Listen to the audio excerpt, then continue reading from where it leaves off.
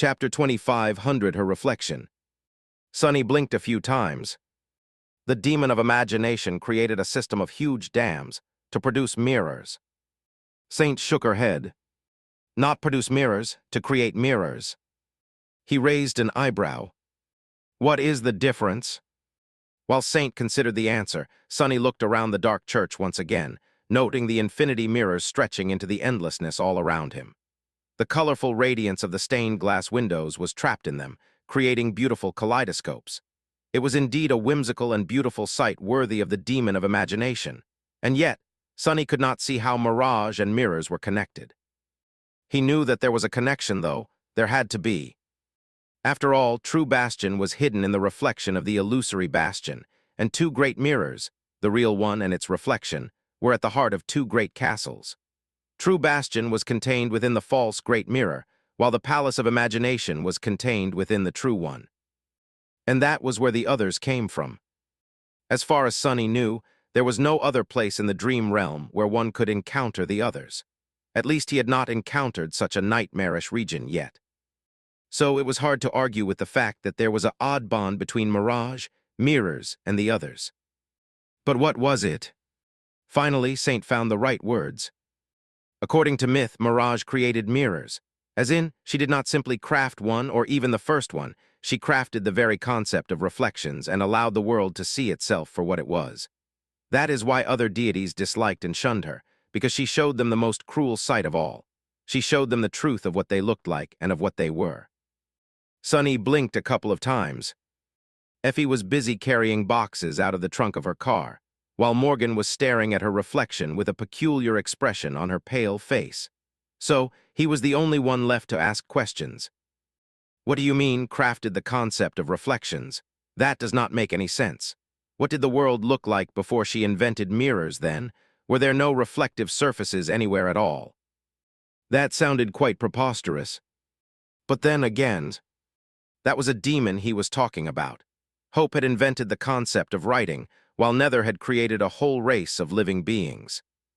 Weaver had created the nightmare spell. So who was to say that Mirage could not have invented the concept of reflections? Saint shrugged. This is a myth, after all.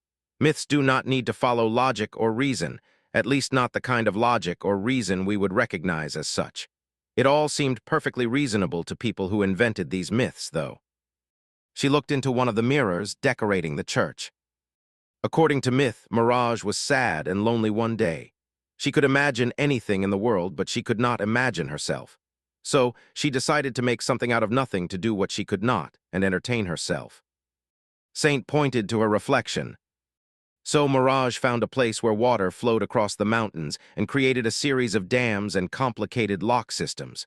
That was how the Mirror Lake was born, even if it was not called that back then yet. The Mirror Lake was vast and perfectly flat. Its surface was meant to become the first mirror. Sunny could not help but blink a few times.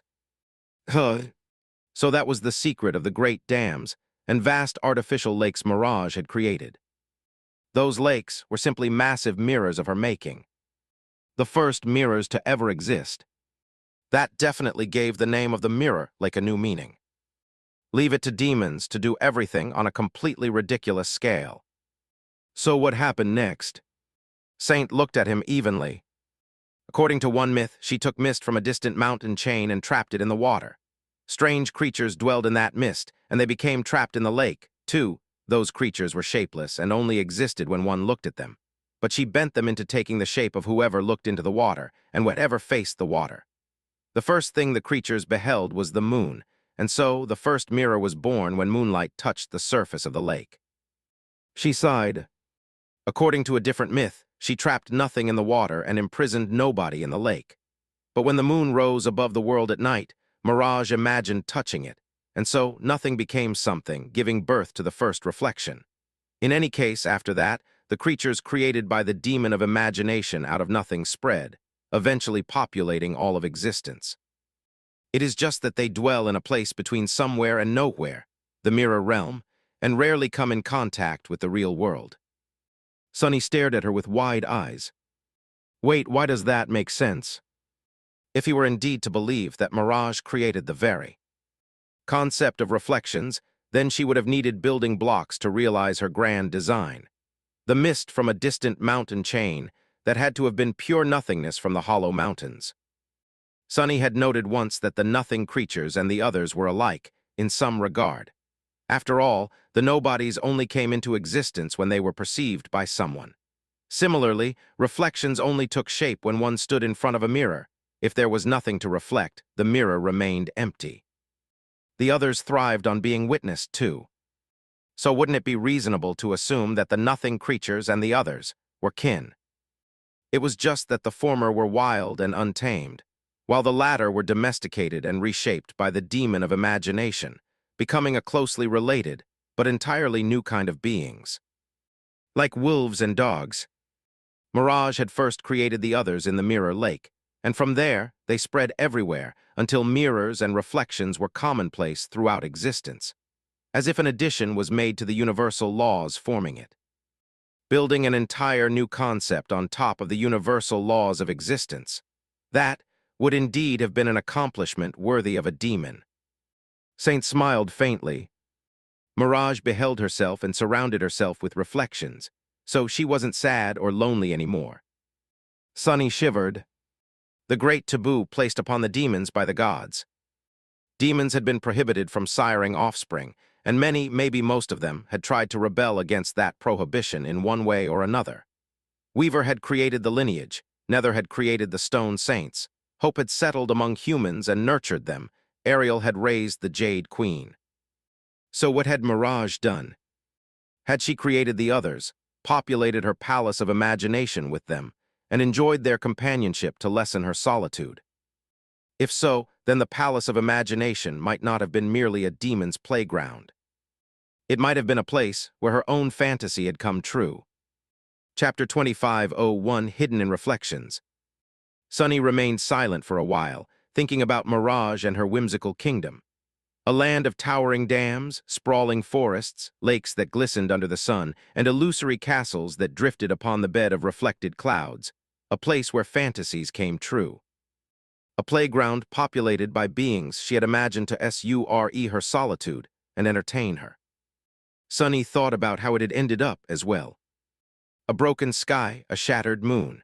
A great castle that lay in ruins, and a drowned city hidden at the bottom of an abominable lake, with countless bones buried in the silt. The only untainted things that remained of the demon of imagination were the illusory simulacrum on her beautiful citadel, and the imaginary palace hidden in the reflections.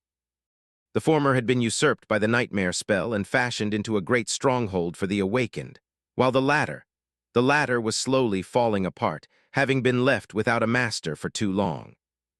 Sunny sighed. He had always loved unraveling the ancient mysteries of the dream realm, but at some point, delving deeper into its dark past became intertwined with a sense of wistful melancholy. Perhaps it was because he had become so much more powerful now. The protagonists of those ancient stories were not as distant and unreachable as they had seemed once. The gods, the demons. Now that Sunny was halfway to becoming a deity himself, he could not perceive them as vast, faceless forces of nature anymore. He could relate to their woes and sorrows, somewhat, and therefore was unable to deny their personhood. Should I really be feeling sorry for them, though? Those bastards were the ones who had ruined the world, after all. They were to blame for turning all of existence into a graveyard. But no matter how Sunny tried, he could not bring himself to hate the deities of bygone eras. Their fate was already tragic, and their ends were already bitter enough. It was all one big mess of cosmic proportions, and that mess was too distant and too vast for him to care about it personally. A wonderful lecture. Morgan had approached him and Saint at some point, and chose that moment to speak. I did not know. It is strange, really, how little we knew about Bastion. My grandfather had conquered it, after all, and my father ruled it for decades. I guess it was only to be expected, though, considering how wary both of them were of the Great Mirror. They spent decades guarding against it instead of trying to unravel its mysteries. I can't help but wonder if things would have been different if they were more curious. Effie, who had brought the last box from the trunk of her PTV, or rather, her family PTV, placed it on the floor and shook off drops of water from her shoulders. Of course, things would have been different. She looked at Morgan and smiled. Your grandfather, your daddy, and you would have been replaced by the others decades ago. I hate to admit it, but let's give credit where credit is due. If there was one thing Anvil did right, it was keeping the Great Mirror covered at all times. As the current ruler of Bastion, that is precisely what I am doing, too. Morgan gave her a dark look, then shrugged. It's fair enough. Sonny interrupted them in a neutral tone. That is great and all, but shall we get down to business? Effie. He gestured to Saint, who seemed to have tensed as a result. Will you do the honors? It was sort of fun to see this side of his taciturn shadow, but Sonny needed his trusted general more than he wanted to have fun. So, they needed to make Saint remember who she was sooner rather than later. Having her going around while believing that she was a human and a psychiatrist from before the dark times at that, was not only of little use, but also a hindrance. Of course, there was a risk in making Saint remember as well. Sonny did not know how she would behave after regaining her memories, but while still trapped in the body of a mundane human. Becoming mundane had been quite a shock for him, after all, and Saint was not even of the same species. Living as a human would be an entirely alien experience to her. Would she still be able to play the role of Dr. Saint? If not, they would have an entirely different problem on their hands. Nevertheless, there was a lot of irony in the fact that Saint would have to experience what being a human felt like not long after Sonny had experienced being a stone saint. In any case, the benefits outweighed the risks. Effie stared at him for a bit, then sighed. Excuse me. With that, he placed a hand on Saint's shoulder and looked into her eyes. Hey, Saint, was it? Snap out of it. The beautiful therapist looked up at her silently. Nothing happened for a few moments, and then her expression changed subtly. Her eyes widened slightly, and she seemed to hold her breath for a heartbeat or two. A slight crease appeared on her brow. She lingered for a while, then coughed. I am sorry. What am I supposed to snap out of? Effie blinked a few times and glanced at Sonny before turning back to Saint. Come to your senses, pull yourself together, get a grip. Saint stared at her for a while, then raised a hand and deliberately pushed Effie's away. Her eyes glistened with a barely suppressed emotion, and Sonny could hear the sound of teeth grinding against each other. Saint exhaled slowly, then inhaled deeply and closed her eyes for a few moments. Opening them again, she said in an even tone, Isn't that what I should be telling you three? She paused for a moment, and then added in a low voice, A damnation. Chapter 2502, Foundation of Health. Effie looked at Sonny with a confused expression. It does not seem to be working. Sonny was just as stumped. He gave Saint a thoughtful glance, then scratched the back of his head. Well, yeah, maybe it is because she is not a complete person. As one of my shadows, Saint is technically a part of me. She usually resides within my soul, and before you say anything about a beautiful woman being trapped in me, know that I will break at least one of your arms if you do. Effie, who had already opened her mouth with a mischievous glint in her eyes, closed it again. Sonny glared at her for a moment, then continued. Alternatively, it might be because of her stalwart attribute, which makes her immune to mind attacks. Her Mirage City persona was forced upon her by the Palace of Imagination, so it is not a mental hex. Rather, it is a manifestation of divine sorcery. So your attempt to strip her of that persona might be seen as a mental assault instead, consciously or subconsciously. He grimaced. Or it could be something else entirely. Maybe the Castellan had stolen more of your authority in the last few days. Maybe it only worked on me that easily because I am a supreme. It's hard to say. Effie looked at him, then at Morgan. Morgan did not seem to know more about the Palace of Imagination than they did, though, so she looked back to Sonny. So what do we do? He had no idea. Sonny remained silent for a while, then opened his mouth to say something. At that moment, though, Saint shook her head and turned away with a determined expression. He panicked a little. Sorry, what are you doing, Saint? She looked around the church, then said evenly, I am going to sleep. Saint headed to the nearest bench and pulled the white sheet off it, grimacing because of the dust. Sonny blinked a couple of times. You're going to sleep now. She turned around and pierced him with a chilling gaze. It is far past my bedtime, and as I mentioned, my sleep schedule is very important.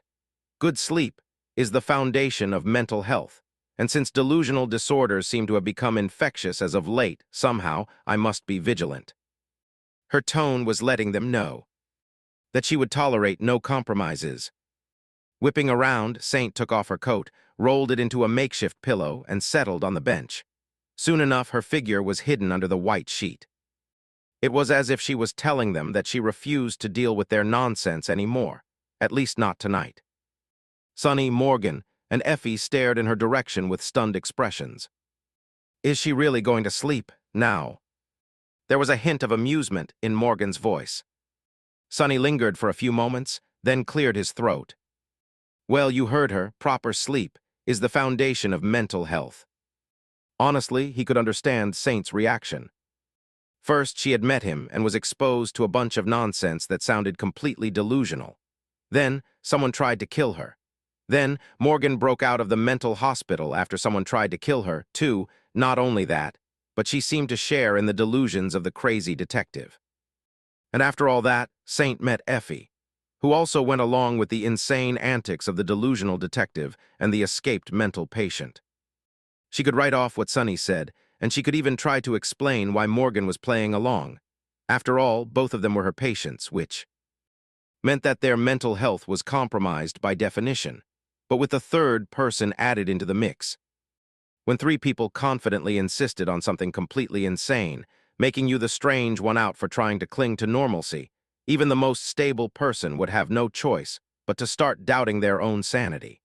Considering that Saint had just survived a brutal attack, it was no surprise that she needed a break.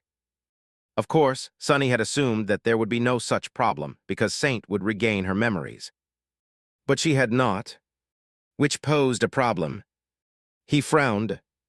It was already bad enough not to have the full support of his fearsome shadow. But in her current state, Saint was also vulnerable and being hunted by Mirage City on top of that, which meant that she needed to be protected. The problem was that there was someone else who needed to be protected, the other Mordred. And Sonny could not be in two places at the same time. How inconvenient. Who could live like that? Only having one body was seriously so frustrating. Letting out a sigh, he shook his head and looked at the boxes Effie had carried into the church from her PTV. Let's get to work. We'll need to change our plans a little.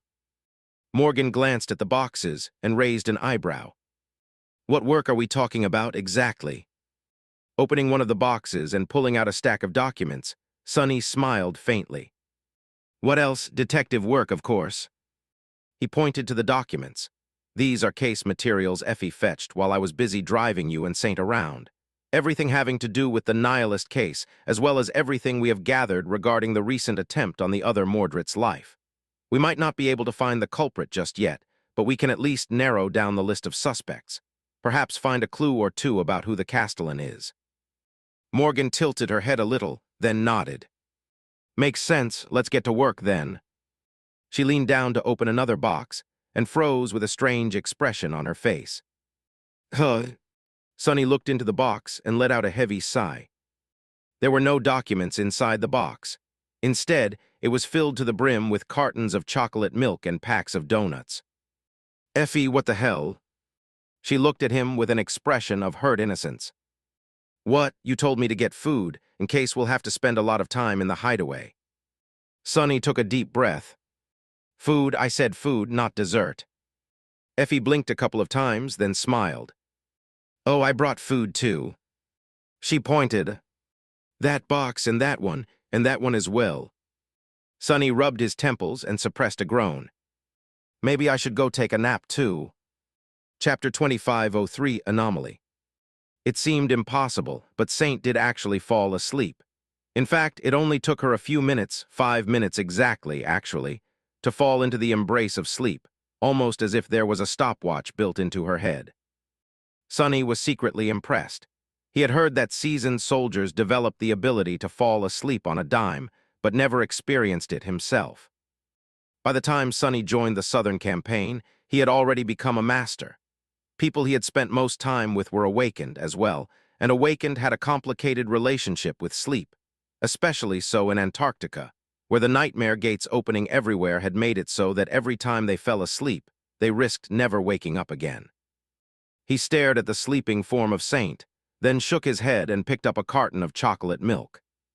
Anyway, let's arrange the wow. Why is this so good? What was I? Oh, right, let's arrange the documents first.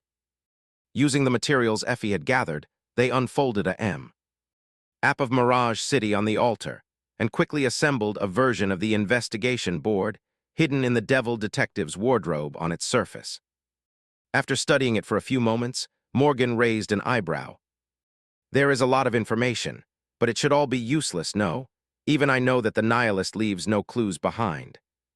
Sonny shook his head. No, it won't be useless. In fact, it will be quite useful, because the situation has changed. Even if there were no clues before, there will be now. We just need to find them. Morgan shrugged. All right.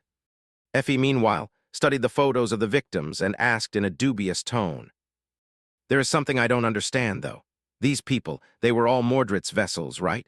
But what were they here in Mirage City? Every one of them had a role to play, just like we play the roles of two police detectives. Did the nihilist kill them because of their roles, or were they killed because they were Mordred? How is that even possible? He should not have access to his aspect here. Sonny contemplated for a while, then responded in a hesitant tone. Maybe it's both. He looked at the photos. First of all, I think I know why these people received roles in Mirage City. It is not very obvious, but when you think about it, something does not make sense. Where do all these people come from?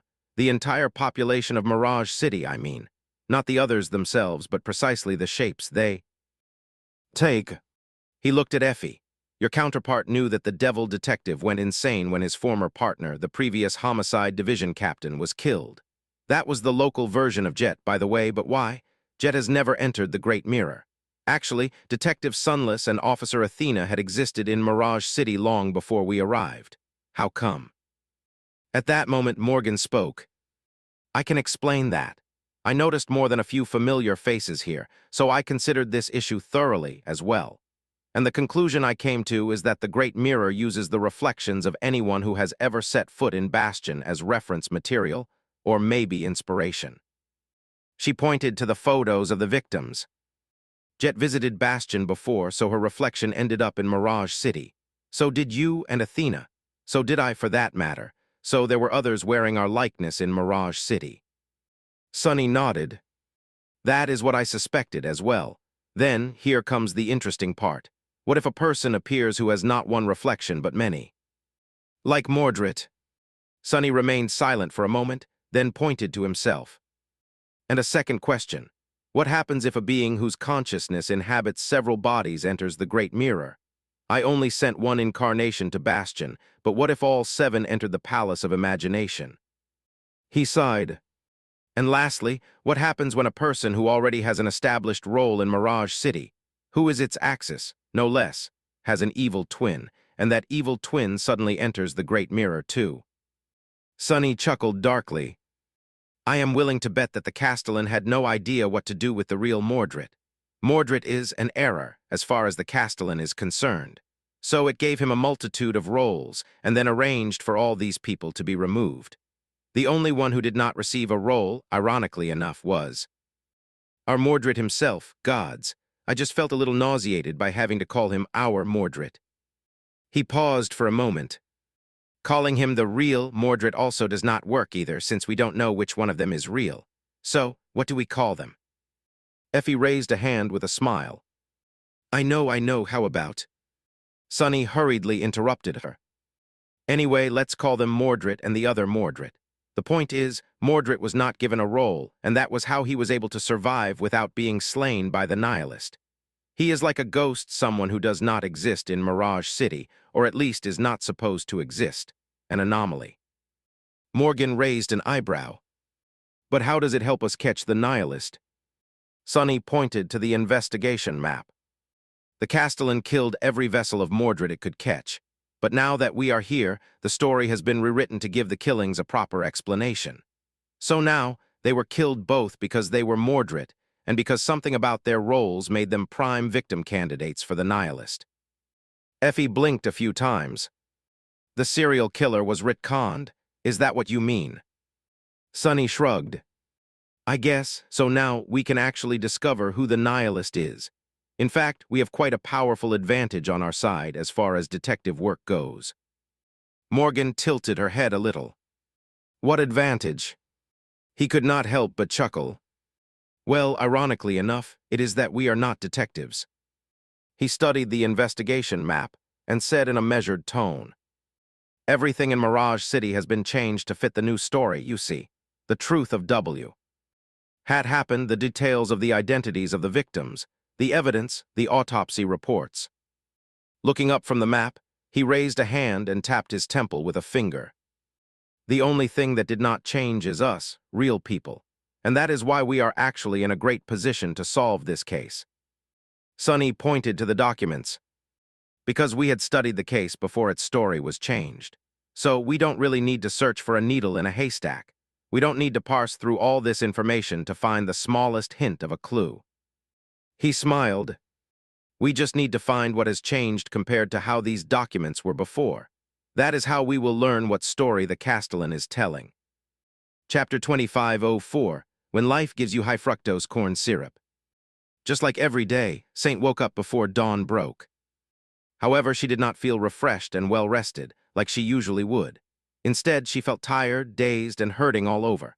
That was because she did not wake up in her comfortable, state-of-the-art orthopedic bed. Instead, she woke up on the hard surface of a church bench. Her luxurious cotton percale bedding was nowhere to be seen either, replaced by a single dusty sheet of cheap and coarse fabric. Naturally, her carefully selected pillow was also gone, supplanted by a rolled-up trench coat. She had even slept in her clothes. And only for a few hours. Unacceptable. Trying her best not to feel indignant, Saint sighed and sat up, rubbing her eyes. Ouch! Her bruised body hurt. The cuts on her fingers stung, as well the handkerchief wrapped around them had turned brown from blood and was sticking unpleasantly to her skin. She was dirty, disheveled, and grumpy. She felt disgusting. That did not happen often. Saint looked around groggily. Of course, her clean and quiet apartment was nowhere to be seen. Sadly, she was still in an abandoned church, in the company of two unhinged detectives and an escaped patient. They did not seem to have slept at all. Instead, they were sitting around a makeshift table, discussing something in hushed voices. The hum of their whispering felt jarring in the echoing silence of the empty church. Irritating. Saint sighed. The morning was a time for exercise, personal hygiene, self-care, and nutrition. Oh no. Saint could not exercise properly because her body was bruised and battered after the altercation with the three brutes. Putting strain on it would only exacerbate the damage. Personal hygiene was also a victim of her circumstance. She did not have her cleanser lotion, exfoliating scrub lotion, hydrating shampoo, and balancing conditioner, let alone her skincare and haircare products. All she had access to was bottled water to wash her hands and face. Letting out another grumpy sigh, Saint rose from the bench and did just that. Anything was better than nothing.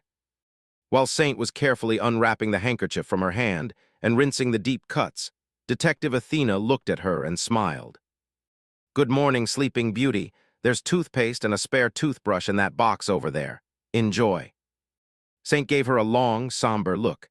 Some time later, she was done with trying and failing to make herself look presentable. Then Saint was faced with another blow. Naturally, she treated all matters having to do with nutrition seriously, but her balanced breakfast was a pipe dream at the moment. Instead, she was presented with the food supplies in one of the boxes. A galore of ultra-processed carbs, artificial additives, and chemical preservatives, all under a thick layer of high-fructose corn syrup. It was basically poison. I can't eat that. Saint stared at the box with a lost expression, not knowing what to do. Noticing her hesitation, Detective Athena smiled again. Oh, there are also some donuts left. Treat yourself.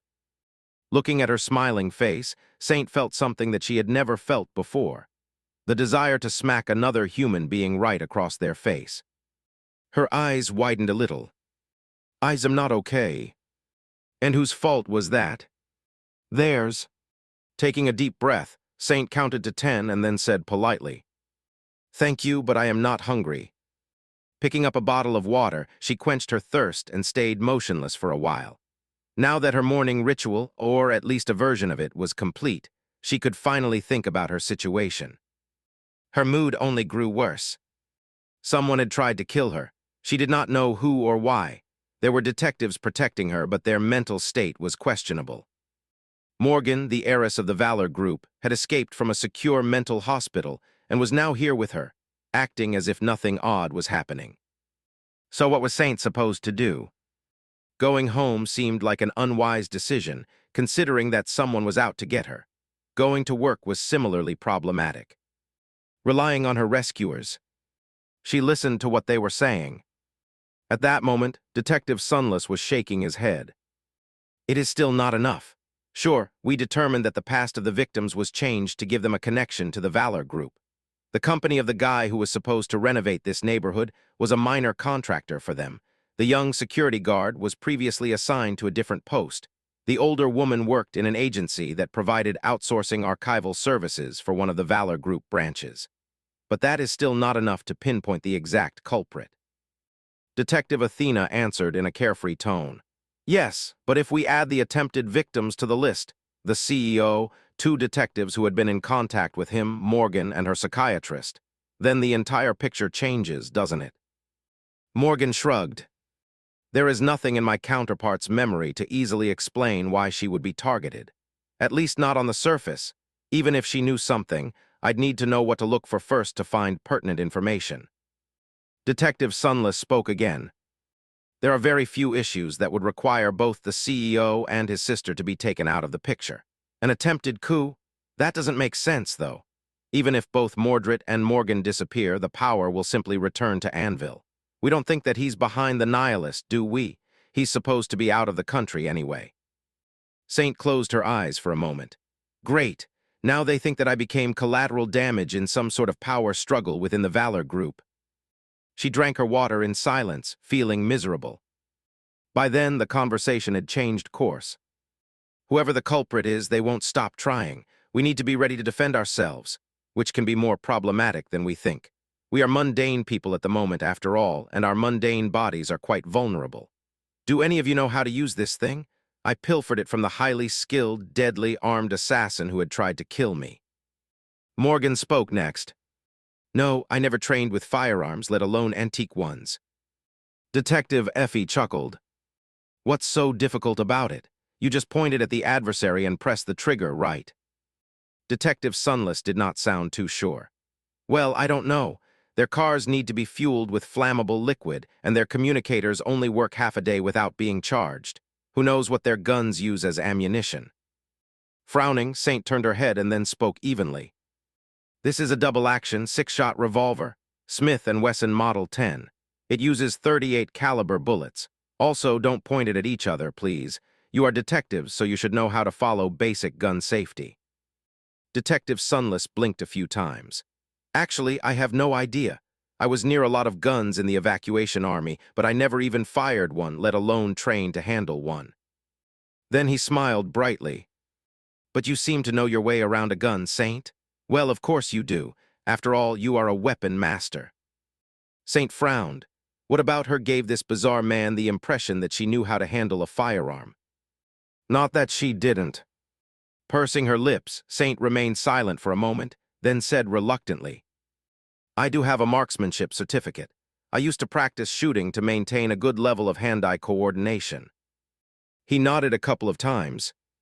Of course you did, then you keep it. With that, he pushed the revolver into her hand. Saint froze, startled. Excuse me. Detective Sunless smiled. You know, for self-defense, next time someone tries to strangle you, blow their brains out.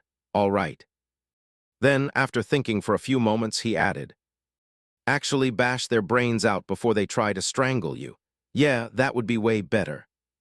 Chapter 25:05 Bold Solution. Saint seemed to hesitate before accepting the revolver, but then gave Sunny a reluctant nod. She checked the gun with precise and confident movements, making sure that it was loaded, then hid it in the pocket of her trench coat. It was hard to tell if she felt safer with a weapon since her expression was almost always calm and placid, but Sunny hoped that she did. Because he himself felt troubled. Being mundane was already bad enough, but he was at least confident in his ability to overpower most enemies in a brawl. Now that firearms entered the picture, though, Sonny had to face his own mortality. One bullet was enough to end his life. How? Nostalgic. He was reminded of his youth in the outskirts of NQSC, where armed thugs had been like deities who wielded power over life and death at their fingertips. It was such a long time since Sonny had felt threatened by guns that he was having trouble adjusting to this new old reality. By the way, aren't we supposed to have those as well? Effie's question made him scratch the back of his head. Right, as detectives, we have the right to carry firearms. Sonny rummaged in Devil detectives' memories for a few moments. But they are under lock and key back at the police department. We can only take them out after providing a proper justification and filling out a bunch of forms. Guns were a rarity in Mirage City, and even cops hesitated to use them. Still, maybe it would be prudent to retrieve their own revolvers from the armory sooner rather than later, considering that random assassins were running around with them. He sighed. Anyway, where were we? They had pored over all the available information last night, finding ways in which it was different from how it had been before. Luckily, Sonny had studied the investigation board in the Devil detective's apartment at the start of their stay in Mirage City, so he knew what to look for. What they had discovered was that the victims of the Nihilist were now connected to the Valor Group in subtle but undeniable ways. The owner of a construction company, the archivist, the suspiciously affluent civil inspector. All of them were tied to the Valor Group, either obviously or covertly. In and of itself, that was a meaningless clue. After all, the Valor Group was too vast and influential. Here in Mirage City, everyone was connected to it in one way or another. However, that clue ceased to be meaningless when one factored in one vital detail, that these connections had been formed only recently, in the process of Mirage City rewriting itself to fit the story of how the Nihilist chose his victims. It was because of how the stories of these people had changed that Sonny could deduce that their connection to Valor was the reason for their deaths, as opposed to a mere coincidence. The root of the matter still dodged him, though. At best, he knew where to look for it. Sonny grimaced. There are only a few hours left before we are supposed to start interviewing persons of interest in the other Mordred's attempted assassination case. That can potentially shed more light on the identity of the culprit. That was the plan yesterday, at least. However, today, I think that our plans were too conservative. Effie arched an eyebrow. What do you mean? Sonny shrugged. The city was not trying to kill us yesterday, so we could take our sweet time. But there is a deadline now, quite literally, so we need to hurry things along. Morgan, who had changed out of the borrowed nurse uniform into a spare set of clothes Effie had kept in the car, looked at herself in displeasure. The sleeves of the hoodie she was wearing were obviously too long for her, and the hoodie itself looked way too baggy on her svelte body. Pursing her lips, she rolled up the sleeves and let out a heavy sigh. How are we going to hurry them exactly? Sonny remained silent for a few moments, then smiled. Well, no matter how you look at it, there is one person at the center of all of this. The source of Mirage City. Mordred. The other Mordred, I mean. Hearing that, Saint frowned slightly, but did not say anything. She removed the cap from the water bottle in her hands and brought it to her lips, taking a measured sip. Sonny shrugged. So let's kidnap him. Saint spat out the water, coughed, and looked at him with wide eyes. She can make that expression as well. Effie and Morgan remained more composed, but they seemed surprised as well. Kidnap him. Sonny nodded simply. That is the easiest solution. Listen, we don't have a lot of time and we have too many things to do. We need to catch the Nihilist, we need to protect Saint, we need to make sure that the other Mordred survives, all the while staying alive ourselves. So let's turn all these things into one thing. He pointed to the altar of the abandoned church, where Mordred's photo lay at the center of the investigation map.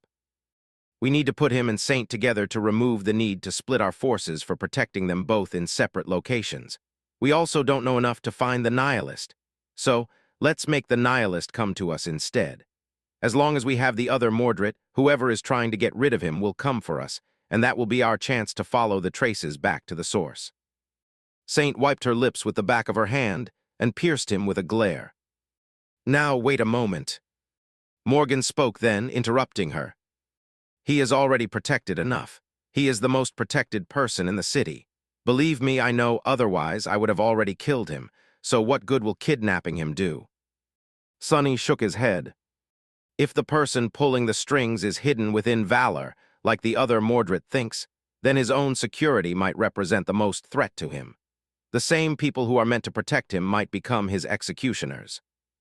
She frowned, but did not object to that line of reasoning immediately. In that ensuing silence, Effie said with a dubious expression, "That might be true, but they will still protect him from us. So how? Are we even supposed to kidnap him?" Sonny suppressed a smile, as if he had been expecting that exact question. "Elementary, my dear Effie." He walked over to Morgan, placed a hand on her shoulder, and grinned. "We have his baby sister. I'm sure he's worried out of her mind right now. So we just need to use Morgan as a lure." Morgan looked at him in displeasure, while Effie smiled brightly. "Oh, I see. Sure, that makes sense." As the three of them gave each other calm looks, already thinking about the practical steps of what they needed to accomplish, Saint finally spoke again. "Wait, hold on, wait a second. We are not seriously planning to kidnap the CEO of the Valor Group, are we? That would be insane." She fell silent then, hearing her own words, and sighed. Sonny grinned. "Don't worry, we'll only kidnap him a little." Chapter 2506, Behind Mirror Eyes. Standing on the balcony of the Valor Manor, Mordred looked at the vast expanse of the Mirror Lake stretching in front of him.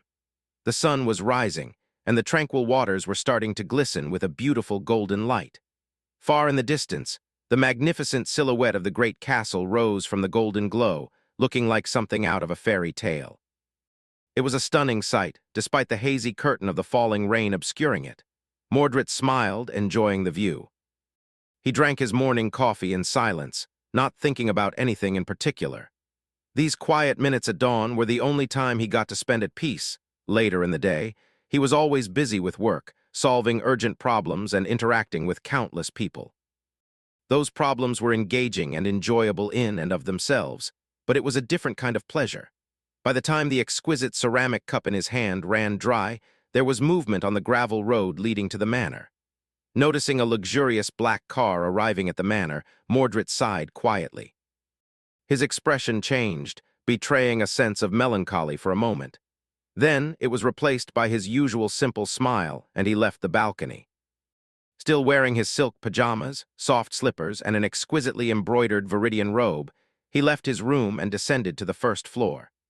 The maids, valets, and Sebastian were nowhere to be seen. Opening the door, he finally found them, assembled in two neat rows outside the entrance with umbrellas in their hands. "Good morning." Picking up an umbrella himself, Mordred walked out to meet the arriving car. The door swung open before the chauffeur had the time to touch it, and an imposing man climbed out of it, wearing a stern expression. The man was tall and broad-shouldered, with a lean but mighty physique. He had dark hair and a thick, dignified beard. The expression on his noble face was harsh and austere, and his gray eyes were as cold as tempered steel. He looked around coldly, and his heavy gaze landed on Mordred. The man remained silent for a few moments, studying him somberly. Then a wide smile split his chiseled face, instantly warming it up. "Son." Mordred smiled too, hiding his melancholy behind that smile. "Dad." Before he could say anything else, he was encased in a bear hug. "Come here, brat. How long has it been since we last saw each other? You are still too skinny. Sebastian, what have you been feeding this guy?" Indeed, it was none other than Anvil, Mordred's father. "Where's Mom?" Anvil gave Mordred a conspiratorial smile and brought a finger to his lips.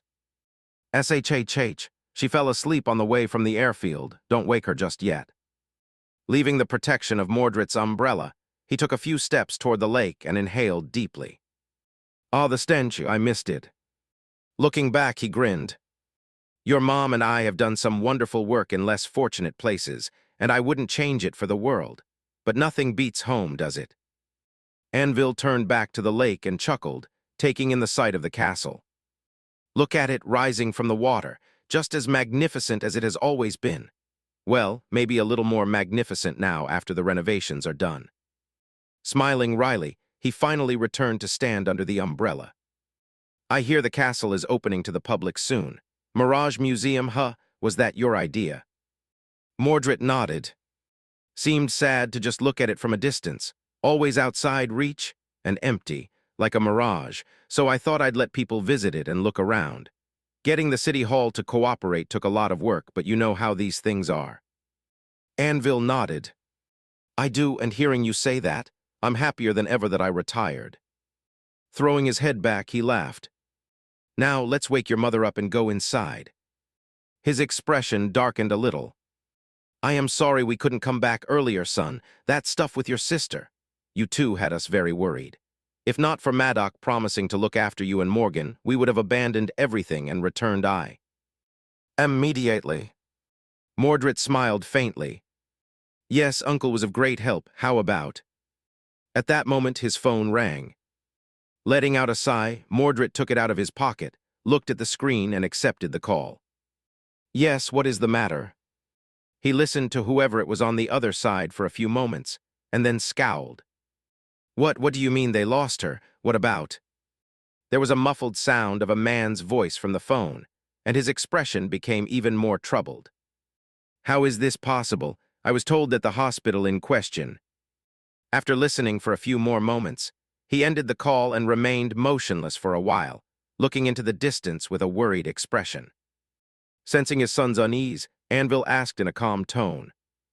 What was that? Mordred flinched, then looked at his father silently. Eventually, he took a deep breath and said, It was Uncle's assistant. Apparently Morgan. She vanished. I don't know how this is possible, considering that the facility we chose for her was supposed to provide the best care around the clock, but I will find out. Anvil studied him for a few moments, then sighed. That girl, I think I spoiled her too much. She really knows how to throw a tantrum, but before you blame your old man, remember that you spoiled her the most. A pale smile appeared on Mordred's face. Of course I did. She is my little sister. Anvil shook his head. Look at you still covering for her. I heard that she really crossed the line this time, trying to hurt you. That is too much even for her, aren't you mad? Mordred tilted his head a little. Mad? He considered the question for a few moments. I'm never mad, I can't be mad. Offering his father a smile, he handed him the umbrella and sighed. I'm sorry, Dad, I'll have to go deal with that. Hug Mom for me, I'll be back for dinner. Anvil nodded. Of course, go do what you need to do. Drag Morgan home as well. I'll give her a stern talking to. Mordred looked at him for a few moments, then turned away. Out of Anvil's sight, his smile dimmed a little. He lingered for a bit, then headed inside to change clothes. Behind him, the waters of the lake were stirring, restless, as its surface was being pelted by the rain. Chapter 25:07, Return to the scene of the crime. Soon enough, Mordred was leaving the manor in one of his luxurious cars. It used to be that 2 escort vehicles were assigned to his security detail, but because of the recent incident, there were 4 of them now, 1 driving ahead, 1 guarding the rear, and 2 flanking his car from both sides. The new chauffeur had not been vetted yet, so Mordred's assistant was behind the wheel for now. Where to, sir? Fastening his seat belt, Mordred contemplated for a few moments, then said in a somewhat tense tone, The hospital where Morgan was being kept. Let's get there as soon as possible. The assistant nodded, accelerating slightly. They drove along the lake shore for a while. The sun rose higher and higher, but the gray twilight enveloping Mirage City seemed to only grow dimmer. The stormy clouds fused into an impenetrable veil, discharging heavy torrents of rain ceaselessly. Still, Mordred could see the vague silhouette of the great castle towering above the water in the distance. I should check how the preparations for the grand opening of Mirage Museum are going. The opening was not going to happen for quite some time, though. For now, he had more pressing matters to worry about. As if reading Mordred's thoughts, the assistant spoke from the driver's seat. Sir, I forwarded the Flood Prevention Initiative report to your personal inbox, as requested. Things seem to be going well. Mordred looked away from the window and stared ahead in confusion for a couple of moments. Then, he smiled faintly. Oh, thank you. Picking up a tablet from the mahogany desk built into the interior of the car, he accessed the report and immersed himself in reading. It was fortunate that he had a little work to do on the way. That way, at least, there was something to distract him from his worries. I wonder how long it will take to reach the hospital. Some of the roads were flooded, while others were congested. It was hard to say for sure. After a while, Mordred sighed. This can't be right. Who checked these numbers? The assistant looked at him through the rearview mirror. Oh, I was surprised, too. However, Valor Construction had already been mobilizing its forces in preparation for the reconstruction contracts that would follow after the floods, and they seemed to still have some surplus materials left after finishing up the dam restoration project. That was a big commission, as you know. They've been waiting for a new flagship project since then. Mordred nodded. I see. Then he shook his head. Still, there must be a mistake in the report. Get me the original copy on paper, and let's order him in. Or audit of Valor Construction while we're at it. We are going to be working closely with the City Hall in the next few months, so it's better to prepare in advance and have all the numbers at hand. The assistant nodded. I will arrange it, sir. Mordred sighed and looked out the window once again. So many things were happening. Nothing had been happening for a long while, and now everything seemed to be happening at once. The other was here. He actually came back. Morgan was behaving strangely. And then there were the detectives. Actually, their presence. No, don't think about it, don't. The assistant looked at him strangely. Did you say something, sir? Mordred offered him a pleasant smile. No, let's hurry. Soon enough, they arrived at the hospital. The water was rising in this part of town, close to the northern dam, but the barricade of sandbags surrounding the building seemed to be holding for now. Workers in yellow raincoats were still scurrying to reinforce it, some wading through the water to drag the new sandbags from a truck that had broken down on the flooded parking lot. It was a lively scene. There was even a street musician playing a simple melody under a makeshift awning that the workers had raised. Please wait a few moments, sir. I'll find a dry place to park the car. The escort vehicles stopped first, letting out a small crowd of bodyguards. The assistant opened the door and held up an umbrella, climbing out of the car. Mordred looked around and headed toward the hospital with confident steps. Oh, go give that musician some change, and order hot meals and coffee to be delivered to the workers. The assistant disappeared with a bow. Entering the lobby, Mordred stumbled a little and looked ahead with a stunned expression.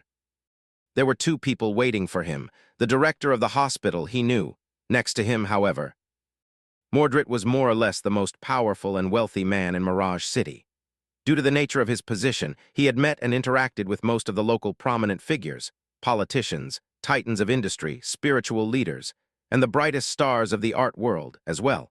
Actors and actresses, runway models, incandescent idols of the musical stage.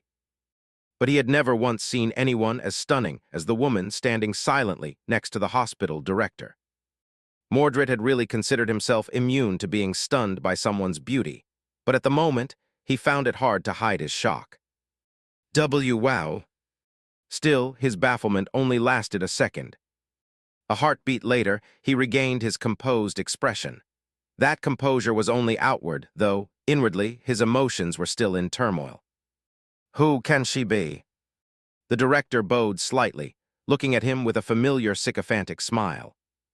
Mr. Mordred, welcome. I wish that there was a more auspicious reason for your visit, but sadly, well, it is what it is.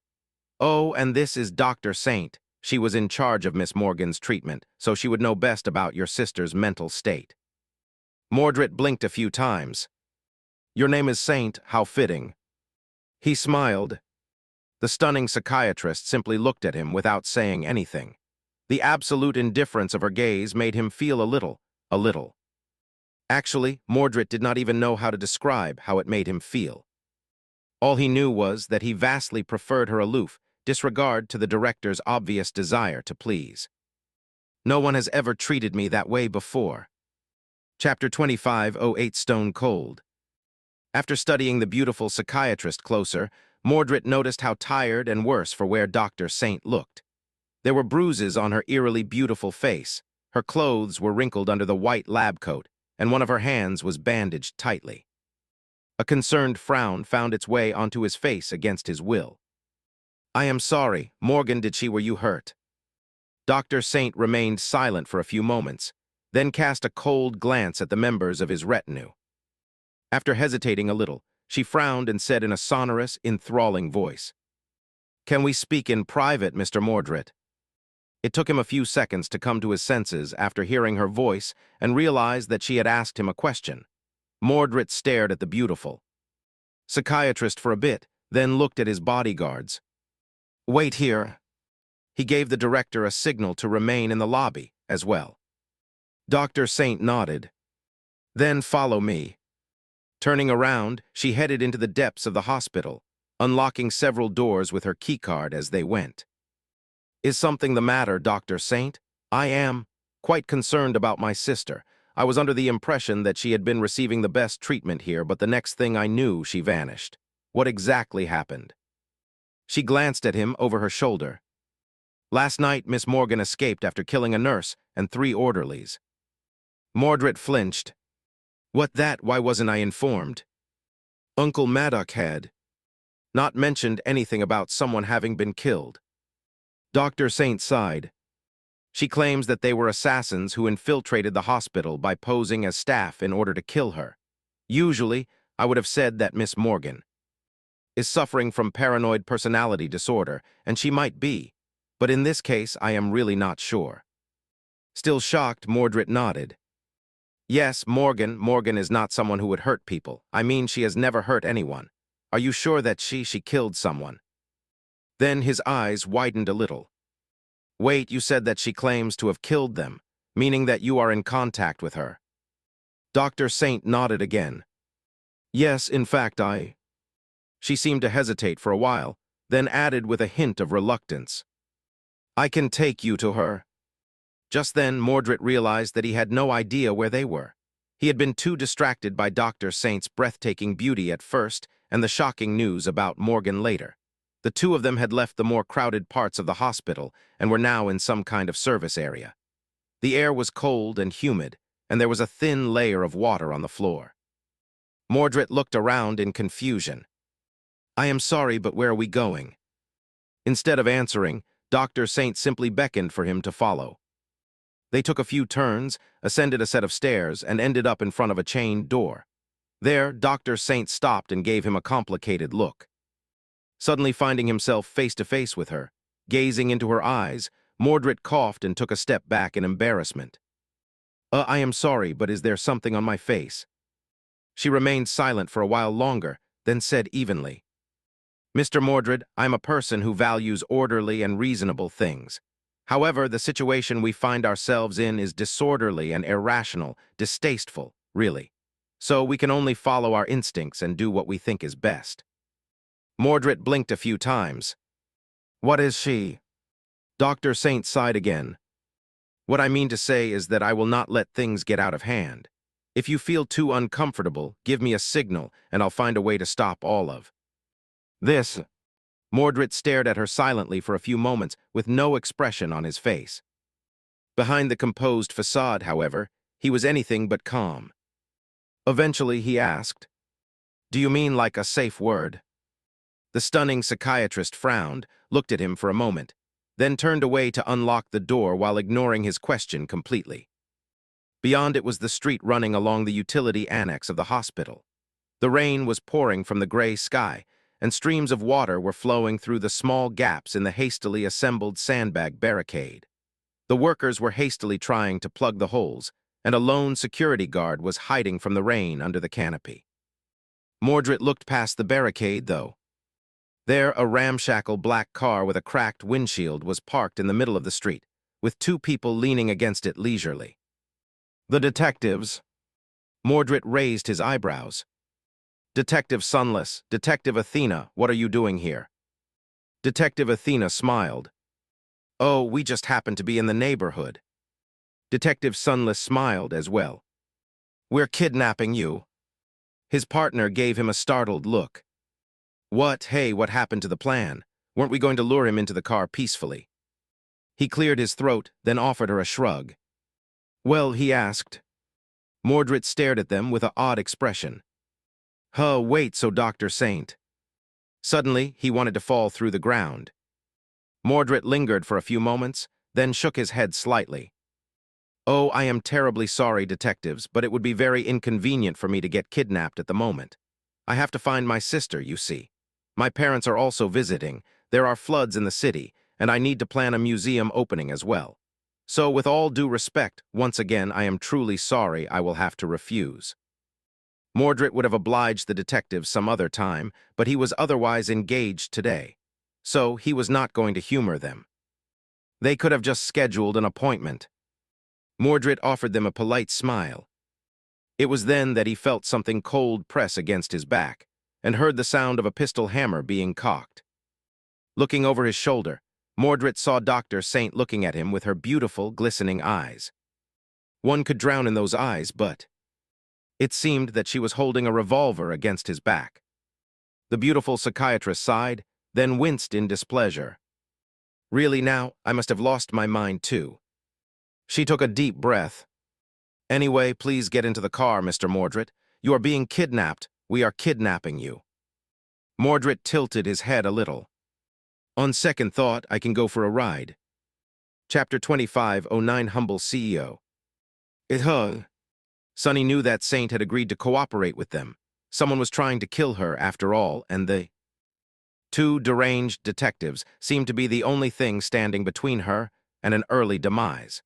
He had also harbored no doubt that she would be able to separate the other Mordred from his security and lure the poor fool to this secluded service entrance. What Sonny had not expected, however, was that she would nonchalantly point a gun at the CEO of the Valor Group and tell him to get into the car in an even tone. Not that he was going to complain. "Go, Saint." The workers and the lone security guard did not seem to have noticed the gun yet. Interestingly enough, they weren't turning into glassy-eyed zombies yet, either, which was not that hard to explain. It was perfectly in character for a hot-headed detective with a grudge to forcefully take away a suspected murderer for interrogation. It was also in character for his inexperienced partner to go along with the plan. Usually one of them would have been a maverick, while the other would have loved to do everything by the book. Both the other Mordred was out of luck. The detective duo he had invited into his life were both slightly unhinged. Apparently, it was also perfectly in character for Dr. Saint to point guns at people, as long as she considered it a reasonable development. "With haste, Mr. Mordred, if you will." Sonny opened the passenger door and invited Mordred into the PTV. The luxuriously dressed CEO gave the old vehicle a dubious glance, then obediently climbed inside. Effie and Saint took the backseat while he looked around the ragged interior with a curious smile. "How quaint, Detective Sunless, are you perchance an antique collector?" Sonny, who had just put his hands onto the wheel, gave him a scathing glare. "This guy." "No, I'm just poor, buckle up." Starting the PTV, he drove off at high speed. As the tires clung desperately to the wet asphalt, Sonny glanced at his passenger, remained silent for a moment, and said, "Please make no mistake. Technically, we might be kidnapping you, but it is for your own safety. We have reasons to believe that there will be another attempt on your life, and we can't trust your subordinates, so you might as well think about it as being taken into protective custody. No hard feelings, yes." The other Mordred smiled and assented too easily. "Yes." Sonny frowned. Why was he being so accommodating? A powerful CEO was supposed to be arrogant and domineering, sort of like Morgan had been before the fall of Valor. Imagining trying to force her into a PTV made Sonny shiver. But since Mordred was being so amicable, Sonny glanced at him and then asked in a neutral tone, "How's that seatbelt treating you? Comfortable? That's good. I'm not that comfortable, sadly, because my seatbelt is pressing against a stab wound on my side. I've been stabbed, you see. Oh, do you want to know who stabbed me?" He turned his head a little and smiled darkly. "I bet it was the same man who stabbed your driver to death. My, oh my, does he not like the idea of anyone driving you around?" The other Mordred met his gaze with a pleasant expression. "I'm afraid I don't understand what you're talking about, detective." Sonny scoffed.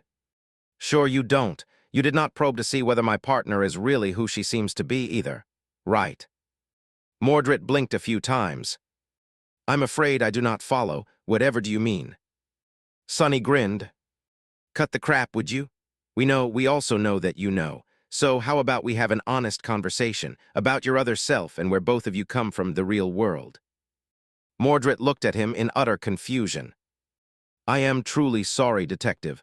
I'm afraid I still can't grasp your meaning. Saint did not say anything, but Sonny could read what she wanted to blurt out from her expression, captured in the rearview mirror. Finally, a sane person. He pursed his lips. What is the point of playing games if everything is already in the open? If you are afraid to break character, don't be. Everyone in this car is real. You are the axis of Mirage City, anyway. The Castellan will probably change the Palace of Imagination to fit whatever you deem to acknowledge instead of punishing you for it. Mordred's pleasant smile grew a little forced. I am not playing games, Detective. I am simply at a loss. You seem to be confused about something. Sonny threw a dark look at Effie, who just shrugged. I don't get why he's being that way either. There's no reason to, unless there is something we are missing. Both of them looked at Saint. She shifted uncomfortably under their gazes. Have you considered that it is your actions that are abnormal, as opposed to Mr. Mordred's reaction? Sonny and Effie glanced at each other. Nope. Never crossed my mind. Saint sighed. By then, the PTV had left the quiet neighborhood where the hospital was located and driven onto a freeway. Sonny pressed the pedal down, accelerating as he weaved between other vehicles. Mordred Seku. Riddy had to have discovered his disappearance by now. If all had gone as planned, they would have no chance to pursue, but it was still a good idea to hurry away. At that moment, Effie's communicator rang. She answered the call and listened to it for a few moments, then grimaced. Hey, Sonny, I have good news and bad news. He raised an eyebrow. Was that Morgan? She nodded. Yes, the good news is that we gave Mordred's bodyguards a slip. Sonny frowned. That is the bad news, then. Turning around, Effie looked back at the swiftly moving expanse of the freeway. It seems like he had been followed from a distance by several unmarked cars. And unlike his security detail, these cars are already on our tail. Looking into the rearview mirror, Sonny sighed. Yeah, I know. I've been keeping an eye on them since we reached the freeway. Mordred raised an eyebrow. We are being followed. By whom? Sonny studied him for a moment, then shook his head. Who else? People who want to kill you, of course. Chapter 25:10 High Octane. Sonny could see 3 cars rushing through traffic to catch up to them, which did not mean that there weren't more. All 3 were nondescript and unassuming, but at the moment, they looked quite menacing. He sighed. Doesn't make much sense, does it? The other Mordred, who seemed oddly relaxed despite the threat to his life, lingered for a few moments and asked in a curious tone. What doesn't make sense exactly? Sonny frowned. None of it makes any damn sense. By now, they knew that there was a larger conspiracy hiding behind the seemingly random nihilist killings. Still, the first 7 victims had been killed by the same lunatic. Their missing eyes hinted at that, at least. However, there was also the driver of the truck who had pushed Mordred's car into the river, as well as all the assailants from last night. And now, there seemed to be a large, coordinated force trying to finish the job. Sonny grimaced. Hold on tight, this might be a bumpy ride. Pressing the pedal to the floor, he threw the PTV forward. Eck. Saint grabbed the assist grip and looked at him darkly. Detective Sunless, where did you learn to drive? Sonny grinned. The war-torn reaches of Antarctica. Spinning the wheel, he managed to just barely squeeze the PTV between 2 speeding vehicles and change lanes, with a bit of free road in front of him. He accelerated even more. The rain was pelting the cracked windshield, and the wipers were drowning as they fruitlessly tried to clear it. It was practically impossible to see what was ahead, and the headlights of the vehicles around them fused into red and white blurs. His black PTV raced across the freeway at a speed that would have usually been negligible to Sonny, but was now terrifying. The black vehicles roared, as if welcoming the mad race. It was met with outraged horns of surrounding PTVs, which fell behind in a matter of moments. Sonny weaved between lanes, taking over one vehicle after another with risky maneuvers. Their pursuers, sadly, were doing the same. He glanced into the rearview mirror briefly. "Do you know, guys?" He threw the PTV in front of a heavy truck, managing to swerve onto an exit ramp at the last moment. The curve of the ramp was too steep, however, and the left side of the black vehicles was stripped bare of a layer of paint as it slid along the concrete barrier with an ear-piercing screech. Recovering from being jostled, Sonny sent the PTV onto the streets of Mirage City and smiled. This one time, my APC drove through a horde of nightmare creatures on a coastal highway, maneuvering between carriages of a derailed train, while a sinking battleship bombarded the mountains above us with artillery fire. There was the sound of something crashing behind them, and a car shattered the concrete barrier, falling from a height in a rain of debris. A moment later, it hit the asphalt and rolled, crashing into the wall of a nearby building as a pile of bent metal. But another car was already rushing down the ramp, eager to catch up with them. The other Mordred forced out a pale smile. "I don't really understand half of what you said, Detective, but you must be an incredible driver." Sonny glanced at him in confusion. "What? Oh, I wasn't the one driving, to be honest. I am not even certified as a vehicle operator." With that, he spun the wheel, sent the car drifting around a narrow corner, and accelerated again to climb a steep hill. The pedestrians crossing the road rushed away in a panic at the sight of the speeding car. Sonny's PTV crested the top of the hill at high speed and was airborne for a few moments, then crashed heavily into the asphalt and continued forward, cutting through the layer of water flowing down the sloping road. In any case, behind them, two pursuing cars soared from behind the hill. Landing with a bit more grace than the black vehicle, they accelerated almost catching up. To him, Sonny swerved his PTV left and right, trying to prevent them from taking over. "I guess we are lucky that the devil detective drove automatic. Sort of out of character for him, don't you think? Not that I really know what a stick shift is or what a shift is. It's just that there's a lot of nonsense about that in his memories." One of the cars managed to get past him, after all. It sped up and came to ride side by side with the black PTV. Behind its windows, dark shapes were moving. Not giving the pursuers a chance to do anything, Sonny spun the wheel and crashed the side of his vehicle into the enemy. He groaned slightly, being rattled by the impact, and struggled to maintain control. The other vehicle was only pushed aside a little. But that little was enough to throw it into the concrete divider. The damage was catastrophic, and the vehicle was almost cut in half.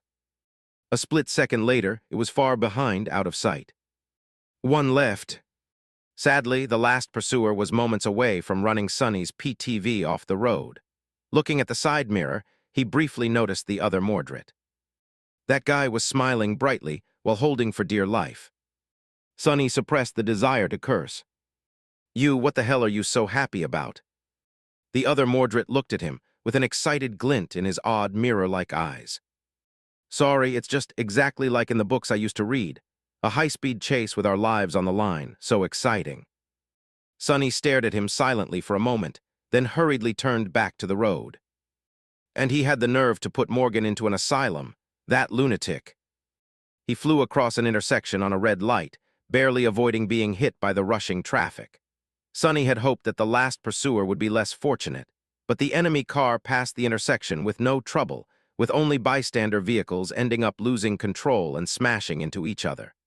They were not going too fast, at least, so the passengers would only receive minor injuries. By then, Sonny had reached the bottom of the hill. He turned at the last second, sending the car onto the raised pavement. The pursuer, however, reacted a little too slowly. As a result, the PTV drove straight into the deep puddle at the bottom of the hill, burrowing into the water deep enough for its engine to be flooded. Sonny's PTV had to struggle against the flooded area as well, but the water was far shallower on the edges of the street. Barreling through the rows of crates and a few trash bins, Sonny swerved back onto the road and looked at Mordred with a dark smile. "How's that exciting enough for you?" Just then, they reached the next intersection. And a moment later, a fourth vehicle appeared out of the rain, crashing into the side of the black PTV at full speed. Chapter 25, 11 Bang Bang. The world was full of pain. The world was also upside down, and something was streaming down Sonny's face. He could feel the familiar taste of blood on his tongue, but also of something else, unbearably bitter and oily, which made him want to retch. A sharp scent was assaulting his nostrils, seemingly seeping into his very brain. Opening his eyes, he beheld the world in utter confusion. The crack on the windshield of his PTV seemed to have disappeared. No, the windshield itself was gone, turned into a scattering of glass shards. The PTV was laying on its roof, with water flowing inside through the shattered windows. The interior of the mangled vehicle was bent and misshapen.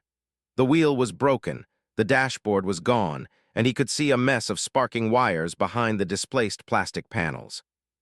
The liquid flowing down his face was blood mixed with gasoline. Hanging upside down, held in place by his seat belt, Sonny groaned. The fuel, that damn fuel. Who in their right mind fueled their PTVs with flammable fuel? Now he was one spark away from turning into a blackened, crispy corpse. Turning his head a little, Sonny saw the other Mordred hanging from his seat, unconscious. The rearview mirror was gone, though, so he could not tell what happened to Effie and Saint. I am so fed up with this crap. Gritting his teeth, Sonny tried to disengage his seatbelt. When that did not work, he growled in frustration and pulled a tactical knife from a hidden sheath on his belt, the very same knife he had almost been killed with last night. A few seconds later, Sonny fell down onto the roof of the overturned PTV and let out a stifled scream. Sick of it, I'm sick of it. Crawling through empty space where the windshield had been, Sonny felt the cold rain washing the blood off his face. He was a damn sovereign. He was a supreme titan, a being much closer to being divine than to being human. He was not supposed to bleed, his hands were not supposed to be cut by the shards of glass, and his ribs were not supposed to crack from something as pedestrian as being hit by a speeding vehicle. Sonny was indignant. Sonny was angry. He was completely over this nonsense. The amount and the intensity of pain he felt would have sent an ordinary person into shock and paralyzed them, but Sonny simply ignored it. After all, this mundane suffering could not compare to the dreadful agony he had endured countless times before. Letting out an infuriating hiss, he pushed himself off the wet asphalt and slowly stood up.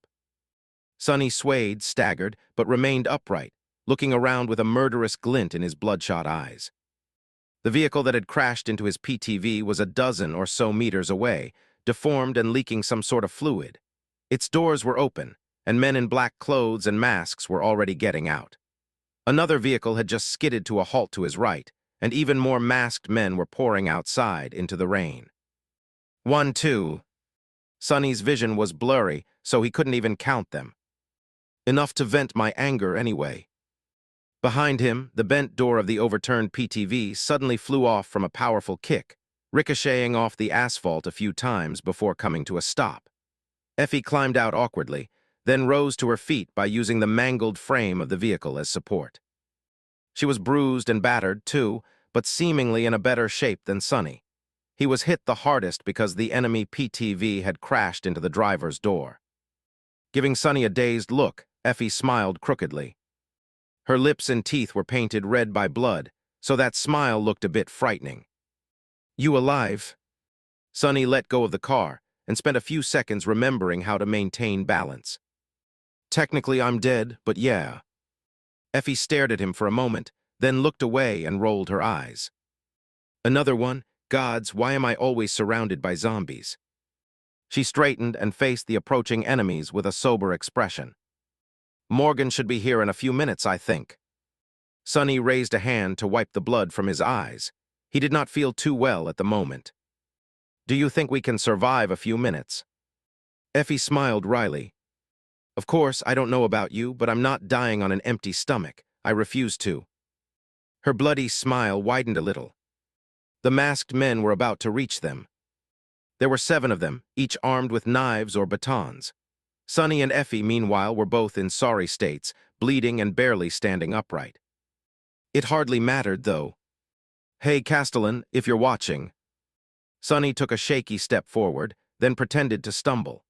The nearest of the assailants used the opportunity to strike while the enemy was off balance. Lunging forward, the man raised his baton and struck down, aiming to crack Sonny's skull. Instead of swaying and desperately trying to regain his balance, though Sonny suddenly pivoted on one leg, dodged the baton, then grabbed the assailant's wrist and plunged his knife into his arm. He pushed the blade upward, slicing it open from wrist to elbow, then pushed the man away and kicked him in the abdomen. The masked man flew back, colliding against his companions and momentarily blocking their approach. "Let me show you what the people from the real world are like, you poor fool."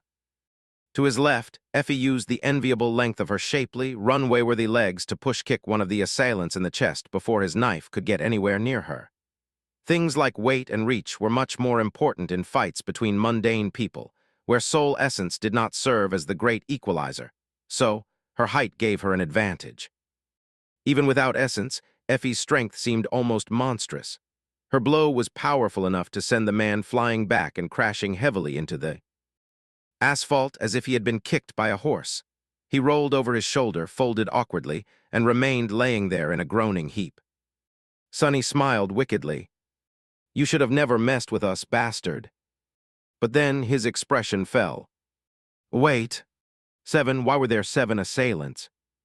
Each of the 2 adversary vehicles had all its doors open, 4 per PTV, which meant that. There were supposed to be 8 of them.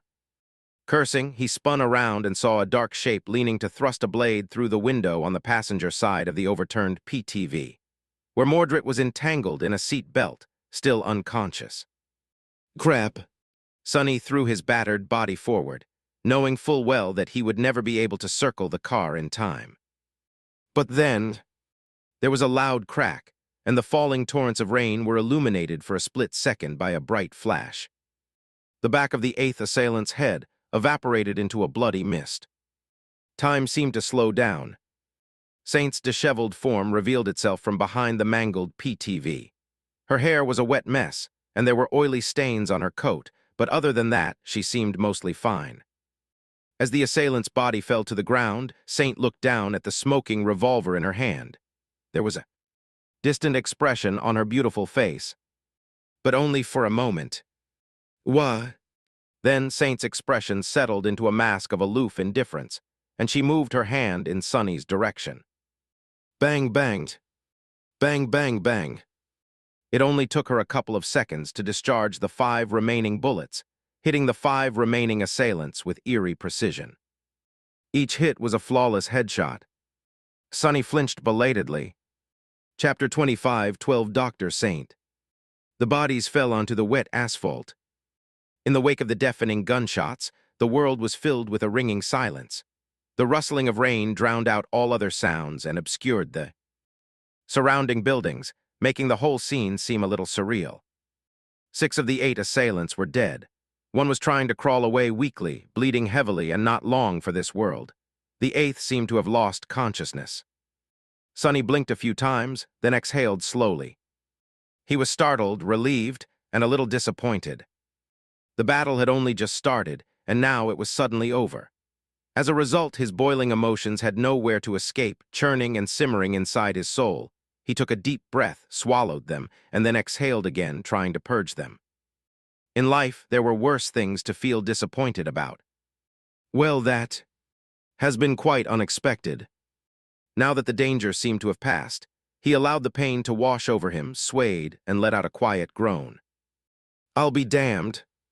Effie's voice was full of stunned disbelief. She looked at Sonny and raised her eyebrows at a loss for words. He stared back at her for a while, then shrugged while raising both hands. Yes, that had happened. Turning away from Effie, Sonny circled the car and approached Saint, who was still standing there with a revolver in her hand, no expression written on her face.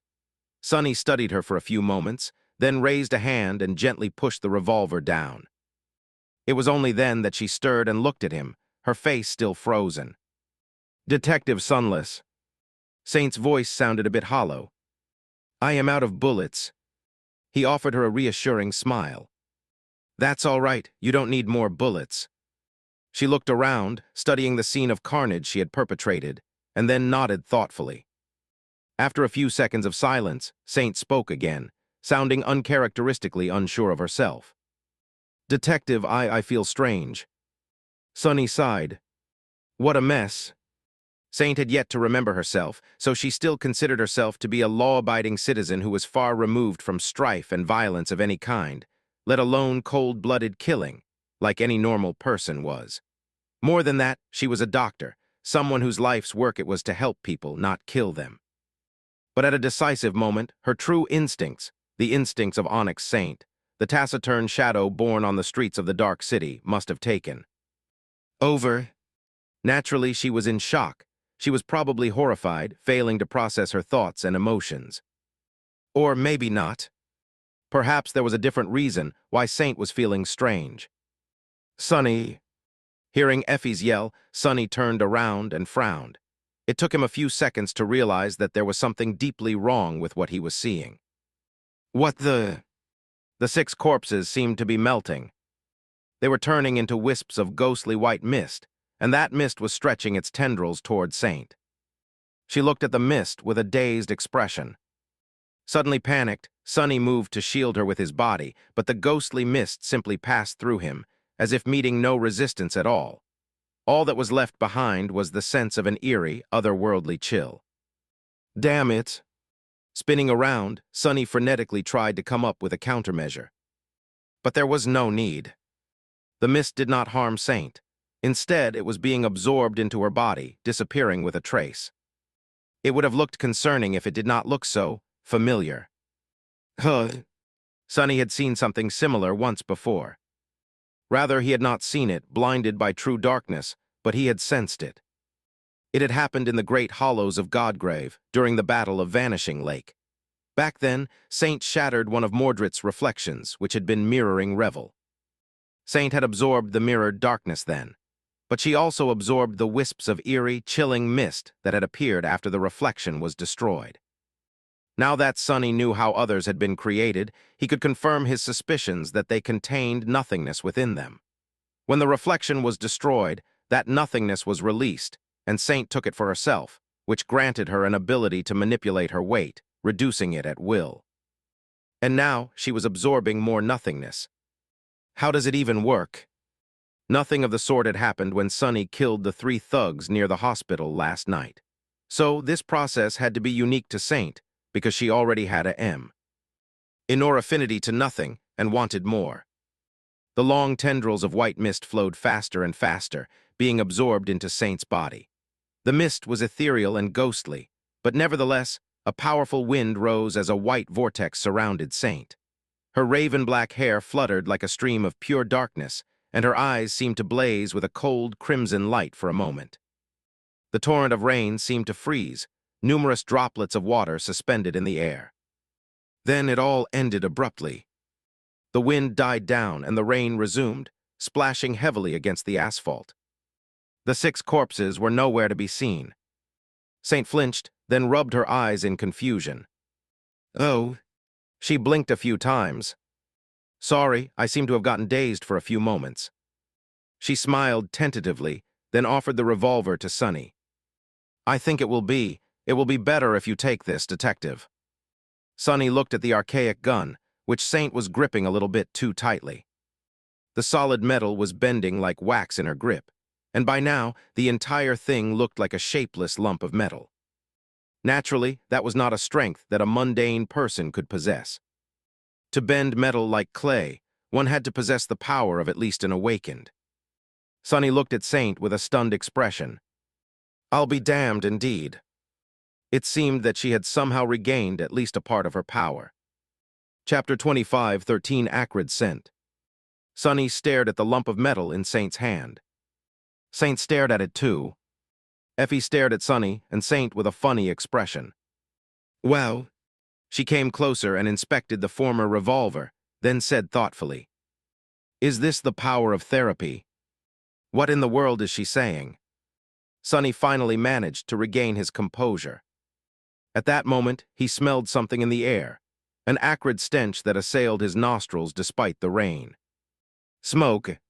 His eyes widened a little. Oh no. Help me get him out. Behind them, the leaking fuel had finally ignited, and fire was swiftly spreading across the overturned PTV. Crap. Forgetting her jokes, Effie grabbed the deformed passenger door and tried to pry it open.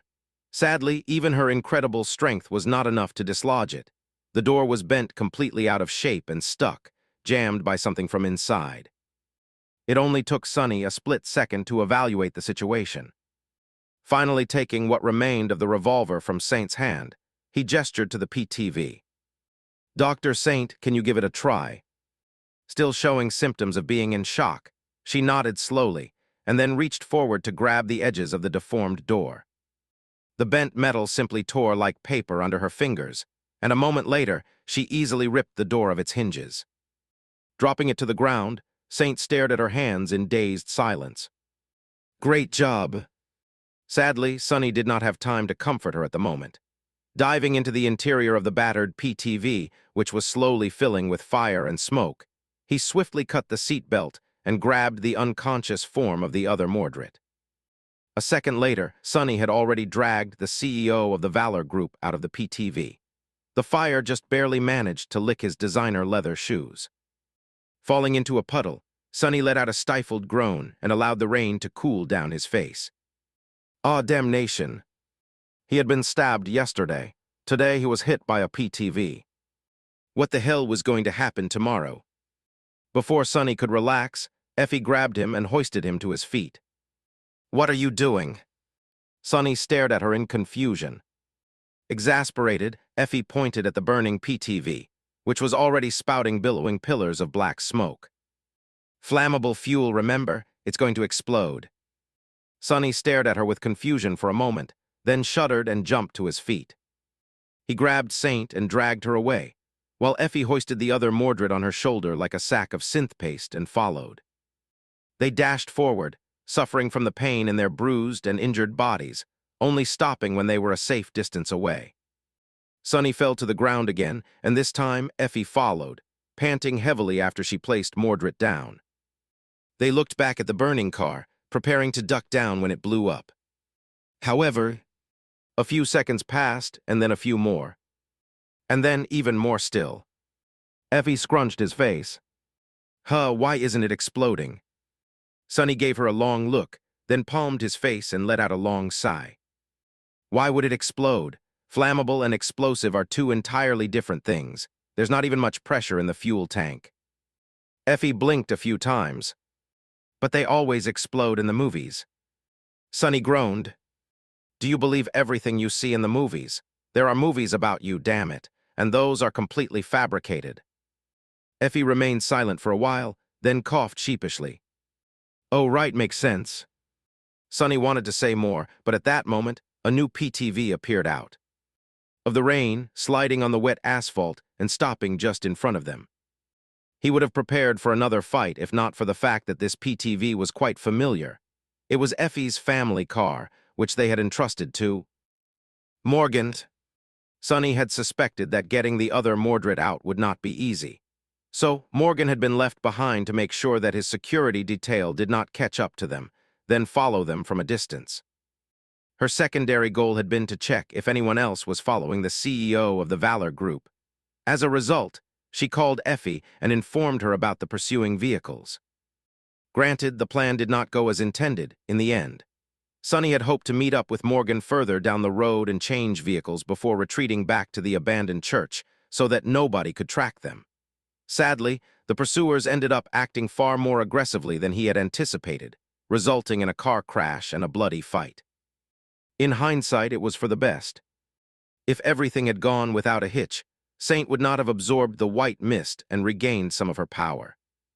The door of Effie's PTV opened, and Morgan walked out into the rain, still wearing oversized clothes. It was a bit funny to see the elegant Princess of Valor in such a peculiar outfit, but Sonny wisely held his comments back, knowing that he could vary.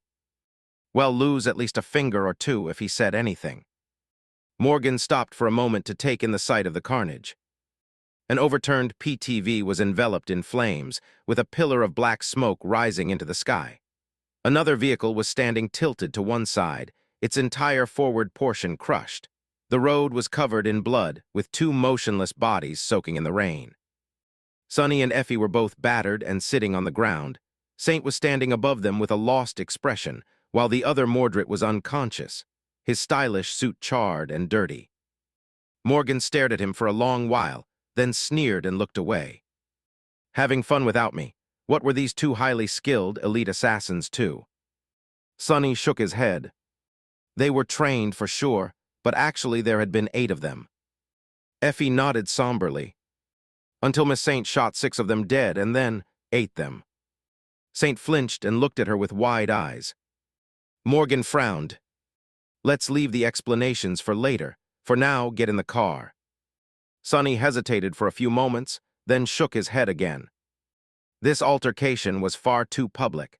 We'll need to give some sort of explanation unless we want to become official fugitives. He sighed. And we can't become fugitives because that would give the entire city a legitimate reason to hunt us down, an opportunity that the Castellan won't ever miss. So, take Saint and the other Mordred and go. Effie and I will stay and deal with the repercussions. Morgan gave him a cold glance, lingered for a while, and then nodded. All right, you two look like you need to visit a hospital anyway. I promise I won't kill this person before we meet again. With that, she pulled her leather gloves up, bent down, and grabbed the other Mordred. Dr. Saint, please get into the car. Saint looked at her for a few moments, then quietly climbed into Effie's PTV. Soon enough, the PTV drove off, leaving Sonny and Effie alone at the scene of the crime. She sighed. You know what? I never thought I'd be a cop one day. What about you? Sonny considered her question for a bit. Actually, I had been a cop for a day once. She looked at him with a stunned expression. Really? What did you do? Sonny shrugged tiredly. Tracked an unhinged awakened and helped the government put him down. You know how it is. Effie stared at him for a while, then threw her head back and laughed. Oh, and when you did you think that you'll be the unhinged awakened one day? Sonny smiled tiredly.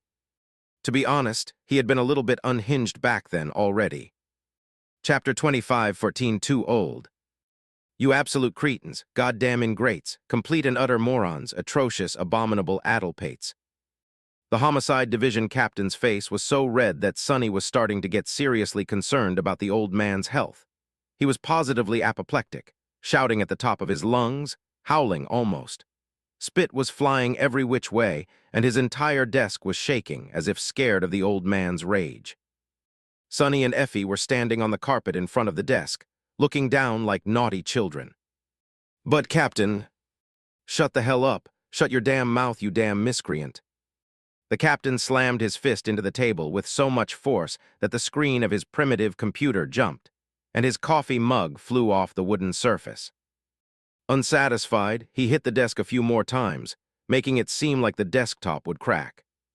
Sonny looked at the captain with concern, making the man go pale with fury.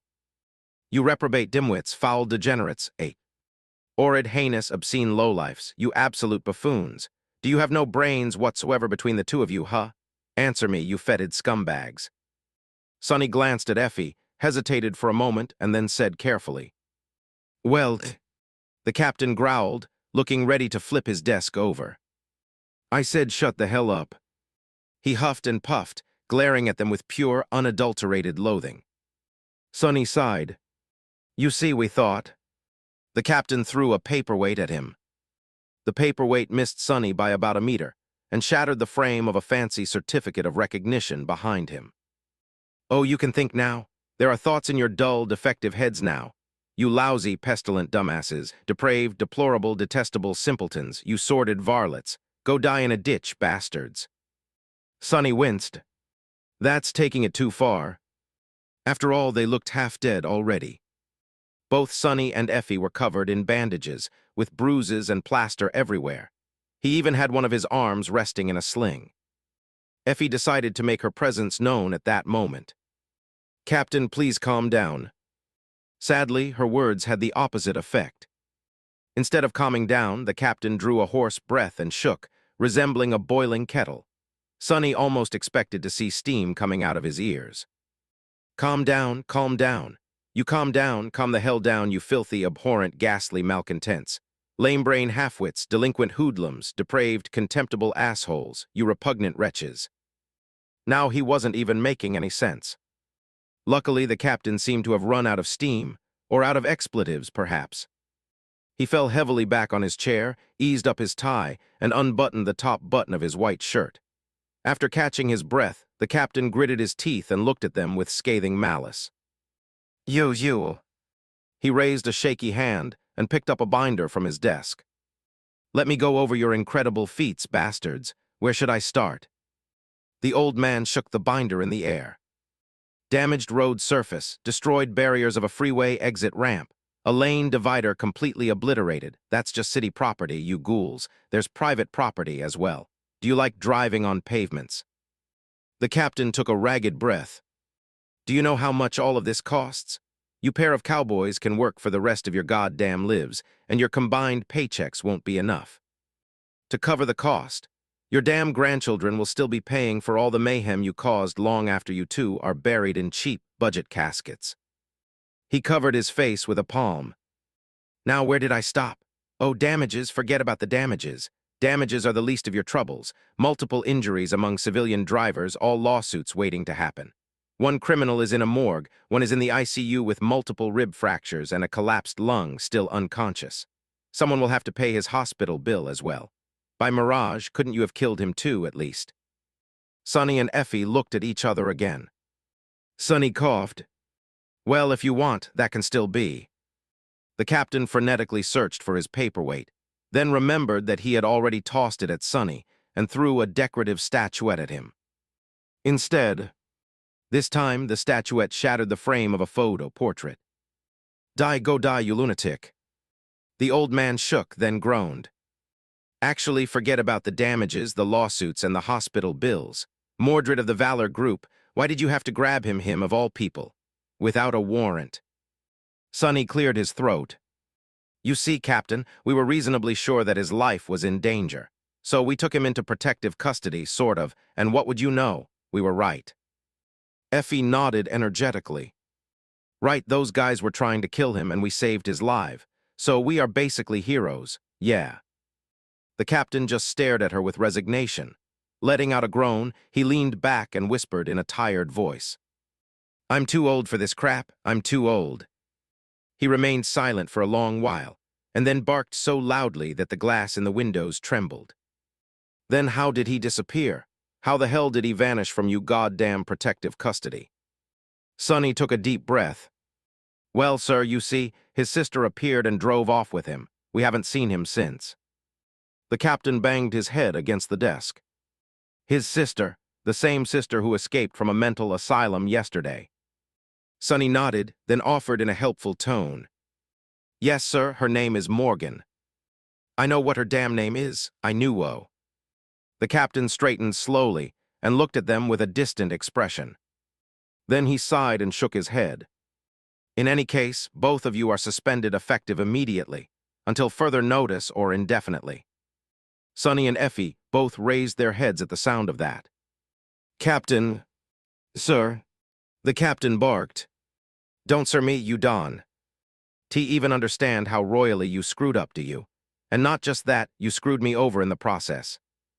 He gritted your teeth. You are lucky to be suspended, idiots. Be thankful that I'm not putting you behind bars. I would love nothing more, but that will only add to the mountain of crap I need to shovel. So, surrender your badges and get the hell out of my sight. Now. Sonny and Effie looked at each other. Honestly, they did not particularly care about having these badges, but out of respect for the elderly captain, they both acted appropriately crushed. Effie hung her shoulders, walked up to the desk, and silently placed her badge on it. Sonny took out his own and did the same. After placing the badge on the desk, and before letting go of it, though, he looked at the captain and said, You can take our badges, Captain, but you can't take our resolve. That nonsense sounded like something the devil detective would have said. So he said it. The captain looked at him tiredly. Then he sighed. I'm going to kill you. Opening a drawer, he took out a holstered gun and began to pull the clasp open. I mean, I'm going to kill you right now. Sonny hurriedly let go of his badge and stepped away. Goodbye, Captain. Keep up the good work. A moment later, both he and Effie were gone, having retreated from the captain's office with startling haste. The old man looked down at the two badges laying on his desk. He sighed heavily. Too old, I'm too old, I'm too old for this crap. Chapter 25:15 Last Meal. It was a bit funny. The badge was such a small thing, but Sonny felt almost naked without it. Suspended and tossed out of the police force, he and Effie found themselves standing in front of the Mirage PD headquarters, staring at the falling rain with somber expressions. It had taken a lot of time for them to be treated, interrogated, and then berated by the captain, so the sun was already setting. Both were in a subdued mood. Eventually, Sonny sighed. Feels strange. I've never been fired before, you know. Effie scratched the back of his head. Me neither. Sonny contemplated something for a moment. Actually, I've never really been employed before either. Effie tilted her head a little. Me neither. Wait, does working for the government count? He considered her question seriously, then shook his head. No, you joined the government as a saint. That's like being a boss, not an employee. Effie nodded with a chuckle. I guess so, but hey, technically you were employed by Nephis during the Domain War as a mercenary. She paid you, so that was a job. Sonny frowned. No, it wasn't. Also, technically, Nephis had not paid him yet. He had asked her to owe him a favor as payment in return for his services, and never mentioned it again. Before he could explain that, however, Effie gave him a mischievous look. Just because you slept with the boss doesn't mean that you weren't employed, right? Sonny punched her in the shoulder and grimaced, when that made his battered body flare with pain. Right, but she did not employ me. I tricked her into thinking that she employed me, but really, it has always been my goal to participate in the war on her side. I joined voluntarily. Effie blinked a few times. Wait, really? Sonny looked at her in surprise. Yes, wait, you didn't know? Why did you think I planted the nameless temple in the middle of Godgrave? Because living in a death zone is fun. Effie stared back at him, baffled. I mean, I just assumed that you are a reclusive misanthrope, so yeah. Sonny laughed. I'm not, no, I mean, I am, but that was not why I rooted my citadel in Godgrave. I just predicted where the war would take place, established a presence there, and let the rumors about me spread, knowing that the great clans would take the bait and come find me eventually. Effie shook her head in bewilderment. Wow, how devious. Were you planning to make a move on Nephis from the very start, too? Sonny smiled and looked into the distance. No, quite the opposite. My plan was to never take my mask off in front of anyone, let alone her. Needless to say, that plan failed spectacularly. Thank the gods. Effie chuckled. Oh. She looked at him with earnestness and said in a touched tone, Anyway, I am starving to death, diner. Sonny did not answer for a few moments, remembering the delicious food served in the unassuming diner. Sure, I'm starving too. He remained motionless for a while, facing the rain, and then asked, Do you know what sucks, though? Effie raised an eyebrow. What? Sonny closed his eyes and grimaced. My PTV is a pile of charred scrap metal now. How are we even supposed to get anywhere? She blinked a few times. Oh, so. Effie lingered for a little while, then sighed. You're right, that does suck. Sonny and Effie could not rendezvous with the others immediately because they were being watched. Shaking off a tail was not simple without a vehicle. Either, which meant that they had to buy some time and keep a low profile for a while. So having learned the strange rituals of hailing a taxi in Mirage City, they soon arrived at the familiar diner. The city outside was drowning. The rain, which had been oppressively persistent when they first arrived at Mirage City, was simply unnatural now. It poured and poured from the dark heavens, inescapable, never letting up, in fact. It seemed to only grow heavier as time passed. The rivers and canals were on the verge of overflowing, and the lakes were slowly devouring more and more of their shores. The flooding in the lowlands had already begun. Countless people were being evacuated, and even more were moving to temporary shelters on higher ground themselves.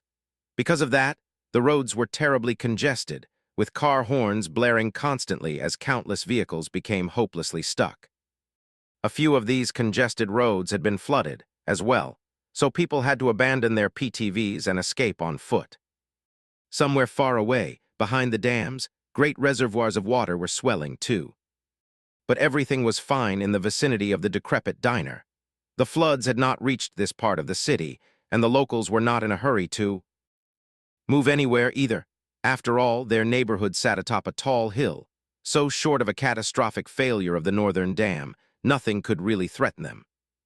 The dining hall was just as empty as always, and the grumpy waitress disappeared into the staff area after delivering their food.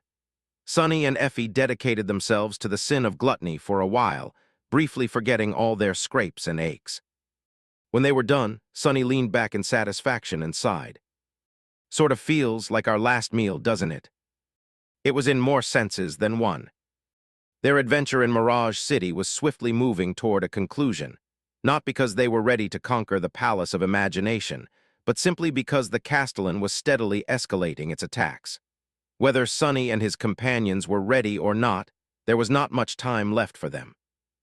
In a few days, maybe even as soon as tomorrow, the final confrontation between them and the Castellan was going to take place. No matter how it ended, Sonny and Effie were unlikely to return to this secluded diner and enjoy the food served here by an unfriendly waitress.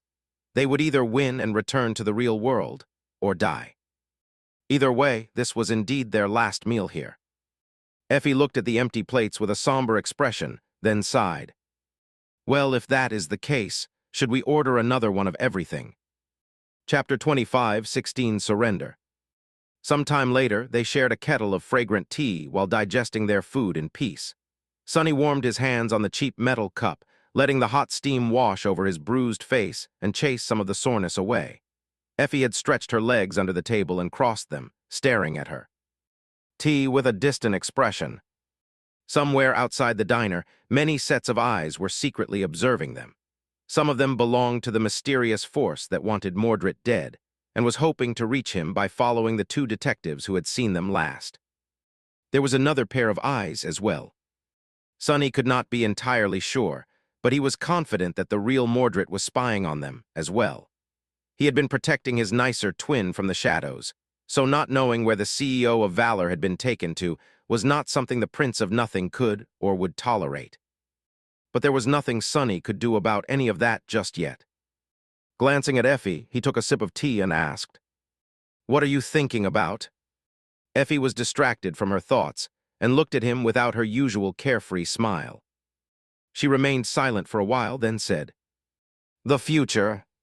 Sonny raised an eyebrow. "The future?" Effie nodded. "Yes, not tomorrow or the day after that. Not even the fourth nightmare in supremacy, but about what happens next." He considered her words for a few moments. "So the end of the world." He meant it quite literally. The waking world was already being slowly devoured by the dream realm, and that process was only going to accelerate exponentially in the coming years. Before too long, there would be no waking world at all. It could last for another decade, or maybe even a few, but no longer than that. Effie studied Sonny silently, then asked, "When we become supreme, you and Nephis are going to challenge the fifth nightmare, aren't you?" Sonny hesitated for a while. Actually, he was not sure how to answer that question. He was still undecided. He still did not know if he was ready to fight for his fate and the bonds that came with it, or abandon it forever and look for a different path to apotheosis than the one offered by the spell. Eventually, he shrugged. "If there is no better." Way sure. Now that he was reminded about the complicated choice looming over him, his thoughts turned in that direction. Effie hesitated for a while. The fifth nightmare, apotheosis. It changes you, doesn't it? Makes you more divine, but it also makes you leave some of your humanity behind. Still consumed by his thoughts, Sonny raised an eyebrow. "In a way, that is what I heard at least. Why?" Effie looked down. "I am just wondering what will become of me after I attain supremacy. Will I be able to stop there, or will I be forced to continue walking forward? And if I do, what I will have to leave behind." She smiled wistfully. "It will be ironic, won't it? If the only way to protect what I cherish most is to abandon it. I am not sure that I would want to do something like that I am capable of it." Sonny remained silent for a long time. "That would be quite ironic, yes. Life is full of irony that way, I find."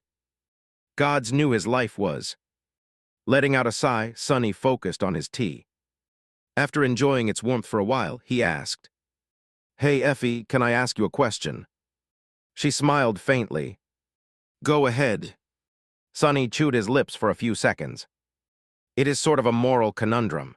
Let's say that you love someone and they love you back, but you can't be with that person unless you surrender to their will completely. Unless you trust them completely. Would you still do it? Effie stared at him with a neutral expression for a while. Then she frowned in confusion. Sure, what's the problem? Sonny blinked a few times. Now I don't think you understand. In this scenario, the other person will have the ability to control you. They'll be able to end your life if they want, or force you to do things that you don't want to do. They might not ever use that ability, but they'll have it. You will be at their mercy always and absolutely. Effie continued to stare at him in confusion. Yeah, and... Sonny was baffled too. What was this reaction? What do you mean, yeah? That's a serious problem, you know. How can you surrender yourself to someone else just like that? Effie laughed quietly. That's just marriage, though. Sonny stared at her in complete bewilderment. What do you mean? Effie smiled and took a sip of her tea, then shrugged. Well, what you described simply sounds like marriage, what marriage is supposed to be, at least. Marriage is all about trust, after all. You have to trust your partner and they have to trust you. Naturally, nothing is absolute, and trust is not absolute either. She leaned forward and gave him an amused look. But, Sonny, imagine entrusting your infant child to someone when you have to leave, defenseless, fragile, vulnerable, infinitely precious. That is what spouses all over the world do every day, and that is the level of trust they have in each other. If I trust my husband enough to surrender my son to his care, why would I not trust him with my own life? My life seems trifling in comparison. Effie shook her head and chuckled. Trusting them completely, giving them the power to influence what you do and being at their mercy, always and absolutely. That's just marriage. You are supposed to surrender to the person you love. That's what love is. So, as long as the feeling is mutual, I don't see what the problem is. Not much of a conundrum, if you ask me. Sonny just stared at her, completely stunned. That was definitely not a perspective he had ever considered before, or had even imagined before. It was entirely ridiculous, bringing down his mystical existential dilemma down to earth so thoroughly that it suddenly seemed ordinary and mundane, not even worth mentioning. As if there was no dilemma at all. That's just what love is. Surrendering to someone. Trusting them completely. Sonny stared at Effie some more, then slowly shook his head. You're an insane woman, you know that. Effie scoffed. Oh, really? Remind me which one of us frequents a psychiatrist. Sonny took a deep breath and looked down. He really did not want to answer. But sadly, he had to. I do. Effie nodded with satisfaction. Exactly, so don't go around pointing fingers at people, especially at insane people. They might bite it off. Grinning, she raised her cup and finished her tea. Outside, a stormy night was falling upon Mirage City. Chapter 25:17 Trust. Everything good had to come to an end. And so, Sonny's and Effie's last meal in the desolate but cozy diner had come to an end as well. They parted ways under the torrential rain that threatened to swallow Mirage City. It seemed unwise to separate while the Castellan was hunting them, but they had to keep playing their roles. Effie had to return to her family. More importantly, they wanted to split the team spying on them in two, so that escaping its surveillance was easier later. Sonny glanced at Effie and lingered for a few moments just before they went their own ways. You be careful. Effie met his gaze calmly and smiled after a long stretch of silence. You too, partner. With that, she was gone. Sonny remained motionless for a while, then inhaled deeply and began walking. His PTV had been destroyed. The subway system of Mirage City was paralyzed due to the flooding, and there were no taxis around because of the congested roads. So he headed for the nearest bus stop. As Sonny walked and then rode on a crowded bus, he kept thinking about what Effie had said. Surrender yourself to the person you love, trust them completely, and have faith in them, knowing that they will not abuse the power you gave them. Sonny scoffed. It was easy for Effie to say. But actually, maybe she was the best person to say it. After all, out of all his closest friends, Effie was the only one who had a family. She had a husband whom she loved and who loved her back. They had built a life together and were raising a child, a transcendent child at that. It could not have been easy to care for little Ling. In fact, it must have been uniquely challenging. No one had ever faced such a challenge before, and yet the two of them conquered all the obstacles side by side. That must have taken them an immense amount of trust in each other, and judging by how radiant and happy little Ling was, they were doing a good job. However, that was not even what qualified Effie to give Sunny that piece of advice. There was a different reason as well. It was easy to forget because of how vibrant and full of vitality Effie was, and because of how vivacious and tremendously vigorous the alluring image of Raised by Wolves was. But she had not always been the tantalizing picture of health and potency she was today. Effie had spent more than half of her life confined to a wheelchair and barely able to move. In a world that had no patience or mercy for anyone, let alone people whom it considered defective and useless like her. It was neither cheap nor easy to keep someone like her alive, and her family had not been affluent. She had a healthy sibling as well. Taking care of a sick child was a heavy burden, and in the end, it had more or less brought her family to ruin. They loved and cared for her. But they must have resented her quite a lot in their darker moments as well. They had all the reasons to abandon her, but they never did. Effie was only alive today because her family had stubbornly refused to give up and instead took care of her, going against ruthlessly pragmatic societal norms at a great personal cost. She had been completely and utterly powerless and at their mercy, depending on them for her most basic needs, more so than Sunny had ever depended on anyone, shadow bond or not. So she knew a thing or two about trust, about loving someone who held power over your life in their grasp, and trusting that they would never abuse it. Exiting the bus and diving into the rain, Sunny sighed. Sure, Effie did not have all the context. He did not explain to her what the shadow bond was and how it worked in detail. However, that might have been for the best. Maybe she saw something that he had failed to see, distracted by the mystical runes and a decade worth of scathing, complicated emotions. Maybe at the root of it all, it was not about a dead god and the shadows he had cast. It was not about a divine aspect or its innate ability. It was not even about fate or lack thereof. It was simply about trust. Or maybe not. What makes one a slave, anyway? If a tyrant put a collar on the neck of a powerless man or woman and then forced them to serve him, they were enslaved. Theirs was a pitiful fate. But if a knight gave an oath of loyalty to a noble monarch, swearing to serve them faithfully until the day they die, they were noble. Theirs was a virtuous life of esteem and respect. Both of these paths led to servitude, but one was a curse, while the other was a blessing. There were other kinds of devotion as well. I guess in the end, it all came down to choice. It was choice that separated a slave from a knight, a curse from a blessing. And Sunny had to make a choice. He was in a position to make a choice, unlike a slave who had all their choices taken from them. Damnation! It was late at night when Sunny finally made it to his destination. He did not return home, though. Instead, he was standing in front of a moderately affluent apartment complex, checking something on the cracked screen of his primitive communicator. Should be the place. Effie had gone home, but the devil detective. The devil detective was not going to be stopped by something as prosaic as being suspended and stripped of his authority as a police officer. He was still going to continue the investigation. That was why Sunny had pulled some strings, utilizing a few contacts from the devil detective's memory, and received an address. Soon enough he was, standing in front of a particular door, pressing the buzzer. The man who opened the door glanced at him with a bit of wariness and a bit of confusion. Detective Sunless, to what do I owe the pleasure? Is there news about Mr. Mordred?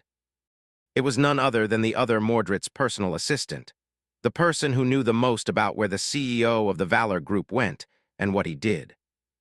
I wanted to ask you a few questions, and yes, there is. Sunny gave the man an amicable smile, and then punched him in the stomach. Chapter 25:18 Denial. The roof of the abandoned church had finally given up, so drops of water were falling from the ceiling here and there. There were puddles in the corners of the main hall as well as behind the altar, but everywhere else was still relatively dry. The other Mordred was sitting on one of the benches, studying the stained glass windows curiously. He looked somewhat worse for wear, but mostly fine. His stylish suit was wrinkled and charred in a few places. His hair was wet and disheveled, and he smelled of gasoline and smoke, but there were no serious wounds on his body and no blood on his clothes. Morgan came over and glanced at him darkly, then handed him a bottle of water and a triangular rice roll with tuna filling. "Here, eat." He took the offered food, looked up at her, and smiled. "Thank you, Morgan. I am so glad that you are all right." She stared at him chillingly for a few moments, then silently turned away. Walking over to a different part of the abandoned church, she studied the psychiatrist, Dr. Saint. The radiantly gorgeous woman was just standing near a wall, staring at her hands in a daze. A torrent of pure darkness was swirling around them like a dancing stream, forming into a black knife from time to time. "You should eat, too." Morgan handed her another portion of tuna kimbap. Saint flinched and looked away from the swirling darkness, which caused it to collapse and dissolve without a trace. "Oh, thank you, Miss Morgan." She took the triangular snack hesitantly, then struggled to unwrap it.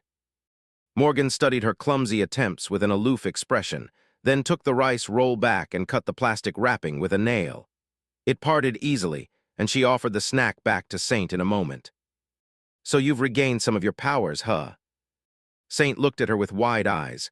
What? No, I did no such thing." Morgan scoffed. "Oh, really? How do you explain that stream of true darkness, then?" The radiantly gorgeousness smiled timidly. What is there to explain? Isn't it obvious?" She sighed. "I am obviously experiencing audiovisual hallucinations as a result of the psychotic break I suffered due to shock. This is textbook acute stress disorder." Regaining some confidence, Saint nodded. "Yes, exactly.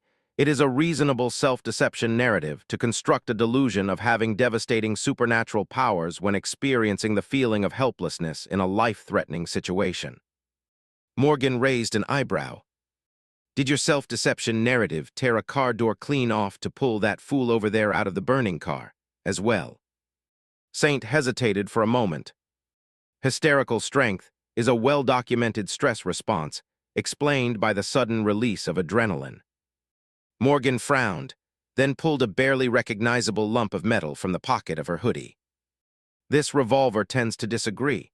These are not hallucinations, Doctor, you know they aren't." Saint remained silent for a while, then trembled and raised her chin a little. "So what? Do you expect me to believe all those outlandish things Detective Sunless said, how this world is not real and how he's a demigod, who is also my master?" Morgan shrugged. "I have no idea what the Lord of Shadows told you actually, but it was probably true." Saint scoffed, then pointed to Mordred. "Then why does Mr. Mordred not share in this delusion? Is he also under a spell? No, what was it? Is he also not a complete person or has a stalwart attribute that makes him immune to mind attacks?" Morgan looked back at the other Mordred, then shook her head. "No, naturally not." She remained silent for a few moments. The reason why she refuses to admit the truth is far more prosaic. Saint frowned. "And what would that prosaic reason be?" Morgan smiled darkly. "You're the therapist, you tell me." Not getting an answer, she chuckled chillingly. "It is really very easy." Morgan crossed her arms and leaned on the wall, looking at the other Mordred with a concerned expression. "He is simply in denial." Saint seemed disturbed by that answer, lowering her gaze to the floor. Morgan lingered for a few moments, then exhaled slowly. "Well, it is not surprising if you think about it. He has spent close to 2 decades in Mirage City, living a breathtaking life that he knew was an illusion, being loved by people whom he knew were not real. He must have to convince himself to forget the truth, at some point, in order to stay sane." She looked away from the other incarnation of her brother. "But he still knows. It is obvious that he has never really forgotten from how he lives. A man such as him should have everything in the world, would be surrounded by amazing people. But actually, Mr. Mordred is a very solitary person. He has no friends, no confidants, no lovers. The only people he is close to are the members of his family, whom he couldn't give up." Morgan smiled sadly. "But who am I to judge? Gods know, I had been infatuated by an illusion of family for decades myself. She remained silent for a while, then looked down and shook her head. Point is, he knows perfectly well that the world around him is not real. He just refuses to admit it because admitting it would mean giving up the illusion he holds dear. The illusion of us. Speaking the truth aloud would mean rejecting the premise of his entire life. So, he denies it. Morgan looked at Mordred and raised her voice a little. "Isn't that right, dear brother?" Mordred turned his head and glanced at her with a concerned smile. "Sorry, I am not quite sure what you mean, Morgan. It all sounds very strange. Maybe it would be wise to return to the hospital and continue your treatment. You seem a little unwell." Morgan laughed. "Do you see, Dr. Saint? You are experiencing hallucinations. Detective Sunless is your patient, and I am an escaped lunatic. But actually, the only person among us who could use your professional help is the one who seems sane. He's the only one who is suffering from delusion." She remained silent for a while and then sighed. "He's still better than the other one, I guess. What a joke." Chapter 25:19, Deserving the Truth. There was a long stretch of silence. Mordred was enjoying the snack that Morgan had given him, while Saint was simply staring at her. Amused by her aloof gaze, Morgan raised an eyebrow. "What, do you want to say something, Dr. Saint?"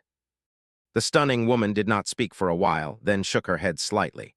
"Why don't you dispel his delusion, then? Go and tell them the supposed truth. Make him confront reality if you really believe that this world is an illusion." Morgan smiled faintly. "I think not. That would be too cruel even for me." Saint let out a joyless laugh. "Funny that. What an unexpected display of empathy. Weren't you planning to kill him, Miss Morgan?" Hearing that, Mordred stirred a little. He studied Morgan for a few seconds, then smiled tranquilly and returned to his food as if nothing had happened. Morgan frowned at Saint but did not respond. Instead, she looked away. Her expression seemed troubled for a brief moment, even if she hid it almost immediately. Some time later, she pursed her lips and scoffed. "You are not wrong, sure, what the hell? Let me at least get something useful out of him while there is still time." Walking over to where Mordred was finishing his meal, she sat down on the bench opposite him and studied his face with a dark expression. "You heard everything, didn't you?" Mordred gave her another smile. "I did. I can't say that I am not concerned about your mental state, Morgan, but at least you are talking to your doctor. That is good." Morgan smiled dangerously. "You won't admit anything unless I force you, I guess." He blinked a few times, seemingly confused. "Admit what?" Morgan remained silent for a long while. Then she sighed. "The Morgan you know is a soft, sweet girl from an affluent family, a little bit spoiled and a little bit arrogant at times, but overall mundane.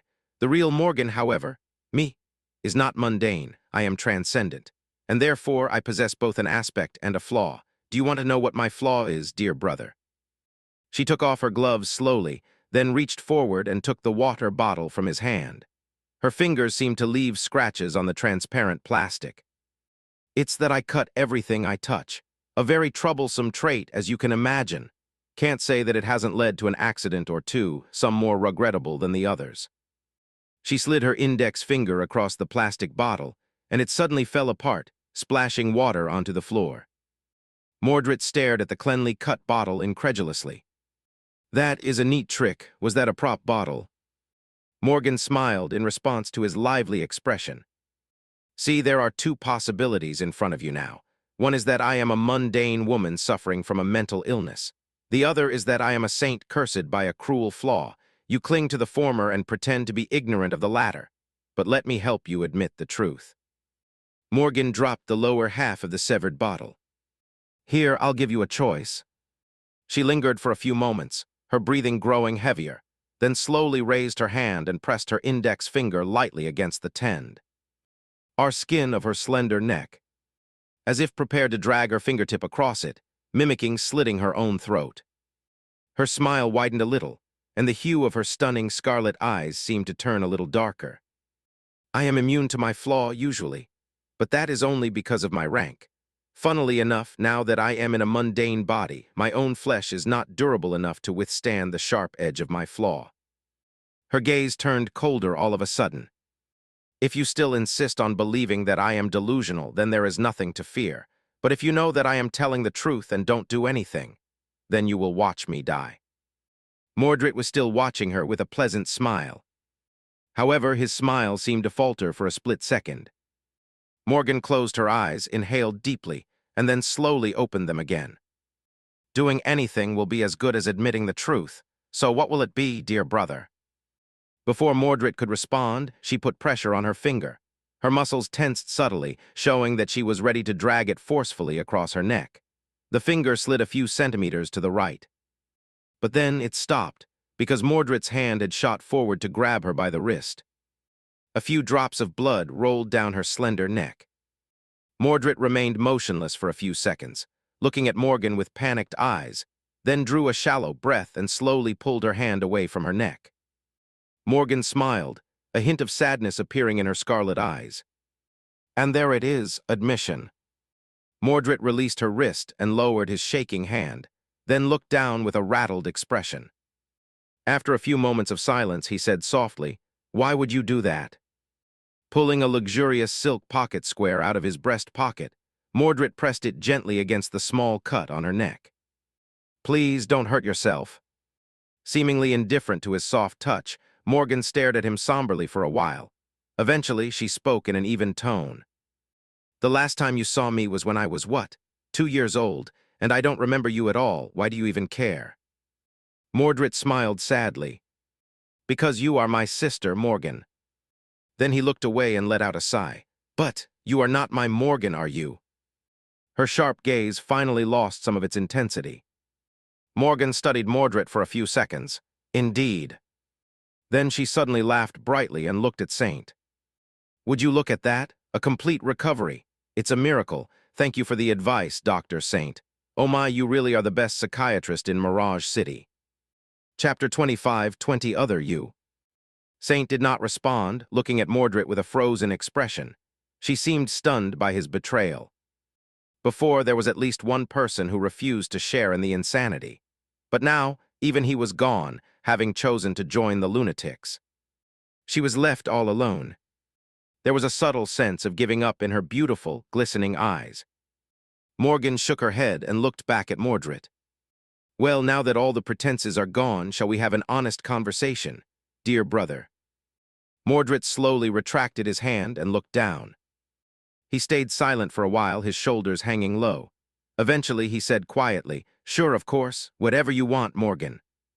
She studied him with an impassive expression. "Aren't you curious about anything? Don't you have questions for me?" Mordred slowly shook his head. Morgan sighed and leaned back a little. "Well then, let me bring you up to speed. You've missed a lot of interesting events, after all. Granted, regaling you with these tales might be a bit too cruel a punishment. But then again, you're not exactly innocent, are you?" Hearing that, Mordred finally looked up. "What am I guilty of exactly?" His tone was tentative. Morgan smiled darkly. "I've learned a few interesting things from the detectives. On the day your car was pushed off the bridge, your driver did not just die from the injuries received in the crash, did he? He was killed with a sharp blade. Your other half must have held that knife, but you covered for him. That is what you are guilty of." Mordred's expression grew a little troubled. "He was just trying to protect me." Morgan chuckled. "I am sure he was. Did you convince yourself that he had thrown you into the great mirror to protect you as well? Come on. I know you are not stupid. You have to be devilishly smart, rather, being his mirror copy." Mordred did not respond, prompting her to smile derisively. "I bet there is no point in asking you who the Castellan is. Naturally, he would have kept that information from you, lest you gain full control of the Palace of Imagination and escape." There was no answer. Morgan scoffed. "Let me tell you about how the other Mordred fared in the real world, then. Your life here must have been quite sweet, even if none of it was real. Surrounded by a loving family and living in a peaceful world. You must have hoped that. He was having a great time outside as well. Ah, but I'll have to disappoint you. He wasn't." Mordred flinched slightly. She looked into the distance with a wistful expression. "I assume you still remember that our real mother passed away. We only had our father left. But when your other self returned to Bastion, father never really accepted him as his own. There was something seriously wrong with my dear brother. To be fair, he was eerie, off-putting, exceptionally cruel, and knew no remorse whatsoever. The dream spawn must have done a real number on you, huh? Morgan shook her head. The other Mordred was also exceptionally talented, intelligent, and immensely powerful for a mere awakened. But our father had already doubted his heritage, distrusted him because of the years you spent being raised by the dream spawn, and was troubled about his strange personality. So, this exceptional power only made young Mordred seem more dangerous. Soon enough, Clan Valor decided to get rid of him. Mordred looked down, his face twisted. Morgan continued. So we killed him, only he did not really die, and no matter how we tried, he remained alive. In the end, we built an inescapable trap for him instead. It is funny, really, you are the one who is supposed to be imprisoned, but actually, he was the one who ended up in a cage. And it was a far less comfortable cage than the Palace of Imagination, mind you. She sighed. Oh, but he massacred his guards and escaped the inescapable prison eventually. After that, he became a master, then a saint.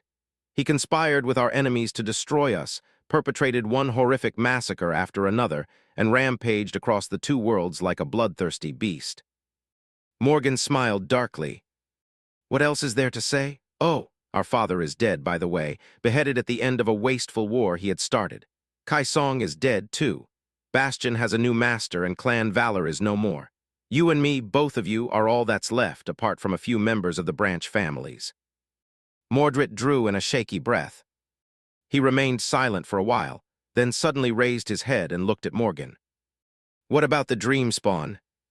She lingered for a few moments. He was betrayed by our father and sealed away. No one has seen or heard from him in a long, long while. Mordred let out a small sigh. I see, that is good, I guess. Morgan studied him intently, then said evenly. Now it is time for me to ask questions. She leaned forward a little and smiled. I shared what my flaw is with you, so it's only fair to ask. You've been split in half, haven't you? That is why there are two of you, two halves of the same whole. A good twin and a bad twin. A man and his monstrous reflection. Is that your flaw? Which one of you is the real Mordred, and which one of you is the reflection? Mordred looked at her with a sad smile. He remained silent for a while, and then shook his head. No, you are wrong. He paused, then sighed and leaned back. Both of us are real, and our flaw did not split us in half. Instead, it shattered us. It shattered into 7 pieces. Morgan blinked a couple of times, stunned. What, there are 7 of you. Mordred's smile dimmed. He lingered for a few moments, and then said in a mournful tone, There were 7 of us in the beginning, but now there are only 2. Chapter 25-21, Broken Mirror.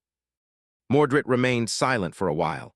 Eventually, he sighed and glanced up at the colorful windows of the abandoned church. The Church of Mirage, the demon of imagination. As if mourning the illusion of her creation that he was choosing to forsake. Still looking up, he spoke in a wistful tone. We were 4 when our father handed us to the dream spawn. That was soon after America fell and both Immortal Flame and his daughter perished. Father wasn't quite himself back then. Not that I remember it well. Mordred hesitated for a few moments. I don't think he ever liked us that much, even if I don't know why. Granted, we were indeed a strange child in more senses than one. We were born with a rare condition that reversed the location of our organs, for example. And we did not learn to speak for a long while, unlike normal children. In fact, it wasn't long after we spoke our first word that we became the dream spawn's ward. Morgan smiled darkly. I don't think you should be worried on that account. Our father did not really like anyone that much, an odd child or not. Mordred gave her a furtive glance. In any case, they were both mere masters back then. I spent a couple of years with the dream spawn and his followers in the waking world. We moved a lot, exploring all 4 quadrants in South America. We even went on an expedition to Europe, exploring the ruins of old human cities. Then, after the dream spawn became transcendent, he took me to the dream realm. I haven't been to the waking world since. Morgan leaned for ward a little. What was he like? The dream spawn? Mordred lingered with the answer, then shook his head.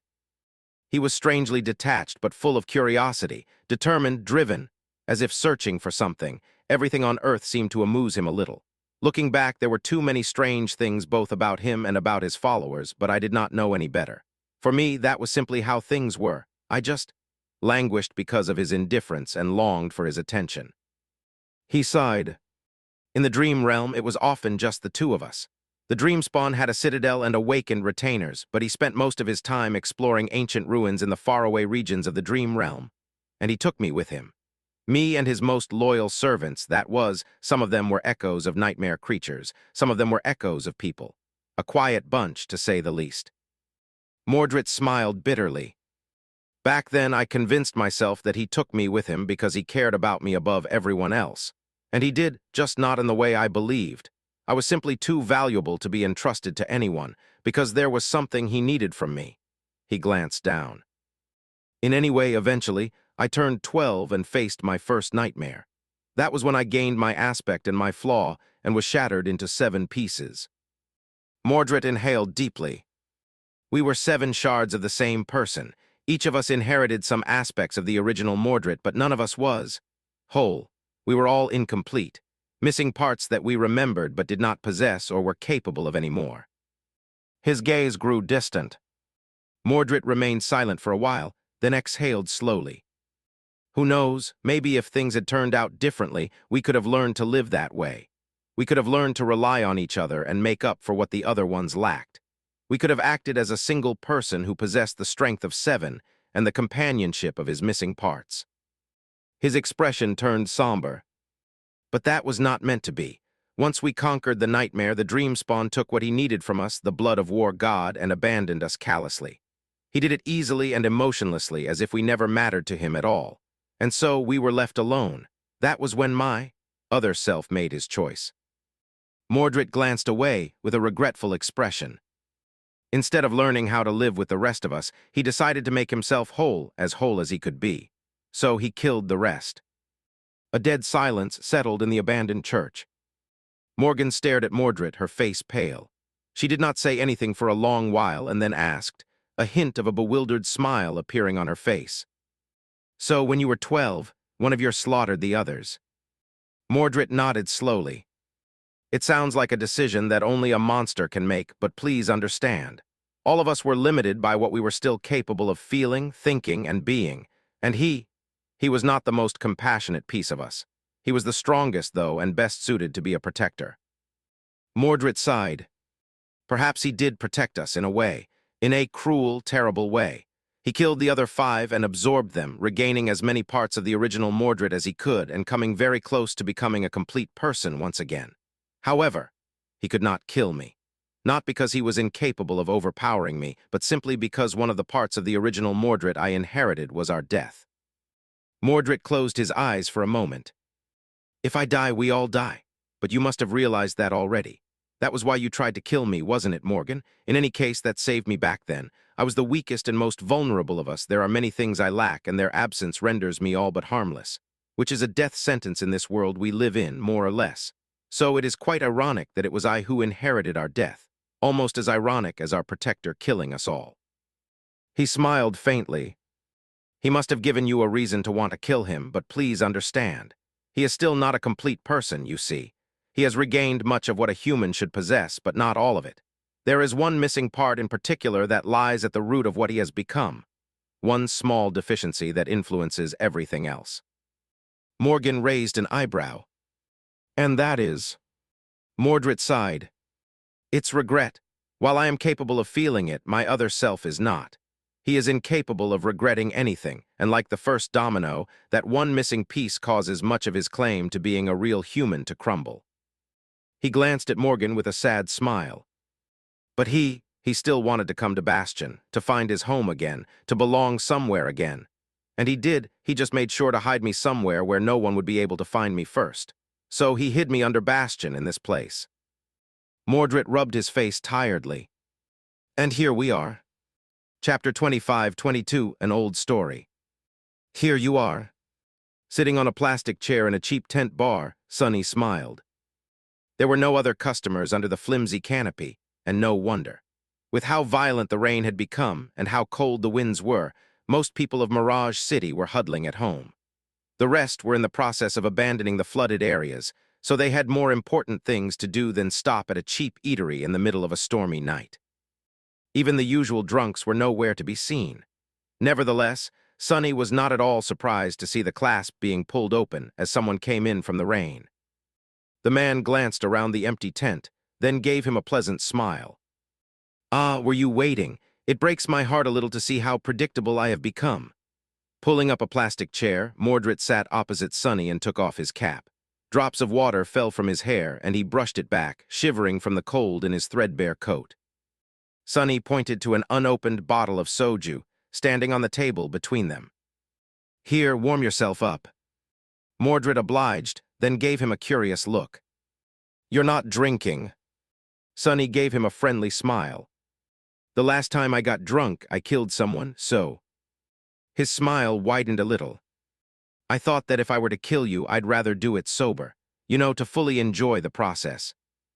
Mordred chuckled and poured himself a glass, then emptied it in a single gulp. "So how did you know that I'll come find you again, Sunless?" Sonny lingered for a few seconds, then shrugged. "It's obvious. We have your other self after all. You'd want to get him back at all costs, lest Morgan actually finishes him off." He leaned back and sighed. "Of course, I did not really know who you would choose to follow, me or Effie, but I had an inkling that it would be me." Mordred studied him for a while, then shrugged. "Quite astute. Oh, I saw you visiting the other's assistant earlier. I hope you got what you wanted from him." Sonny nodded. I did. I know who is trying to kill us now." Mordred raised an eyebrow. "Really, that was quick." Sonny chuckled. "Well, I have an advantage or two when it comes to solving this case." He glanced away with a wistful expression. Actually, pinpointing the assistant as the traitor who kept supplying the mastermind with sensitive information was not that hard. On the day of the first assassination attempt, Mordred changed his plans randomly, but his schedule and route were still leaked. The same happened yesterday. Who had immediate access to that information in both cases, though? Two people, really, the driver and the assistant. Coincidentally, the assistant was the one who drove Mordred yesterday, so he was the only suspect left. Mordred winced. "You know, it is quite unpleasant to hear you refer to that man as Mordred. Insulting, even. I disapprove." Sonny stared at him for a few seconds. "Well, tough." He leaned back. In any case, the assistant had some information, but not all of the information. Getting it out of him was not too hard, and piecing it all together wasn't too difficult either. Not because I am a genius detective, but because I know more than people in this city know. He sighed. "In this story that the Castellan created, what is the connection between the victims of the Nihilist? How do we, the uninvited guests, fit into it? Who wants to kill Mordred? And most importantly, why now? It is all a proper mess, and finding what ties it all together is not easy at first glance. Oh, but it is all tied together, just in an unexpected way." Mordred smiled. "It seems you really do have a suspect in mind." Sonny nodded. "Yes, but, sorry to disappoint, it is not someone exciting. It is, in fact, the most boring contender, the most obvious one, too, whom everyone would suspect from the very start. It's the chairman of the board, the reflection of your dead uncle, Maddox." Mordred seemed a little surprised. It was impossible to tell if his surprise was genuine or if he had known the answer already, though. "Uncle dearest, how nefarious, to think that he would conspire against his own nephew. Ah, but it is a story as old as the world itself. A scorned uncle conspiring to oust a noble prince. A simple power grab, quite trite." Sonny shook his head. "It is Maddox, yes, but a power grab? No. The power will simply return to his brother's hands if Mordred dies after all. So he had a different motive. He is desperately trying to bury his own sins." He watched as Mordred poured himself more soju with a look of envy, then glanced away. The thread I needed to pull to realize the truth was not whom Maddox tried to silence, but the timing of it all.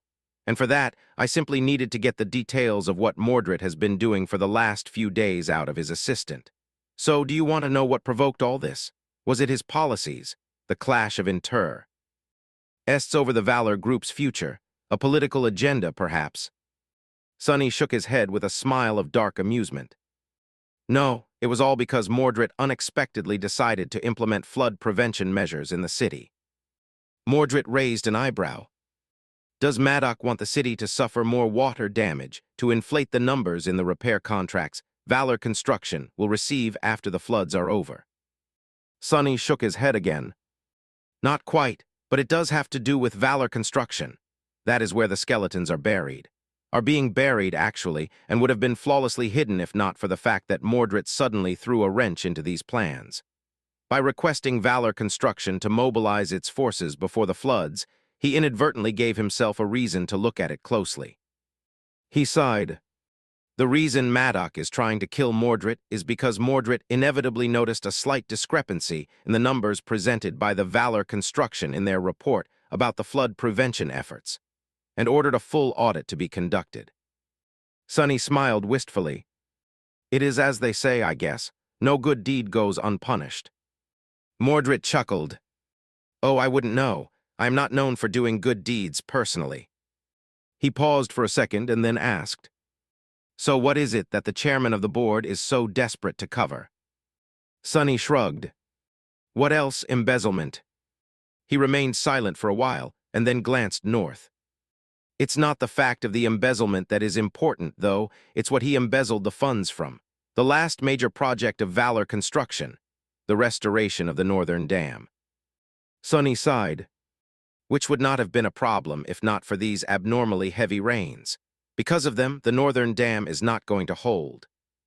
He glanced at Mordred with a neutral expression. Mirage City is going to drown. Chapter 25-23 Art Imitates Life. Sonny took the soju bottle and poured Mordred a glass. Of course, he made sure to hold it with one hand while doing so, since holding it with both would have been too polite. Pushing the glass toward the Prince of Nothing, he leaned back and pursed his lips. There was no nihilist originally. It was just Mirage City hunting down the reflections of your vessels to erase an anomaly. Things have changed after the rest of us arrived, and now these murders have an actual explanation. Funnily enough, there is still no nihilist anywhere out there. The terrifying serial killer terrorizing the entire city does not exist. Sonny shook his head with a resentful expression. He is just a cover story Maddock has concocted to direct everyone's attention away from the truth. And the truth is that these people were killed by professionals he had hired to silence them, to tie up loose ends. Just like he hired enforcers to kill his nephew and us. The missing eyes are just a red herring, whatever the hell a herring is, meant to distract the public. He sighed. If you study the backgrounds of the victims, all of them have a connection to the Valor Group.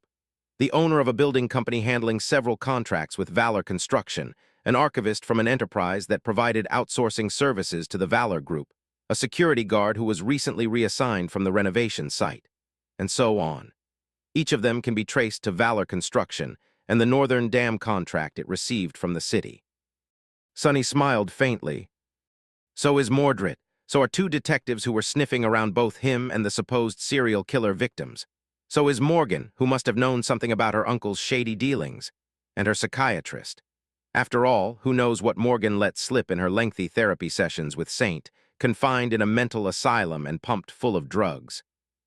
Mordred glanced at him with interest. That Saint? What an interesting person.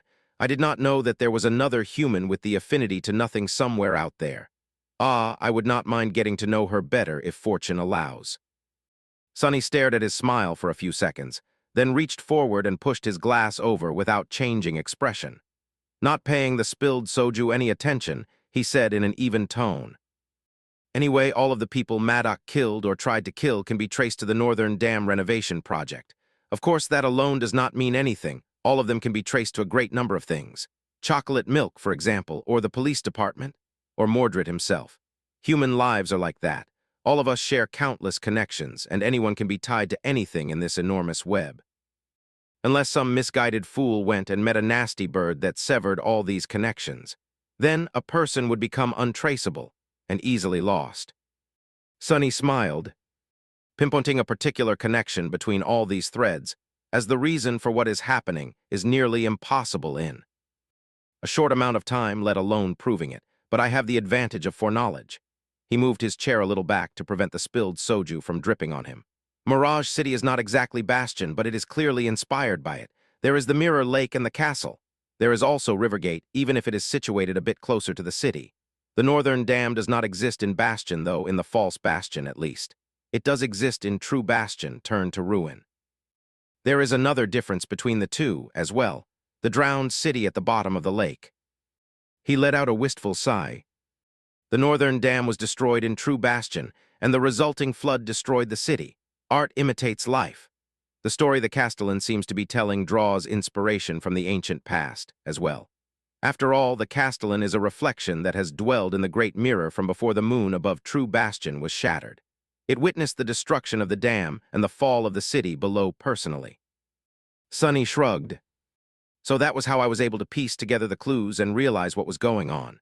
Maddock has embezzled the funds from the renovation project for whatever reason. Possibly he needed to create a slush fund, bribe his way into a political career, or buy himself a new yacht. In any case, the work Valor Construction performed on the dam was shoddy at best, perhaps even harmful. Now the entire city is in jeopardy, and he is silencing everyone who can expose his guilt. Mordred chuckled. Excellent detective work, Sunless? No, truly one am impressed. You did not exactly have a lot of time to investigate the case, and half of it has been spent fighting hired killers and surviving lethal car crashes. How exciting! It is almost like the old detective stories I used to read as a kid. Sonny was a little disturbed by that statement, reminded that Mordred too had been a human once. He grimaced. Thank you, being a detective is quite a new experience for me, but I know a thing or two about crime. I have not always been a law-abiding citizen after all, so know how criminals think. He took a deep breath, then glanced at Mordred. So now we simply have to take Maddock off the board. Once he is gone, the Castellan will have to reveal itself, to make one last attempt to prevent its illusion from crumbling. Mordred smiled amicably. That won't be easy. Uncle Maddock must have hidden himself in some impregnable fortress by now, surrounded by an army of hired thugs. Getting to him will be difficult, let alone arresting him. So, what is your plan? Sonny smiled too. Why, it's very simple. He pointed to Mordred. Lamb planning to use you as bait. Chapter 25-24, The Wise and Benevolent Prince Mordred. Mordred laughed. Me, goodness gracious. I don't even officially exist in this reality. How are you going to make me into bait? Sonny grinned. How else? By dressing you in a fancy suit and giving you some hair gel, naturally. You will take the place of your nicer self and draw Maddock out. Naturally, your life will be in grave danger when you do. But that is a risk I am quite willing to take. He let out a dreamy sigh. Actually, I am looking forward to it. Mordred picked up his overturned glass and emptied the rest of the bottle into it. Taking a sip, he gave Sonny an amused look. But what's in it for me? Sonny shrugged. That is negotiable, but look at yourself. You can put on a brave face, but it is obvious that your time here in the Palace of Imaginations has not been pleasant. I don't think I ever saw you in such a sorry state. Staying alive while the entire Mirage City is hunting you has not been easy, has it? So are you really in a position to make demands? Mordred laughed. He savored his drink, then gave Sonny a curious glance. Have you really not entered the Great Mirror to kill me? Sonny grimaced, uncomfortable with having to answer that question. It threatened to reveal too much of his secrets to Mordred, which was never a good thing. I did not even know that you could be killed outside a soul duel before meeting your better half, so no. Mordred considered something for a few moments. But now that you know, you probably would not mind killing me. Isn't that the case? Damnation. Sonny let out a frustrated sigh. Sure, there are too many reasons to kill you and too few to keep you alive. Please don't take offense. Actually, please do. I meant it as an insult. Mordred chuckled and finished his drink in one gulp. Well, you are wrong. The reasons to keep me alive might be few, but they outweigh the myriad reasons to be rid of me that you and Changing Star seem to have. In fact, forget about why you came here. Why do you think I came here, Sunless? Sonny frowned. Wasn't it to stop Morgan from carving your other self's heart out? Mordred slowly shook his head. That was a reason, but not the reason. And, in truth, I would have come here even if Morgan had not learned about his existence. He glanced Sonny right in the eye and smiled.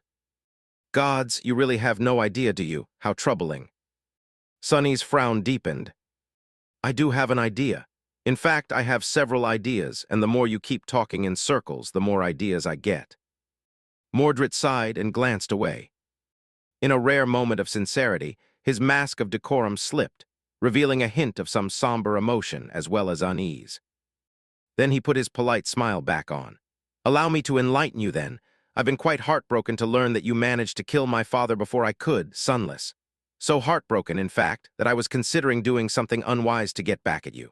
Something childish and vindictive, like devastating the entire sword domain or turning NQSC into a graveyard before slowly pulling you limb from limb. While Sunny's expression turned dark, his smile widened a little. Ah, but I swiftly regained my senses. Sure, it pained me a great deal to have my vengeance stolen from me, but I am nothing if not a pragmatist. The goal I chose to make the purpose of my existence was gone. So, like the wise and benevolent man that I am, I decided to look to the future instead of dwelling on the past. Sunny smiled darkly. Oh, you sure it wasn't because pulling a sovereign limb from limb posed a bit of a problem to your benevolent self? Mordred laughed. Ah, indeed. Despite my anger, the prospect of making two new Supremes my sworn enemies did not seem too enticing. Sunny studied him for a while. So what was the future you envisioned for yourself? Did you find a new goal? Mordred shrugged. It is too soon to speak about new goals. I have to ensure my safety first. My actions, you see, are a matter of necessity at the moment, not of choice. Sunny scowled. What the hell do you mean, what necessity? Mordred chuckled. His laughter did not sound very joyous, though. Think about it. I hid my flaw, my one weakness, in this secretive place. Not even my father knew about his existence or about the Palace of Imagination. You learned about my flaw from Morgan, while Morgan learned it from the legacy left behind by Kai Song. But how did Kai Song know about it, not to mention where to find it? Sunny glanced at him somberly. I don't know, I assumed it was through some form of divination. Perhaps Deathsinger had lent a hand. Mordred shook his head. No, it wasn't divination. Someone simply told her about it. Someone who knows more about me than anyone else, and with whom she could bargain to keep my father in check.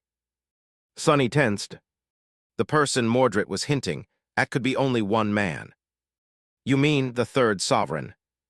Mordred smiled sharply. Indeed, the Dreamspawn knows my weakness very well. He knows a great deal of things. In fact, I am not sure if there is anything he does not know. His voice sounded a bit peculiar. If Sunny did not know Mordred better, he would have believed that the bastard was afraid. But naturally, that was impossible. So what does it have to do with you coming to the Palace of Imagination? Mordred shrugged. It's easy. My flaw has been safe here until now, but not anymore. He lingered for a few seconds, and then added with a chilling smile. Because the Dreamspawn is coming, and when he does, no one in the world, any world, will be safe anymore. Chapter 25, The Dreamspawn Cometh. A heavy silence settled in the tent bar, broken only by the muted rustle of the rain outside. The mention of the nebulous sovereign, Asterion, caused the chill of the night to feel colder, and the darkness in the corners of the bar to seem darker, even though both Sunny and Mordred had avoided mentioning his name. After all, those who knew of his existence all believed that the Dreamspawn could hear his name being spoken aloud, no matter where and when it was spoken. Even knowing about him could attract his attention. Sunny smiled crookedly. The Dreamspawn, oh my, what a scarecrow. He leaned back, relaxing on his plastic chair, and shrugged. I've been hearing scary stories about this man for decades now. But is he really that frightening? From what I could tell, his only claim to glory was joining your father in betraying Broken Sword.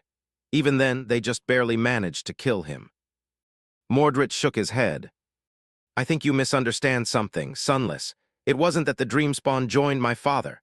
My dear father only dared to turn on Broken Sword because he had struck a deal with the Dreamspawn, which, albeit it pains me to admit, is not at all an indication of my father's weakness. Rather, Broken Sword was that much of a monster. He smiled pleasantly. I should know. After all, I was the price my father paid to ensure the Dreamspawn's support. And because of that, Broken Sword ended up dead despite all his dire power. He shrugged. You are quite a treacherous person yourself, Sunless, so you should know that the means one uses to achieve victory do not matter too much. The only thing that matters is who is left standing at the end of the battle. That is the only true measure of power. The Dreamspawn might have used cunning and treachery to kill Broken Sword, but he still killed him, which means that in the end he was a deadlier monster. Sunny could not argue that point. Still, he felt reluctant to agree. Sure, cunning and deviousness are a part of one's power. But what of it?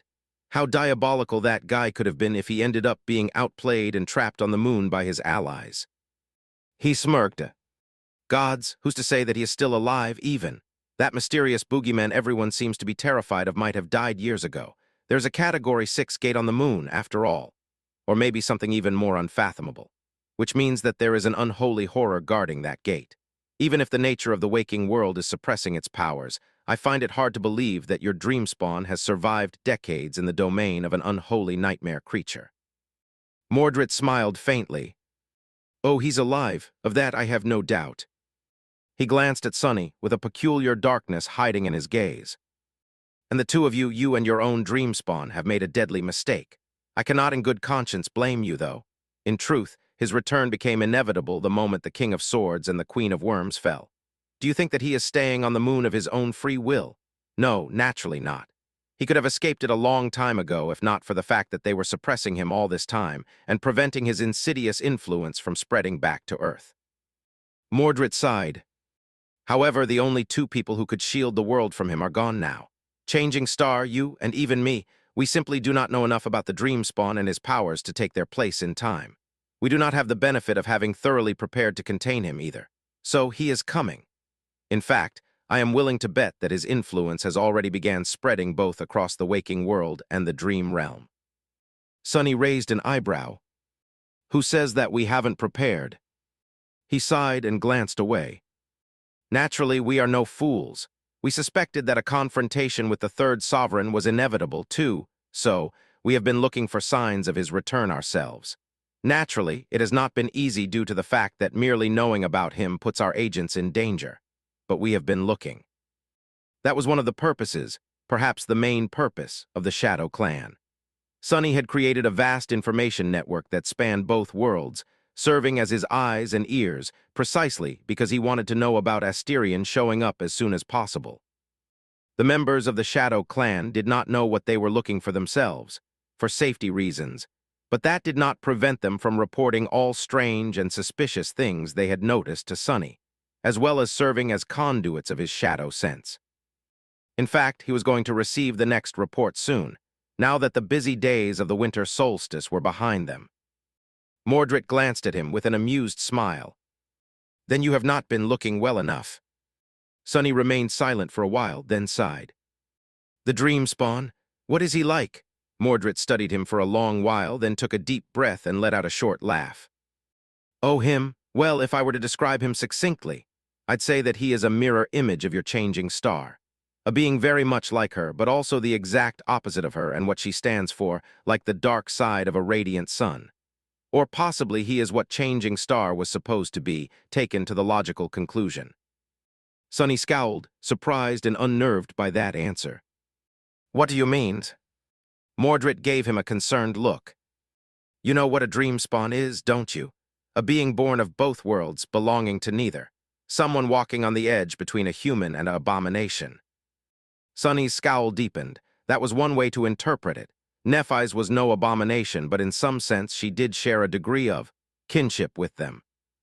That was the reason why she could absorb a portion of the soul fragments of the abominations who died to her flames, just like Awakened who killed other Awakened could. What of it? Mordred smiled darkly. Well, it seems to me that both of them have taken the burden of being a dream spawn to an extreme end. Changing Star denied the nightmare part of her so thoroughly as to become the very symbol of humanity, completely incorruptible. He glanced at Sunny and added in a lower tone. That man, however, the first and original dream spawn, did the opposite. He doesn't care about being human at all. In fact, I don't think he even considers himself a human. Instead, he has accepted the sea. Reacher part of him with open arms, and among all creatures, he is the most frightening one of all. He is the kind of creature who walks around wearing a human face. Sunny shivered. I think I am starting to understand how Mordred ended up being who he is. Chapter 25-26 Nightmare Spawn. Sunny glanced at Mordred in displeasure. Now, even he was starting to feel a little uneasy at the mention of Asterion. He was also a little stunned. The idea of a human who considered himself a spawn of nightmare had never crossed his mind. Even more disturbing was the fact that Asterion had an actual claim to such a title. Mordred chuckled. It is not that surprising if you think about it. What is a human, after all? There are some common traits we all share, like having 2 hands and 2 feet, being featherless bipeds. However, does a saint cease to be a human when they assume their transcendent form? Hardly. In truth, we also share more profound things, our way of thinking, culture, values, our birthplace. He sighed. But that man was born in a different world, and raised by people who had quite a peculiar culture and values. More than that, he was unique even among them, the first of his kind. The first human child born in the dream realm, the first dream spawn. He only encountered human civilization after becoming awakened. So it's not that hard to imagine that he would consider himself a stranger to our merry band. Oh, and I am using our figuratively. In truth, I feel somewhat like a stranger to mankind myself. Sonny offered him a half-hearted smile. So what you are telling me is that while Nephis is a dream spawn, that man is better described as a nightmare spawn. Mordred shrugged. A dream spawn, a nightmare spawn. Is there really a difference? In the world we live in, the two are one and the same. Sonny pursed his lips. There is a difference. Names have a power, you know. Regardless, I am more interested in something else. That man, whatever we call him, is he actually corrupted? Mordred hesitated for a while. I am not quite sure. These dream spawns are all paradoxical creatures, you know. I do not think that he is truly corrupted. I believe that he is still walking the path of ascension. However, who can tell? He might be a human who is walking the path of corruption, or a corrupted man who is walking the path of ascension. Or maybe there is no difference between the two for him at all. He grinned. If I knew that much about the dream spawn, I wouldn't be here, desperately trying to prepare for his return. I can tell you one thing, though. Mordred glanced at Sonny with a smile. Of all the people in both worlds, I am the one who knows the most about him. So, coming back to the question that provoked this unpleasant conversation, the reason neither you nor Changing Star can afford to kill me is that I am your best ally in the fight against the dream spawn. That soured Sonny's mood quite a lot. He was feverishly digesting the new information about Asterion. Sonny had known that the third sovereign would become a problem sooner or later. However, after hearing Mordred out, he was inclined to believe the bastard. The problem would arrive sooner rather than later, and the danger posed by Asterion was perhaps even greater than Sonny, Nephis, and Cassie had anticipated. Worse of all, no matter how much Sonny was revolted by the idea, he could not deny Mordred's last statement. They could not afford to exterminate their best source of information about Asterion, at least not just yet. Killing Mordred would be a mistake, despite how much of a loose cannon he was and all the terrible crimes he had committed. They could make him answer for those after Asterion had been dealt with, regardless. On top of that, Sonny was still not entirely comfortable with the idea of killing the other Mordred in cold blood just to get rid of this one. That guy was innocent, having done nothing wrong, nothing to justify an execution anyway. Sonny had killed plenty of people in his life, and was not above doing what had to be done in order to achieve his goals. But he was not entirely callous either, so he felt undecided on what to do with the other Mordred. And that, without a doubt, was another fact Mordred was counting on. That slippery bastard. Sonny glanced at the Prince of Nothing somberly. I might consider keeping you alive. However, you should think about giving me a taste of what you are offering to help me make the decision. What powers does Asterion possess? What is his aspect? What is his flaw? Why is he searching for divine lineages? And so on. Mordred laughed. So many questions. He lingered for a while, then spoke in a distant tone as if musing aloud. Let's not mention his ability to manipulate and compel living beings, as well as to know things that are not supposed to be known. That is his aspect, at least I suspect that it is, but not his nature. His nature, meanwhile. Mordred frowned faintly. The Dreamspawn bears the lineage of the most elusive of the gods, Heart God, the god of souls, as well as emotions, memory, growth, and hunger. So he wields an eerie power to consume and assimilate things. That is what makes him a monster. He is a chimera. Sonny blinked a few times. Wait, you don't mean that? Mordred nodded. Yes, it is not supposed to be possible, just like the existence of beings who are both divine and profane is not supposed to be possible. but the dreamspawn is capable of bearing several lineages at the same time. He inherited the lineage of heart god from his parents. He assimilated the lineage of war god from my blood. He received the lineage of beast god from Kai Song and plundered the lineage of storm god from Nightwalker. He chuckled. He kept Nephis of immortal flame alive because he needed her to grow up and awaken to steal the lineage of sun god.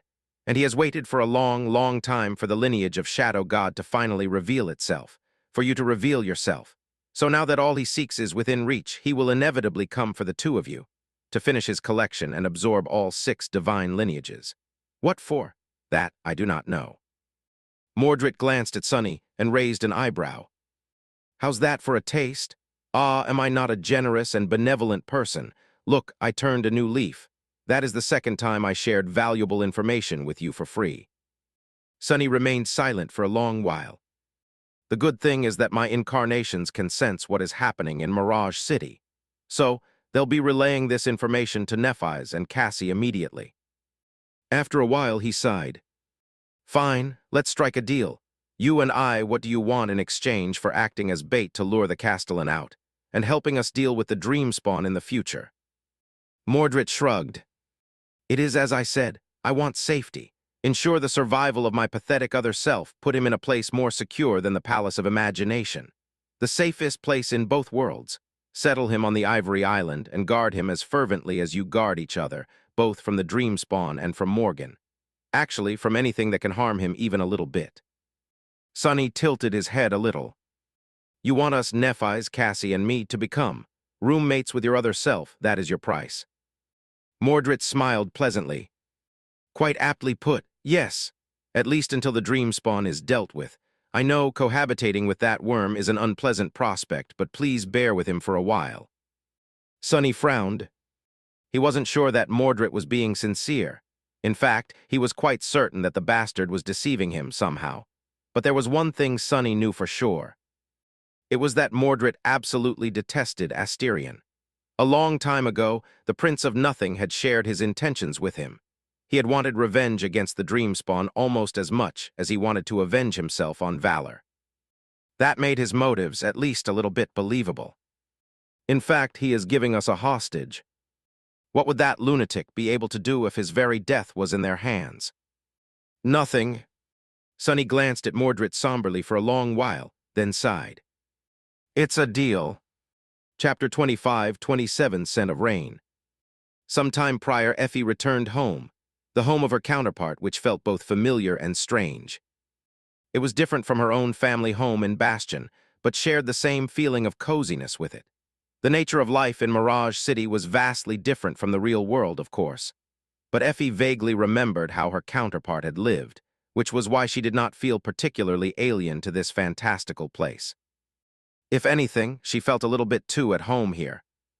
The people quietly following her in the shadows were troublesome. It was the people inside, however, who were the problem. Opening the door, Effie took off her coat and shook off the drops of water from her hair. By the time she was done with that, the sound of little feet drumming excitedly on the floor was already drawing near. Mommy. She put on a smile. Her children, her counterpart's children, were upon her a moment later. She crouched to hug them, burying her face in their soft hair. Mommy's home. Mama, it was raining a lot, Mama. The boy was a little older, while the little girl was still a toddler. He was boisterous, while she was shy. Both of them were full of the irresistible, innocent sweetness that only children possessed. Neither of them was real. Effie kept reminding herself of that fact, but it was of no use. Cold rationality was powerless in the face of blazing emotions, and it was especially powerless in the face of those fundamental feelings that lay at the foundation of human nature. Like the affection a mother felt for her children. Despite only knowing them for a few days, she did not W. And to let these kids go, she couldn't. Hey, you rascals, your mom had a very long day. Give me a minute to catch my breath. The kids reluctantly let go of her and took a couple of steps back. The girl glanced up at her with wide eyes, which suddenly started to water for no good reason. Oh, Mama, did you get an ouchie? Effie glanced down at herself. She had been in pretty bad shape after the car crash, but most of her bruises and contusions were out of view. There were a few scrapes on her arms and face, though, covered by adhesive bandage. She smiled and patted her daughter's head. Yes, but just a tiny one. Then she winked at the little girl. Mama is too awesome to get really hurt, Pumpkin. The boy clenched his fists. Our mom is the awesomest mom in the world. Of course she won't get hurt. Effie laughed. All right, settle down. Let's prepare you for bed. The kids protested in unison. No, I want ice cream first. I want to watch cartoons. She let out a theatrical sigh. No ice cream before bed. Where did this idea even come from? Cartoons are negotiable, though. Soon enough, Effie found herself on the sofa with two soft bodies pressed against her, hugging the kids gently as they watched a colorful cartoon with enthralled expressions. Look, it's Tailai. Go get them, Tailai. On the screen, a pair of precocious kids somehow got themselves into trouble with a band of clumsy bandits while trying to obtain ice cream from a magical ice cream stand. At the last moment, the owner of the stand, a pink dragon named Tailai, revealed herself to save the day. She dealt with the bandits, huffed and puffed until they ran away to surrender themselves to the police, and then treated the kids to waffle cones full of delicious ice cream. I want ice cream too. Tailai is the best. The name of this popular cartoon was, apparently, Talitha's Ice Cream. The titular Talitha, strangely enough, resembled a young awakened girl Effie had met in Bastion once or twice, one of the Shadow Clan members operating there in secret. Considering that everyone in Mirage City was based on reflections from outside the Great Mirror, that wasn't too peculiar. Effie did not know why that girl's reflection turned out to be a pink dragon, though. That was a mystery. I want ice cream, too. She smiled and hugged her kids tighter. Then her expression froze. What am I doing? These children were not hers. But even if they were, tonight she was going to say goodbye to them. Forever. Effie was going to leave and never return. She was going to face the Castellan and challenge it for control of the Palace of Imagination. If she lost, she would die. Detective Athena of the Mirage City Police Department would die, too, leaving these sweet kids to grow up without a mother. If she won, Mirage City would very likely cease to exist, and these innocent children would cease to exist with it. In any case, she would never see them again. There was suddenly a dull ache in Effie's chest. She remained motionless for a while, and then let out a quiet sigh. They're not real. Soon enough, the cartoon was over. She prepared the pair of children for bed and then lingered in their room, looking at them quietly. Mom, Dad said that you won't have to go to work for a while. Let's go to the zoo tomorrow. Let's go to the park. Let's go to the movies. Effie smiled gently. That sounds nice. The boy seemed way too excited to fall asleep any time soon. Let's go to the lake. Let's go to the toy store. Ooh, they are opening the castle soon. Let's go to the castle. Effie's smile dimmed a little. That sounds nice, too. Sometime later, she turned off the lamps and put on the night light for the children. Then, Effie made to leave. But at the last moment, a tiny hand caught her sleeve. Glancing down, she saw the little girl looking at her with pitiful eyes. Mama, don't go. Effie let out a small sigh. Kneeling in front of the girl's bed, she tucked her in and said softly, Mama has to go, Pumpkin. Sleep tight. When you open your eyes. She paused and remained silent for a while. Then she forced out a smile. Daddy will make you a delicious breakfast. He will take you to the zoo, to the park, and to the movies. He will even buy you ice cream. The girl's eyes glistened. What about you, Mama? Will Daddy buy ice cream for you, too? Effie chuckled. Why, of course. How can I leave them? She glanced at the little girl intently, as if wanting to etch her lovely image into her memory. If someone asked Effie to describe what she felt at that moment, she would not have been able to. But it was then that she finally understood what she was missing, what stood in her way on the path of ascension. Kai's greatest obstacle had been his lack of confidence, but Effie was different. What held her back the most was her inability to let go. The very reason she wanted to become stronger was to protect the things she cherished, but if she wanted to protect them, she had to let go. She had to learn how to leave them behind. How twisted. Patting the little girl on the head, Effie leaned down and whispered, "Mommy loves you very much."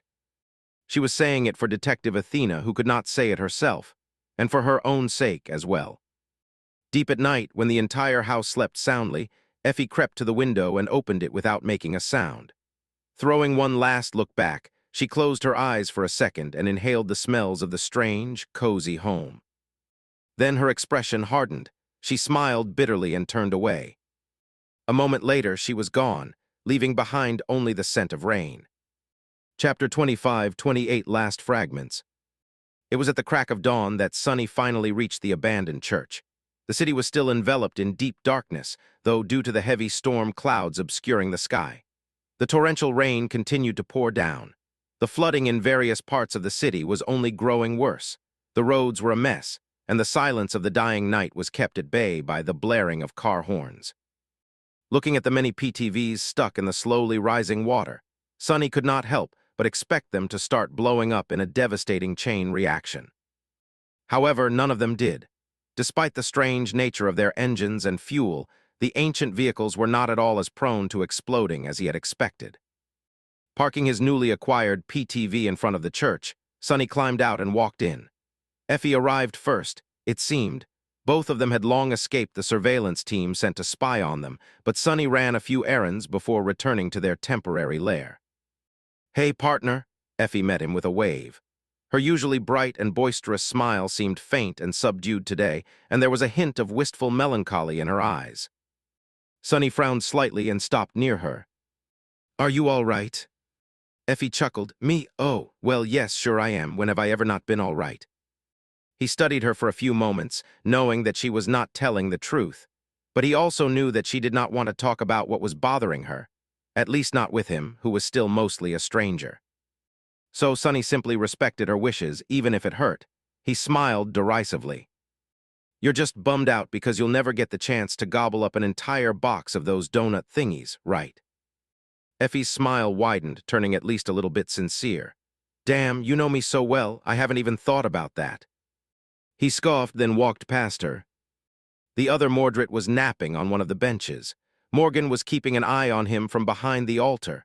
Saint was sitting apart from everyone, staring into the distance. Sunny contemplated for a few moments, then walked over to Morgan first. She briefly informed him about what they had learned from the other Mordred while he explained to her who was behind the attempts on their lives.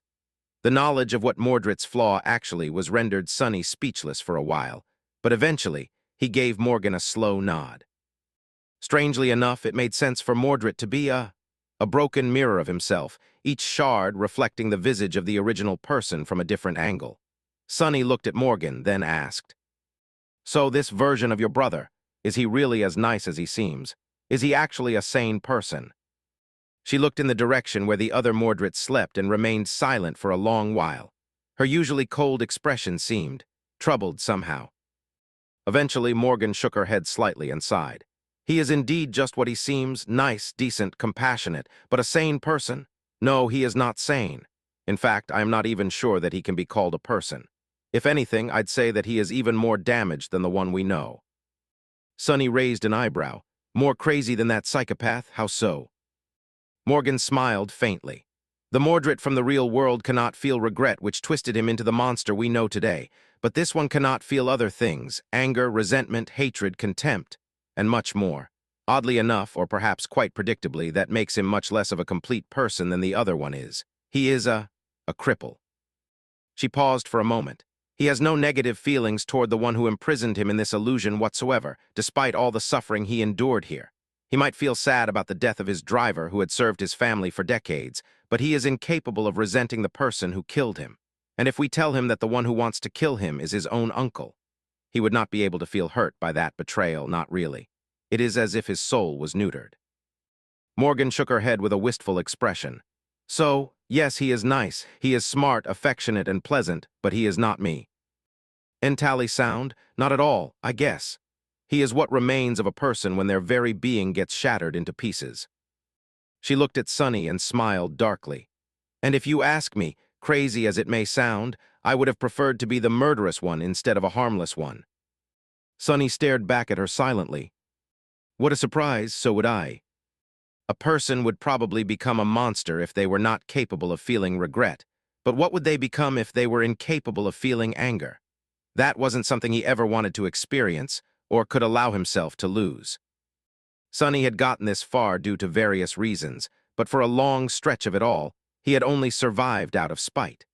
If his ability to feel the darker shades of human emotions was taken away from him, he would not have lived for long. He would not have been able to truly experience the brighter, stunning feelings humans felt either. It is a bit sad. No matter how sad it was, though, there was a different aspect of Mordred's flaw to consider. He looked quietly at the sleeping CEO of the Valor Group. According to Morgan, when one fragment of Mordred killed another, the destroyed fragment was absorbed. That was what the Mordred they knew had done to 5 of his mirror versions. And the other Mordred, despite all of it, was indeed harmless. That presented a potential way to remove the danger Mordred posed, without robbing humanity of one of its most fearsome scions.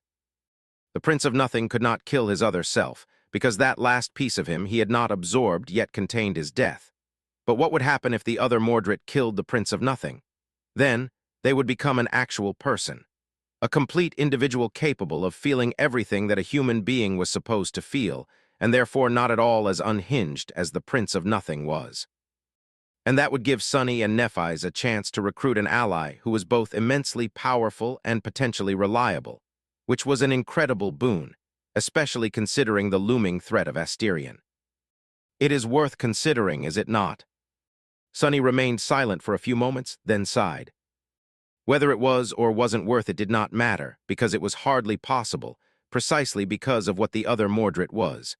He was indeed overly nice, kind, and compassionate, which meant that he would never kill his other self, no matter what the Prince of Nothing had done in the past.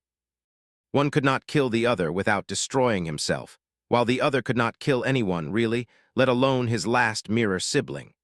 Therefore, Mordred was destined to remain fragmented forever. A flaw is a flaw, how gruesomely apt. Sonny sighed, then looked at Morgan and said in a neutral tone, "In any case, go wake him up. We should start preparing to depart. So get ready, everything will be decided today." When Morgan walked past him, Sonny inhaled deeply and looked at Saint. Now for the hardest part. He had to convince Dr. Saint to lend them a hand in the fight against the Castellan, somehow.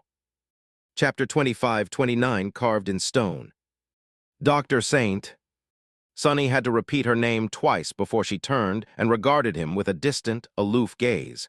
He hesitated for a few seconds, then sat down next to her. "I guess I have some good news and some bad news for you."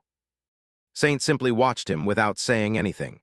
He could not read anything from her expression either, so, despite the fact that she looked quite like a human at the moment, he suddenly felt like he was talking to his familiar shadow.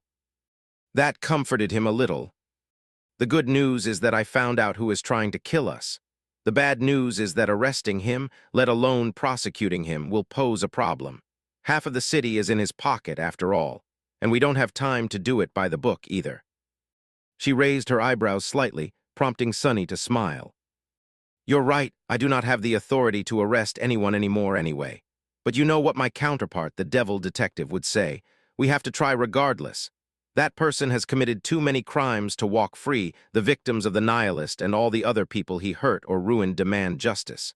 Me personally, though, I do not care about justice too much." He inhaled deeply. "However, I have my own reasons to want to deal with the mastermind behind all these deaths. Doing so will be my ticket home and yours, too, among other things. So I want to ask a favor from you. That guy will not go down without a fight. Please help me bring him down. I need you." Sonny chuckled. "Like always, it strikes me that I would not be alive if not for your silent presence over all these years. In fact, I would have died 10 times over. Hell, you even taught me how to properly wield a sword. And as a sign of gratitude, I dragged you on a series of increasingly macabre adventures through the depths of increasingly dread. All hells, sorry, Saint. You got a very troublesome, very needy liege." He remained silent for a while, looking down, then added, "In any case, I doubt that we will have a conversation like this after escaping the palace of imagination. So, using this chance, I just wanted to say, thank you, Saint, for everything. Even if I somehow managed to find a way to survive without you, it would not have been half as fun. She studied him for a long while without saying anything, then looked away. After a long stretch of silence, Saint let out a quiet sigh and asked, "So in that supposedly real world, did you mention that I serve you? I am a servant." Sunny coughed. "Well, no, not exactly. I'm the Lord of Shadows, and you are one of my shadows, the very first shadow I created, actually. It is the nature of a shadow to be cast by someone, and in your case, I guess you are cast by me. You are not a servant, though, more of a champion, a companion, and the general of my legion." He looked at the beautiful windows of the church and smiled. "We met on the streets of the dark city, where you killed a couple of abominations of a higher rank and class than you, all alone.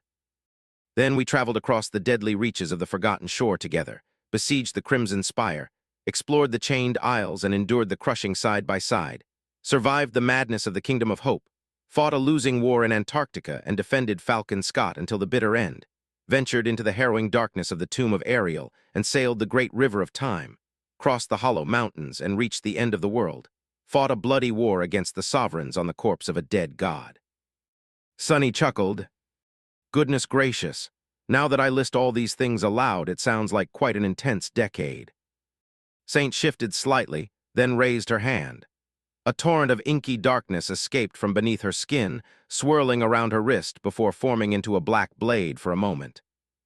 "I don't recall." Sunny sighed. He still did not know why Saint seemed to be incapable of remembering who she was. It was funny, but despite being the Lord of Shadows, he did not know a lot about the nature of his shadows. He did not really know how they thought, how they felt, what motivated them, what their goals and desires were, or if they even had any. He had only ever caught small glimpses of how they existed while augmenting them. Sunny knew, for example, that Saint vaguely remembered her original self. However, those memories were distant and obscure, like a half-forgotten dream. Perhaps that was a mercy. After all, what would become of Saint if she could remember her previous life? That life contained thousands of years of corruption, after all. Remembering it would not only be a torment, but could very well drive her insane, or worse still, infect her with the seeds of nightmare all over again. Maybe that was why she could not remember herself here, in Mirage City. Or maybe it was because Saint was quite like Mordred, a semblance of a person but not really a complete being.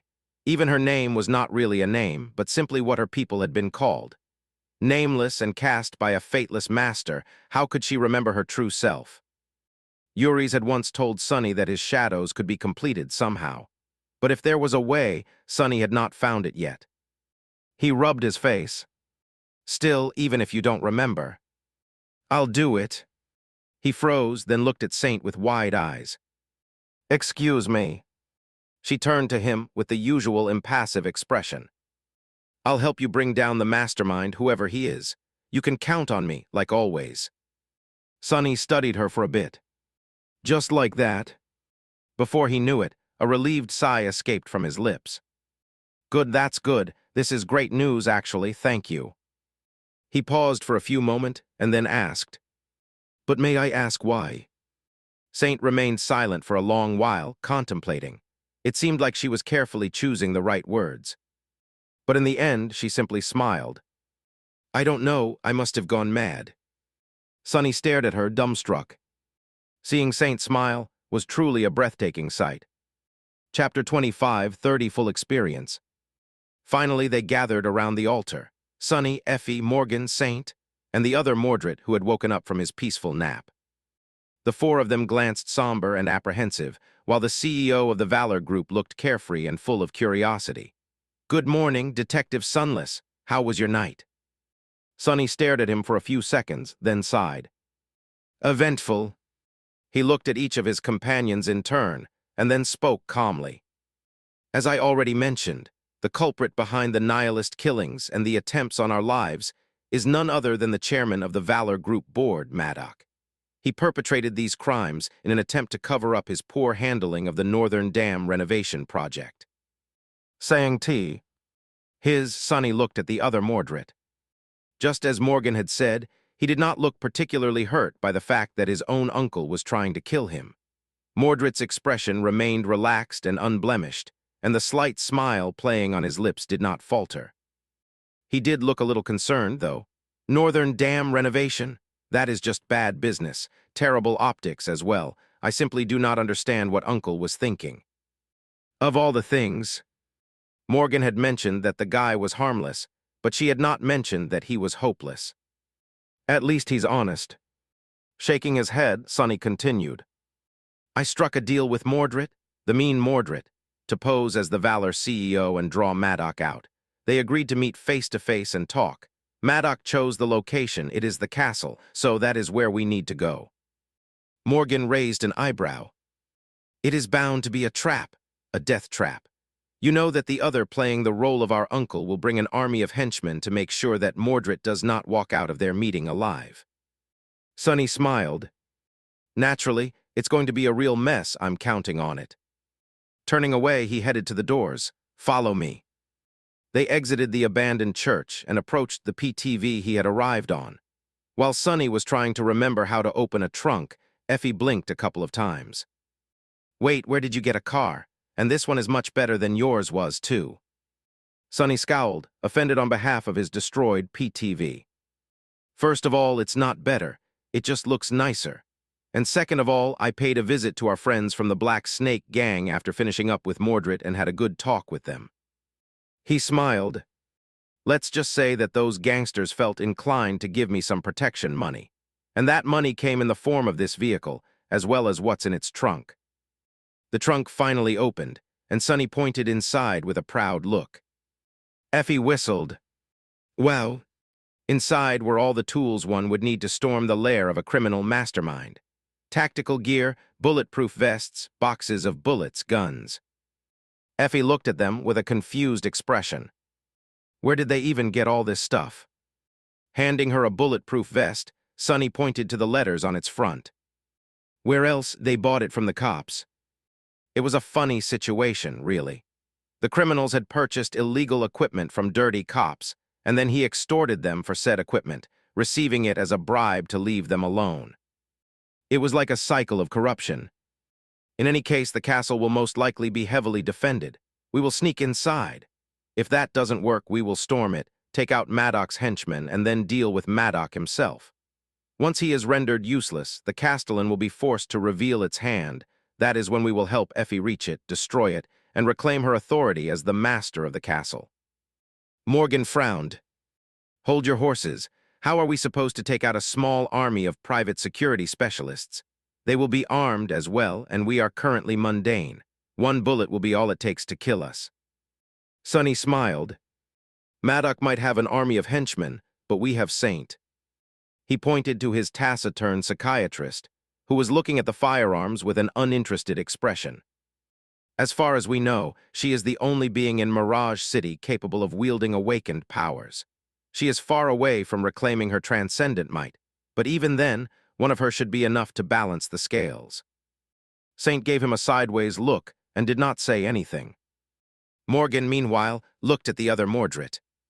What about him? Where are we going to stash him? Sonny shook his head. Nowhere in Mirage City is safe. Not only because the Castellan is now hunting him down in an attempt to make your fratricide fantasy come true, but also because the northern dam is compromised. There is no telling when it will collapse and what the result will be. He offered the other Mordred a dark smile. So, we'll be taking him with us. Naturally, Mr. Mordred here is not exactly a seasoned fighter. Sonny turned to Morgan. So, it is going to be your job to keep him safe. She blinked a couple of times. Mine, why me? Have you forgotten why I? She did not say the rest, but he understood. Morgan had come to the Palace of Imagination to kill the other Mordred, so she was understandably surprised that Sonny was entrusting her brother's safety to her. But it was the very fact that she seemed reluctant to admit her goal in front of the other Mordred that affirmed his decision. He shrugged. Because his survival is paramount, and after Saint, you are the strongest among us due to your flaw, plus, you are his sister. He'll be more comfortable with you and less likely to do something foolish. Morgan looked at him in displeasure for a while, then scoffed and looked away. Don't regret your decision later, Lord Shadow. Sonny looked at her and grinned. Hey, don't pout, isn't it fun? The last time you were defending the castle from Mordred. Now you'll be the one besieging it with him. It's like the full experience. Morgan pierced him with a scathing gaze. I do not pout. Her voice sounded cold enough to freeze the falling rain. Sonny cleared his throat. Well, in any case, arm yourselves and get into the PTV. He looked up and inhaled the alien air of Mirage City with a full chest. What would the devil detective say? Sonny smiled darkly. It is time to dish out some justice. Chapter 25, 31 Cast Off. The PTV stopped near a private dock hidden from view by a small park. Sonny turned off the engine and glanced at his companions, feeling an odd mixture of excitement and fatigue. Truth be told, he was quite tired. Sonny did not quite remember when he slept the last time, and while this would not have been a problem in usual circumstances, he was a mundane person at the moment. His eyelids were heavy, and his head felt like it was cast from lead, but at the same time he was full of restless, frenetic energy. Ah, I miss being a demigod. Let's go. They exited the vehicle and descended to a wooden pier that extended a small distance into the restless waters of the Mirror Lake. There, a beautiful wooden sailboat waited for them, ready to set sail. Well, figuratively speaking, the weather was not conducive to raising sails, but the boat was outfitted with an electric motor as well. It was the other Mordred's luxury yacht, or rather one of his luxurious yachts. Of course. A tall figure was waiting for them at the edge of the pier, hidden by the curtain of rain. With his long tattered coat, pale face, and emotionless expression, Mordred looked like Karen, the ferryman of the underworld. The lake stretched behind him, and far in the distance, the magnificent silhouette of the great castle rose from the surging waves like a mirage. Mordred looked at them silently. His eerie mirror-like eyes lingered for a few moments on his other incarnation, and then the empty, cold void of his true self disappeared behind a pleasant smile. Well, this certainly brings back memories. Morgan, dear sister, we really should stop meeting like this. Still smiling, he looked back at the distant walls of the castle. Granted, slowly crushing your spirit in those ruins was quite an amusing pastime. Splendid to see you as well, Saint Athena. You are a sight for sore eyes, as always. It takes a really special person to stay alive after being maimed, mangled, and killed by me so many times. Allow me to extend my admiration. Effie looked at him for a few moments, then smiled. Oh, how about I extend my foot all the way up your ass instead? Sonny winced. Her words were somewhat crude, but she wasn't wrong. Looking at Mordred darkly, he said, Are you sure you want to make us angry at this point? Or do you think that I don't have another cursed abomination stashed somewhere to drop on your deranged head? Sonny scoffed. In fact, I have 5, 2 beasts, 2 devils, and a tyrant, so mind your manners. Of course, he was talking about the cursed ones imprisoned in the death game and the terrifying dollhouse. Unleashing them upon the world was not something he would do, of course, but the bastard did not have to know that. Mordred's smile turned a little forced. Apologies, please come aboard, there is no time to waste. They followed him onto the yacht. Sonny noticed that Morgan's hands twitched a little when she was walking past Mordred. Luckily, she did not pull her black leather gloves off, so it seemed that they would be able to maintain peace at least for now. The other Mordred could not pull his eyes away from his mirror copy. There was a faint, foolish smile on his face, as if he had met someone precious after a long separation. Mordred himself, however, did not even look his way, acting like his other part did not even exist. Standing side by side, they were utterly the same. The clothes were different, and one was much more ragged than the other, but the similarity between them was so complete that it seemed odd. They looked more alike than identical twins. They were simply flawless copies of each other. Nevertheless, it was impossible to confuse them. Or so Sonny thought, until the 2 shards of Mordred disappeared into the cabin and returned wearing each other's clothes. The other Mordred, the pampered CEO of the Valor Group, was now wearing rags under a tattered raincoat. Mordred himself, meanwhile, was wearing a chic Viridian suit with tasteful golden accents. He had styled his hair and changed his posture, appearing less imposing and more subdued. Then Mordred took a deep breath and plastered a faint, foolish smile on his face. Everything about him suddenly changed, as if he was reborn, his poise, his presence, his gaze. A few moments later, Sonny was not at all confident in his ability to differentiate between the 2 Mordreds. Ties might be a problem. Mordred looked at him innocently and coughed. So, Detective Sunless, should we cast off? Sonny stared at him for a while, then nodded slowly. Sure, let's do that. The boat was tied to the pier by a rope. Effie was the one who untied it and then jumped aboard, almost slipping on the wet deck. Sonny helped her regain balance and looked at the hazy silhouette of Mirage City, which was slowly drifting away. After remaining silent for a few moments, he sighed. I feel like we won't be coming ashore after arriving at the castle.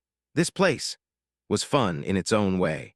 I never thought I'd ever witness how people lived before the dark times, before the resource starvation, the wars, the natural disasters, and the nightmare spell, in a world of peace, prosperity, and promise.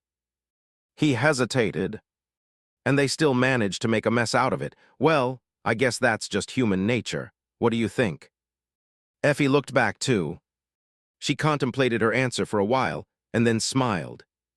This place has chocolate milk and donuts. I'm going to miss it. Sonny sighed. And cultivation dramas, those are great as well. Effie chuckled, then unholstered her revolver and opened the drum, sliding the rounds into it one after another. You know, she loaded the last round and snapped the revolver shut. If we defeat the Castellan and regain control of this component of Bastion, we might be able to fashion the Palace of Imagination into whatever we want. Effie looked at Sonny and grinned. We can even make that cultivation stuff you mentioned come true. Just imagine. You, me, Nephis, Cassie, Kai, and Jet taking a vacation here, building the most awesome of cultivation sects. Sonny rolled his eyes. I'm pretty sure that we'll find a more useful way of controlling the Palace of Imagination. He remained silent for a while, feeling the boat accelerating beneath them, and then added, but if we do build an awesome cultivation sect, it has to be located on a mountain. An awesome mountain covered in cherry blossoms, with caves and deep pools of natural chi. The sailboat cut across the lake, coming closer and closer to the towering castle, the beautiful, ruined heart of Mirage City. Chapter 25-32, Mirage Castle Museum. Just like in True Bastion, the great castle of Mirage City stood atop a mountain that rose from the lake. It was both similar and different, immense, but not nearly as immense as the real one, seemingly built with human hands. The ancient fortress was in a state of disrepair, but there were signs of restoration works here and there, as well as scaffolds and heavy machinery. There were banners placed along the winding path leading to the great gates, as well. Mirage Castle Museum, grand opening soon. The level of water in the lake had risen, though, so the lower docks were entirely submerged. So was a long portion of the stone steps, as well as several construction machines that had not been moved higher up the slope of the mountain in time. There was still quite a way to go from the higher pier, though, and the gates were firmly shut. Sonny, Effie, and Saint hid behind the cabin of the yacht, while Morgan and the other Mordred retreated inside. Only the real Mordred remained on the deck, guiding the boat to a pontoon pier. There was movement on the walls of the castle as it approached, and Sonny noticed human figures keeping watch on the lake. Those were Maddox's henchmen, no doubt, each armed with firearms that were supposed to be illegal in Mirage City. Jumping to the pier and tying the yacht to it, Mordred whistled a carefree melody. He did, however, say quietly while his back was turned to the castle, "What exactly am I supposed to accomplish here?" Sonny responded a few moments later, his voice barely audible through the rustling of rain. "Get Maddox to come meet you personally. If that does not work, at least make them open the gates. We'll take it from there." Mordred smiled. "What will stop them from shooting me dead as soon as I show my face?" Sonny shrugged. "I don't know, figure something out. If you do get shot in the face, though, they'll have to open the gate to retrieve your body. So that works too." Mordred sighed. "You know, Sunless, you are not a very nice person, are you?" Sonny smiled nicely. "Hey, at least I am a person." Finishing up with the knot, Mordred opened an expensive umbrella and walked up the stone steps. In less than a minute, powerful spotlights turned to illuminate his tall figure, and he raised a hand to shield his eyes from the light. Sonny shifted slightly and said evenly, addressing Effie and Saint, "Get ready." Out there in front of them, a small distance up the slope, Mordred lowered the umbrella to reveal his face. He had donned the mask of his nicer twin again, so his expression was calm and good-natured. "Uncle RY. Oh, there." The people on the wall were all looking at him, holding guns in their hands. Then there was more movement, and a new figure revealed itself above the gates. How peculiar. Sonny had not seen Maddox since his death in the Battle of the Black Skull. Everything had happened so suddenly back then, and even Whispering Blade, one of the greatest champions of the sword domain, fell victim to the great horrors escaping the towering nightmare gates in the mayhem. The sword domain itself was gone now, so it was peculiar to see Maddox alive and well, even knowing that he was merely a reflection of the real Whispering Blade. Standing above the gates of the castle, wearing a fashionable business suit and a black coat, Maddox looked down at Mordred chillingly. His tie was held in place by a silver pin, and there was a black umbrella protecting him from the rain. He was not holding it himself, though. Instead, a servile minion was doing it for him. With his harsh features and a heavy gaze, Maddox looked the part. He was undeniably the villain of this story. Poor Whispering Blade. The real man had never betrayed his brother or his niece, but his reflection was as corrupt and treacherous as they came. Dear nephew, you are as gullible as ever. I've warned you numerous times to fix that naive personality of yours, haven't I? Although I guess it is too late now. He had to raise his voice to be heard, but even then, Sonny only caught bits and pieces of what Maddox said in his commanding, authoritative voice. He did hear what Mordred said in response, though. Oh, I am terribly sorry, Uncle. I can't quite make out what you are saying. Why don't you come down so that we can discuss the issues having to do with Valor construction properly? Maddox sighed. The fact that you think that talking can resolve anything at this point just proves what I knew all along, that you are not fit to head the Valor group. Don't blame me, nephew. You brought this on yourself. Turning his head, he said something quietly to his people, and one of them raised his gun. Mordred flinched. Wait. When Maddox looked back, he smiled. Are you sure you want to shoot me, Uncle? A bullet wound is not simple to cover up. Surely, drowning me in the lake would make things much easier for you. When they fish my body out of the water, the coroner will just conclude that I had an unfortunate boating accident. His logic was hard to deny, and it meant that Maddox's people would have to come down the wall and open the gate to capture him. Good. However, Maddox simply smiled darkly. Who says that there will be a body to find? What a fool you are. Goodbye, nephew, kill him. Mordred's eyes widened. In the next moment, there was a deafening sound of a gunshot, and the henchman aiming at Mordred plummeted from the wall, leaving a trail of blood behind. Got him it. Sonny found himself pressing his hands against his ringing ears. Beside him, Effie lowered her revolver with a satisfied expression. Wow, I was aiming for Maddox, but this works too. It was indeed a good shot, but it had been so damn loud. What are you waiting for? Move. Up on the wall, Maddox had already disappeared from view. Mordred dove into the bushes beside the stone path. The henchmen were already opening fire on the yacht. Sonny gritted his teeth and began moving. Chapter 25, 33 Firefight. Splinters of wood exploded into the air as bullets hit the yacht. Sonny bent low and peeked from behind the cabin, raising his arm to take aim. The figures of Maddox's henchmen on the tall wall of the castle were barely visible behind the curtain of rain. The distance was substantial as well, and they were in an elevated position to boot. Still, he was the Lord of Shadows, someone who could hit a target with a javelin made of pure darkness from dozens of kilometers away. Surely a trifling revolver. Bang! Oh. His bullet did hit someone, however. Sonny failed to make the next shot and dove back behind cover, cursing under his breath. The mechanism of the archaic firearm was exceedingly simple, and the double-action trigger was easy to pull without making the barrel wobble. However, the strange thing kicked like a mule. Sonny had never fired a gun before, let alone one from a distant past, so he did not expect the recoil to be so severe. Bang. Effie held her own gun firmly with both hands, crouching low. She seemed to have hit someone as well, then hurriedly reeled to the side. A moment later, the roof of the cabin near her head exploded into splinters, making her wince. Damn, there's really an army of them out there. Sonny smiled crookedly as he wiped the drops of rain from his face. We have a secret weapon, though. We just need to get a little closer to deploy it. He glanced at Saint, who was pressing herself into the wall of the cabin near him with a deceptively indifferent expression on her exquisite. Telly beautiful face. She was plugging her ears, though, seemingly unhappy due to the deafening noise of the firefight. At that moment, there was a bright flash, and a deafening thunderclap tore apart the sky. A blinding bolt of lightning connected the tallest tower of the castle to the dark veil of storm clouds ahead, and arcs of electricity danced on its spire for a few seconds. "Cover me." Sonny leaned sideways and raised his revolver again. This time, he had learned his lesson and compensated for the recoil, firing the gun 4 times in rapid succession. The first 2 bullets hit the parapet of the battlements, but the third and the fourth found their mark, hitting a vague figure of a henchman in the chest and the shoulder.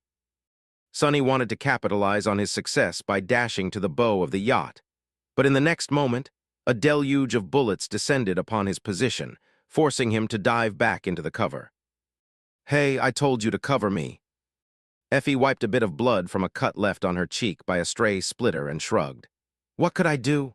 They started shooting the moment a tip of my ear showed from behind the cabin, and they know how to shoot, too." Sonny gritted his teeth. Damnation.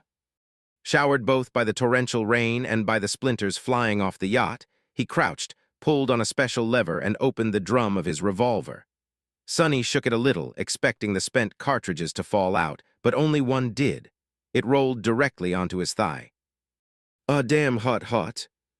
Sending the scalding cartridge flying with a hurried swipe, he huffed in annoyance and pushed on the ejection rod. The remaining shells, as well as 1 unused round, scattered on the deck, and Sonny pulled 6 more out of his pocket. Sliding them into the drum one after another, he grimaced. "Seems like we are pinned down here pretty badly." Effie was reloading her gun as well. "Yeah." Sonny flinched when a bullet ricocheted from a mast and zipped past his head. "And the gate is still closed." Effie glanced at him. "True." Sonny frowned. "And this boat is going to sink from all the holes those bastards are making in it before we make it to the shore." Effie made a face. "Sounds about right." He sighed. "I don't know about you, but I hate being thrown into water. It happens to me way too often. No, really, I've been thrown into water a weird amount of times, and I hated every single one." Effie smiled. "So, partner, what are we going to do about it?" Sonny grinned. "Easy, don't shoot the henchmen, shoot the spotlights." He prepared to follow his own advice. "I'll take the ones on the right, you take the ones on the left. Ready? 1, 2, light them up." They dove out of cover at the same time, aiming their guns rapidly. Their shots rang almost simultaneously, and 2 of the spotlights installed on the wall of the castle exploded into a rain of glass shards and sparks. A moment later, 2 more were destroyed, plunging the approach to the castle into a dim darkness. "This should be enough." Looking at the bottom of the wall, Sonny smiled darkly. "I guess he is still alive after all." Out there, under the guise of darkness, a figure in a stylish suit dashed from behind an abandoned construction machine toward the wall. As Sonny and Effie fired a few more shots in the direction of the henchmen, Mordred reached the ancient stones of the castle wall unseen and grabbed onto them, climbing with surprising agility. It looked both eerie and almost impossible for a human to scale a wet, vertical wall with such ease. Nevertheless, in less than a minute, completely unnoticed, Mordred reached the battlements and slid over the parapet without making a sound. "Get ready to move." A few seconds later, there was a lull in the rain of bullets pelting the yacht. Sonny dashed forward, followed by Effie and Saint. They could not see what was happening on the battlements above the gate from the stone steps, but could hear screams and sporadic gunshots. A body fell down, splattering on the stone plates and growing motionless. The henchmen further down the length of the wall were still aiming at them, though. Just a few seconds after Sonny, Effie, and Saint jumped ashore, the first bullet whistled past them. "Faster!" They made a mad dash up the steps, eventually finding cover behind a colossal construction machine just a few dozen meters away from the gate. By then, the henchmen had concentrated fire on them once again, making it almost impossible to move. But it did not matter anymore. Catching his breath, Sonny calmly reloaded his gun and glanced at Saint. A dark smile appeared on his face. "Dr. Saint, if you will, it's time for your entrance." Chapter 25, 34 Enter Saint. With the spotlights gone, Mordred had been able to scale the wall and attack the mercenaries hired by Maddock on the battlements. That, in turn, allowed Sunny, Effie, and Saint to advance up the slope and get close to the towering wooden gates of the castle. Sunny believed that Saint was the most powerful being in Mirage City at the moment. However, that did not make her immortal. According to his observations, she was currently at the level of power that Awakened possessed, and Awakened were still vulnerable to conventional weapons like guns. It was harder to kill them with bullets than mundane people, but not impossible. So he could not in good conscience command Saint to storm the gates from the pier. Now, however, all that separated them from the gates was a few dozen meters of open ground, a deadly expanse for him and Effie, but not for Saint. Hearing his words, she took a deep breath and then nodded slowly. The bullets were hitting the construction machine they were hiding behind with loud metallic ringing.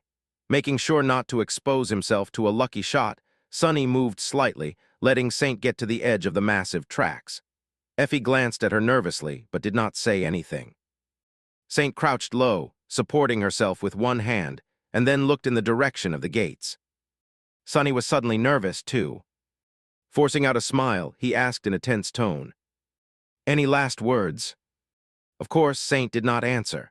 Instead, she pushed herself off the ground, leaving the cover and shooting toward the gates of the castle with stunning speed.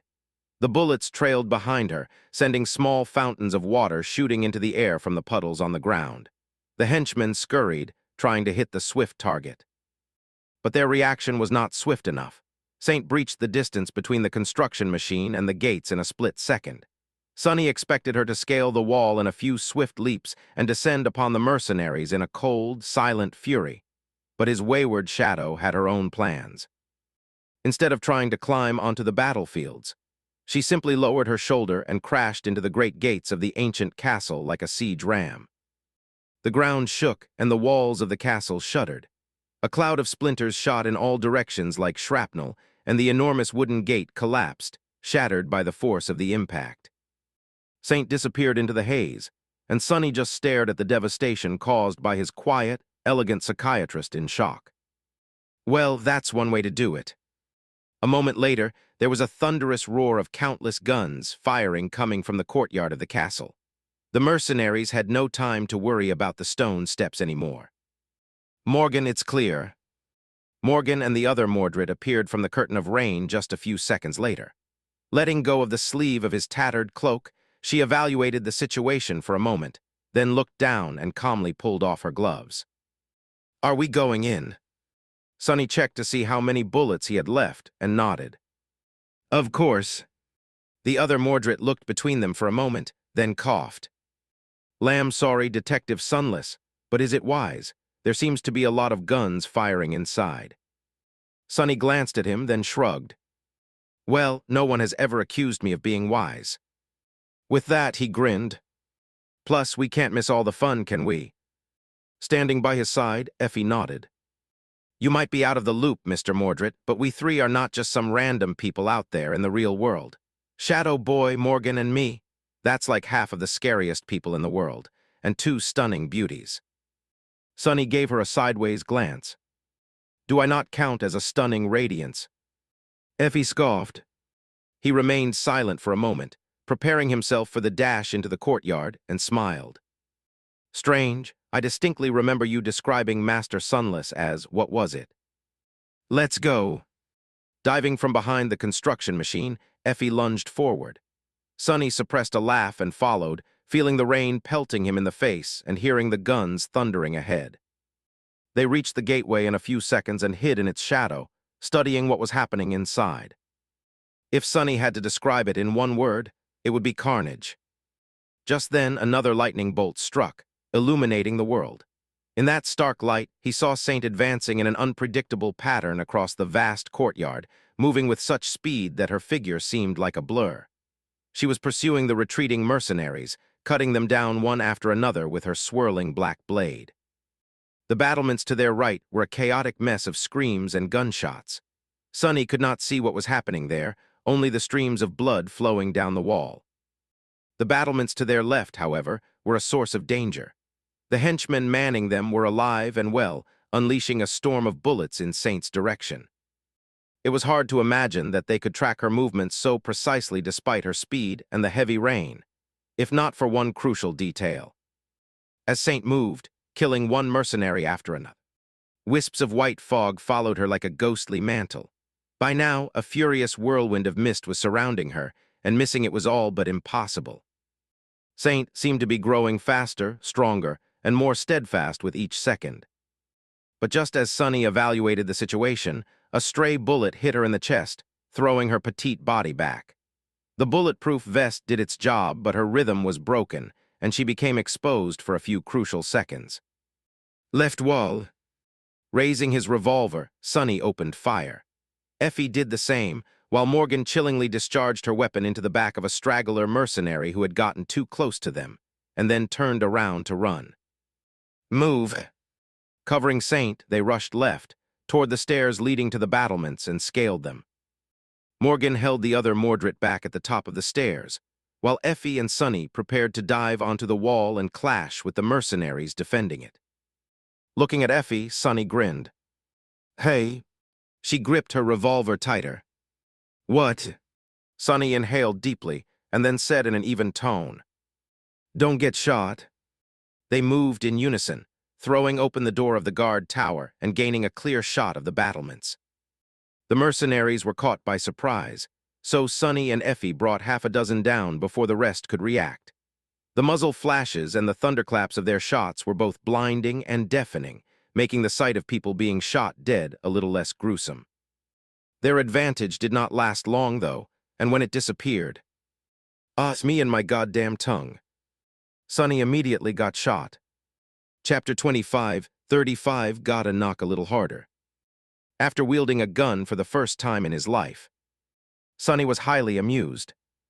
Wow, what a refined and lofty experience. He had already shot half a dozen enemies dead, and he wasn't even out of breath. All he needed to do in order to kill someone was point the gun in their general direction and pull the trigger. Sure, there was a lot of noise, some recoil, and he had to run around and crouch from time to time, but overall, Sunny had not broken a sweat yet. It was in such stark contrast with how he usually fought battles. Out there in the real world, Awakened almost always engaged their enemies in melee. It was an intense, demanding process that put a dire strain on the entire body. Every blow reverberated in their very bones, and every clash left them feeling bruised and battered even if they had not sustained any injuries. It was utterly exhausting. Even ranged weapons such as bows, slings, and javelins required one to exert themselves until their muscles were on the verge of tearing. Compared to that, using a gun was like a leisurely walk in the park. So, Sunny was slowly developing a very positive opinion of this quaint weapon. That was until he got shot in the chest, of course. Oh, oof. Before Sunny knew it, he was thrown back. The air had been pushed out of his lungs, and his entire body went numb for a few seconds. The pain of the impact had not arrived yet, but he could already tell how much it was going to hurt all too soon. The bulletproof vest seemed to have caught the bullet, and yet. Sunny felt like he was back in Antarctica, being kicked by Goliath all over again. Damn it. He staggered back into the guard tower and almost rolled down the stairs. He would have, if not for the fact that Morgan caught him calmly by the collar. Her fingers sliced through the fabric of his jacket and left shallow cuts on his skin, but it was better than breaking his neck on the stone steps. The other Mordred hurriedly pulled Sunny back to the landing. Detective Sunless, are you all right? Sunny gave him a pained look and finally managed to push some air into his lungs. His entire chest felt like one big bruise, and his ribs were pulsing with pain. He missed bone weave. All right is a strong word, I'm some right. Late guns. Looking at his own revolver in utter disgust, Sunny suppressed a pained groan. What a barbaric, vulgar weapon it was. Truly something that only shameless people would use, talentless hacks who lacked taste and discernment, let alone the training and dedication needed to wield more deserving weapons. Cursing under his breath, Sunny leaned into the doorframe of the guard tower, hurriedly discharged his remaining rounds into one of the mercenaries, and ducked back. Effie retreated into the protection of the tower at the same time, breathing heavily as she pressed herself into the cold stones. A rain of bullets hit the opposite wall a split second later, showering them in stone dust. There's really a lot of them there. Sonny cursed again while reloading his gun. They tried to open fire once more, but had to retreat behind cover almost instantly. The narrow entrance to the battlements was a natural bottleneck that made for a deadly firing range, with how many henchmen there were on the castle wall, advancing foo. Arthur seemed like an impossible task. There was a silver lining to their difficult situation, though. As long as the mercenaries were concentrating their fire on Sonny and Effie, they were not shooting Saint. I think we need a plan. Effie glanced at him, then at the doorframe of the guard tower. Then she holstered her revolver and grinned. One plan coming right up. Sonny raised his eyebrows. What are you? Before he could finish the sentence, Effie left her cover and stepped into the open. A bullet grazed her forearm, but she ignored it and grabbed the handle of the door they had thrown open a little earlier, then slammed it shut. Then, still holding the handle, Effie took half a step back and slammed her shoulder into the heavy wooden door, taking it clean off its hinges. As Sonny's eyes widened, both Effie and the door continued moving, flying into the open. Before the door fell, however, Effie grabbed its side with her other hand and held its massive weight in front of her. It was as if she was holding an oversized tower shield, using it to repel the barrage of bullets. Doing, you lunatic. Using the momentum to propel herself, Effie dashed forward. He could see her muscles straining to bear the weight of the heavy wooden door, but even though it was being pummeled by a barrage of bullets, Effie did not drop it. Neither did she slow down. A few moments later, Effie crashed into the mercenaries like a bowling ball, sending several of them flying off the tall wall into the courtyard. A few more were either thrown to the ground or incapacitated, with too many broken bones between them all to count. Finally losing balance, Effie dropped the door and fell down as well. Devoid of her improvised tower shield and sprawled on top of it, she was a perfect target for the remaining mercenaries. However, none of Maddox's henchmen received a chance to shoot her while she was down. Because Sonny had not been just watching Effie's mad dash with an open mouth. Almost immediately after she dashed out of the guard tower, he followed. Now, jumping over her, he found himself standing between the remaining mercenaries. They were in the process of raising their guns to aim at him, but to Sonny, it seemed like they were moving in slow motion. He grinned. Let me impart some culture to you, savages. Pulling his knife out of a hidden sheath on the small of his back, he held it in his left hand while the revolver was in his right. Then, Sonny raised his gun and shot the first of the mercenaries in the face. Let me teach you the real meaning of savagery as well. Chapter 25, 36 Savage Future. Dodging a bullet was impossible, well, for a mundane human at least. However, dodging a gunshot was not that hard. After all, the shooter had to raise their arm, take aim, and squeeze the trigger. The hammer had to strike, and the gunpowder had to explode, propelling the bullet forward. All of that took time. At long distance, there was still little one could do to avoid being shot despite having ample time to react. Things were different in close quarters, though, especially if a fighter was well trained. And there was hardly a more trained fighter than Sonny in all of Mirage City. Even lacking the ability to sense shadows and use shadow dance, he still possessed a profound knowledge of countless battle styles and a keen understanding of the fundamental laws of combat, not to mention a morbidly rich battle experience. So now that Sonny was among the mercenaries, they were already doomed. He shot the first one in the face, then moved to escape the line of fire of the second one. A deafening gunshot rang out, but the bullet whistled past him. A moment later, Sonny kicked a henchman in the chest, sending him plummeting off the battlement. Taking a swift step forward, he used the mercenary whose bullet he had dodged to shield himself from the guns of two more. They lingered for a split second, hesitant to shoot their own comrade, and he used that split second to plunge his knife into his neck. By then, someone else was already aiming at him. Pushing the body of the mercenary at his two friends to slow them down a little, Sonny leaned back to avoid another bullet, then leaped forward. His knife hissed, slicing the shooter's wrist and forcing the henchman to drop his gun. At the same time, Sonny's revolver barked twice, and the backs of the heads of the two mercenaries who were staggering because of the thrown body exploded into a bloody haze. Let's dance. Sonny grinned wickedly. Wielding a gun and a knife, he tore through the remaining mercenaries like a somber reaper. The battlements were relatively narrow, and their numbers were of little use when the enemy was that close. On the contrary, they were a hindrance, since those closer to him prevented those further behind from firing. The mercenaries were better equipped and far better trained than the members of the Black Snack. Gang, but they were just as powerless to stop his swift and cold-blooded advance. Blood spilled on the cold stones, mixing with rainwater. Effie joined him halfway into the slaughter, while Morgan covered them both with several well-placed shots from the safety of the guard tower. By the time Sonny discharged his sixth and last round, there was a pile of bleeding bodies on the battlements, as well as under the wall in the courtyard below. The remaining henchmen fled, retreating into the main keep. Making sure that nobody was moving, Sonny exhaled slowly and leaned on the parapet to try to catch his breath. This one skirmish seemed to drain him considerably. I have mundane stamina now. Ah, what a pitiful existence. All he had done in the past few days was avoid sleep altogether.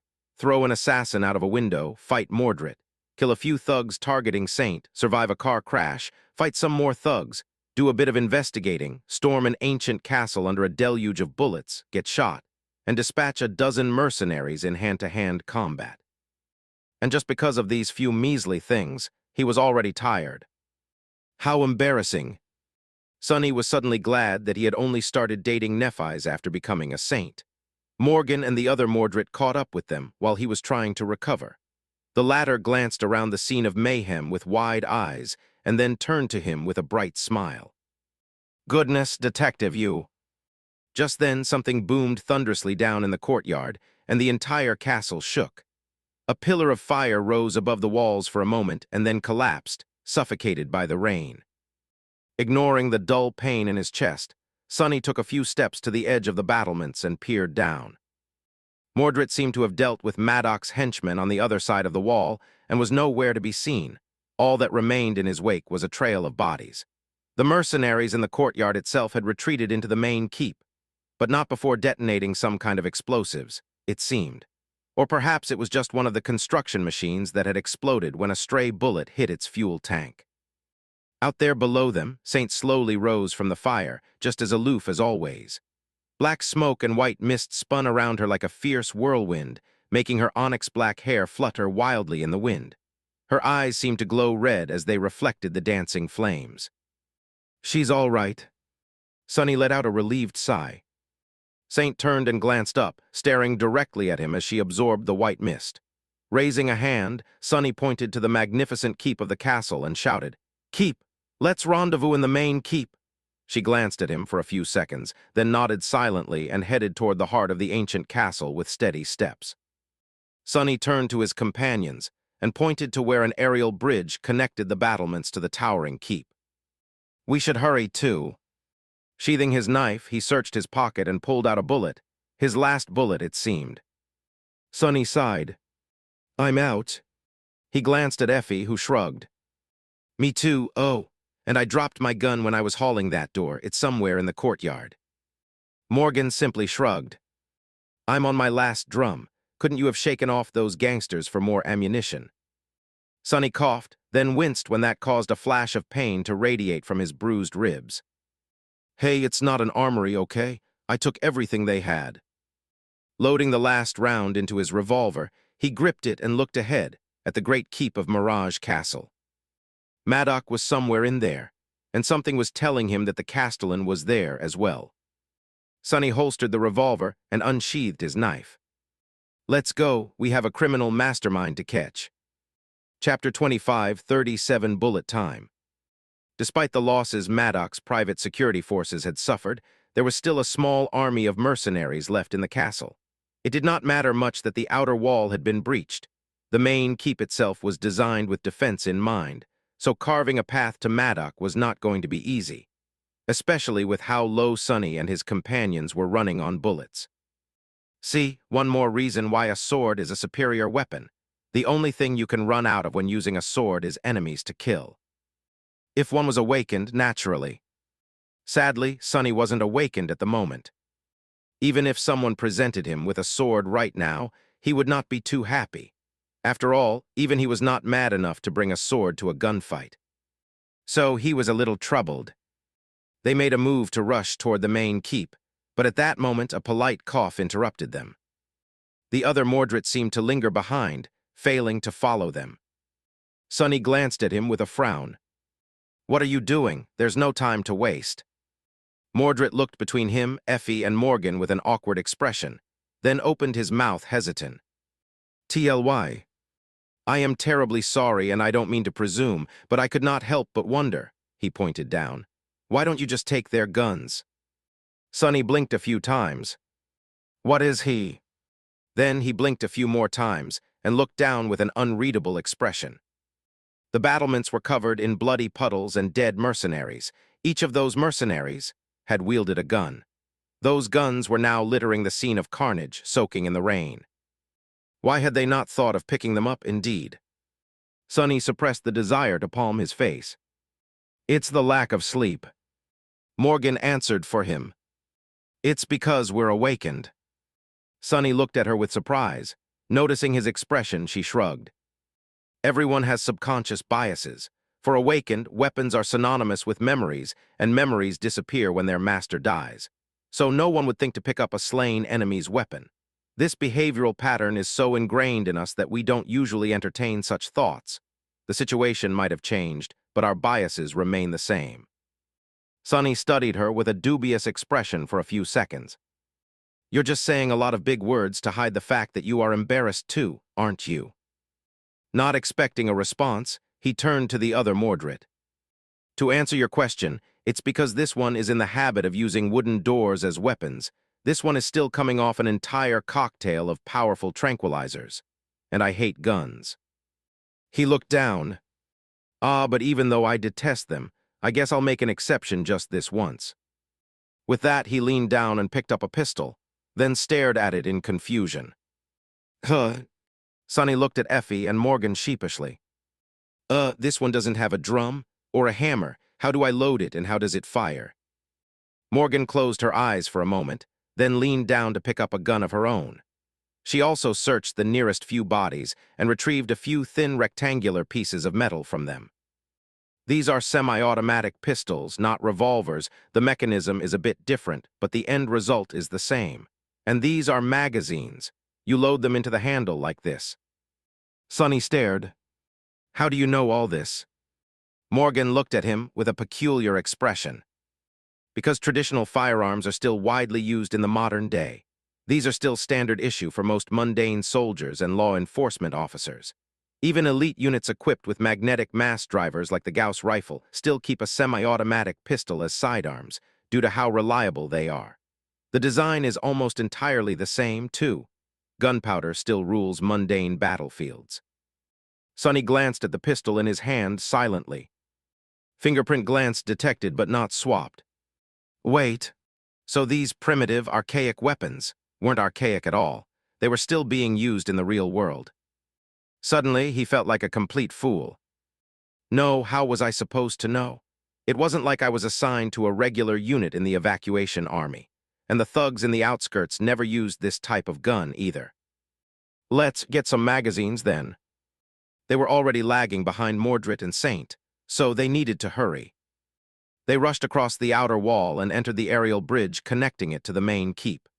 The bridge had been raised by the workers renovating the castle and was quite treacherous, especially in the pouring rain. Nevertheless, they reached the door leading into the keep safely. Any pretense of safety went out of the window the second they entered it, however. Knowing that a squall of bullets would meet them inside, Sonny broke into a run and dove into the open door at full speed. He opened fire while still flying through the air. Time seemed to slow down as he saw half a dozen henchmen hiding overturned tables, aimed his gun as best he could, and pulled the trigger. Bullets tore through the air, missing him by mere centimeters. At the same time, display cases behind the mercenaries exploded into glass shards as his own bullets hit the wall. Sonny landed in a roll and dashed toward a pile of construction materials, sliding behind it while shooting several more times. This time, his aim was much better. One of the mercenaries let out a pained scream and fell to the floor, clutching his shoulder. More importantly, Sonny's explosive entrance gave Effie and Morgan an opportunity to open fire at the distracted enemies from the doorframe. The ambush at the entrance hall was annihilated in a matter of moments. Fingerprint moments detected but not swapped. But there were numerous halls in the great castle and numerous narrow corridors. Fingerprint numerous detected but not swapped. Fingerprint numerous detected but not swapped. If they had to fight their way, though each one, someone was going to be hit by a stray bullet sooner or later. There was a muffled roar from somewhere down below, and the Ent. Ire fortress shook. Saint was still pursuing the retreating mercenaries, it seemed. Sliding a new magazine into her scavenged pistol, Effie gave Sonny a questioning look. Where to now? He looked at the next door darkly. To the throne room. Chapter 25, 38 Castle Assault. The path to the throne room was guarded by a swarm of mercenaries, who had hastily prepared for the assault. The corridors and halls of the great castle were full of construction, materials, and furnishings stored there in preparation for the grand exhibition. All of it was used to build makeshift barricades and gun nests. The halls had become miniature arenas. This is a bit exhilarating. Hiding behind a large crate while bullets whistled past him, Sonny felt a dark sense of thrill. Their assault was a singularly deadly affair, since one stray bullet could be the end of them. Death soared on invisible wings, too quick to be seen and too numerous to be evaded. Every second could be their last, and all they could do was try their best and hope that luck would be on their side. Mundane humans were just that vulnerable and powerless in the face of firearms. But that was nothing new. Sonny had spent all of his adult life as an awakened, and while awakened were countless times stronger and more resilient than mundane people, they lived every day of their violent lives with this exact feeling. In the world of the nightmare spell, it rarely mattered how powerful you were. There were always beings who could erase you from existence with the mere fact of their presence. So in that sense, being vulnerable and helpless in the face of conventional guns was simply more of the same. At least he had a bulletproof vest this time. Move. There was a lull in the barrage of bullets peppering his cover, which meant that the mercenaries targeting him were reloading. Using this chance, Sonny dove out of his cover and sprinted forward. He shot his pistol a few times as he ran, forcing his enemies to duck down, and then jumped over their makeshift barricade. A dozen seconds later, they were dead. Effie had cleared the second barricade by then, and Morgan calmly shot a lone henchman who had hidden himself on a tall scaffold and tried to pick them off from under the ceiling. As his body fell down, the other Mordred tentatively raised his head and emerged from behind a tall vertical crate. Looking around, he let out a wistful sigh. What a travesty, the statues. The crates the mercenaries had shot at contained priceless statues that were supposed to become the centerpiece of the exhibition in this hall. Now, the statues were destroyed. Even if they had not been shattered completely, they were at least damaged too severely to be displayed. Sonny gave the other Mordred a quiet look. He wanted to say that there was no point in worrying about the statues, but remained silent. Of course, there wasn't. The grand opening of the Mirage Museum the Valor Group had been preparing would never happen. Worrying about the destruction of the statues was meaningless, as well. Soon enough, the entire Mirage City would follow. This illusory reality was coming undone, one way or another. But even though Sonny knew that the other Mordred was acting foolish by regretting the damage done to the statues, he did not express his feelings aloud. The man knew how misguided his regret was better than anyone. His entire world was ending, and his entire life was being erased. Sonny was in a unique position to appreciate how terrible such a fate was. The fact that the other Mordred still seemed composed and even somewhat calm despite that, instead of breaking down or flying into uncontrollable rage, was another proof of how broken and incomplete he was. Despite how different the two sides of the Prince of Nothing were, neither of them could be called whole. Hurry up. They rushed out of the statue hall and faced another firefight in the corridor beyond. The darkness was torn apart by the muzzle flashes, and the deafening sound of gunshots reflected from the stone walls, growing almost unbearable. After the corridor, there was another hall, and after the hall, there was a deadly clash in a narrow stairwell. Sonny and his companions used the scavenged guns to push the enemy back. Other times, they had to resort to hand-to-hand combat and deal with the mercenaries in a more visceral manner.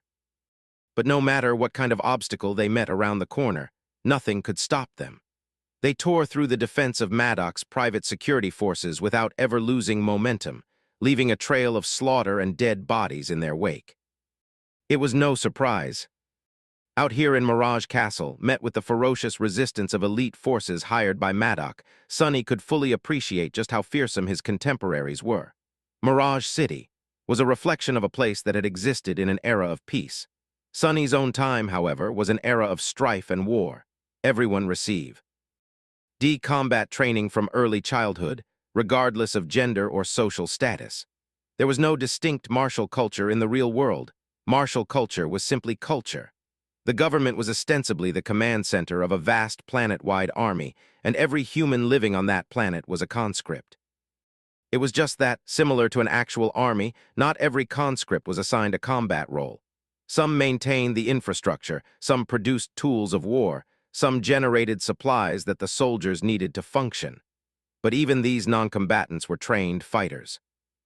And that was merely the mundane population. There were also the elites of this militant society, the awakened, who had been forged into a perfect warrior caste by the nightmare spell.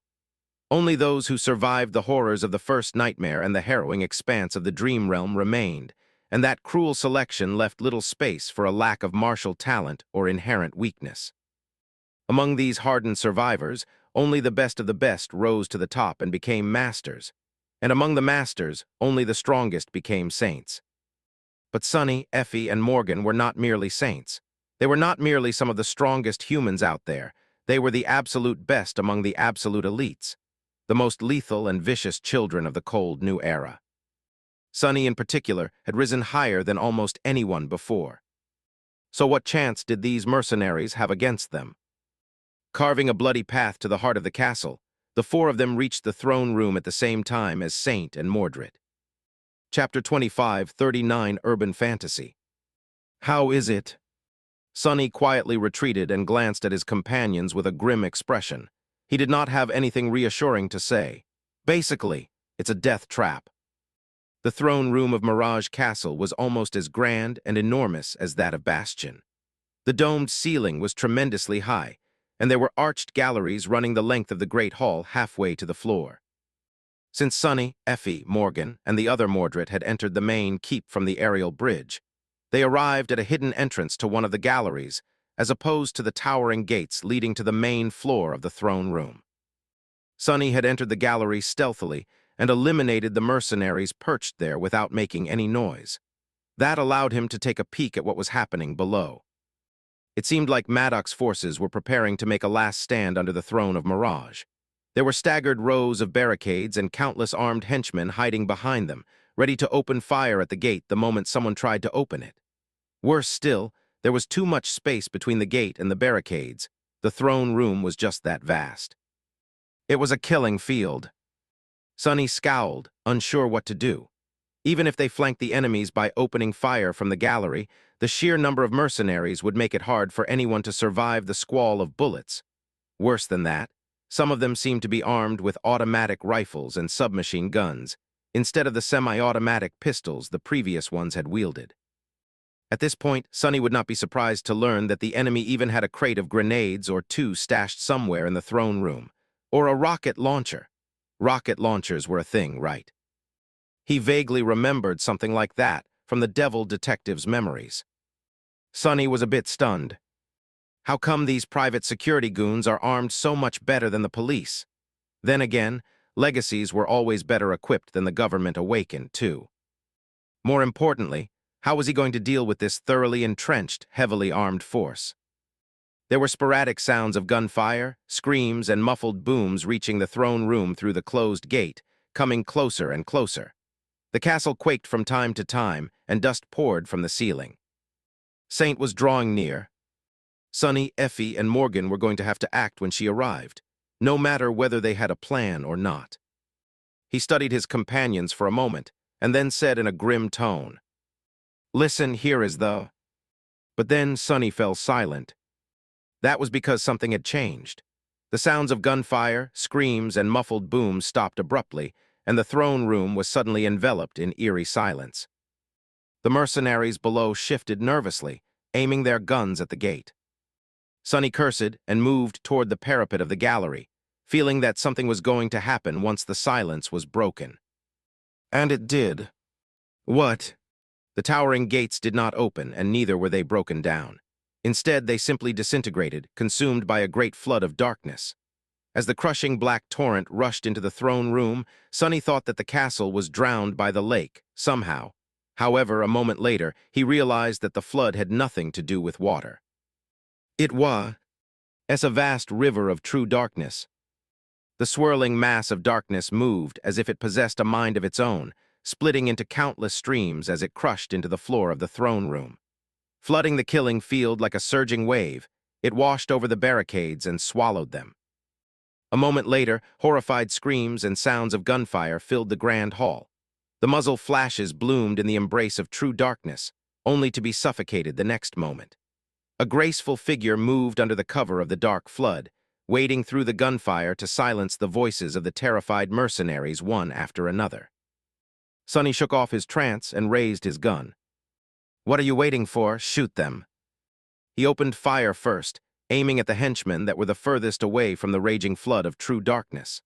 A heartbeat later, Effie and Morgan joined him, using their elevated position to pick off the mercenaries with deadly precision. Mordred stood just a step away, watching the terrifying spectacle of Saint conquering the throne room of Mirage Castle with wide eyes. "Detective T, that?" He stammered for a moment, and then finished his sentence in a hesitant tone. "Is the wrong genre, I think." Sonny barely heard his question through the cannonade. "What the hell are you talking about? Snap out of it and take cover, damn it." The other Mordred flinched and belatedly ducked down. "Apologies." Ejecting a spent magazine, Sonny reached for a new one and discovered that he had run out of ammunition. Cursing quietly, he threw the gun away and unholstered his revolver, which still had a single bullet left. He did not get the opportunity to use it, though. Because by then the slaughter was over. The throne room grew quiet once again, the screams stopped, and the sounds of gunfire stopped as well. The river of darkness swirled and retreated, being absorbed into Saint's body. Standing among the corpses, she glanced up and cast her indifferent gaze at the throne of Mirage. Her face was covered in soot and blood, seeming too gorgeous to belong to a human. In fact, at that moment, her inhuman gorgeousness was eerie and haunting. Just then, the silence was suddenly broken by the sound of applause. Looking over to the gallery on the opposite side of the throne room, Sonny saw Mordred. The Prince of Nothing was leaning against an arch, clapping his hands as he looked down with an amused expression. "Wonderfully done, Dr. Saint, truly remarkable. I'm in awe." Then he looked in Sonny's direction and smiled. "Oh, by the way, has anyone seen my uncle?" Chapter 25, 40 Adverse Weather Conditions. Soon enough, Sonny and his companions descended to the floor of the throne room. Mordred walked down the stone steps leading to the gallery, as well, wiping blood off his hands. They met under the throne of Mirage, where Saint was still standing still, absorbing tendrils of white mist that stretched toward her from the corpses littering the floor. Mordred's stylish Viridian suit did not look much better than the tattered raincoat the other Mordred was wearing by then. That only made them look more alike. Sonny did not have the time to ponder how they managed to look unmistakably distinct despite being exactly the same, though. He frowned, noticing that there was something wrong with Saint. As more and more nothingness entered her body, her impassive expression seemed to be turning a little strained. It was as if she was struggling with something. At some point, she even grimaced and gritted her teeth, a subtle crease appearing on her brow. She did not seem to be wounded or in pain, so. "I think I know what is happening." Sonny did not exactly have proof to support his suspicion, but he felt that Saint was nearing an evolution, or perhaps even suppressing it on purpose. Before, she used to gain shadow fragments by consuming memories. Later, after he lost connection to the spell, that avenue of growth vanished. She had only received fragments once since that day, after killing one of Mordred's reflections. At least Sonny thought that she did. Slaying the others in Mirage City must have finally allowed her to reach the limit, and now she was on the verge of ascending to either a new rank or a new class. It was just that Saint was resisting the evolution, unwilling to leave Sonny in times of need. Whether she was doing it consciously or unconsciously, he did not know. This was the good news. The bad news, meanwhile. "He's not here." Morgan's voice sounded concerned. There was indeed no trace of Maddox in the throne room. He had not perished in the throne room, either, The corpses of the mercenaries did not dissolve into white mist completely yet, and his body was not among them. Sonny frowned. We must have dealt with most, if not all, of his minions, so where is he? Has he fled deep into the castle? What was the point of forcing the mercenaries to take a last stand here? If Maddock himself had not been protected by them. Mirage Castle was vast, so searching it from top to bottom was going to take a lot of time they did not necessarily have, both because of Castellan's probable reaction to Saint breaking the rules of Mirage City, and because Maddock could slip away and escape while they were searching. Where would he go? Any ideas? Effie shrugged, Morgan frowned and shook her head, Mordred scratched the tip of his nose. I must admit that I am not entirely sure. At that moment, the other Mordred said in a tentative tone, Actually, I might have an idea. They all glanced at him, causing him to cough a couple of times. After staying silent for a bit, he pointed to the wall of the throne room opposite the gate. Was personally involved in the Mirage Museum project, so I am somewhat familiar with the layout here. That small door over there leads to a spiral staircase, and that staircase leads all the way to the roof of the castle's highest tower. We wanted to create an observation platform there for the visitors of the museum to enjoy the view of the city across the lake. Sonny raised an eyebrow. So why would Maddock flee to the roof of that tower? It's not like he can escape from there, and I am pretty sure that he is not going to jump. The other Mordred sighed. Sadly, the observation platform had to be scrapped in the end because the tower is really very high, and we couldn't figure out a way to fit an elevator anywhere while preserving the historical interiors of the castle at the same time. So, we built a helipad on the roof instead. Sonny blinked a few times. I see, I can't help but ask, though. He raised an eyebrow. What the hell is a helipad? The other Mordred seemed a little confused by the question. Well, it's a landing area for a helicopter. Sonny gave him a deadpan look. What the hell is a helicopter? The other Mordred seemed both confused and a little embarrassed now. Oh, a helicopter is a kind of flying vehicle. People use it sometimes to reach distant areas or simply to save time. It's handy to have one or two on standby. He glanced up and contemplated something for a few seconds. The weather is not at all fit for flying, but it would not be impossible either. Sonny frowned. A flying vehicle. There were not a lot of those in the real world, for various reasons, not the least of which was the fact that winged nightmare creatures were a death sentence for anyone foolish enough to entrust their life to a fragile alloy construct. Even land and water vehicles were difficult to protect in the world of the nightmare spell, and those could be weighed down by an almost limitless amount of armor. Plus, the passengers would not plummet to their deaths if such vehicles sustained a little damage. There was also the fact that terrible things happened to people who got too close to space. Sonny had learned that fact from Jet a long time ago, and back then, neither of them had known the reason. Now, he knew that it was because of the nightmare gate hidden on the dark side of the moon and the creature guarding it. In any case, the idea of a flying vehicle was somewhat alien to Sonny. He was accustomed to seeing saints, dragons, and all kinds of horrors fly, but not machines. He was currently in a world different from his own, though. Wait, so you are saying that Maddock can just fly away if he reaches that helipad? The other Mordred offered him a smile. It is just a guess. Personally, I would avoid climbing into a helicopter during a rainstorm. Sonny did not respond, because he was already running toward the small door the other Mordred had pointed out. Hurry, damn it! Climbing to the top of the great tower of Mirage Castle was a torturous affair, but they did make it in time. Diving into the rain with the dark sky above him, Sonny saw the world turn white from a flash of lightning. And in that white light, he finally laid his eyes on Maddock. Chapter 25, 41 The harder they fall. The roof of the great tower was flat, with a low parapet running around its perimeter. The stones were slick and wet, covered in water. The sky above was dark with storm clouds, and torrential rain pelted everything with a primal fury. The winds here were strong, as well, howling as they strained to push anyone foolish enough to ascend the tower down into a fatal fall. It really seemed like the heavens had burst open, unleashing a world-ending flood. The flying vehicle, A helicopter stood in the middle of the roof, and Maddox was standing in front of it. Sonny was not sure what a helicopter was supposed to look like, really, but he was pretty sure that it was not supposed to be on fire, tilted to one side, and spouting billowing pillars of acrid black smoke. Huh!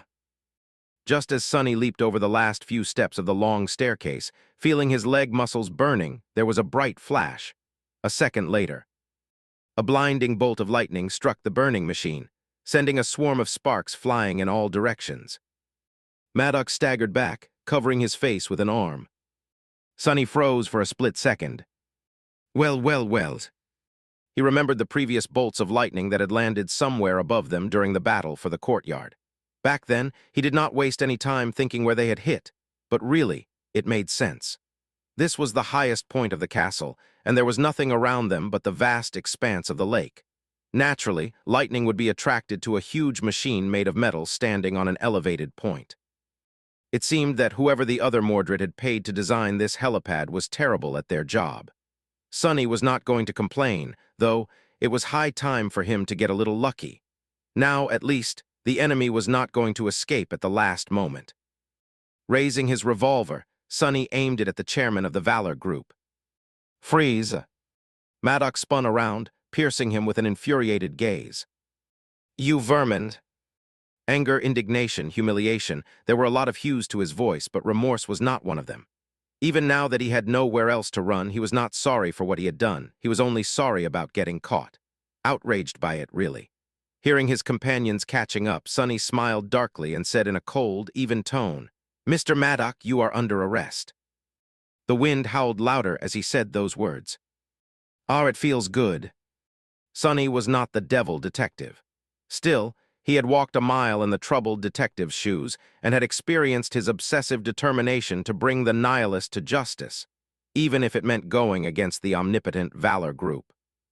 The nihilist did not really exist, but his victims had not become less real because of that. 7 people had been brutally murdered, and now the man responsible for their deaths was standing in front of him. Even if both the victims and the killer were not real people, and the details of the case had simply been concocted by the Castellan, it still felt good to solve it. Looking at Maddox, Sonny felt a strange sense of accomplishment. Maddox, meanwhile, snarled. Under arrest, me. He laughed. Sure, go ahead, arrest me. Let us see if there is an attorney in this city who dares to prosecute me, or a judge who dares to convict me. Sonny's smile turned darker still. You know, Mr. Maddox, it's not very wise to boast about something like that to a man aiming a gun at you. At that moment, Effie and the rest finally arrived. Saint appeared on the roof last, looking even more haggard than she had in the throne room. Maddox's eyes widened a little when he saw Morgan. Then he froze and scowled when 2 versions of Mordred came into view. What is this? Taking a step back, Maddox rubbed his eyes and stared at the 2 identical men once more. For a moment, he glanced unsure of himself, but then his expression returned to normal. He seemed to have come up with some kind of explanation to resolve the maddening contradiction of the world. A stand-in, I should have known. The other Mordred sighed. Uncle. His expression was troubled. Just as Sonny was satisfied with finally catching the true culprit behind the nihilist killings, the other Mordred must have felt the opposite. The Castellan had changed the background of Mirage City to cater to its new guests, but by doing so, the truth familiar to its sole permanent inhabitant had also been changed. Perhaps the other Mordred wanted to tell his uncle that it was not his fault. After all, Maddox had not been a murderous conspirator just a few days ago. He had been made into the mastermind of the nihilist murders by the Castellan. But what was the point? Saying something like that meant admitting that Maddox was not a real person. And if he was not a real person, telling him anything had no point. The other Mordred seemed to be caught in this bitter contradiction, not knowing what to say. His counterpart, however, had no such problem. As Maddox backed away, Mordred took a step forward and smiled. As much as it pains me to admit, I am starting to see the allure of living in this sweet illusion. I was denied the pleasure of killing Whispering Blade with my own 2 hands, but now the Great Mirror is offering me another chance. Of course, it is not exactly the real deal, but beggars can't be choosers. Can we? Maddox's back met the parapet, and he looked back with a wary expression. "Well played, nephew, well played. You drove me into a corner. I hope you don't think that I am out of cards, though. Police, really. Do you really think that you can bring me down with just that?" Mordred's smile just widened slightly. Effie stared at his back for a moment, then turned to Sonny with a confused expression. "All right, we got him. But what do we do with him now? How are we going to lure out the Castellan?" Sonny frowned. That was a good question indeed. "I think—" But before he could answer, Mordred finally reached the reflection of his uncle. Without saying anything else or changing his expression, he calmly raised a hand and pushed Maddox over the parapet. Everything happened so swift that none of them managed to react in time. By the time the other Mordred flinched and Morgan took an involuntary step forward, Maddox was already gone from view. A panicked scream resounded from the darkness, muffled by the howling of the wind and the roaring thunder. Half a dozen seconds later, the scream was cut abruptly somewhere far below. Mordred dusted off his hands and turned to them with a pleasant smile. "Well, that's taken care of." For some reason, Sonny did not like the look of his smile. "Am I missing something?" He scowled, trying to understand why he was suddenly feeling uneasy. Surely, it was not because of Maddox's death. The only surprising thing about it was that it had come abruptly and without warning. He had not really expected Maddox to survive to begin with.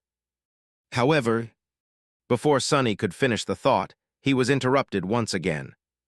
This time, it was because of a low, rumbling sound that suddenly washed over them, shaking the very foundations of the world. Chapter 25:42, Flowing Water.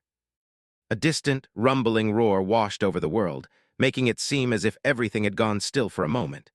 It sounded like an enormous beast was stirring awake somewhere far away, rising from its slumber as forests and mountains rolled off its broad shoulders. There was a flash of lightning. Half blinded by the rain, Sonny unconsciously took a step toward the parapet.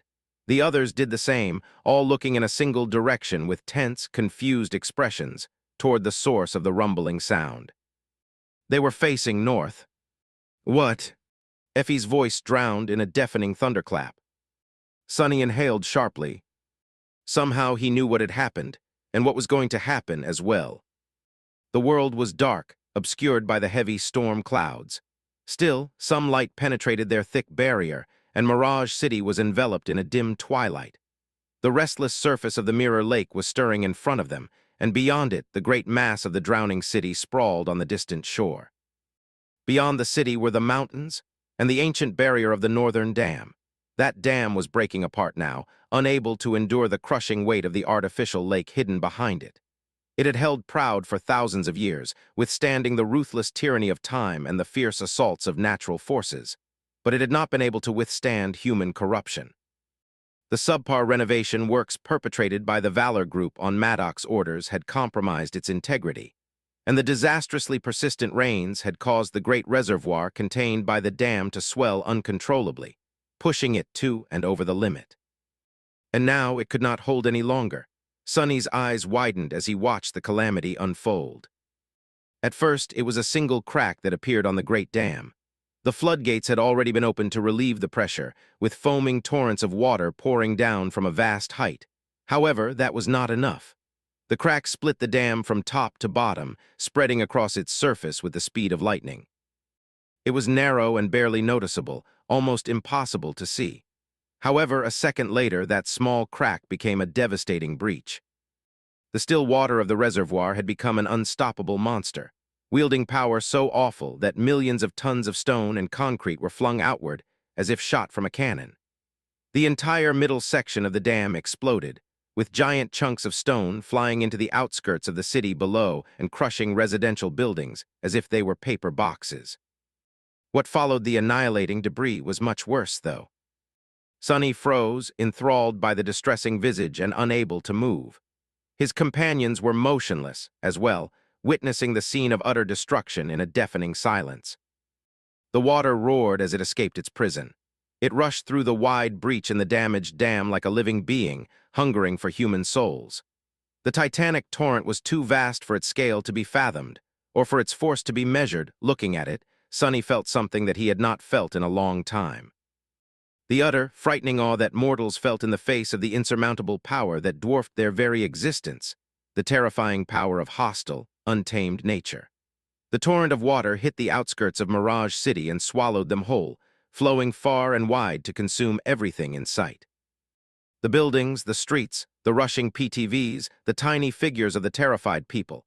All of it was washed away in an instant, crushed and broken, ground into nothingness and drowned in the foaming expanse of raging water. Of course, the flood did not stop there. A powerful current rushing through the breach in the dam did not weaken. On the contrary, as more of the dam collapsed, it became more potent. The great tidal wave that had swallowed the outskirts continued south, devastating the northern areas of Mirage City. The rivers running toward the Mirror Lake swelled and overflowed, escaping their beds. Their flooding caused by that was merely a promise of the imminent disaster, though. All across the city, the heavy iron covers of the drainage pipes were sent flying into the air. Towering plumes of foaming water shot upward like geysers. It was only then that the thunderous roar of the collapsing dam reached the distant parts of Mirage City, and people on the streets froze in place, looking north with confused expressions. The flood utterly crushed and destroyed the northernmost parts of Mirage City. However, the rest of it was not spared either. Even if the obliterating force of the tidal wave had been exhausted as it moved further away from the broken dam, the water still continued flowing. In the districts north of Mirror Lake, the water flowed freely across the streets, rising higher and higher. It swallowed the PTVs and the pedestrians, collecting an unimaginable death toll.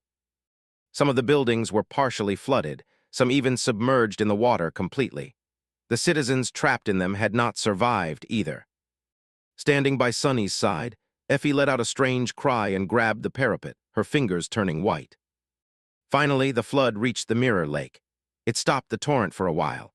However, the level of water in the lake rapidly rose. Soon enough, the slopes of the mountain and the stone steps leading to the castle disappeared beneath the surging waves, leaving only the platform directly in front of the great gates above the tide. By then, the Mirror Lake had overflowed as well. A secondary wave poured from the confines of its shores, joining the flood as it rushed south. The narrow streets there funneled the water, giving the torrents more strength. Nothing could withstand the terrible force of the flowing water, and everyone who had been looking north minutes earlier drowned with terrified expressions on their faces, unable to escape. Everything in sight had drowned in the vast, unstoppable current. Sunny had seen this scene before. He had seen it innumerable times. Every time the night came to the forgotten shore, the dark sea would flood the crimson labyrinth and destroy anything and anyone who had not found shelter from its fury. Only this time, it was not abominations that were being destroyed by the rushing water. It was people. The streets of Mirage City become their watery grave. Something like that must have happened in the True Bastion, as well, thousands of years ago. Soon enough, the Mirror Lake seemed to have expanded greatly, growing to cover the entire area where Mirage City had once stood. Here and there, the edifices of skyscrapers rose from the water like orphaned towers, but most of the city was hidden under the mass of water. At the heart of the Great Lake, the castle stood lonesomely among the waves. The other Mordred swayed as he took a step back. His expression at the moment was hard to describe, even if someone was in a state to pay attention to such details. Everyone seemed stunned and petrified by what they had just witnessed. Except for Sunny. Sunny, on the contrary, was restless. I missed it, damn it. How could I have been so foolish? How could I have been fooled again? While everyone stood still, he suddenly spun around and raised his revolver. Aiming it at Mordred's head, Sunny then gritted his teeth and pressed the trigger. Chapter 25, 43 Double Cross. It was impossible to dodge a bullet, for a mundane human at least. And yet that was exactly what Mordred did. He had been looking at the harrowing sight of the drowning city with the rest of them a split second ago. But when Sunny's revolver thundered, aimed at his head point-blank, he leaned sideways with superhuman speed, allowing the bullet to fly past. Damn it! Mordred took a step back, coming to stand near his other fragment. The first to react was Saint, even if she only turned to look in his direction. Morgan and Effie spun around, wary and trying to understand what had happened. The other Mordred was the last to realize what had happened, reeling back in shock. Mordred reached a hand and grabbed his arm, preventing him from losing his balance. Goodness gracious, Sunless, what was that for? His smile was as pleasant as ever, but it did not reach his eerie, mirror-like eyes. Sonny gritted his teeth. That was to slow you down.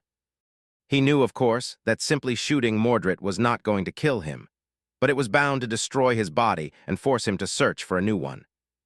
In fact, I should have aimed for the other one. Sonny belatedly realized that he had made a mistake, but here was no time to feel regret. He finally realized the source of the feeling that he was missing something that had been plaguing him ever since the throne room. Sadly, it was already too late. His hands are clean. When Mordred descended from the gallery, his hands were bloodied. But now they were clean.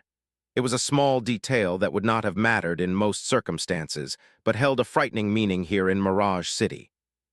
Sonny had failed to register the fact completely. But just now, as they were watching the city drown, he saw something in the periphery of his vision.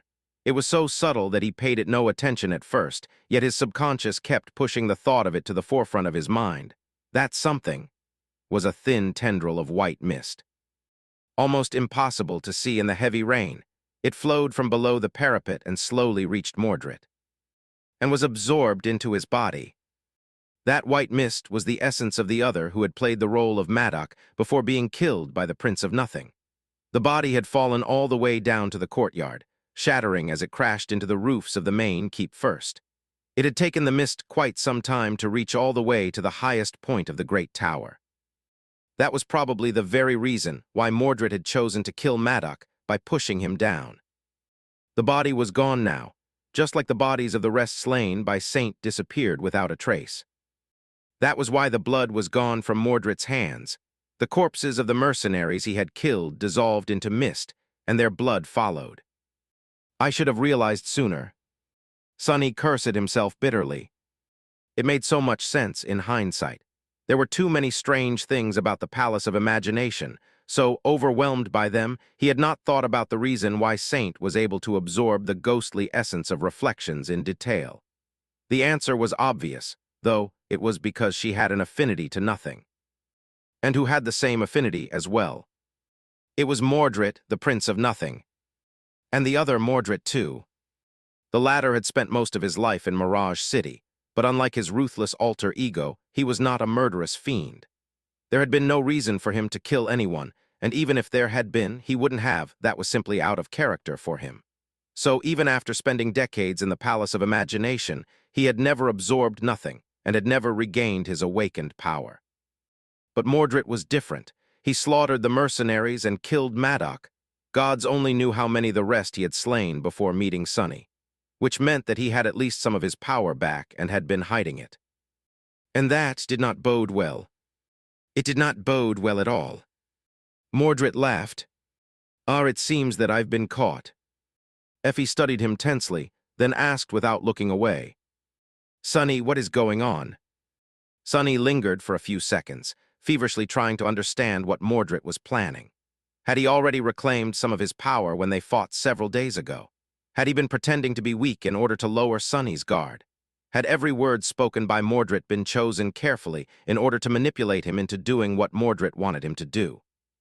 What was he trying to achieve? Kill Morgan, absorb the essence of the Castellan? Or something else? We are being double-crossed, that is what? Glaring at Mordred, he lowered his empty revolver and asked in a cold, murderous tone. Let me guess, that whole conversation about wanting to hide your other self on the Ivory Island to protect him from the Dreamspawn was a lie. Mordred shrugged with a smile. Of course, did you really think I would entrust you with something so vital? To be honest, I never believed that either you or the changing star would be able to protect him from that fiend. You know what they say, Sunless. If you want something done well, do it yourself. So thank you kindly for the offer, but I won't be needing your services. We will go our own way, he and I. Sonny smirked. What, you think that you'll do a better job of protecting him than two sovereigns? Mordred's smile dimmed faintly. As a matter of fact, yes, I do believe that. You two have too much to lose, you see, the whole world, really, and that is exactly what the Dreamspawn will use to destroy you. But me. He grinned.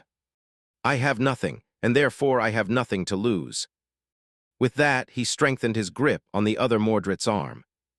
The other Mordred glanced at Morgan, wanting to say something.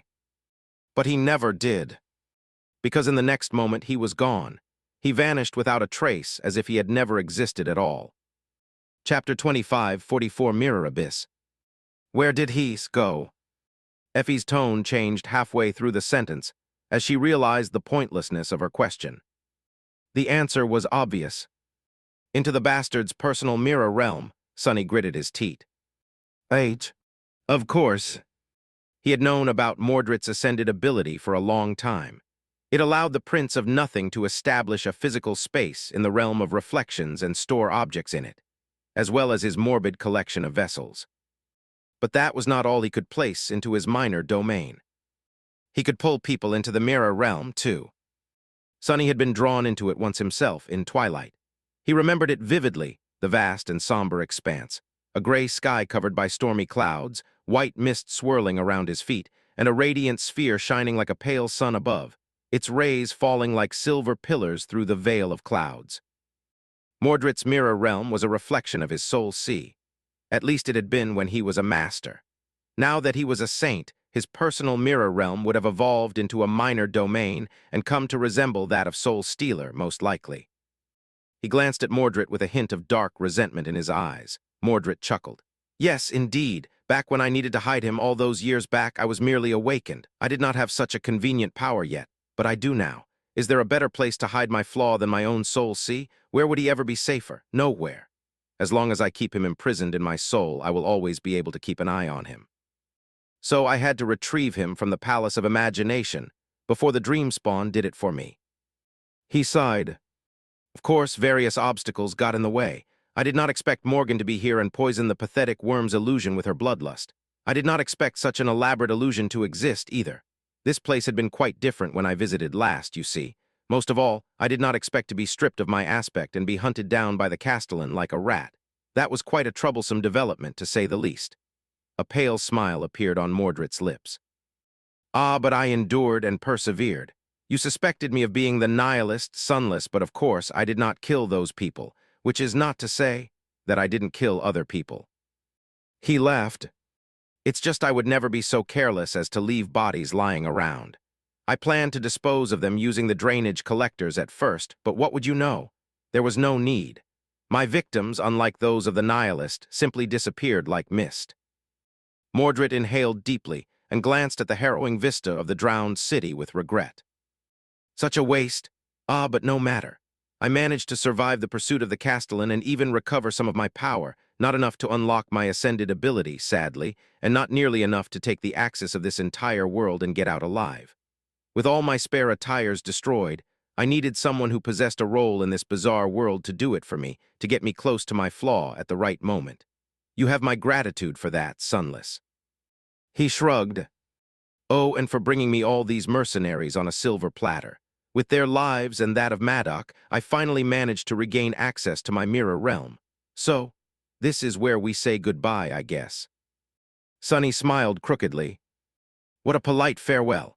Something tells me that this is not how you were planning to part with us, though. You were probably planning to kill us first before leaving to turn the tables and hunt down the Castellan like a rat instead. However, you failed to anticipate one thing, didn't you? He glanced at Mordred with a chilling darkness nestling in his eyes. You failed to anticipate Saint. Saint moved slightly at that moment, looking at Mordred with cold, frightening indifference. His smile faltered for a split second. Why, yes, I loathe to admit it, but I really did not anticipate that your gorgeous companion would turn out to be one of Nether's children. What an ill-fated coincidence, or possibly a fortuitous one, who's to say? Ah, but you are wrong, Sunless. He raised a hand and rubbed his temple, a strange grimace appearing on his face for a brief moment. I never intended to kill you. Morgan, sure, raised by wolves as well to eliminate the risk of her regaining a measure of control over the Palace of Imagination before I escaped it. But even though I would love nothing more than to see you pay for the death of my father, pay terribly, I need you alive. A pale smile bloomed on his lips. After all, I need you and Changing Star to last as long as possible against the Dream Spawn, the guiding light and the shadow of humanity.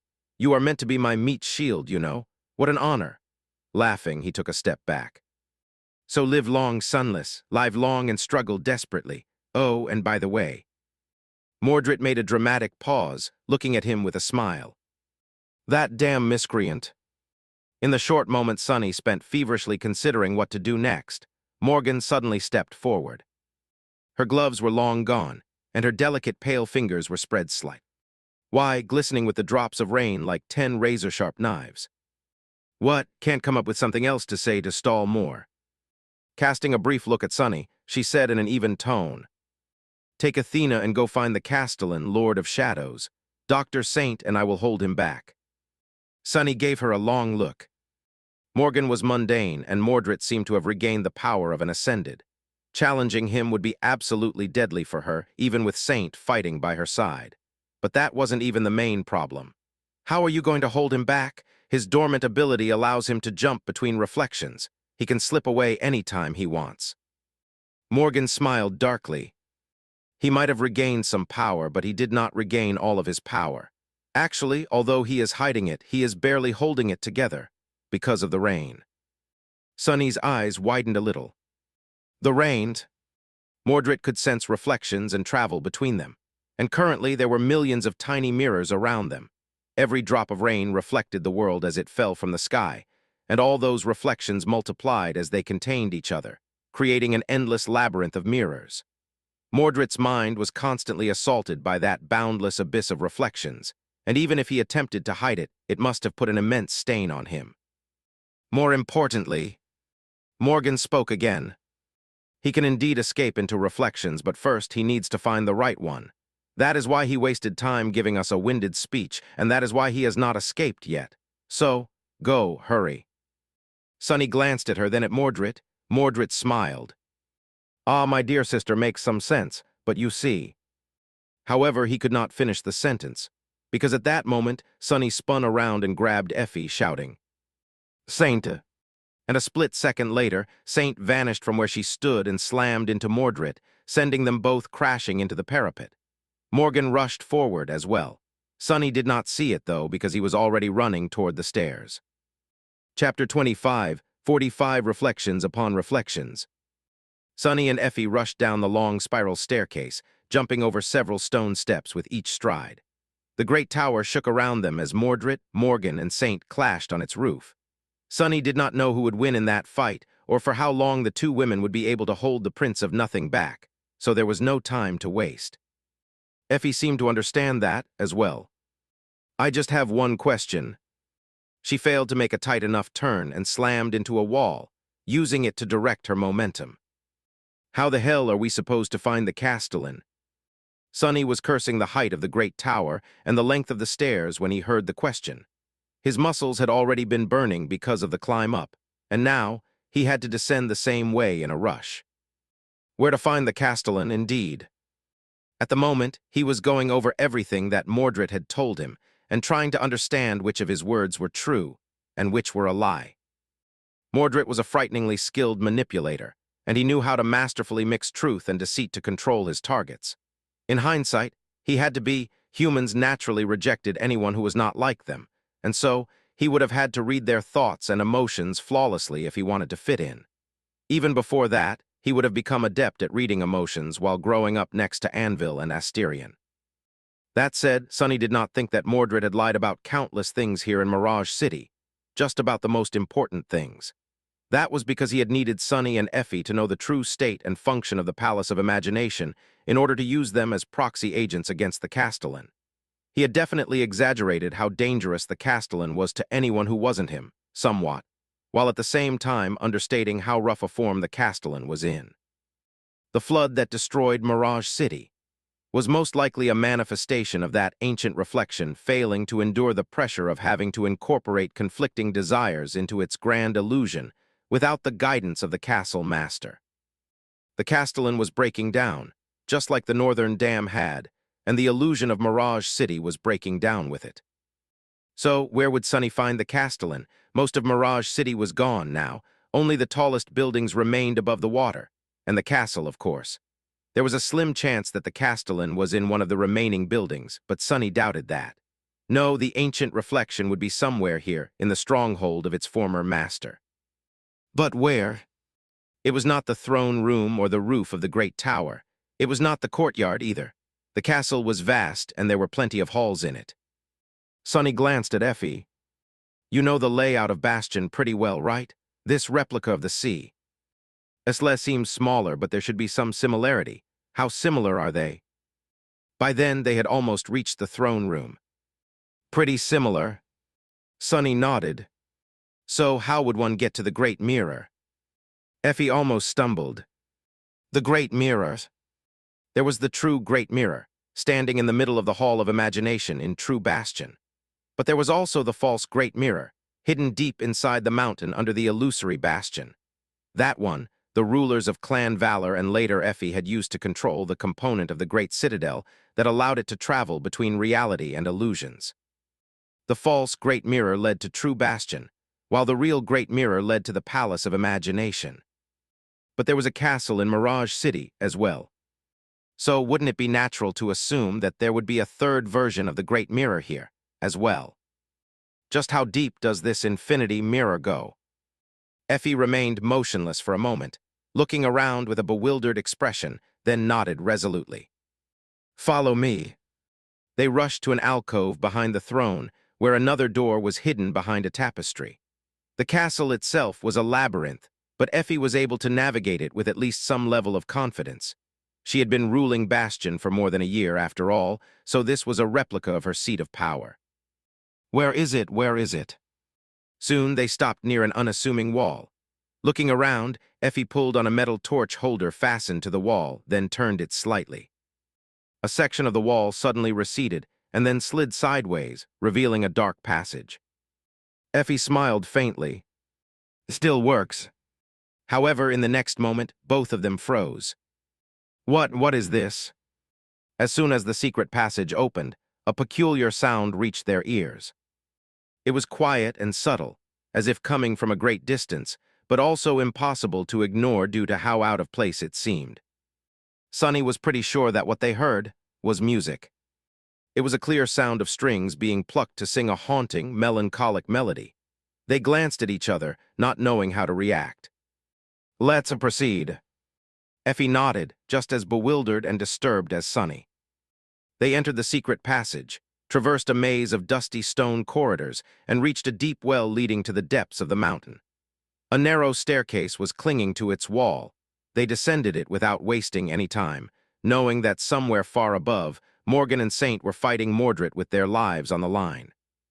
The deeper into the depths of the mountain they descended, the clearer and louder the forlorn melody became, until it filled their ears completely, making them both feel like they were lost in it. Soon enough, they reached the bottom of the well and found themselves standing in front of towering gates. Sonny held his breath for a moment, then took a step forward and pushed the gates open. Out there behind them stood a vast underground chamber, much too vast for the scale of the mountain, clearly greater than the space it was supposed to take up. An immense mirror was standing in its heart, towering at least 100 meters in height. It was covered by a sheet of thin black fabric, which moved slightly in a ghostly wind. And in front of the mirror, sitting on the stone floor with his back to them, Sonny and Effie finally beheld the Castellan.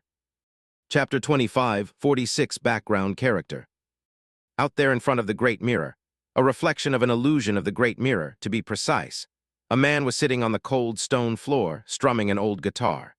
The slow, wistful melody echoed in the dim expanse of the vast chamber, reflecting from its distant walls. The dead silence that reigned in the depths of the mountain served as an opulent background for the melody, making each note feel full and rich. As Sonny and Effie entered the chamber of the Great Mirror, the man hummed in a low, pleasant voice. MMMMM, MMMMM. Sonny did not know what he had expected the Castellan to look like.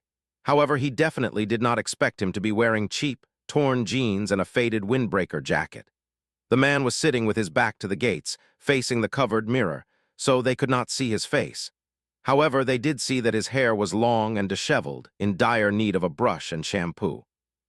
MMMMM, oh, all of us will dream, the nightmare of the...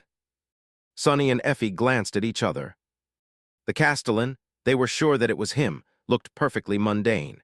He did not show any signs of aggression, either, or any signs of having noticed them at all. Instead, he seemed completely focused on casually picking the strings of his guitar and humming a quiet song in the silence of the underground chamber. That song was quite eerie, though. Sonny could not make out all of the words, but they sounded cold and ominous, even if the man singing them did not put any ocean except slight melancholy into his voice. Something about him looked familiar. They moved forward cautiously, circling the castellan from both sides. When Sonny finally caught a glimpse of his face, he halted for a moment. "I've seen him before." The man was not at all kempt, but his weathered face was handsome, subtly beautiful even. "Wait, isn't he?"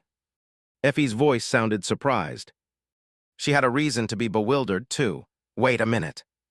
As it turned out, the castellan had been near them this whole time.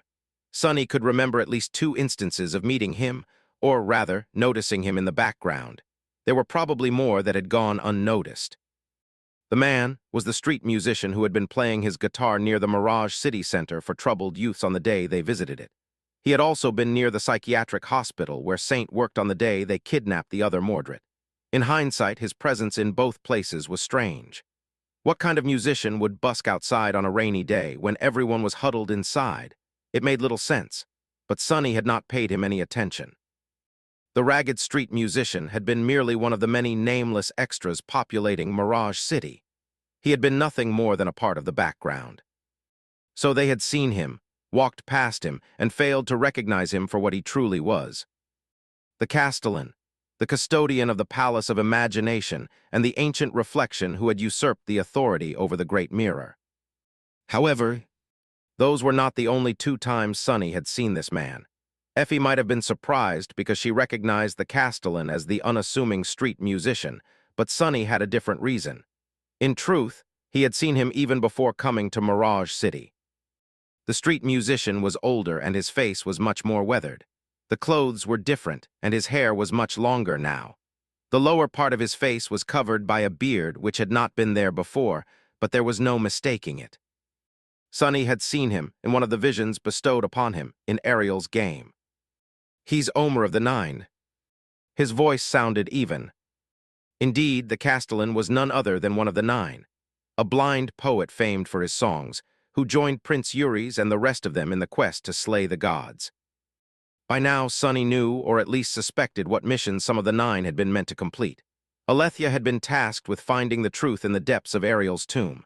Emedon, the sculptor, had been tasked with building a trap for the gods by delivering that truth to the demon of destiny. Orphan, Slayer, had been given the gravest task of all to kill Weaver, the demon of fate, in which she had succeeded twice. Eury's had become a slave, and while the details of Auro's mission were still unknown, it was apparently the most distressing of them all. Sonny did not know what task the blind poet Omer had received either. However, he knew that Omer's fate had been to become lost in illusions. Now he understood what that meant. Omer of the 9 had been sent to the realm of Mirage, the demon of imagination. His purpose was unknown, but it had probably been tied to convincing Mirage to answer Nether's call and fight side by side with his siblings in the Doom War. Demons were not the most affectionate of siblings, after all. Nether himself had ignored Hope's imprisonment for 1,000 years, so if one thought about it, it was actually strange that all of them, all except Weaver, had risen up against the gods together. Some of the 9 must have been sent to other demons as well, like Omer. As Sonny walked past the castellan and saw his face clearly, he also saw something far more morbid. In front of the seated man, 14 human eyes were placed in a half-circle, staring at him with glassy pupils. Effie cursed quietly. The victims of the nihilist were all missing their eyes. So that was where the missing eyes had gone. Sonny felt a chill run down his spine. At that moment, the castellan fell silent and stopped playing his old guitar. He remained motionless for a few seconds, then raised his head and looked at Sonny. His own eyes were clear and blue like the sea. "I am not Omer of the 9. The castellan's voice was calm and emotionless. "I am merely the reflection of Omer of the 9. I am the custodian of the Palace of Imagination." Chapter 25, 47, 1001. Sonny shivered. It was not every day that he had a conversation with another. Well, technically, he had conversed with numerous of them here in Mirage City over the last few days, but he had never spoken to one who knew their nature. The reflection of Omer of the Nine. Why was the reflection of one of the nine serving as a custodian of Mirage's palace? He lingered for a while, then said in a subdued tone, "Well, you haven't been doing your job well, have you? The place is a mess." T. He Castellan remained silent. Sonny and Effie exchanged glances. Now that they had found the ancient reflection, they were supposed to get the authority over the Palace of Imagination back to Effie, somehow. The easiest way would be for her to destroy the Castellan, most likely. But Sonny was not sure how powerful the Castellan was, and therefore whether they would be able to shatter him. Could they convince him to surrender the authority voluntarily? That would be the best outcome, since Effie would be able to use the Castellan to draw much more potential from the Palace of Imagination then. However, Sonny did not know if the reflection of Omer of the Nine could be convinced, either. In any case, they did not have much time to try. The Castellan finally spoke. "My mistress is away." This seemed to be his answer to the accusation of not maintaining the Palace of Imagination properly. This reflection had been designed to help the castle master control the Great Mirror. After all, not to control it in their master's stead. Effie scoffed. "Who is away? I am the master of the castle and therefore your master as well. Yet not only did you fail to assist me, you even stole my authority and tried to kill me. No wonder this whole place has collapsed. Do you see the problem here?" The Castellan stared at her silently. "You are wronged. He doesn't seem to be blind anymore. At least not here in the Palace of Imagination. Could Mirage have imagined a world where the blind could see?" While Sonny considered that small detail, Effie raised an eyebrow. "I'm wrong. What am I wrong about?" The Castellan lowered his gaze. "I only have one mistress, Mirage, the demon of imagination, and you are not her. The castle you rule is nothing but a shell. The illusory one is the moat, and the true one is the gate. Both merely lead to the Palace of Imagination. The Palace of the Demon of Imagination, the place where my mistress resided and ruled, has always been the Great Mirror." Sonny smiled. The Castellan was mistaken, of course. There had been a time before Mirage created mirrors, so Bastion was far more ancient than the Great Mirror. It did not matter which had come first, anyway. Now that the spell made the castle into a citadel, they were all inseparable. It was interesting that this ancient reflection suffered from such a delusion, though. Nevertheless, Sonny had sensed a note of stubbornness in the Castellan's voice when he denounced Effie's claim to authority over the Great Mirror and proclaimed that he would only ever serve Mirage. It did not feel like challenging his stance directly would be fruitful. But there was also a vulnerability there that could be exploited.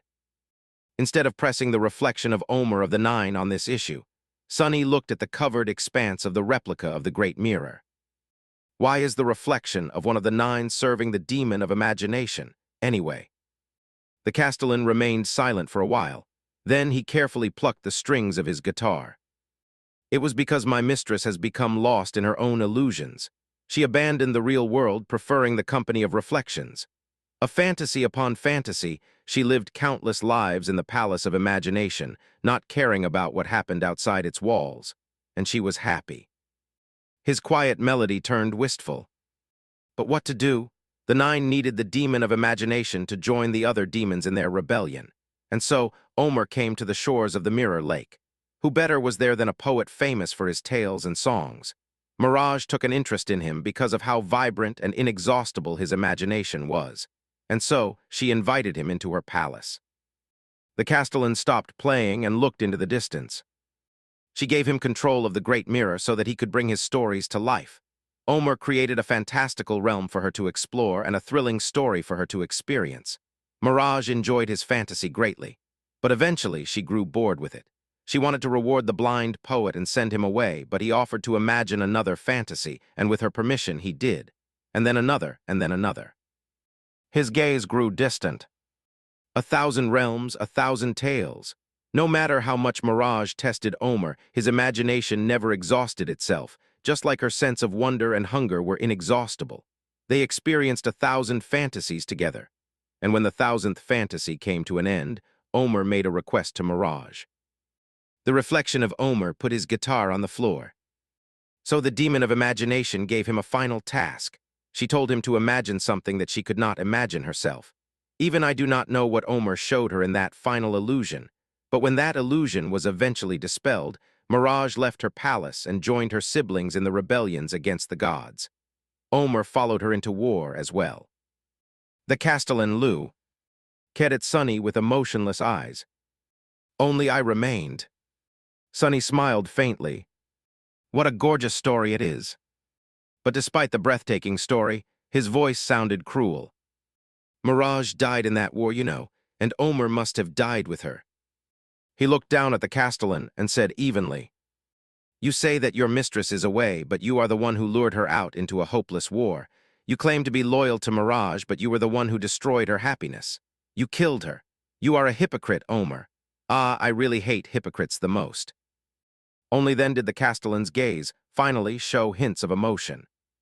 Chapter 25, 48 in her image. The Castellan's eyes quaked. He remained motionless for a few moments, then turned his glassy gaze to Sunny. There seemed to be a hint of an emotion hiding behind the cold stillness of his blue eyes, but Sunny was incapable of recognizing what it was.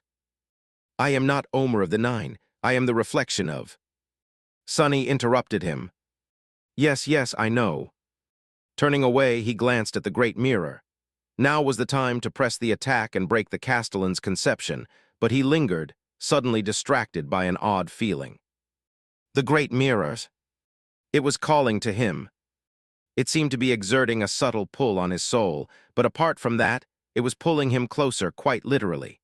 Sunny felt as if the great mirror was a magnet, and his body was made of iron. It was as if his blood pressed against the walls of his veins, pushing him to come closer.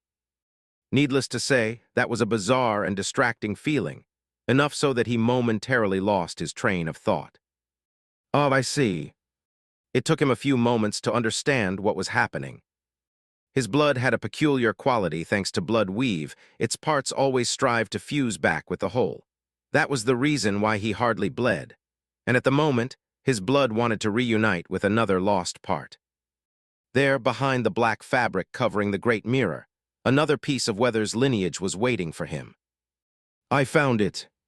Sunny allowed himself to feel the thrill of having accomplished his goal. He stared at the great mirror for a few moments motionless, then turned back to the Castellan. His heart was beating rapidly, but no sign of agitation showed on his face. You are not Omer of the Nine, but you were him once, so is there a difference? The Castellan fell silent. His gaze remained inexpressive, but Sunny knew that the ancient reflection was troubled. It had already been in a sorry state after being abandoned for thousands of years, slowly coming undone. And now, its condition grew even worse because of the clash of human desires it had been forced to endure. It was strange to assume that a reflection had a mental state, but if it did, the Castellan's mental state was weakened. If Sunny convinced the Castellan that he had betrayed the mistress he claimed to be eternally loyal to a long time ago, then perhaps, just maybe, the ancient reflection would accept a new master. Not because the previous one was not worthy of being served, but because the Castellan was not worthy of serving her. Were reflections capable of feeling guilt? Beastie, the first reflection created by Mordred, had never stopped searching for its sealed master. So the others could feel some emotions after all, or were at least capable of learning to feel them. We shall see. Still conscious of the great mirror behind him, Sunny failed to suppress a question. Glancing at it briefly, he asked in a false tone of indifference, "Why did you cover that mirror anyway? What's behind that cloth?" The Castellan lingered for a while. Eventually, he said in an oddly quiet voice, "Something I am afraid of." Sunny raised an eyebrow. Effie seemed surprised as well. Afraid of? What can the being in control of the palace of imagination fear within its walls? The Castellan watched the black fabric move faintly in the ghostly wind. His answer was succinct. Something beyond my control. Sunny frowned. At that moment, a subtle tremor shook the great underground chamber. Streams of dust fell from the ceiling, and with them, a few drops of cold water. The Castellan did not seem to react to it in any way, but Sunny and Effie felt differently. There's no time. Sunny had to break the Castellan's resolve rapidly, or, if that failed, help Effie destroy him. He opened his mouth, wanting to continue his mental assault. But at that moment, Effie suddenly walked over to the sitting reflection, knelt beside it, and put her hand on his shoulder. Looking into the Castellan's eyes, she then said, "Hey, you know I am no stranger to seeking escape in fantasies. In fact, I spent most of my life endlessly imagining wondrous things, being healthy, being strong, being able to move, not being a burden. I spent numerous days dreaming about being free. I imagined it so vividly and so often that at times I was most able to believe that it was real." Effie smiled, and then slowly it did become real. I was able to make all my fantasies come true, one after another. But imagination is indeed inexhaustible, and so I imagined new things. I imagined a world where my children would be able to thrive, one that they would not want to escape as desperately as I had wanted to escape mine. I am still working on making this particular fantasy come true. My imagination is my greatest source of inspiration. She glanced at the Castellan and shook her head. "But what have you, the faithful servant of the demon of imagination, done with yours? Thousands of years have passed, but you haven't managed to imagine yourself as anything other than what you were. You imagine nothing. You haven't changed at all. You put your mistress to shame." Effie gripped the Castellan's shoulder and said quietly, "Mirage is gone and she is never coming back. Now you have a choice. You can decide what you want to be without her. Will you imagine yourself as someone new, or will you betray her memory by remaining the same? The choice is yours, but I really hope that you will choose the former. I hope that you will help me make my fantasy come true." She looked at him with an earnest expression, and meeting her gaze, the Castellan seemed to hesitate. He remained silent for a while, looking into her eyes with a lost, weary expression. Sunny remained silent and entirely still, afraid to distract the ancient reflection from making a decision. And he could feel it. Sunny could easily imagine that the Castellan would make the right choice. But just before he did, something glinted in Effie's eyes and then reflected in his. A second later, the Castellan shuddered. Chapter 25:49, Eye of the Beholder. Effie frowned, sensing that something had gone wrong. She let go of the ancient reflection's shoulder and drew her hand back. "What?" Sunny just barely had time to grab her and pull her away before the Castellan's body was contorted by a strange convulsion. His glassy eyes opened widely. And then, a vast flood of white mist suddenly exploded from his body in all directions, drowning the vast underground chamber. Suddenly, Sunny could not see anything except the milky white mist swirling around him like a ghostly ocean. A familiar sense of his very being collapsing into nothingness washed over him for a brief moment. But then, Sunny forcefully asserted his existence and pushed the feeling back. "Concentrate on your true name. Will yourself to remember who you are." Effie must have done as he told, and her willpower must have been sufficiently firm, because she seemed to regain her bearings just a few moments later. For a few long moments, nothing seemed to exist in the world except for the ghostly fog and the feelings of the two of them holding each other. All sounds had disappeared as well, muffled by the white mist. Sunny looked around, full of dark anticipation. And then a disembodied voice resounded in the silence, enveloping them like a tide. "Ah, what a strange sensation. I've never taken a reflection as a vessel before. It feels so odd, but also oddly fitting." The voice laughed, full of amusement, but Sunny did not share that feeling. Instead, he was full of wariness. "Mordred, that bastard." It seemed like Mordred had escaped from Morgan and Saint, after all. He had found the right reflection to escape to. He must have traveled to the eyes that had been stolen from the victims of the nihilist, then reflected from them into Effie's, and finally entered the Castellan's eyes from hers. And now he had consumed the Castellan and made the ancient reflection his vessel. Things must not have gone well for Mordred, though, both in the battle against Saint and in the soul duel with the reflection of Omer of the Nine. Otherwise, he would not have been talking. He would have already moved to kill Effie and usurp the authority over the Palace of Imagination.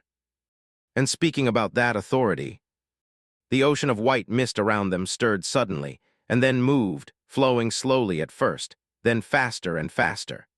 If Sunny was to hazard a guess, Mordred was probably in the process of absorbing the essence of the Castellan. Considering how much of the mist there was, it would probably take him a bit of time.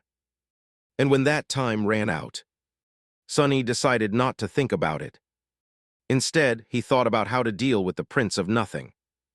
Effie moved slightly, reaching for her gun. "I am guessing we won't be able to shoot him dead, will we?" Sunny shook his head, And at that moment, the disembodied voice spoke once more from the white mist, seemingly coming from all directions at the same time. What an amusing suggestion, Saint Athena, but I am afraid I will have to disappoint you. To tell you the truth, you could have probably finished my original body off with a mundane bullet at the moment. I. S in quite rough shape after getting to know the child of Nether better, alas. But luckily, I've managed to secure a new attire just in time. An ominous note found its way into Mordred's pleasant voice. So, am I very curious to see just what this vessel is capable of. Sunny remained calm, thinking. Mordred's new vessel was the body of the Castellan, but the Castellan himself was dead, destroyed in a soul duel. Wouldn't that mean that the authority he had usurped belonged to no one at the moment, then? And since no one was usurping it, wouldn't that authority return to its intended owner? The master of the castle, or rather its mistress. Effie. He paused for a moment, and then said in an even tone, "Tell me to regain my power." The white mist was a raging current now, moving around the vast chamber like a powerful whirlpool. Mordred had to be at the center of that whirlpool, straining to absorb the furious torrent of nothingness that was pouring into his soul. Effie shifted and looked at him for a split second, confusion clearly written on her face. Then her eyes glurned with understanding. She smiled faintly. "Suffering from the lack of potency, huh? Not performing as you used to? Well, Auntie Effie can help with that. You're a sovereign, partner. Rise and shine." And as she spoke those words, Sunny swayed and staggered. If not for Effie supporting him, he might have toppled over. Ayeb. Suddenly, he felt his powers returning to him. Effie did not seem to have regained full control over the Palace of Imagination yet. Or maybe she was simply unable to wield that authority as intricately as the Castellan had been able to. Therefore, her command had failed to completely negate the laws of the illusion established by him fully, even if Mirage City was already falling apart. But it did negate them to an extent. Sunny was definitely not a mundane person anymore, and he could sense some facets of his aspect becoming unsealed. Not enough to give him his full power by far, but enough to allow his shadow sense to wash over the castle. And that was all that he needed. He had not known it before, but the great tower had collapsed in the furious battle between Saint and Mordred. The roof of the throne room was shattered, and rain was falling on the throne of Mirage. Sunny could sense Saint there, as well as the broken form of Morgan. She was alive, but grievously wounded, being supported by the taciturn shadow as they moved through the debris. "Found you." As the white mist in the underground chamber became thin, almost allowing him to see the towering shape of the great mirror, and the figure of Mordred at the heart of the furious white whirlwind, Sunny reached through the shadows and pulled both Saint and Morgan underground. A moment later, they appeared on the stone floor beside him. Morgan staggered and fell, blood flowing from the ghastly wounds on her body. Saint, however, maintained her balance easily.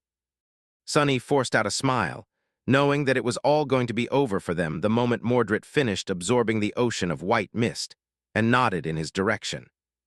"Go drown him in true darkness, go." True darkness was an enemy of shadows, but it was an enemy of reflections as well, because just like shadows, reflections could not exist without light. Saint lunged forward at terrible speed, not wasting even a split second to question his words. Her eyes blazed with cold, crimson flames, and the white mist parted in front of her. Mordred let out a melodious laugh. "How cunning, Lord of Shadows! Ah, but it is too late, much too late." A tidal wave of true darkness escaped from Saint's body, crashing into the white whirlwind. It washed over him before he could even finish the sentence. Effie knelt near Morgan to check her wounds, then looked at Sunny. "Do you think Saint will be able to destroy his vessel?" Sunny lingered with the answer for a moment. Then he shook his head. No, if she could, he would not have stayed still to meet her attack. But she would be able to buy them some time. Effie whispered something to Morgan, and her bleeding seemed to slow down. She must have regained some of her powers, as well, enough of them survive her terrible wounds, at least. Something collided with a terrible boom under the cover of true darkness, and the underground chamber shook. Effie cursed. "So what do we do?" Sunny stayed silent for a few long moments, looking into the darkness with a tense expression. Then suddenly he smiled. Follow me, I'm going to need your strength. Instead of joining Saint in the battle against Mordred, he ran into the opposite side, toward the Great Mirror. That was because he had guessed what form the fragment of Weaver's lineage had was going to take. Reaching the Great Mirror, he grabbed the black fabric covering it and gestured for Effie to do the same. Pull. Chapter 2550 Broken Illuse. Iron. The Great Mirror was truly enormous, and although the sheet of fabric covering it was thin, it was still incredibly vast and heavy. So, he needed Effie's Herculean strength to pull it off the hidden surface. They pulled as hard as they could, and the fabric moved slowly at first, and then faster and faster. It rippled and fell, slowly revealing the silver surface of the Great Mirror. At that moment, there was another deafening boom, and Saint's body flew out of the pool of true darkness, trailing drops of blood behind it. Sonny acted before he knew what he was doing, stepping through the shadows to catch her. He slid a few meters back, holding her petite human form in his arms, and then gently put her on the floor. A suffocating sense of anger rose in his chest. I'm glad that this bastard is nearly immortal. He won't die, so I'll be able to torture him endlessly. The white mist was entirely gone now. To his left, Effie dashed back to escape the vast black shroud of the falling mirror cover. To his right, Morgan slowly rose from the floor, her scarlet eyes burning with a sharp intent. Right in front of Sonny, some distance away, Mordred slowly walked out of the darkness. He looked around with an easy smile, then swept the castellan's disheveled hair back and looked at his hands. What a curious vessel its nature is. Almost dangerous, I think. Oh, but this won't do at all. Suddenly, the figure of the castellan grew blurry and changed, transforming into Mordred's own appearance. Reflections were transient beings, after all, capable of changing into anything facing them. Mordred seemed to have mastered that aspect of his new vessel swiftly. When he turned to Sonny, his amicable smile suddenly felt dark and sinister. Now, where were we? Oh, yes, all of you owe me something, and it's time to collect. Let's start with eliminating the usurper who had stolen Bastion from me. He threw a murderous look at Effie and took a step forward. But then his expression changed. The billowing black shroud finally fell to the floor, revealing the vast expanse of the Great Mirror and what reflected on it. Sonny looked up, shivering as a pale smile appeared on his lips. Out there on the surface of the Great Mirror, all of them were reflected clearly: Sonny, Effie, Morgan, Saint, and Mordred. But none of it mattered because there was another reflection trapped in the colossal mirror, cast by nothing. A dark figure that towered at 100 meters height, looming above them all like a nebulous deity. It wore a tattered black mantle, standing with its back to the vast underground chamber. But as the black shroud fell, the figure moved slightly and turned, casting its terrifying gaze at the 5 mortal ants far below. Its black wooden mask was snarling fiercely, and there was nothing but darkness nestling in its eyes. 3 horns rose above its head like a jagged crown. Weaver. It was a reflection that the demon of fate had left in the Great Mirror of the Palace of Imagination thousands of years ago. As Sonny's eyes gleamed with awe, Effie paled and took a step back. Morgan let out a groan and collapsed to her knees, shutting her eyes and covering them with both hands. Saint shuddered on the floor. Mordred remained motionless for a long second, and then slowly turned to face the Great Mirror. What the hell is this? He looked up to behold the reflection of Weaver, and as he did, his face became twisted by an expression of utter terror. Mordred raised a trembling hand, as if trying to hide himself from the demon's dreadful gaze. But he never did, because in the next moment, his body simply exploded into a cloud of glass shards, obliterated on the spot by the mere pressure of Weaver's presence. Witnessing a demon's reflection was already terrible enough, but Mordred had not just seen it. Since he possessed a sense that allowed him to perceive reflections, he had no choice but to perceive the reflection of Weaver in all its unfathomable immensity. And that alone was enough to destroy his vessel, which failed to endure the strain. The bastard might have even died, although Sonny doubted that very much. Mordred had probably retreated somewhere in terror to hide and lick his wounds.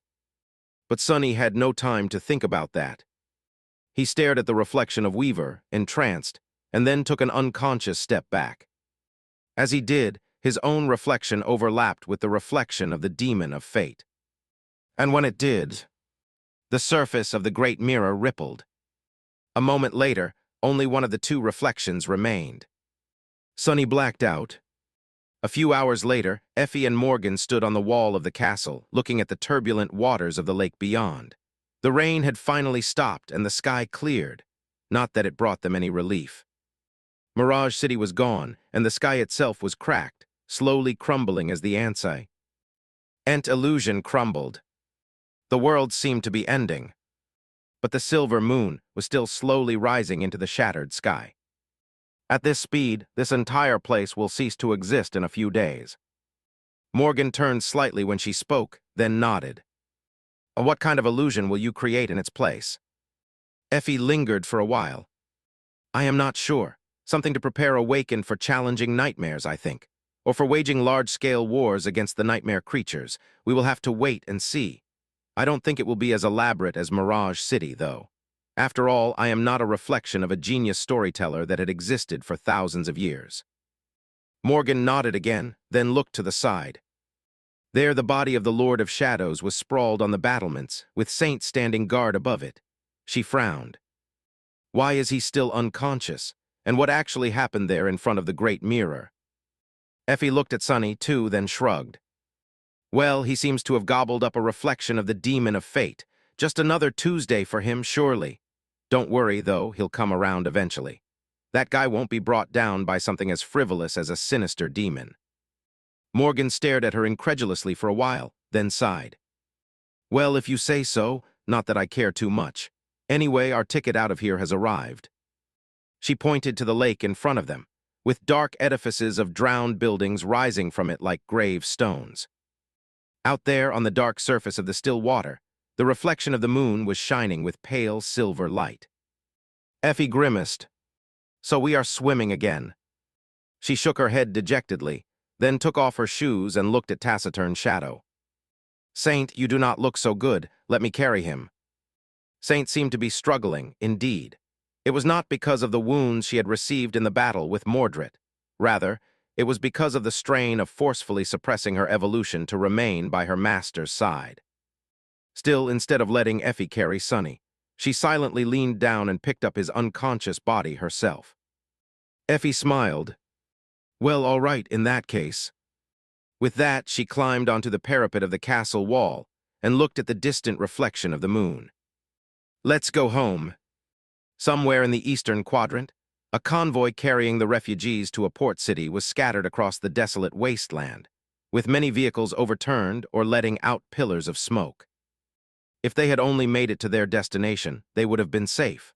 Out there in the waters near the city, the night garden was resting on the waves, and everything in its sphere of influence was safe from the horrifying threat of the Skinwalker. For now, at least. Soon, Soul Reaper and her colossal ship would have to return to the Dream Realm to replenish the great Citadel's reserves of essence. But the convoy had not made it to the destination.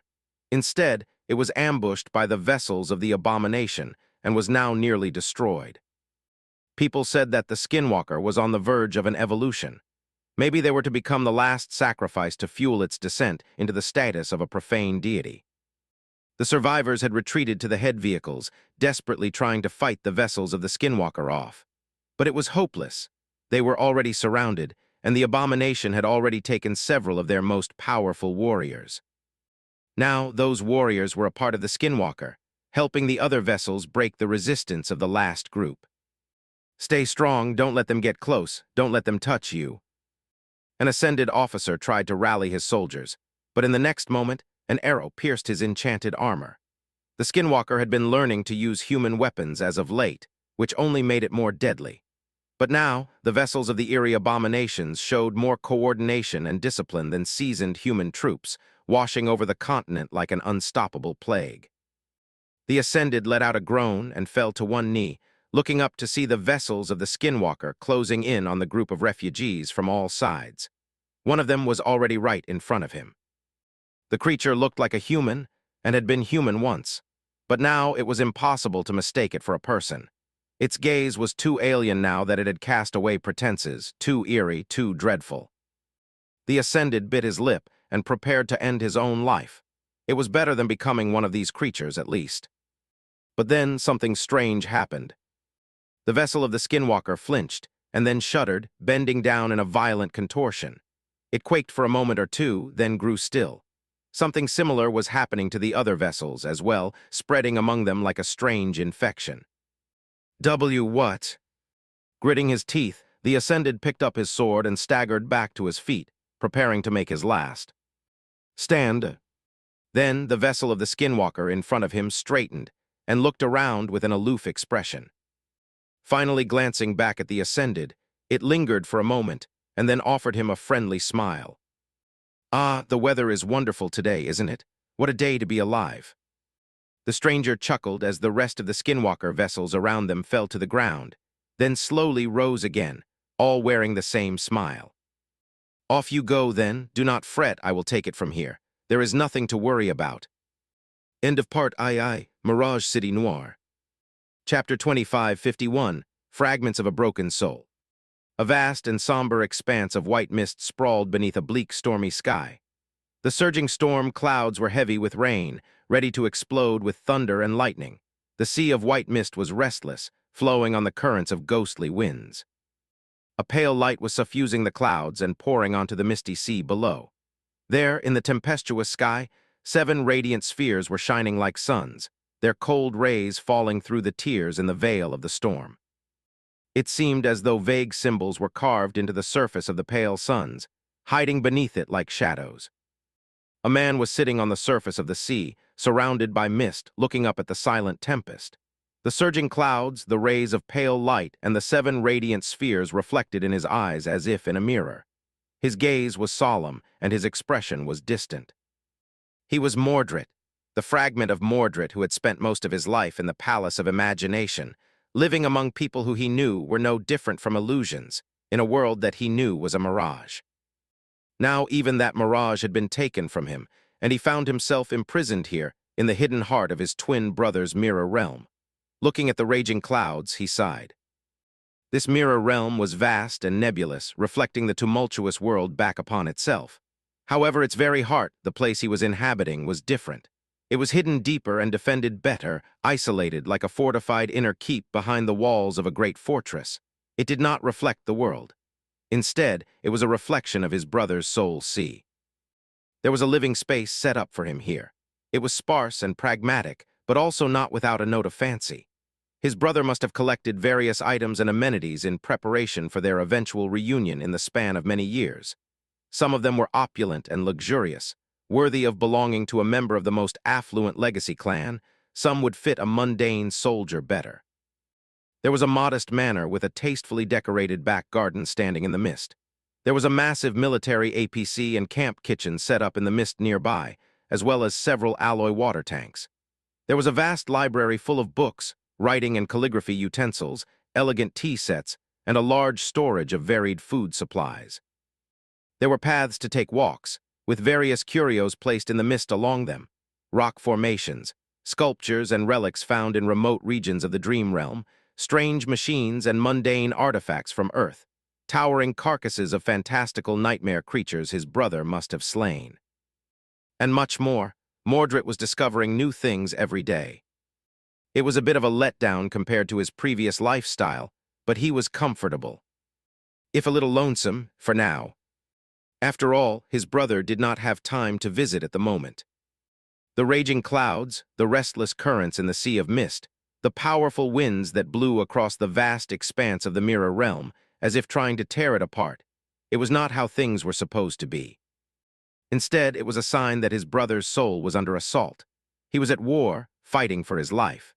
Even the innermost part of his mirror realm was in a tumultuous state, its walls trembling, so there was no saying what kind of fury and devastation was reigning outside.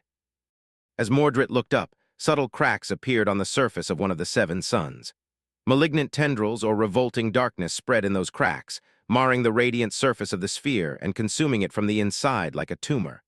Before too long, the light of the soul core dimmed, and it came to resemble an appalling, diseased star that seeped grotesque black tears. A moment later, the soul core shattered like glass.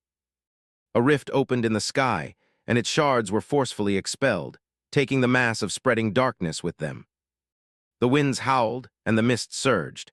A twisting white pillar ascended into the sky, connecting the vast sea with the furious tempest above like a twisting tornado. As more mist poured into the clouds, a new, pristine soul core was slowly formed to replace the shattered one. That was a reflection of his brother's soul becoming infected with corruption. He had Tom one of his soul cores out, callously mutilating himself to prevent the corrupt Tion from spreading. Then, using the vast reservoir of power he had absorbed after slaying the Castellan, he created a new one. This way, the Prince of Nothing saved himself. But it was of little use, because before too long a different soul core dimmed, rotting with vile darkness. That one was shattered and expelled as well, and a new one eventually took its place. The somber expanse of his soul serialed, the white mist surging under the assault of cold winds. This was not the first or second time Mordred had observed the dreadful spectacle transpiring in the sky above him, and it wasn't going to be the last. This battle had been going on for days. For now, his brother was managing to balance the price of continuously sacrificing parts of his soul to carve out corruption, but how long would it last? He had gained a great deal after absorbing the essence of the Castellan, but that stolen boon was not endless. The sea of mist was overflowing for now, but it already seemed thinner than it had been before. What would happen when it vanished entirely, revealing the still water beneath? What would happen when Mordred saw a flawless reflection of the tempest above on the placid surface of his brother's soul sea? What would happen when even the storm clouds vanished? He was worried, he was restless, he wanted to help. But what could he do? Mordred was merely an awakened, after all. Even then, he had lived most of his life as a mundane human. The scope and terror of the battle happening outside the walls of his comfortable shelter was far beyond his ability to comprehend, let alone affect. He was of no use to his brother, to anyone. Taking a deep breath, Mordred finally looked down. Then he closed his eyes and concentrated, a resolute expression appearing on his face. Nothing happened for a long while, and then a tiny tendril of white fog slowly rose from the surface of the misty sea, being drawn to him by some invisible force. Some time later, there was another. Soon enough, dozens of thin streams of white mist surrounded him, being slowly absorbed into his body. Mordred was not as capable as his powerful, dreadful brother, but at the core of their being, they were the same person. So he could become someone capable as well. Chapter 2552, King of Nothing. The Eastern Quadrant had been one of the four great strongholds of humanity once.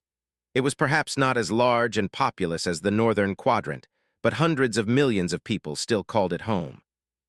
Now, mere years after Antarctica had fallen, Australia itself was on the verge of being consumed by the powers of corruption. The difference between the two was that while the Southern Quadrant had fallen to an endless tide of monsters birthed by the chain of nightmares, the Eastern Quadrant was being devoured by a single, insidious abomination. The Great Terror, Skinwalker. Of all the horrors brought to Earth by the nightmare spell, this one was perhaps the most dreadful, not because it was the most powerful, but simply because it could mimic human behavior almost flawlessly and blend in with mundane people without raising any suspicion. And even worse than that, the Skinwalker had shown a frightening ability to learn and adapt with terrible speed. Its first appearance had gone unnoticed, and by the time the powers watching over humanity learned of its existence, it was already too late. The Skinwalker had infected many cities in the Eastern Quadrant, embedding its vessels among the mundane population, the awakened warriors, the government forces, and even the private armies of the local legacy clans.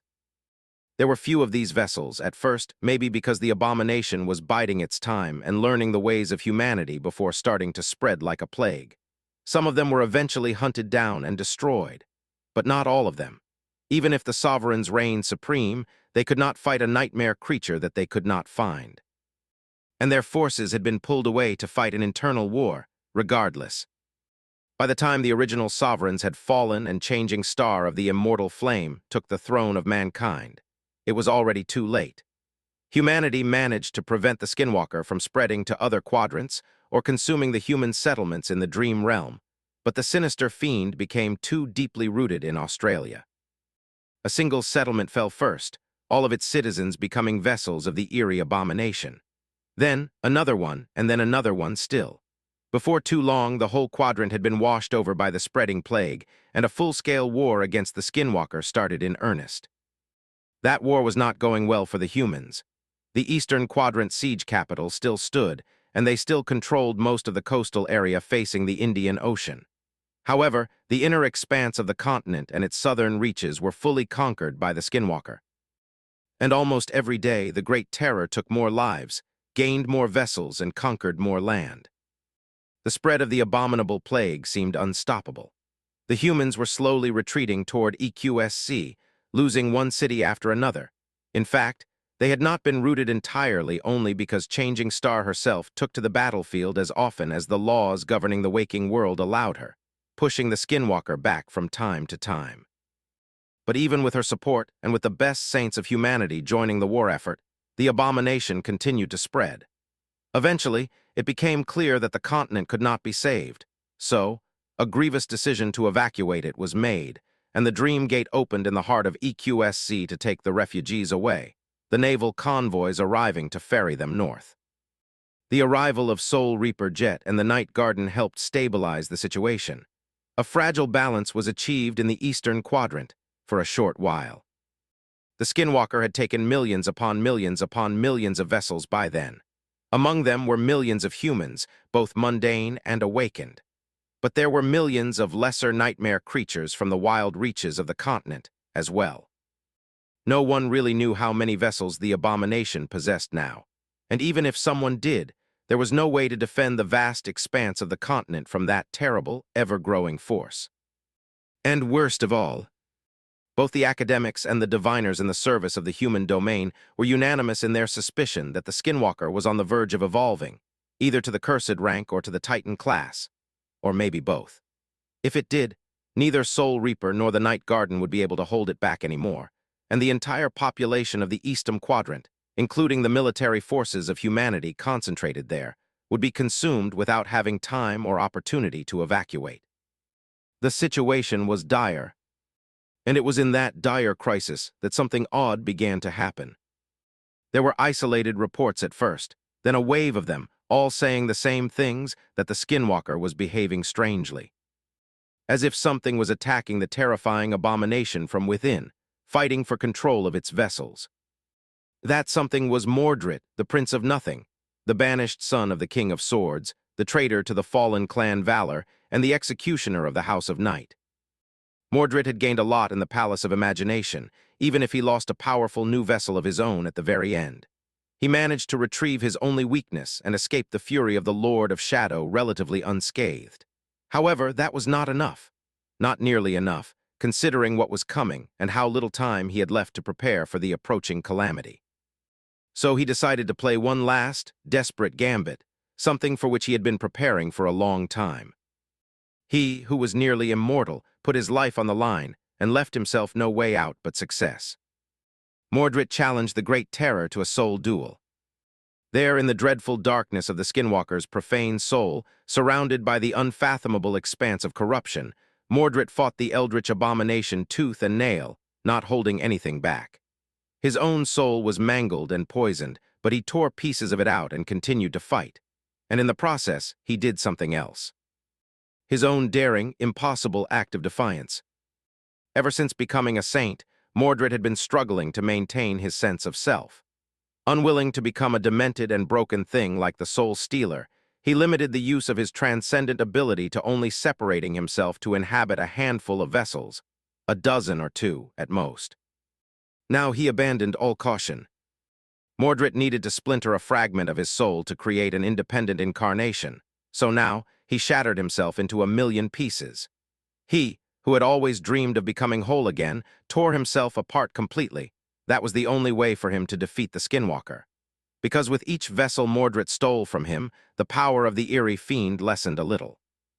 In a sense, trying to keep his shattered self from crumbling was as difficult as battling the Great Terror. No, maybe more so. That was the limit he had to overcome. Mordred's and the Skinwalker's horrid, relentless, unseen battle lasted for a long while. Hours turned into days, and days turned into weeks. Each of his soul cores had been destroyed and reforged anew many times.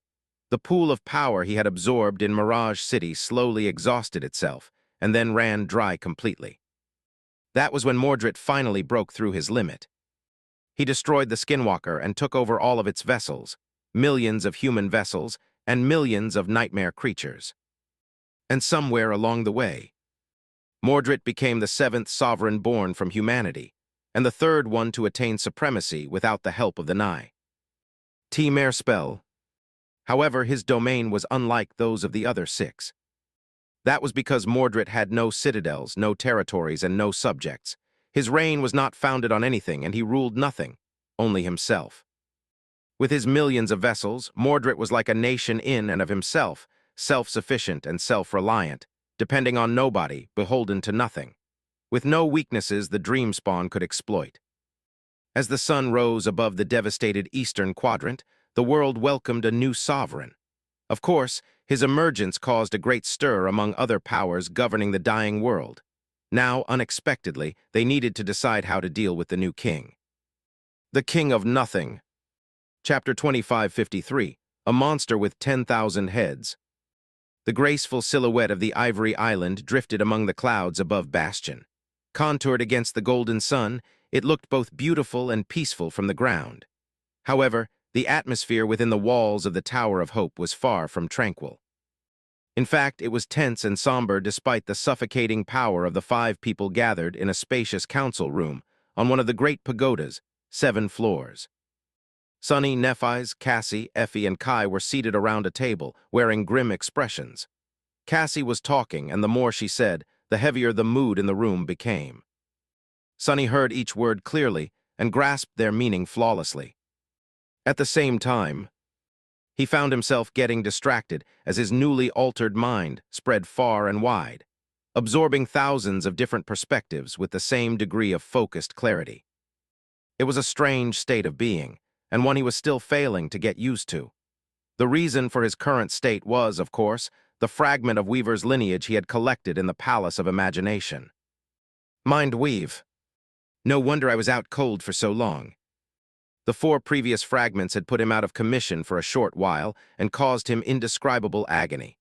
Absorbing and assimilating them had been a torment, but the Mind Weave was different. Maybe it was because it had altered his mind on a fundamental level. Or maybe it was because the suffering had been too great to endure even for someone as used to pain as Sunny. But he simply passed out as soon as Weaver's awful reflection fused with his own. So, he did not remember experiencing any pain at all. That was a wonderful boon, without a doubt. However, Sunny had remained unconscious for 2 weeks as a result. The chaos his absence had caused was significant. The conquest campaign in the burned forest had almost collapsed.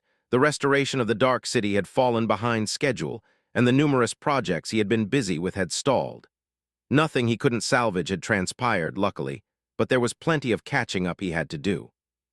If there was one silver lining that had come out of this mess, though, it was that Nephis seemed to have thawed after their recent spat.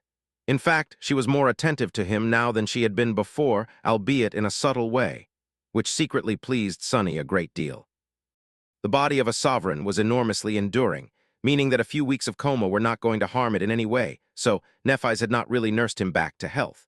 But staying by his unconscious body for many days, not knowing when his condition would improve, must have rattled her quite a lot, or at least forced her to put things into perspective. No, not even an unconscious body. With Sunny out cold, his incarnations were released and reverted back to being independent shadows. That must have been even more difficult for Nephis to endure. As a result, the distance between them disappeared, almost making it seem like there was no disagreement between them. Almost. Sunny sighed slightly. In any case, he did come back to his senses eventually. And when he did, the world was quite different from how it had been before, or at least Sunny perceived it differently from how he had before. The difference was so startling, in fact, that he had spent a few more days entirely disoriented. It was difficult to describe the tectonic shift that had happened to him with words. Mind Weave did not exactly make him smarter, wiser, or more intelligent. However, it did increase the volume of his mind immensely, making it seem almost limitless. Sunny was not unfamiliar with this trait, since he had achieved something of the sort himself over the years. First learning to perceive and process the world from both his own point of view and that of his shadow. then slowly expanding the scope of his mind to encompass all of his incarnations, while at the same time learning to cope with the increasing reach of his shadow sense. Later still, his mind expanded even more, adapting to receive sensory input from all the shades of the Shadow Legion and every member of the Shadow Clan. Sonny had always perceived what transpired around them passive. Most of the conduits of his perception simply blended into the background, but he could bring dozens of them to the forefront at will, even hundreds, if he really tried. He had thought that to be quite an accomplishment at the time. Now that he had mind weave, though, he felt that his previous achievements were merely child's play. As soon as Sonny regained consciousness, he had been assaulted by a crushing avalanche of sensations. The strangest thing, however, was that he had not felt crushed. Instead, he was suddenly able to clearly perceive and concentrate on each of these sensations, as if he was a mythical monster with 10,000 heads and 10,000 arms. Or would that be 20,000 arms? In any case, Sonny had been quite startled. Read on Guiltythree. And ever since, he often found himself getting distracted, but also not distracted at all. It was not that he could not concentrate on something while concentrating on 1,000 other things at the same time, it was just that he sometimes failed to put meaning into any one point of view while simultaneously perceiving countless others with the same intensity. His mind was drifting. Was this how gods felt, I wonder? Only on a much, much vaster scale. There were benefits to having a mind spacious enough to encompass limitless inputs, of course. Sonny's control over the Shadow Legion had increased tremendously, for example. His ability to envision and execute impossibly complex and intricate patterns while weaving had taken an enormous leap. As well, so much so that it felt like he had been crippled before, and was only now experiencing weaving as it was meant to be. He could pay much more attention to each member of the Shadow Clan, too. But still, Sonny was somewhat uneasy. He was having a bit of trouble maintaining his former way of thinking in this new, startling reality, and he was not sure that he was meant to. Sonny felt more distant from the mortal man he had once been now, and that feeling slowly grew. But wasn't that exactly what Yuri's had told him had to transpire as one approached apotheosis? Talking to Nephis and especially Cassie had helped him somewhat. Both of them were experiencing their own version of that strange process, albeit not quite on the same scale, Nephis because of her domain and the sun god's lineage, Cassie because of her aspect and attributes. But it was still a big adjustment to make. Oh, and he had been quite busy ever since regaining consciousness, putting mind weave to the test. Sonny. He remained motionless for a few moments, then raised his head and looked at Cassie. Yes, I am listening. She lingered a little, then nodded. As I was saying, the investigation into the Church of the Moon has produced quite concerning results. Let me share the report. Chapter 2554, Info Hazard. Sonny had been able to sense what his other incarnations were doing in Mirage City. Similarly, his other incarnations had been spectators of his strange adventure. Therefore, the information shared by Mordred reached Nephis and Cassie almost immediately after he himself received it. The news of a supposedly immediate threat posed by Asterion was not a great shock, even if they had to reevaluate how dangerous he truly was. In truth, both Sonny and Nephis had a feeling that they would have to confront the third sovereign sooner or later, so they had taken steps to prepare for his eventual emergence. Mordred's warning came mere days before their own network caught the traces of the dream spawn. In fact, if not for the chaos caused by the winter solstice, they would have received the report containing the first clues even earlier. But now that they knew what they were looking for, the investigation had been accelerated. The members of the Shadow Clan, although few in numbers, were spread all across both the waking world and the dream realm. Similarly, Cassie had her own network of informants, some of them voluntary, some unknowing, and kept an eye out for anything strange. The first odd thing that had led to concerning results was one of the many spreading cults, the Church of the Moon. The cult began quite innocuously. Its members are in the habit of joining merchant caravans and offering blessings for safe travel. Blessings of the moon. Not beast god, though, simply the moon. What is strange about the Church of the Moon, however, is the speed with which its following grew. Cassie paused for a moment and gestured to a paper report compiled by Aiko. People of the nightmare spell era are usually not easily led astray by superstitions, even harmless ones. But the followers of the moon gained recognition both swiftly and widely. It is still quite a minor sect, all things considered, but there lies the problem. She frowned. After noticing the suspicious pattern, we used the government personnel to run an analysis on the other minor cults in the database. The results are quite worrying, to say the least. There are at least half a dozen similar sects spread around the world. They are in each of the three quadrants, the basin of the River of Tears, as well as the former territory of the Sword Domain. And these are only the religious cults. Cassie's expression darkened. There might be other unassuming groups loitering on the edges of society, criminal gangs, private clubs, black market enterprises, and so on. At the moment, there is no way to tell how many people exactly are. Let's call them sleeper agents for now. Kai, who had been listening to her quietly, asked in a somber tone, "How have we not noticed them before? And, even if they are indeed secret followers of that man, the Dreamspawn, what does that entail exactly? What do they do? What has raised our suspicion, apart from an abnormal rate of growth?" Sunny smiled darkly. "That is the question, isn't it?" Cassie let out a sigh. "The second question answers the first. What do they do? Ostensibly, nothing of any importance. That is why we have not discovered anything suspicious about them sooner." Effie raised an eyebrow.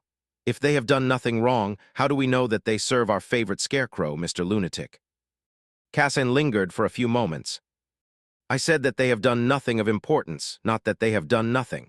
From the outside, their activity seems quite benign, if a little misguided, offering blessings, giving troubled people a sense of community, and holding sermons from time to time.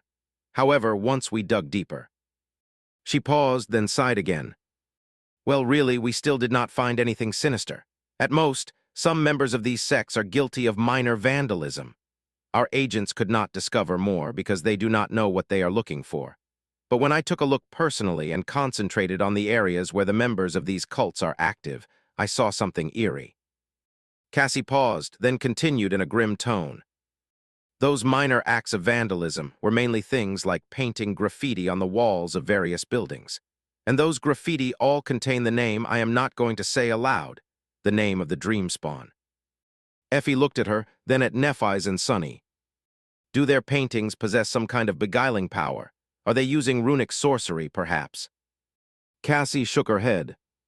"The graffiti possess no power. They are just mundane drawings. The name itself, however, the name itself does. Read on WebNovel.org. Kai frowned. "What kind of power can a name possess?" He paused for a moment, and then added in an embarrassed tone, "I am sorry I misspoke. Names obviously possess power. There are true names and shaping, after all. But I don't think you meant that kind of power, Cassie. So, what can the Dreamspawn's name do?" Cassie remained silent for a while, then said with a subdued expression, "It has the power to spread." She lowered her head and exhaled slowly. "Once someone learns that name, it seems to take root in their mind. Then they start mentioning it from time to time without even realizing. And while that in and of itself does not seem too worrisome, the frightening part is that the name spreads like a virus. Anyone who hears it becomes a carrier as well, and therefore helps it spread further." Her expression turned grim. "We caught it early enough so the virus has not spread too widely yet. This is the good news." She did not seem too happy, though. Cassie lingered for a few moments, then added evenly, "The bad news is that there are no countermeasures. We can destroy the graffiti, but the Dreamspawn's name has already been seen or heard by countless people, and we can't destroy people. Or rather, we won't. There is no way to identify all of the hosts anyway." Nephis nodded silently. Cassie turned her way briefly, then said, "More than that, although I compared the Dreamspawn's name to a virus, it is not. Not in the traditional sense. It is an idea that acts as a virulent virus. And therefore, there is no cure that we can come up with, no vaccine, no easily reproduced way to treat the infected." She fell silent for a few moments, then sighed heavily. "So even though we caught it early, there is no way to stop it. The rate with which it spreads will grow exponentially." Cassie faced them then and said in a grave tone, "It's a pandemic." Chapter 2555, Nameless Menace. A heavy silence settled in the council room. No one spoke for a while, considering her ominous words. Eventually, Effie leaned back and rubbed her temple. "How troublesome," she sighed. "What about us? We all know his name. Are we infected as well?" Cassie shrugged. "It is difficult to tell. From what I have been able to observe so far, not everyone is susceptible to his influence equally. The more powerful a person is, and the more mental fortitude they possess, the less freak. And TLY they mention the name, which can be seen as them resisting infection. However, there is a difference between resistance and immunity. We also don't know if they are resisting the infection itself, or merely a symptom." F grimaced, dissatisfied with the answer. "And that's the problem, isn't it? We just don't know enough. We hardly know anything, really. Kai Song and Anvil were too thorough in eradicating any and all knowledge about the dream spawn from the world, hell." She looked around the room and said in a somber tone, "We don't even know why his name being known to people is dangerous. Does the dream spawn draw power from those who are infected by the idea of him? Is he rebuilding a foundation of his domain that way? What happens when the virus reaches critical mass?" Effie shook her head. "How are we supposed to fight an enemy we know close to nothing about?" After another bout of heavy silence, Kai spoke in a hesitant tone. "Oh, how dangerous can that man be? Sure, he is a supreme inheritor of a divine lineage, maybe even several of them if Mordred is to be believed. But he is not a wielder of a divine aspect, unlike Nephis and Sunny. More than that, he has been sealed on the moon for 2 decades. It is already a miracle that he has survived for that long, so how powerful can he still be?" Even though the question was not directed at Sunny, and his flaw did not force him to answer, he still responded. "Let's not get careless. It does not matter how powerful we are, power is merely a weapon. And just like a weapon, it won't save you unless drawn and pointed at the enemy." Truthfully, Sunny did not think that Asterion could contend against him and Nephis in terms of power, either of them, let alone the two of them together. However, raw power was not a universal answer. One had to express the power they possessed shrewdly to make use of it. Even then, 1 second of complacency could spell disaster. And further still, there was always someone or something that countered your aspect in the vast and dreadful world of the nightmare spell. A bad matchup could bring down even the strongest beings, awakened and nightmare creatures both. Sunny knew all this better than most, because he had triumphed over numerous foes who were far more powerful than he and should have utterly crushed him. So he was not going to underestimate Asterion, especially not after seeing how spooked Mordred was by his former caretaker. Calling the dream spawn his guardian would have probably been too big a stretch. Sadly, that did not change much in the current situation. Effie frowned. "So what now? What can we even do?" Cassie remained silent for a while, then said, "One option is to do what the Kai Song and Anvil did. Find a way to identify everyone infected by the dream spawn, then cull them all. Naturally, that would be a slaughter of horrifying proportions." Nephis shook her head. "No." He looked at them and said in her even, dispassionate voice, "We are not going to slaughter thousands, or maybe even hundreds of thousands of innocent people. If we do, we would be no better than Song and Valor. What was the point of overthrowing them then?" Sunny studied her silently. Behind Neff's calm facade, she was actually a person burning with passion, more than anyone he knew, perhaps. Nephis wanted to conquer all nightmares and destroy the nightmare spell with a passion so fierce that it bordered on obsession. So, it was easy to overlook the rest of her behind that blazing ambition. But Nephis herself was never blinded by her incinerating desire. Even though she was pursuing it with obsessive persistence, for her, the end never justified the means. Sunny had learned it many years ago, near the crumbling gateway of the Crimson Spire, that Nephis did not simply want to destroy the spell, but also did it in a way that she considered right, without compromising her values. It was just that her personal sense of right and wrong was so strange that most people often failed to recognize her intentions. Sunny knew, though. So he knew that Nephis would never order a massacre of thousands of innocent people to prevent her enemy from growing Strongtiger. She might send them into a bloody battle against a tide of nightmare creatures, since that would fit her understanding of what was right and righteous. But she would not simply sacrifice them to further her goals. That conviction was what made her so strong, but it was also something she lacked when compared to Anvil and Kai Song. a limitation that, if exploited, could be turned into a weakness. Was that what Mordred meant when he said that we have too much to lose? Sunny was troubled. The dream spawn has not even revealed himself yet, and it already feels like our hands are tied. Nephis looked at him briefly, then sighed.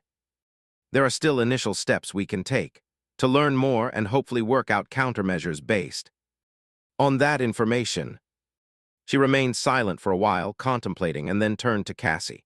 Cassie, continue to monitor the zealots and broaden the scope of the investigation to include other marginal groups. Request as much resources as you must. Conscript the entire intelligence arm of the government, if need be.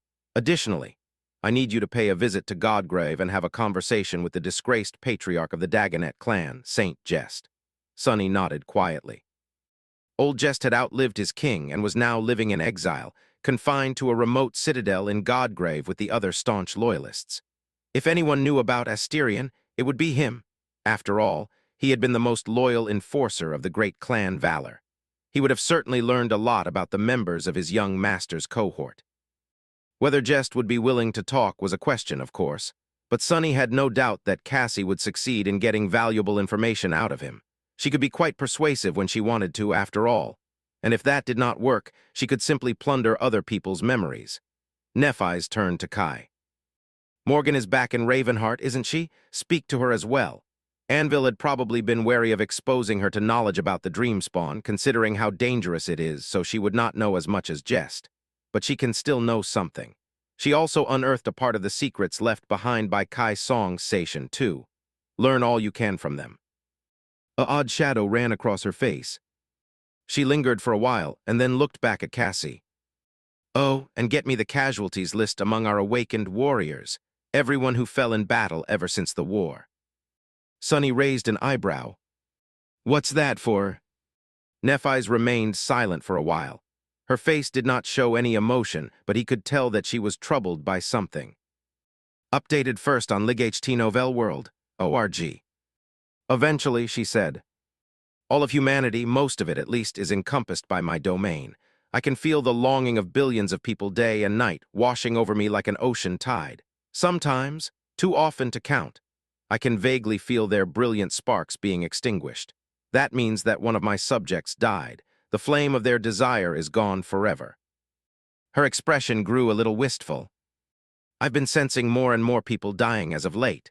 The increase in the mortality rate was not significant, so I assumed that it was just the natural course of things. After all, war is raging on all sides. A war to subjugate new regions of the Dream Realm, a war for the Eastern Quadrant. Many people have become refugees and settlers, too, and their lives are far less stable than before. Nephis frowned. But now I think that there might be a different cause, so I want to check. Kai looked at her in confusion. A different cause? You suspect that the Dreamspawn's followers are responsible for these deaths? Nephis slowly shook her head.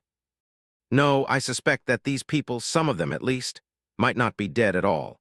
There is another reason for me to lose the ability to sense someone's spark, after all. It is if they have ceased to be a part of my domain. Sunny blinked a couple of times, meaning that they became a part of someone else's domain.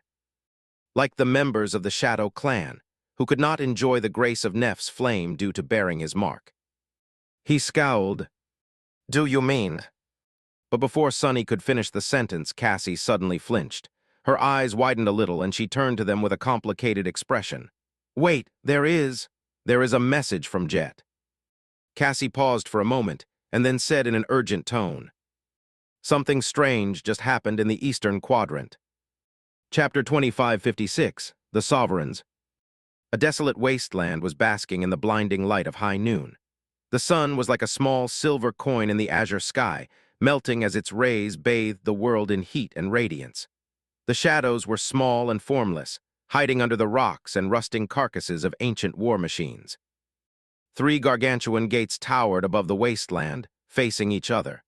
Each formed an apex of a triangle, and there was considerable distance between them. One of the dream gates was dark and nebulous, ripping the world like an inky black rift. The second one was pure and radiant, shining like the sun. The last one was like a mirror, reflecting the wasteland back upon itself. No one was here in the ravaged heart of the Eastern Quadrant to witness them.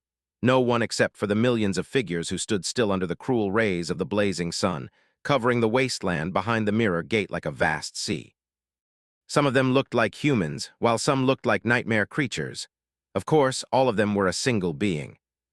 Mordred, the king of nothing. As the sun moved across the azure expanse of the boundless sky, the shadows slowly crawled out of their shelters. The darkness of the shadow gate seemed to flow forward, too. Then it surged and swelled, and a tenebrous legion rose from its lightless depths. Tens of thousands of shades marched onto the wasteland, with several titanic figures lumbering among them like dark giants. The Shadow Legion assembled into a flawless battle formation, facing the King of Nothing and his myriad vessels silently. Finally, a soul figure appeared from the sun gate, landing on the ground in front of it like a radiant spirit of pure light. Her beautiful wings folded, and her brilliance dimmed, revealing ivory skin and hair that was like a torrent of liquid silver. Regarding the sea of vessels with an aloof expression, she took a step forward and walked to the center of the triangle formed by the three dream gates. Of course, she was Nephis of immortal flame, changing star, the ruler of the human domain and the guiding star of humanity. Almost at the same time, a figure rose from the shadow of the second gate. It was a young man with porcelain skin and raven-black hair, with eyes so dark that they almost seemed like two glistening onyx gemstones. He was Sunless, the Lord of Shadows, the Sovereign of Death. He headed to the center of the triangle as well, and everywhere he passed, the shadows seemed to grow deeper. And finally, a third figure appeared out of the rippling silver surface of the mirror gate. It was a tall man with a slender figure and strange eyes that reflected the world back upon itself, wearing the tattered remains of a stylish Viridian suit. Smiling easily, he folded his hands behind his back and went to meet the other two sovereigns. He was Mordred of Nowhere, the King of Nothing. Slightly past noon, the three demigods met on the scorched sands of the barren wasteland in the Eastham quadrant. Sunny was the first to speak. He studied Mordred for a few moments, then looked at the millions of motionless vessels behind him and smiled darkly. My, oh my, I did not think we would meet again so soon. I guess congratulations are in order. Mordred looked, a little eerie, really. There had always been something subtly unnerving about him, a vague sense of wrongness caused by the absence of something that all humans were supposed to possess. But now, a new layer of inexplicable strangeness was layered on top of that. It was as if Mordred was even less related to anything human than he had been before. As if he was a myriad of broken shards that had been a person once hiding under human skin. Why, thank you, Sunless. Mordred smiled and inhaled with a full chest. Ah, it feels good to be king. In an utterly unnerving display of unity, the millions of vessels behind him all smiled at the same time. Sunny struggled to maintain a composed expression, feeling a cold shiver making its way up his spine. Never thought there would come a day when I'll see nightmare creatures smiling. Granted, their attempts at mimicking Mordred looked more like frightening snarls than the pleasant smile playing on his lips. Nephis spoke at that moment, her even tone showing no sign of being disturbed by the eerie scene. You should be feeling it by now, the laws of this realm rejecting you, pushing you out. So let us not waste time on meaningless pleasantries and get to the point. She was right. Staying in the waking world for a short while was not impossible, but they were weakened here. More than that, it was straining. The longer Sunny lingered, the more the pressure on him mounted, and the harder it was to push against the walls of the world that seemed to want to crush him. It was easier to do for Nephis, who shared an inherent connection to both worlds, but only relatively. All that meant was that she could return more often and stay for longer, not that she wasn't affected in the same way. Actually, there was no telling what relationship Mordred had with the waking world, the war realm. After all, he had inherited the lineage of war god, and more than that, his powers had to do with mirrors. As someone who reflected the world in front of him, he could possess an inherent advantage when it came to adapting to its laws. Then again, he could be having it as rough as Sunny. Mordred chuckled. What is the point, changing star? Are you two going to attack me? Nephis stared at him evenly. At first glance, it looked like they had gathered here to fight. However, the millions of vessels, the Shadow Legion, and the three Dream Gates, it was all just for show. A statement of their power and a silent reminder of what would happen if they were to clash. In truth, the continent would probably not be able to endure the harrowing forces unleashed by a battle between three supremes, and with its fall, the entire ecosystem that allowed humans to survive on Earth would inevitably follow. That was why they had chosen to meet here, in a place that rejected them and suppress. Their power. When Nephis did not respond, Mordred smiled. I thought not. A wise decision, after all, there is no reason for us to become enemies. Sunny glared at him silently for a few moments. Tell that to the survivors of the House of Night, bastard, and to the numerous people who suffered when the naval navigation in the waking world all but collapsed in an instant. Mordred considered him for a short while, then grinned. The proper address is Your Royal Majesty, King Mordred, not bastard. Please have some decorum. His expression suddenly turned pitiful. And if I might add, is it not in bad taste to call someone a bastard after having made them an orphan? Ah, how callous, how cruel. He let out a laugh, and then looked at Sunny with an amused smile. As for the House of Night, what exactly am I being accused of? What happened was their own fault. The elders of the House of Night could have submitted to the song domain of their own free will and become honored vassals of the Queen. Instead, they chose their own pride and arrogance.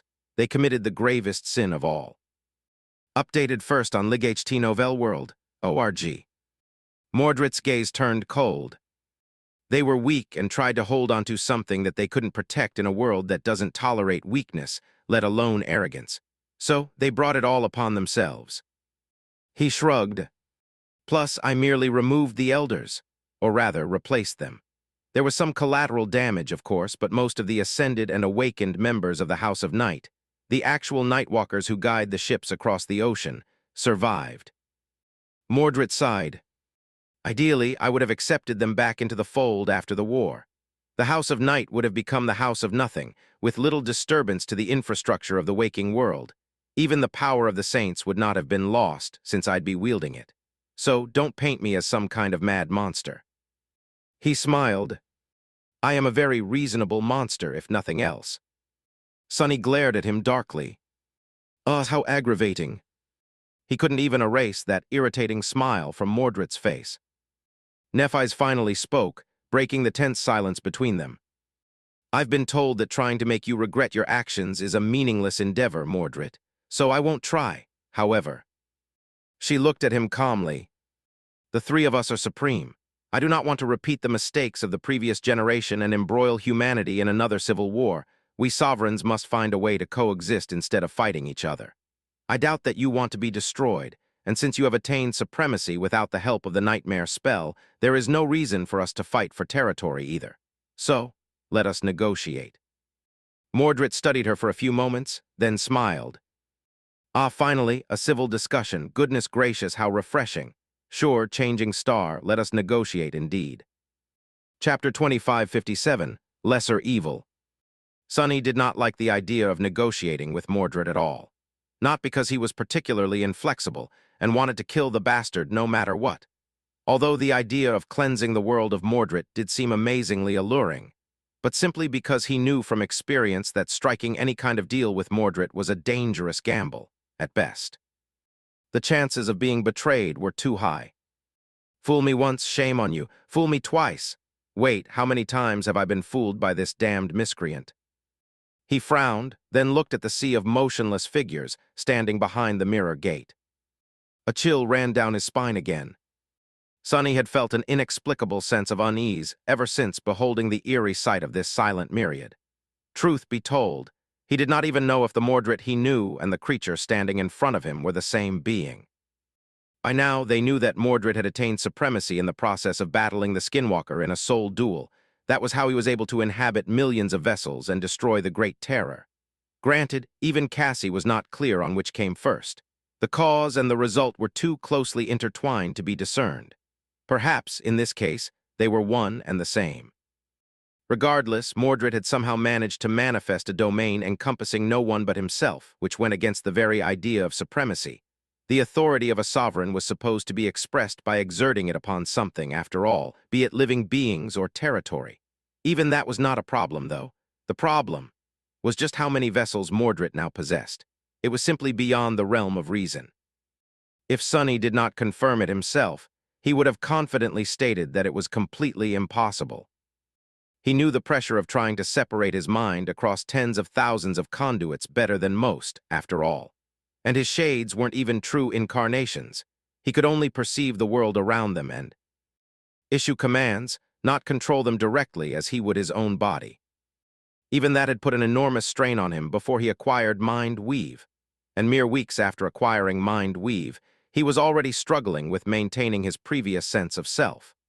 All that stemmed from having to split his attention between every shade of the Shadow Legion, and Mordred possessed millions of vessels, not merely thousands.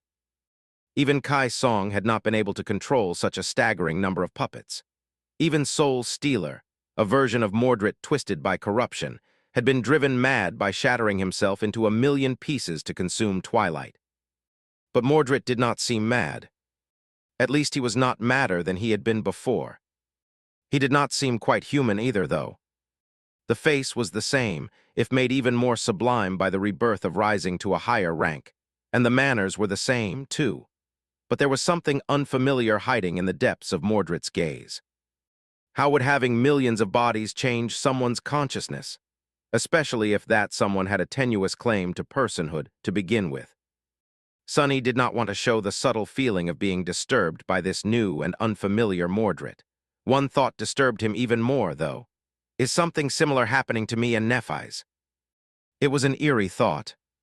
In any case, as much as Sonny did not like the idea of negotiating with Mordred, they had little choice. Despite all his deviousness and complete lack of remorse, Mordred could try to downplay the hideousness of the massacre he had perpetrated upon the House of Night all he wanted, and it would still not convince anyone he was a sovereign now. And a sovereign could never be treated lightly, least of all one wielding a divine aspect. Sonny and Nephis could probably destroy him and his millions of vessels, but they would not escape that battle unscathed. At best, they would be severely weakened, which could prove fatal before too long. There was another sovereign they had to worry about, after all. There were 4 supremes in existence now, and one of them was almost certainly both hostile and a dire threat. So, as long as it could be avoided, they had to make sure that Mordred joined the battle against Astarion, and ideally, the war for the future of humanity on their side. Updated first on Guiltythree. So it was not just that destroying him would cost them too much. They had little reason to destroy him, to begin with, or at least more reasons to keep him alive than to kill him, as long as Mordred could be reasoned with. And as much as Sonny wanted to deny it, Mordred had told them the truth. He was a very reasonable monster indeed. He had betrayed and fooled Sonny a few times, but he was not a pathological schemer. He had fulfilled his promises quite faithfully when it suited him. In the Tomb of Ariel, for example, he had played a key role during the final battle at Verge. A battle in which Sonny himself had not participated, having betrayed and abandoned his friends. Damnation, it's driving me insane. Sonny looked at Mordred's side and asked in a resigned tone, "What exactly is it that you want?" He had an idea. Mordred had already expressed that he needed Sonny and Nephis, for no other reason than to be his meat shield against the Dreamspawn. Now that he was the king of nothing, that seemed like more of a strategy than before. For no other reason than the fact that a sovereign could contend against Astarion, while a saint couldn't. At least Mordred had not seemed to believe that he stood a chance. Neither had he believed that Sonny and Nephis stood a chance. Therefore, their usefulness as cannon fodder had an expiration date. That, in turn, would mean that Mordred expected Astarion to defeat them eventually, and therefore had to have a plan for what was going to come next. Now, the outline of that plan was starting to take shape. Mordred was going to attack. The world, even 2 worlds, seemed to be too small for 2 supremes, as long as one of these supremes was Astarion. So Mordred had to have an intention of destroying the Dreamspawn eventually. Not only because he believed that he would have to in order to survive, but also because he hated Astarion almost as much as he had hated the King of Swords. He just needed Sonny and Nephis to buy him time. Mordred smiled. "What do I want from the 2 of you? Well, in one word, nothing, absolutely nothing." He laughed. Chapter 2558, Mirror Domain. Mordred's laughter echoed above the wasteland. Then it suddenly turned into a haunting, deafening roar, That was because the millions of vessels behind him all laughed as well. That scene was so otherworldly eerie that Sonny could not help but grimace. "Cut the theatrics, will you?" Mordred chuckled once more, then looked at them with a faint smile. The sea of motionless figures behind him grew still as W. L. Nephis shook her head. "Saying that you don't need anything from us is a bit of an exaggeration, isn't it?" She looked behind him at the horde of vessels, some of them human, some of them monstrous. Among the humans, there were a number awakened, but most of them were mundane. They were the ordinary citizens of the Eastham Quadrant taken by the Skinwalker in the past, only for their bodies to be stolen by Mordred in the end. "If nothing else, you will need a place to settle. Now that these vessels belong to you, they will be banished from the waking world before too long. And every area of the dream realm that is not a death zone currently belongs to us. So, unless you want this sea of vessels to tum into a shallow pond, you will have to find a place for them to live." Mordred let out a wistful sigh. "A place to call home, is it? What a wonderful sentiment. Why, this is indeed something I would not refuse. So, how about you give me the Stormsea?" Nephis tilted her head a little. Out of the question. It was indeed impossible for them to surrender the Stormsea to Mordred, not only because there were 24 citadels there, almost half of them conquered by Mordred while impersonating the elders of the House of Night, but it was also the connective tissue between the former territories of the Song and Sword domains. Except for the Road of Shadow far north, in Godgrave, it was the only way to travel between the two parts of the human domain, unless one made use of a dream gate opened by a supreme who ruled Night Garden. Mordred sighed. "How disappointing, and after I spent so much effort conquering those citadels, no less." He shook his head, then smiled.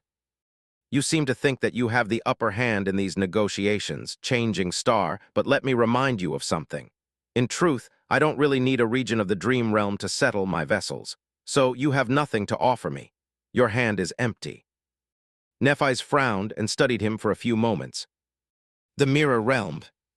Mordred chuckled. "Indeed, you do remember after all." In fact, Sonny remembered too. It was just that neither Mordred nor Nephis remembered that he had been there with them as well. It had happened back in Twilight, when Mordred pulled them into Soul Stealer's mirror realm. His own only encompassed the reflection of his soul sea at the time, but the minor mirror domain of Soul Stealer encompassed the reflection of the entire city. Now that Mordred was supreme and his domain had fully manifested, there was no telling how vast and lifelike his mirror realm was. Vast enough for millions of vessels to inhabit, perhaps. I'll be damned. Mordred was not just a one-man nation. He seemed to be carrying an entire kingdom within himself as well.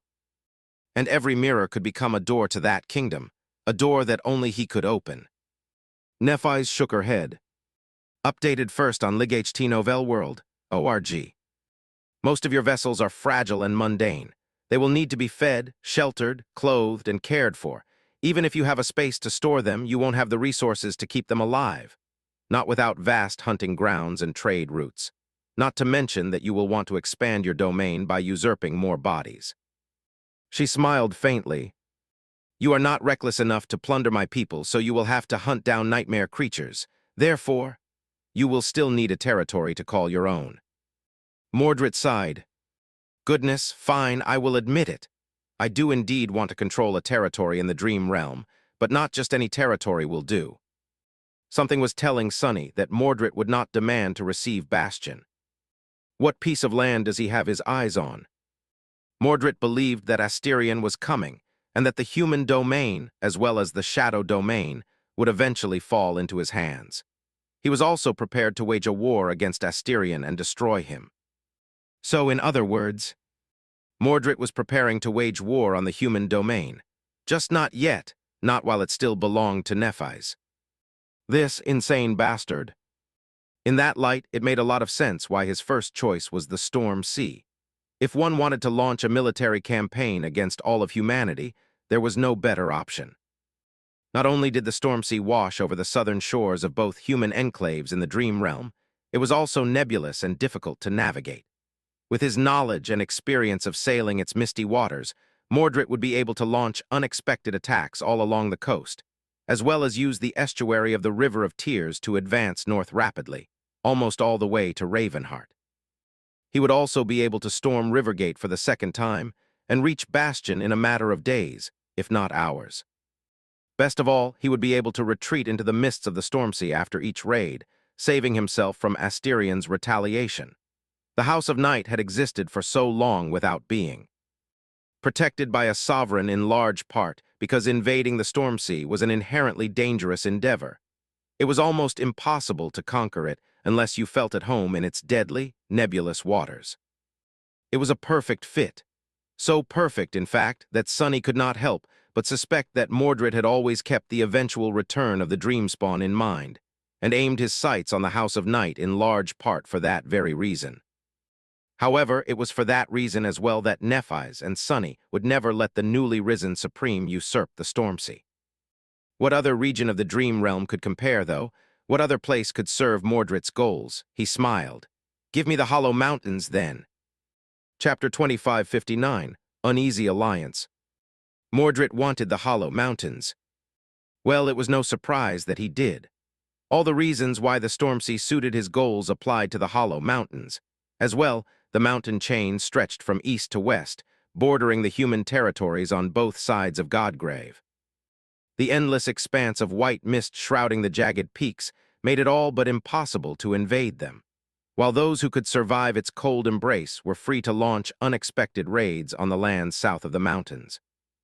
Or north of them, that was where the Forgotten Shore, Sonny's lightless kingdom, was located. In addition to that, Mordred had an affinity to the source of the white mist, to nothing. So he would have an easier time surviving there than almost anyone else.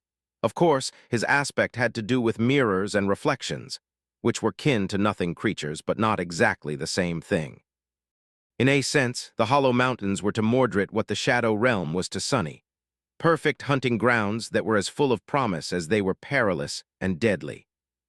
Granted, that only encompassed the surface of the hollow peaks, not the dark depths inside them, the underworld. Out there in the realm of true darkness, Mordred would be just as helpless as Sonny. After all, there could be no reflections without light, so his powers would be rendered useless. Mordred seemed to be getting exactly what he wanted. However, Sonny and Nephis had no reason to refuse him, or at least no reason that was good enough to deny him the Hollow Mountains. They themselves had no use for them, and there were no human colonies being built within the mist. All in all, things could have been worse. A new sovereign had risen from the ranks of humanity, and while he was not exactly a reliable ally, he was not inherently hostile either. Mordred might have been a monster who knew neither regret nor remorse, but he did not usually act without reason. Otherwise, it would have been the entire population of EQSC consumed by him instead of the Skinwalker. On the bright side, humanity had another supreme now, and an immensely powerful one at that. If there was one predictable thing about Mordred, it was that he always acted in self-interest. And in the grand scheme of things, his interests coincided with those of Sonny and Nephis. After all, the destruction of their world was imminent. Once Earth was fully consumed by the Dream Realm, everything that was not corrupted would be besieged by the nightmare creatures, including those fallen deities of the cursed and unholy rank. When that happened, Mordred would have little choice but to fight side by side with other human sovereigns in order to survive. Sonny understood that rationally, but still negotiating with the bastard was exceedingly frustrating. I want to rip that damn smile off his face. He had dismissed the Shadow Legion. The endless sea of Mordred's vessels was disappearing into the rippling surface of the Mirror Gate. They were entering the Mirror Realm, leaving the desolate expanse of the eastern quadrant behind. Mordred himself was still here, though, looking at them with a polite smile. Yes, I do agree. We should continue this conversation in a more comfortable setting. Updated first on Guiltythree World, ORG. His smile was the same, but his face betrayed subtle signs of fatigue. The War Realm was straining to expel them, and by now the pressure was crushing. On top of that, Mordred had only recently concluded the dreadful battle against the Skinwalker and undergone the evolution to supremacy. He had not had the chance to rest and recover yet, so he was in rough shape. The negotiations were far from being over, of course. They had only set out the very fundamental principles of their future coexistence, so the details would have to be decided later. in the presence of people who could formulate a proper treaty. It was not a question of authority, but merely of convenience. Mordred would need building materials and a steady supply of clean drinking water and food to establish his kingdom in the Hollow Mountains. For example, since it was going to take him some time and a lot of effort to make it self-sufficient. Therefore, some kind of trade agreement would have to be established, and Sonny and Nephis were not the best people to define it. There were countless small details like that. There was the question of what they would be getting in return as well. And above all else, they were not going to agree on anything with Mordred unless Kai was present in the room, and could confirm that the King of Nothing was being sincere in his willingness to, if not cooperate, then at least coexist with the human domain. So he was invited to Bastion. The negotiations would continue on the Ivory Island, with most members of the cohort, as well as a team of relevant professionals present. As for Mordred, he did not have a cohort, close companions, or talented subordinates. Therefore, he would have to oversee the entire process himself. I can believe this is my life now. Sonny blinked a couple of times, thinking that he had never expected to negotiate a trade agreement with Mordred one day. Life was indeed full of surprises. They were also going to discuss the dream spawn in more detail then. Granted, Mordred did not seem too keen on the idea of cementing an alliance to deal with Asterion. Despite everything, he was entirely convinced that Sonny and Nephis were a lost cause. So, he wasn't inclined to help them understand what his former caretaker was capable of. All knowledge Mordred possessed would have to be exchanged for something. That was what Sonny and Nephis were getting in return for building materials and food supplies, above all else. Well then, I'll depart first. Mordred gave them a perfunctory bow and vanished without a trace. His dream gate disappeared, as well, leaving Sonny and Nephs alone on the desolate wasteland. Sonny studied the landscape around them for a long while, and then suddenly laughed. I realized something just now. He looked at Nephis and shook his head in disbelief. This is now the safest place in the world, both worlds really. Chapter 2560, Sudden Peace. The Eastern Quadrant had been ravaged by war. The peculiar thing about the Skinwalker, however, was that the Great Terror did not discriminate between people and nightmare creatures. It took every vessel it could find, striving to grow and spread as much as possible, no matter whom it consumed. And while humans were still resisting the dreadful fiend, the nightmare creatures populating the wilderness of the Eastern Quadrant had all been wiped out and absorbed by the Skinwalker some time ago. Their bodies were then inherited by Mordred, who took them into his mirror realm. So at the moment, the Eastern Quadrant was the only place in either of the worlds that was completely void of abominations. There were still nightmare gates here, of course, which meant that new monsters would wander through them sooner or later. But for now, this continent was completely safe and cleansed of corruption. Like all continents used to be. Nephis remained silent for a while, then sighed. Indeed, it is quite ironic, isn't it? Although his motivation was entirely selfish, Mordred had done a great service for humanity. He saved an entire quadrant, and maybe much more, considering that the Skinwalker was on the verge of evolving. Sonny let out a bitter laugh. You are right, he did something that neither of us had managed to do, Mordred of all people. Nephis possessed great power, but that power was largely straightforward. Sonny wielded a subtler aspect, but he still could not have eradicated the Skinwalker without shattering the entire continent. Even then, a few vessels would have survived and hidden themselves somewhere else, so that plague would have began spreading in a different corner of the world before too long. But Mordred possessed a power that was uniquely suited to destroying creatures of exactly that kind. By challenging the Skinwalker to a soul duel, he had destroyed the very root of the Great Terror without the need to annihilate each and every one of its vessels. And now, a sudden realization hit Sonny. The war is over. A lion's share of humanity's forces were currently concentrated in the Eastern Quadrant, mundane soldiers and awakened alike. The same went for saints. Even Jet was here as well as the Night Garden. Now, all these people had nothing to do. The military forces would have to be relocated to other flashpoints, some here on Earth, some in the Dream Realm. All of this had happened so unexpectedly that there was no plan in place. Many strategic meetings would have to happen to adjust the resources of humanity according to the new reality. There was the question of the evacuation as well. The population of the Eastern Quadrant was currently being evacuated to other quadrants, and the Dream Realm, now, the primary reason for that exodus was gone. Were they going to stop the evacuation and abandon plans of leaving the Eastern Quadrant, or continue to fare? Why people away? The Dream Realm was waiting, after all, and everyone would have to abandon the waking world sooner or later. There were many things to decide. Sonny could already feel his head hurting. Nephis gave him a guarded look, and then suddenly asked, "Do you think that we really are no match for the Dreamspawn too?" She seemed to be displeased, and somewhat uneasy because of what Mordred had said. Aster, Song, Vale. These were the three names that had defined her childhood. Song and Vale were dead now, but Aster remained more than that. Nephis now knew that, in large part, she survived because Asterion had held the other two sovereigns back and prevented them from trying to dispose of her too openly. Not out of concern for her or some twisted shape of sentimentality, but simply because he had needed her to awaken to harvest the lineage of Sun God. Sonny pursed his lips and considered his words for a while. Eventually, he sighed. The Dreamspawn seems to possess powers that have to do with mind manipulation. Among all the nightmare creatures that I've faced, those that mess with your mind were absolutely the worst. So, I do believe that dealing with him will be a troublesome affair. Sonny's expression darkened. I guess what I am trying to say is that we should not be expecting a clean victory. This one, we will have to bleed for this one, I think. He paused, then looked at Nephis and asked, "What do you think?" She studied the desolate landscape around them for a while, then shrugged. "It is, as you said, it will be a tough fight and we will not win it without paying a price. But we will win it. I believe it." Sonny nodded. Updated first on LigHT World, ORG. So do I don't think it's going to be very pleasant, though. He shook his head dejectedly.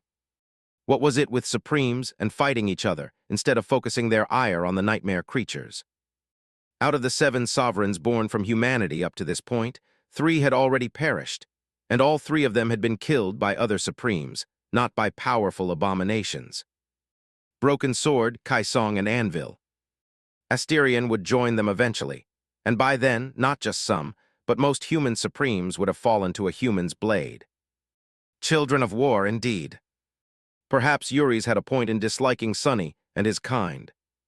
Looking at the oddly tranquil landscape of the Eastern Quadrant, Nephis inhaled deeply. Perhaps she was thinking about how this was her eventual goal, a world free of the nightmares. Perhaps she was simply thinking about the mountain of decisions she would have to make regarding the relocation of her armies. Turning to the radiant dream gate, Nephis looked at her shadow, where a different incarnation of Sonny was hiding, and then back at him. "We should return to Bastion. Are you coming?" Sonny hesitated for a little while, then smiled. "No, I think I am going to catch a ride with Jet. She's going to take the Night Garden back to Stormsea soon, isn't she?" Nephis studied him for a moment, then nodded and headed toward the gate. "Don't fall into a coma this time, please, if you don't mind." Sonny smiled as he turned the other way. "I can't say that I won't, but I will definitely try." Chapter 2561, A Leisurely Ride. Soon, Nephis and her dream gate were gone. Sonny dismissed his as well and found himself standing alone on the scorched earth of the desolate wasteland, beneath the vast blue sky of the Eastern Quadrant. The idea that he was completely safe, for once in his life, felt alien. What a strange day. Sonny knew that the world was going to be shaken quite soon. People would learn that the desperate war against the Skinwalker had come to a sudden end. That alone was enough to cause quite a tumult. This news would be followed by the shocking revelation that a new sovereign had risen to the throne of supremacy, and that he was none other than Mordred, the wayward son of the King of Swords. The public did not know much about Mordred, except for the fact that he had betrayed his clan, destroyed the House of Night on the Queen's orders, and nearly conquered the Sword domain all on his own while the war was raging in Godgrave.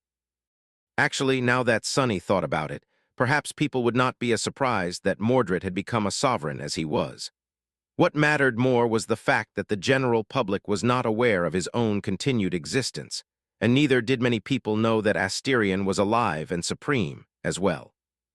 So, for most people, the king of nothing would seem to be the only sovereign in existence apart from changing star. It would not be an exaggeration to say that he would seem like the second most important person in the world. And that person was an eerie fiend who possessed 1,000,000 bodies and chose to dwell in the cold mists of the hollow mountains instead of living among people. Poor humanity, it seems to only have TW.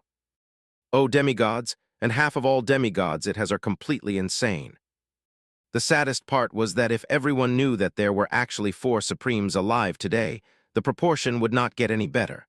Arguably, it would only get worse. Not to mention that people who regarded Nephis as a sane person were woefully wrong. So really, all of the human demigods were some kind of unhinged. Ignorance is truly bliss. Shaking his head, Sonny looked around and took in the view of the cleansed continent. The sun was falling toward the horizon by then, so his shadow lay long on the ground. He called, and a tenebrous steed rose from his shadow, casting the chilling gaze of its crimson eyes down at him. The sun glinted on its wolf-like fangs and adamantine horns. Nightmare snorted quietly, and the resulting gust of wind made Sonny's hair dance chaotically. He grimaced, then brushed his hair away from his eyes and looked at Nightmare with a smile. "I missed you too, buddy." Climbing into the saddle, Sonny sent his destrier toward the coast.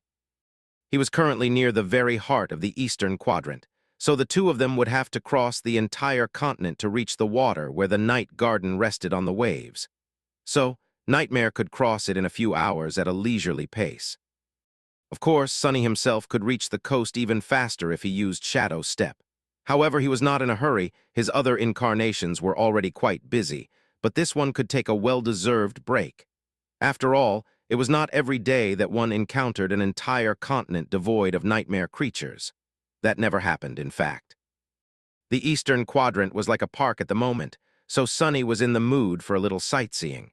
He wanted to gather his thoughts before meeting Jet as well. A lot had happened in the last couple of months.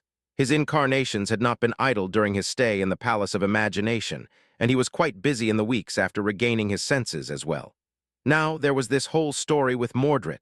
Gods, that devious bastard was really supreme now, and Asterion was looming over the world as well. Updated first on Guiltythree World, ORG. Somehow, Sonny had a feeling that he would not experience a moment of peace like this one in a long while. I might be forced to change my plans. 2 fragments of Weaver's lineage remained unclaimed, the Spirit Weave and the Shadow Weave. The former was presumably hidden somewhere on the Night Garden, or at least connected to it, while the latter was lost in the dark depths of the underworld. Sonny had made a tentative plan to recover all parts of Weaver's lineage one after another, or at least attempt to. Now, however, it seemed like an expedition into the underworld would have to be postponed until after Asterion was dealt with.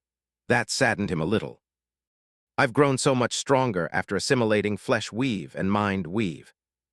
There was also the peculiar case of the Blood Weave, Bone Weave, and Flesh Weave fusing and enhancing each other.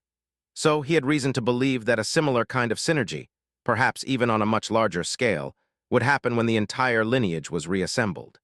And he was also sure that absorbing both Spirit Weave and Shadow Weave would hurt like hell. Sonny sighed, already uncomfortable by simply thinking about that inevitable future.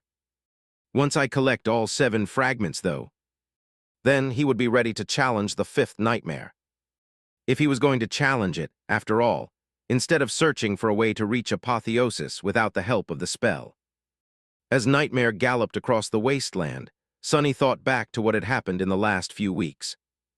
I actually can't believe how much transpired in that short amount of time. It had really been a month full of all kinds of happenings. Let's see. What had happened first? Oh, right. It was the little gift he sent to teacher Julius, the crowning achievement and the last nail in the coffin of his academic career.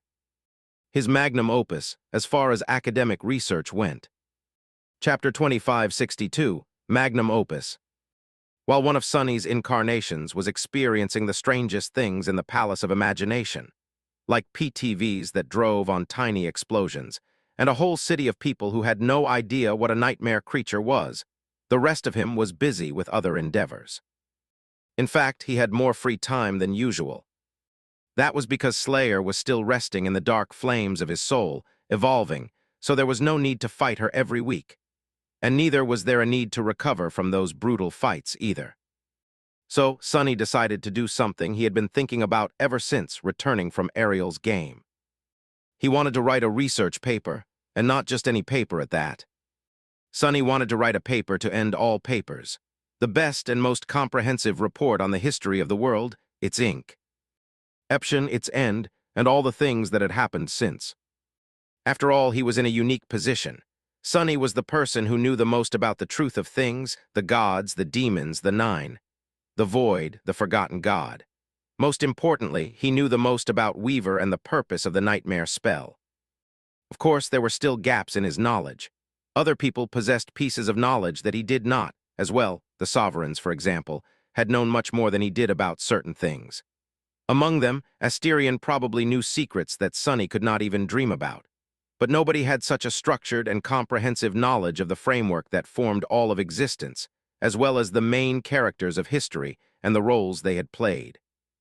Knowledge was power, so it was no surprise that the sovereigns had hoarded their knowledge, refusing to share it with anyone. But Sonny was of a different mind, Nephis was the same, or she would not have given her fateful speech about how Earth was doomed to be consumed by the dream realm. Since he possessed precious knowledge, he wanted to share it with the world. He had an obligation to let people learn as much as possible about the reality they lived in, not only because he knew how fervently those curious about the truth strived to quench their thirst for knowledge, but also because he wanted as many people to be as powerful as they could be. After all, Sonny was not the only person with a keen mind out there. If many people were armed with the knowledge he possessed, some of them would use it as ammunition to make their own discoveries and help humanity in their own way. That, in truth, was the greatest power humanity possessed, the ability to accumulate knowledge and, therefore, solve problems collectively. Every new generation of humans was the culmination of everything the numerous previous generations had learned and achieved, so their growth was exponential. At least that was what Sonny wanted to believe as a former academic. His tenure at the academy might have come to an abrupt end, but the spirit of exploration still burned in his heart. And it was in that spirit that Sonny sat behind a desk in the dark castle and stared at an empty journal in front of him. The journal in and of itself was a mythical artifact. That was because Sonny had been too lazy to go find writing paper and just manifested shadows into a semblance of one, making each sheet permanent. Then, he bound the white sheets with black thread and fashioned a leather cover from the hide of a nightmare creature he had slain in the burned forest. The ink was made from the materials scavenged here on the forgotten shore. And since Sonny was now a demigod, everything he made was technically a mythical item. That said, he would have vastly preferred to just type the entire research paper on a communicator, but sadly, that would require writing it in the waking world. And while Sonny could very well spend some time there, it was never pleasant. So with a sigh, he began writing by hand. Updated first on Guiltythree World, org. The first thing he wrote was the title, of course, which was quite simple and to the point. On the first page of the journal, a few words appeared under his pen. The letters read, "The exploration report on everything by Nobody, week." Many days later, having already received Mind Weave, Sonny did travel to the waking world after all. The journal containing the exploration report felt heavy in his hand. He put all of the knowledge about the history and fate of the dream realm onto these pages. The exploration report on the tomb of Ariel concentrated on the nature of the great river civilization and on the stories of Weave told to him by Anank, omitting the truths learned by him in the estuary. But this time, Sonny shared everything he knew. He wrote about the inception of the world, the gods and their forgotten sibling, the origin of the demons, the cause of the conflict between the demons and the gods, as well as the calamitous end of their war, Weaver, and the birth and purpose of the nightmare spell.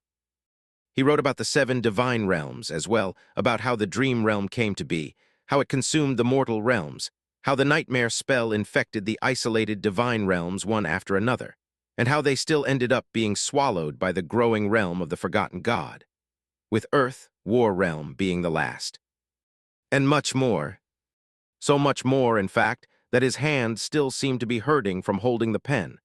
And that's considering that he had manifested a few additional hands out of the shadows to hasten the process. In fact, Sonny had written 2 versions of the exploration report on everything instead of one. The first contained all that knowledge in its pure form. The second replaced the name of the forgotten god, Dream God, with a rune for someone or something unknown. And that was because not just anyone could retain the forbidden knowledge about the forgotten god. Actually, few people could, and even for them, it was somewhat dangerous. Even mentioning his existence put a strain on the souls of living beings, because the world was still denying his existence.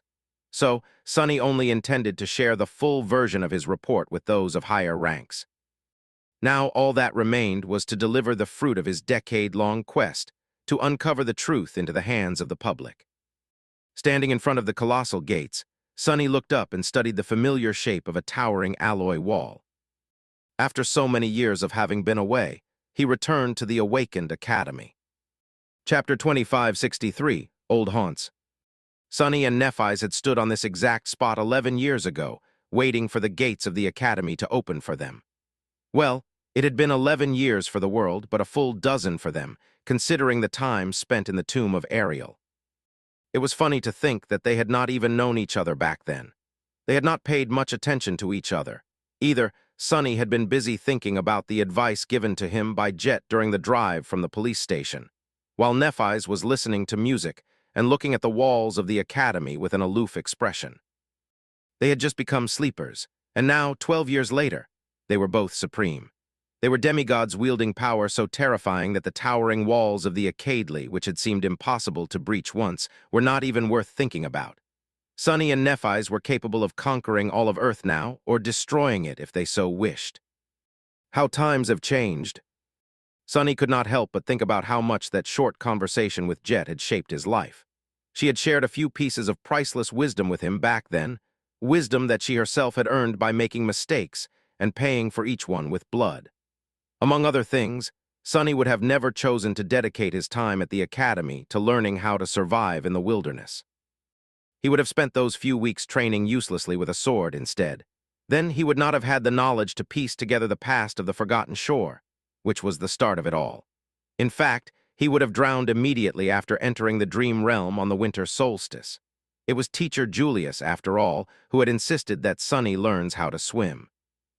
It is odd to think that my life could have ended so ingloriously all the way back then. A future sovereign died as a sleeper because he didn't know how to swim. That would have been quite a twist of fate. Shaking his head, Sonny looked at the gates of the academy. The sea of candles in front of them still burned. They had been placed there by those who hoped for Changing Star's safe return after the siege of the Crimson Spire, initially. But people continued to light new candles even now that Nephis was supreme and ruled the entire world. If anything, there were more candles burning in front of the academy than ever before. The sea of fragile flames was very much like humanity itself, each one representing someone's hopes and dreams. Individual flames could be extinguished and snuffed out, but the radiance of the candles as a whole never dimmed. If there was a physical representation of the human domain, this was it. The immortal flame that refused to go out, fueled by longing. And of course, each of the countless candles had a shadow. No one was going to open the gates of the academy for Sonny this time, and he did not need them either. Instead, he simply stepped through the shadows and entered the academy grounds unannounced, moving unseen. Updated first on WebNovel.org. This soon after the winter solstice, there were not many sleepers attending, so Sonny did not need to exert himself even a little to remain unnoticed. He cast his shadow sense far and wide, easily encompassing the entire academy, and sensed every person within its walls, the students, the instructors, and the staff. Then, following an odd impulse, Sonny spent some time visiting his old haunts and remembering the past. The assembly hall where he had met Cassie for the first time, both of them assumed to be no different from Walking Dead and relegated to the corpse corner, his small room in the sleeper dormitory. Gods, it had felt like the pinnacle of luxury back then. The cafeteria where he had enjoyed good food for the first time in his life. The lecture hall where he had taught a class of unruly sleepers as a guest lecturer.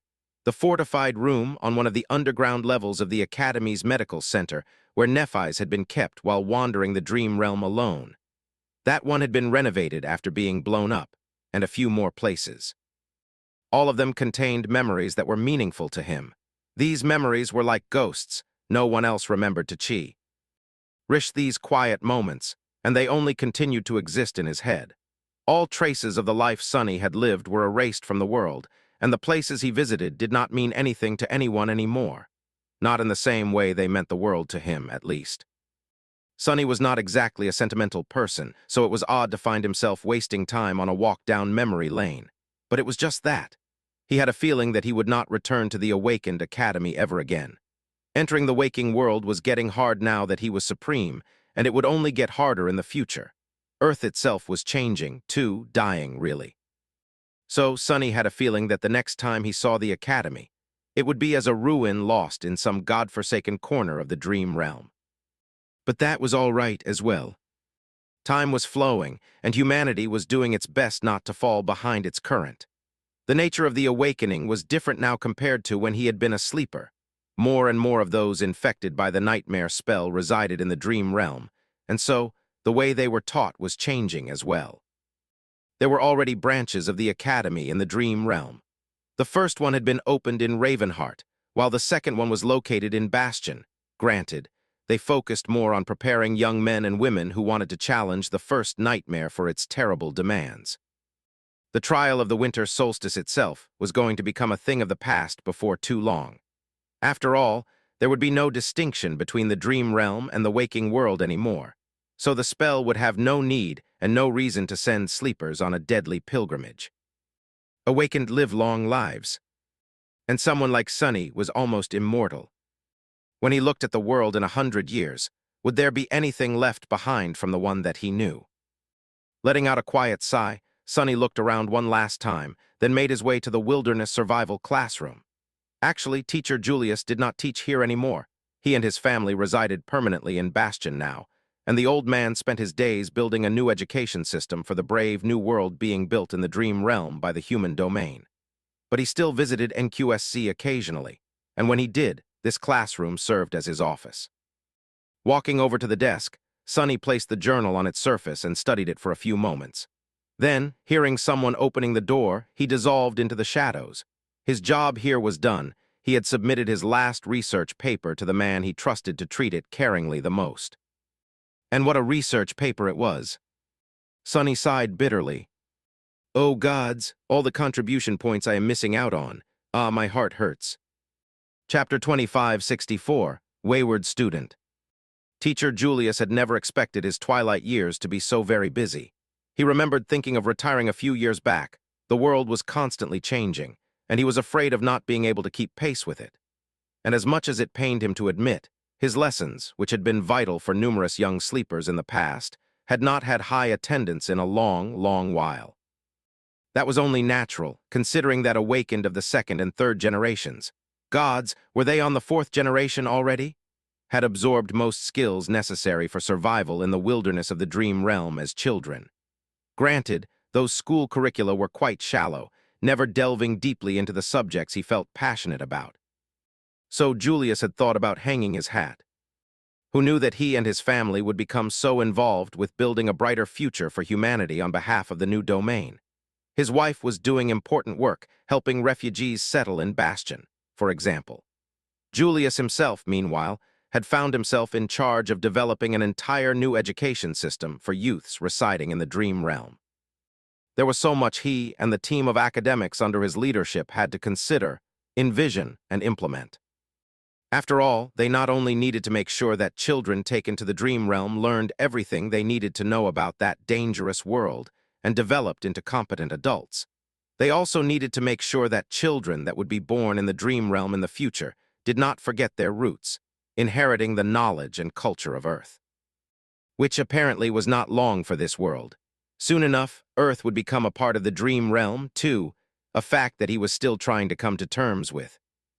In any case, Julius had spent most of his time in Bastion, since that was where the governing institutions of humanity were slowly migrating. His life there was both eventful and meaningful, but he still enjoyed his rare visits to NQSC.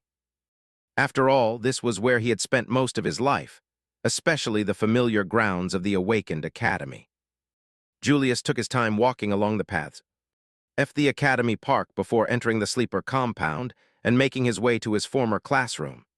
This was where his NQSC office was now located.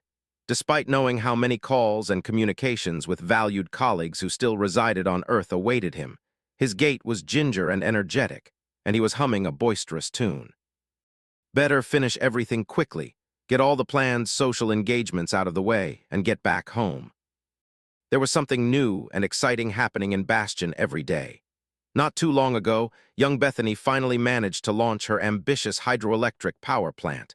Now, a magical tramway was being built along the main thoroughfare, and there were numerous other things being created and invented as well.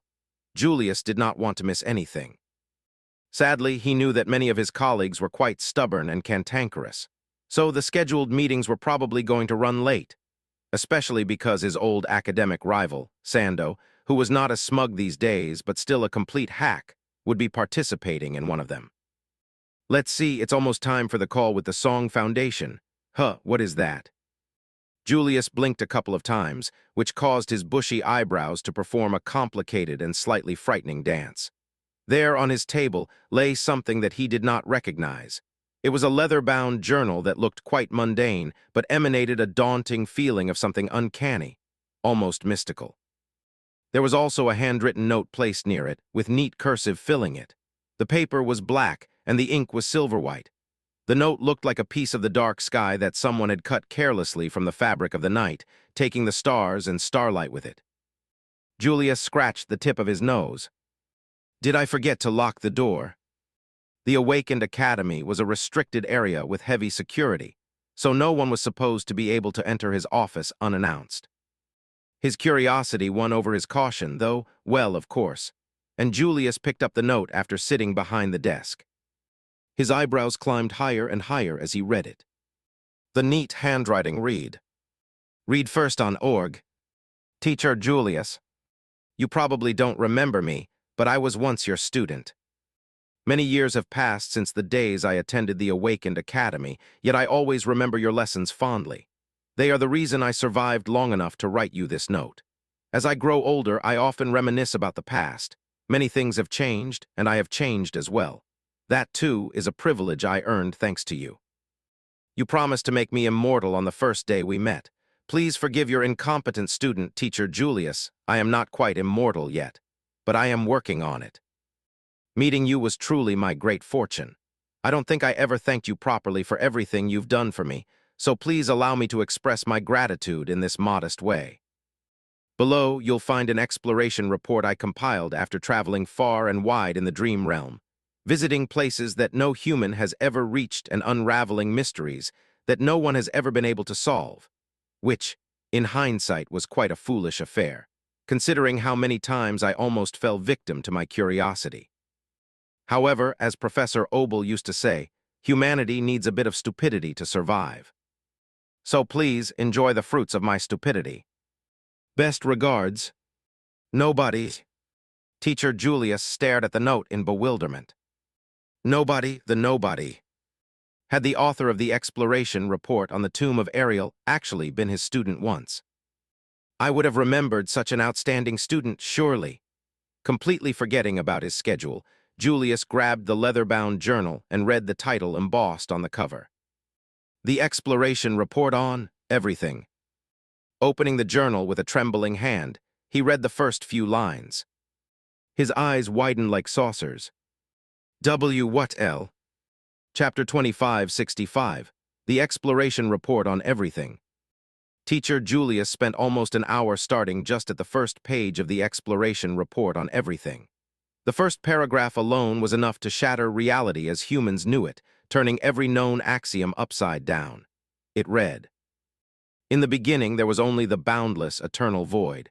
From that dark abyss the creatures of the void were born. Just like chaos itself, they were endless and everlasting, vast and forever changing. But then came desire, and with it came direction. From it the 7 gods were born. Julius took a shaky breath. 7 gods, but there were only 6 gods. Granted, countless people had suggested the existence of the 7th god before, for no other reason than the prevalence of the number 7 in everything that had to do with the nightmare spell. as well as with the bygone civilizations of the dream realm. In fact, many assumed that the mystical significance of the number 7 was connected to the fallen pantheon, that there had been 7 gods, and everything was inclined to come in sevens because of them, like a sacral echo. Of course, there was not a shred of evidence to support this fanciful theory.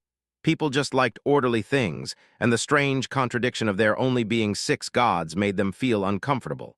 So, they stretched the truth to support the conclusion they had already made.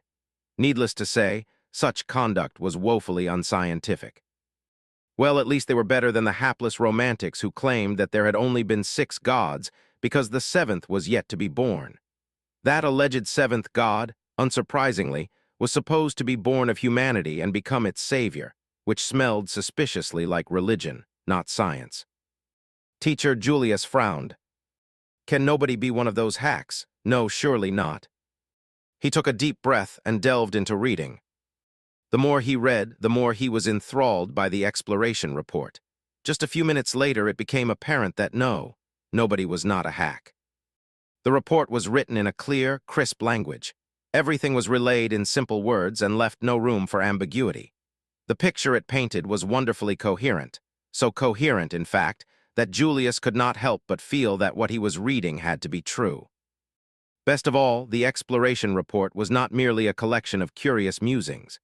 It was a proper research paper that drew from and referenced countless established works and historical documents, as well as providing sources for every unsubstantiated claim it made. Granted, some of those sources were quite fantastical, like the description of a memory that contained a drop of Shadow God's blood or a poem written by the demon of dread on the surface of a mystical lake. Julius doubted that anyone could receive such a memory again or travel to the estuary of the great river in the tomb of Errol to confirm nobody's findings. So theoretically, the exploration report on everything could still turn out to be a fabrication. But Julius doubted that it was. The facts nobody presented and the arguments they made fit together too well, and everything clicked together too perfectly, as if falling into place. More than that, the discoveries made by the mysterious explorer flawlessly filled the holes in the contemporary understanding of the dream realm and its history. Many things had never quite fit together before, but now, Julius saw that it was because the puzzle had been missing pieces. Nobody provided these pieces, and so it all makes sense. He felt as if he had been blind all his life, and now finally gained sight. That was the best feeling in the world, the thing that had drawn him to science and academic work to begin with. Wonderful, simply wonderful. Not too long ago, Julius had felt like an old man, but now, suddenly, he felt like a little kid again. The exploration report on everything was broadly divided into 3 parts. The first dealt with the cosmology of the dream realm, exploring the relationship between the void and the flame, and therefore the war between the void creatures and the gods born of desire. It explained how the universal laws of existence had been created, and how the gods used them to contain the void, while imprisoning one of their own, the unknown, with it. The second part was dedicated to the unknown and his 7 children, the demons. Demons had always been the strangest and most mysterious deities among the lesser pantheon, so learning that they were fragments of a god's shattered soul was quite a revelation. One that provided a perfect explanation for why they seemed to have appeared out of nowhere and why they had been feared by the gods. Forbidden knowledge. Nobody explained in detail why most information about the 7th god was censored in his exploration report. According to him, the world denied the existence of the unknown, as willed by the gods, and no knowledge of the 7th god's identity could be retained by ordinary people. In worst cases, beholding the forbidden truth could even be a danger in and of itself. That said, the uncensored version of the exploration report on everything existed as well. It was just that gaining access to it required passing a mysterious trial. Julius did not know what the trial was, since that knowledge was shrouded in shadows. Discovering it was a test in and of itself. So only those who were powerful, persistent, determined, and possessed an inquisitive mind would gain the right to know the full truth. One thing Julius did know, however, was that the exploration report on everything would become a motivation to walk the path of ascension for some people. There weren't many of them, but each one was special. They were the kind of people who did not care for glory and were indifferent to the promise of power, but were burning with curiosity and the desire to solve the mystery. Wise of the world. To those who burned with the spirit of exploration, the report written by nobody would become the Holy Grail. How exciting! At that moment, Julius recalled a particular student for some reason. His memory was quite vague, enough so that he could not even remember their face or name, but that student would have definitely asked something like, "What the hell is a Holy Grail?" if they heard this. Nevertheless, they were the exact type of person who would endeavor to become transcendent simply, to get their hands on the uncensored version of the exploration report on everything. In fact, if Julius was not too old to spend months on end in places without good plumbing, he would have been tempted to challenge a nightmare or two himself. In any case, the second part of the exploration report described the origin of demons, went into detail about the trials and tribulations each of them had endured, and concluded with the explanation of how the Doom War started, as well as describing the role a mysterious group, as the Nine had played in fanning the flames of the conflict between the demons and the gods. It was one startling revelation after another, a true paradise for a researcher and a bottomless well of shocking new truths. And then there was the third part, which was even more earth-shattering than the previous two. Julius actually dropped nobody's journal when he read the first sentence. It was quite a provocative statement, indeed.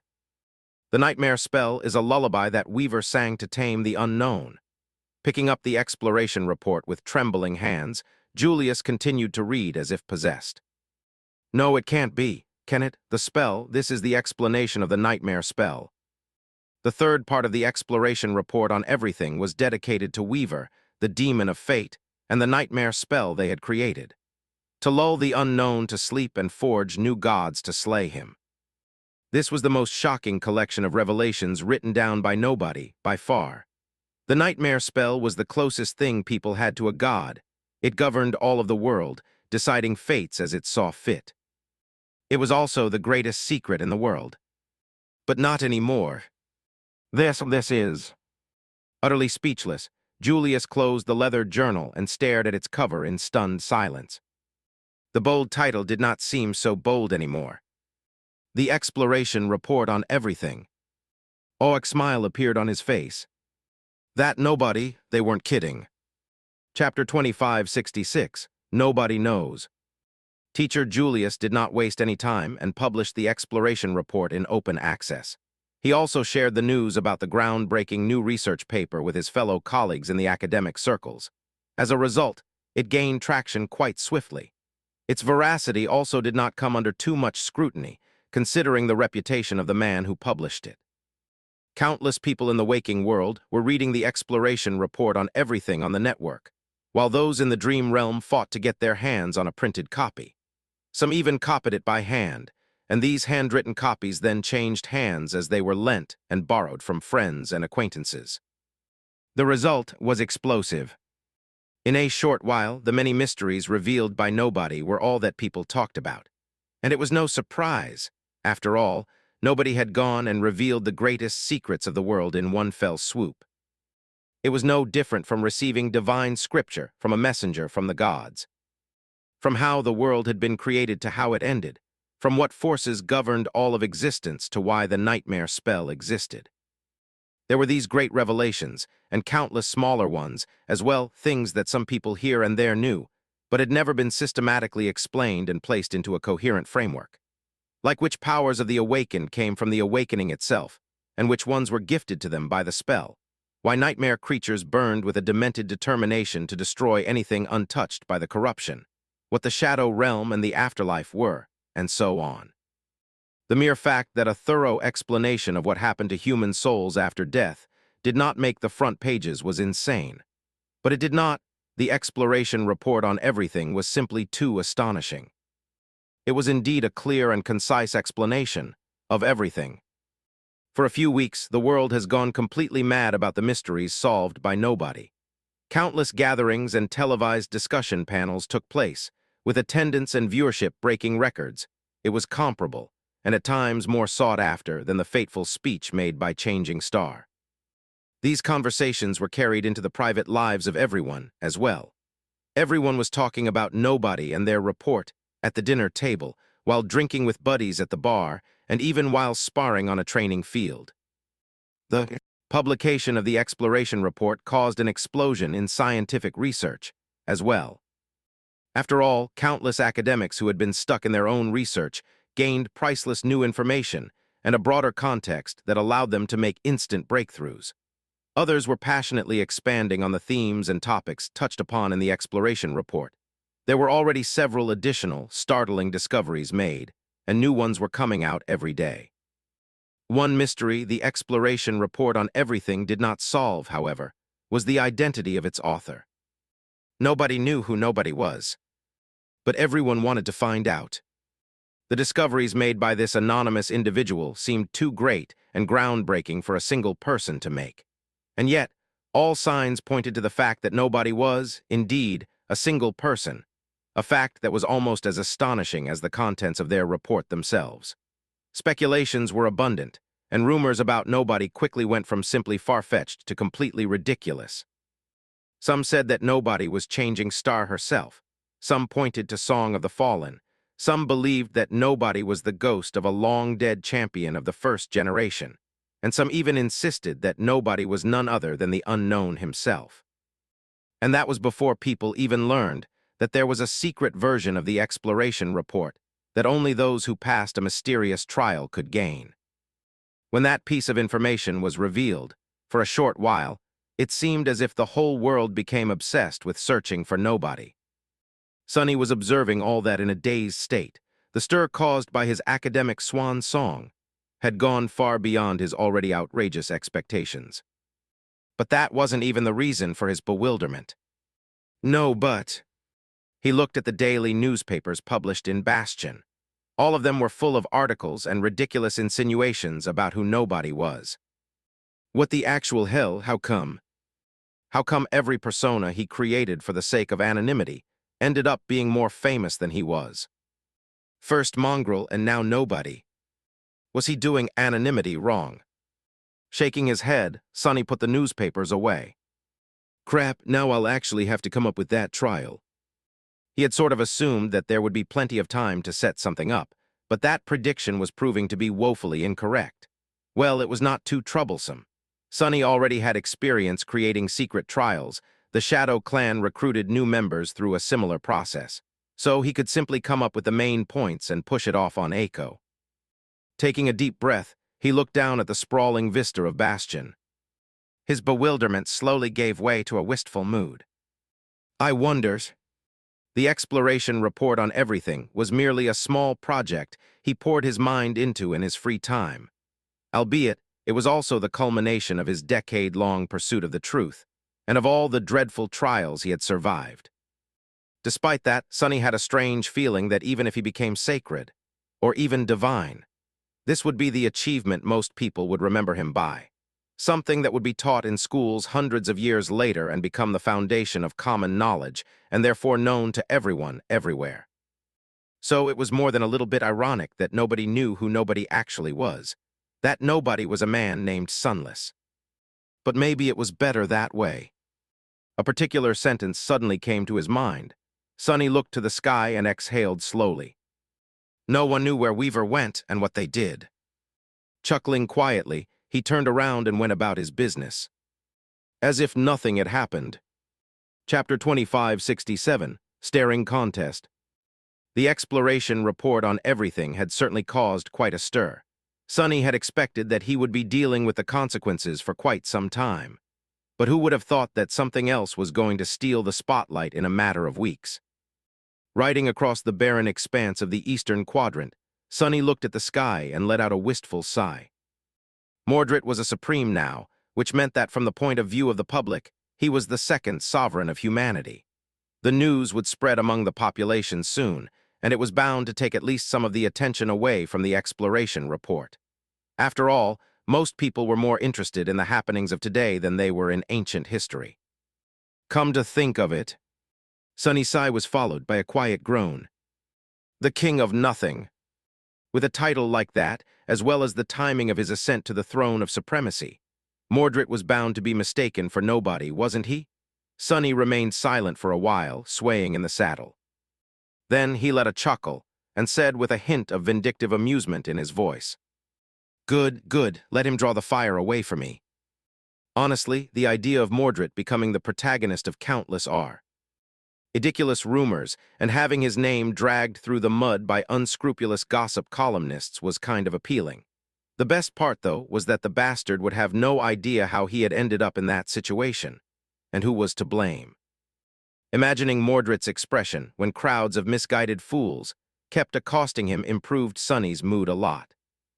Wouldn't it be fun, him attaining supremacy only to find out that all people want to talk to him about is a research paper written by someone else? Knowing Mordred, that would certainly thrown him for a loop. Not only because people would keep seeking him out for strange reasons, but also because he had no idea who nobody truly was, either. Sonny let out a wicked laugh. Hearing it, Nightmare looked back and stared at him for a moment, then turned away and let out an absolutely terrifying, chilling neigh. It seemed like he was expressing solidarity, or simply did not wish to be left out. Sonny smiled. "Right, you make a good point, buddy." Sadly, his horse was not the best conversation partner, so they continued their journey in silence. And speaking of silence and bad conversation partners, Sonny's thoughts turned to a different event that had happened soon after he regained his senses. Oh yes, there was that as well. He thought back to a particular day on the Forgotten Shore. Week. Well, this is interesting. A few days after regaining consciousness, Sonny found himself in the underground hall of the Nameless Temple, far away from the bustling streets of Bastion. Granted, the streets of the Dark City were bustling, as well, having been absent for a couple of weeks. He was behind schedule on the reconstruction efforts, so thousands of his shades were currently hard at work. He was using the simple tasks of preparing the Dark City for potential settlers to get accustomed to how vast his mind had become due to mind weave. Before, Sonny could only issue simple commands to his shades. If he wanted something more intricate to be done, he had to actively observe and instruct them. Needless to say, that slowed the work down. But now, Sonny could observe and instruct countless shades at the same time. So, the pace with which they were cleaning up the Dark City had increased tremendously. From the simple tasks like clearing the collapsed and unstable buildings to sorting out the rubble and recovering stones that could be used for constructing new ones. From digging pits to lay foundations to laying bricks. He could give thousands of commands at the same time and monitor how the shades performed to correct most mistakes before they happened. It was dizzying, wondrous, and most of all, far more efficient. I'll be able to move on to battle testing soon. The burned forest awaited. Before that, however, Sonny looked around the vast expanse of the dark hall. Eventually, his gaze settled on the two others who were currently in the Nameless Temple with him. There were two taciturn beauties standing some distance away, far apat, staring at each other. They were Saint and Slayer, of course. Sonny could not really say that their gazes were heated. After all, Saint was always aloof and indifferent, while Slayer cast her dark gazes at all living beings as if they were prey. But there was definitely some kind of strange atmosphere in the air. Sonny considered it for a few moments, then turned his thoughts back to what he had been contemplating before. Slayer had spent a long time evolving in the dark flames of his soul after killing and consuming the shadow of condemnation. Her evolution only concluded during his venture into the Palace of Imagination. Saint, meanwhile, just finished hers today. They were both supreme now. And that was not all. Although Saint did not quite become a tyrant, some of her attributes have evolved, and she gained a frightening new ability. Slayer, meanwhile, after learning the name of the woman whose shadow she had been from Sonny, she showed a subtle but poignant reaction. Her gaze grew distant for a short while, and then returned to its usual feral darkness. But something about her was slightly different now. There was a difference that was unseen and hard to define with words. However, there was also a difference that was quite apparent. Slayer seemed to have regained her aspect, or a shadow of her aspect at least. I am still trying to wrap my head around the implications of her abilities, of her transformation ability most of all. Shaking his head, Sonny turned to the Onyx Saint. No, not anymore. He turned to the Jade Saint. Chapter 2568, Jade Saint. No matter how I look at it, it's weird. It wasn't supposed to be, but it unmistakably was. Saint's fearsome armor was still as black as the lightless expanse of the underworld, but underneath it, her smooth, stone-like skin had become flawlessly white, like sublime jade. And although Sunny knew that it was not unreasonable, he just could not get used to the idea of it. Her skin had been gray as the stone saint and alabaster white as the marble saint. But she had been the onyx saint for so long that he grew accustomed to it. The jade nature of her supreme body was not the only different thing about Saint's appearance, though. She had returned to her usual height now, but immediately after completing her evolution, Saint was at least 10 meters tall, towering above him like a stunning monument. He had a suspicion that even that was not the limit of how tall Saint could become as long as she wished to. She had gained the ability to change her size and mass at will after absorbing the essence of one of Mordred's reflections. Now, Sunny knew that Saint could achieve that by using the negative quality of nothing. And since she had absorbed far more nothing in the Palace of Imagination, there was no telling what her true height was now. It was a far cry from the small living sculpture he found on the Forgotten Shore, who had been the same height as he was. For what it was worth, though, Saint herself seemed to prefer her usual height, which was just above Sunny. She can weigh as much as a mountain of jade, though. Quite literally, that would, without a doubt, come in handy in battle. What am I even thinking about? The changes brought about by Saint's evolution went deeper than her appearance, of course. Sunny summoned her runes, which had already been adjusted with Cassie's help to reflect the current state of Saint. They read, Shadow Jade Saint, Shadow Rank Supreme, Shadow Class Devil, Shadow Attributes, War Master, Stalwart, Flame of Divinity, Heart of Darkness, Vessel of Nothing. 2 of Saint's attributes had evolved, and a new one seemed to have appeared. The Flame of Divinity was the simplest. Saint had possessed a spark of it even as an awakened. Now that she was supreme, that spark had grown into a towering flame. War Master, however, was more interesting. It was an evolution of the Battle Master attribute, and from what Cassie could glean, the change was quite intriguing. The description of the Battle Master attribute read, Born on the battlefield, the Stone Saint is proficient in all forms of combat.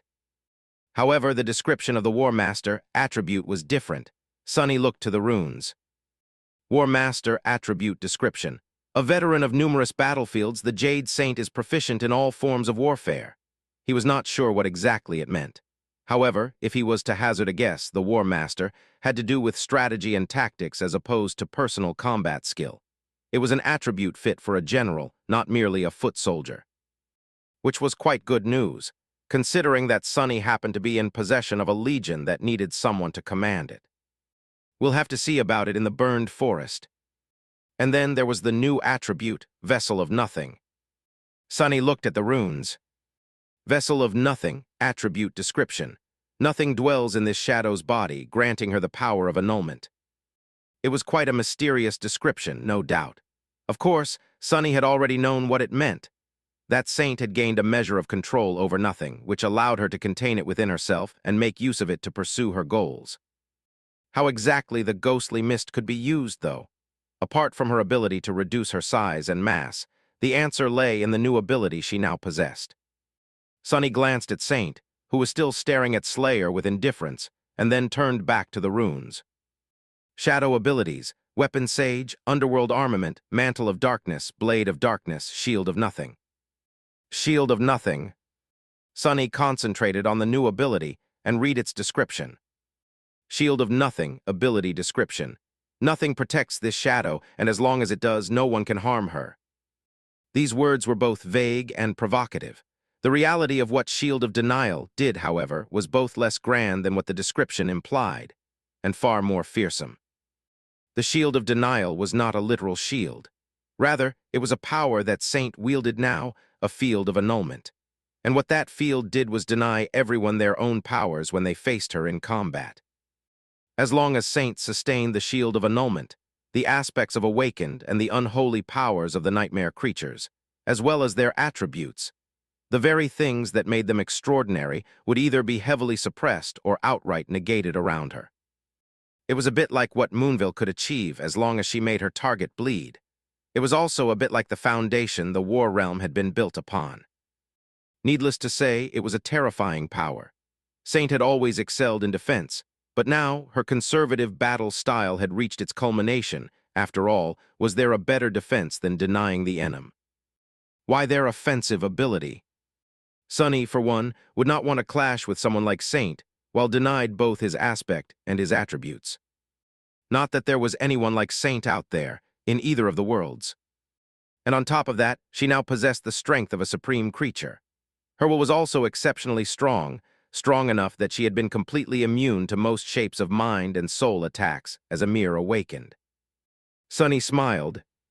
I think we will raise hell, the two of us. The last change was not written in the runes. Rather, it was the lack of runes that had been there before that announced it. The counter of shadow fragments that used to be at the very end of the field of shimmering runes was gone. It was not replaced by a new one, either. It was simply not there anymore. Sunny was not sure what it meant, but it seemed like Saint, or any shadow perhaps, would not be able to become sacred through usual means. That made sense, sadly. Apotheosis was not something one could achieve through quantity, after all. It was the quality that mattered. Throwing one last look at Saint, Sunny failed to suppress a smile and turned to Slayer. His smile grew a little strained. This one had grown quite a bit more powerful as well. Chapter 2569, Demon Slayer.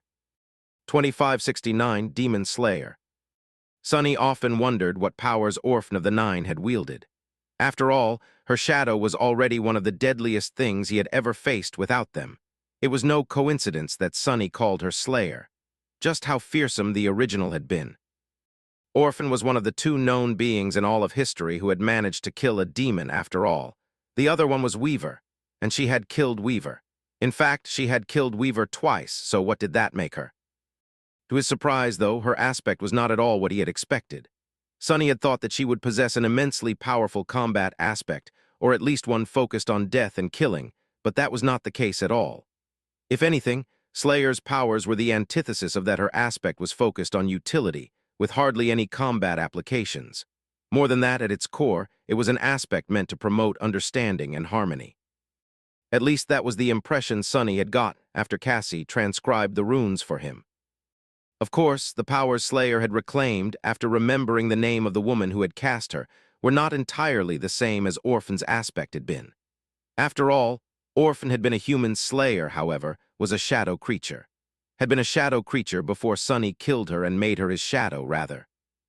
It was a bit complicated. What it is ridiculous, not complicated. He smiled faintly. Orphan of the Nine had been a mortal woman, and like all mortals, she had a shadow.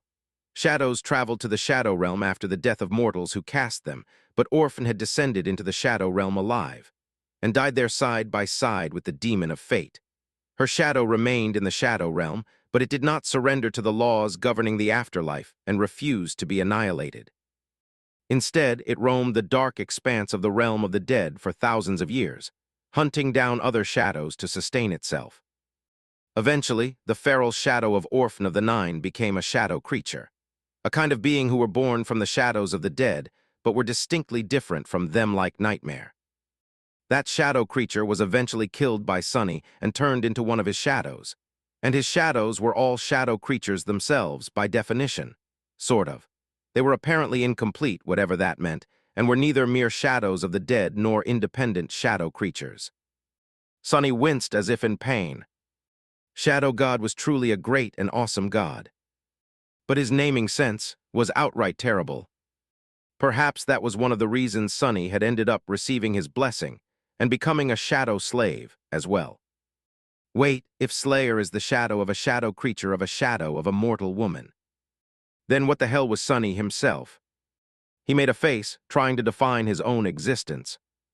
It seemed that he was a mortal man who had become a shadow creature with the help of the Nightmare spell and a blessing from Shadow God, then killed himself and became a shadow, then made himself into a shadow creature once again while attaining supremacy.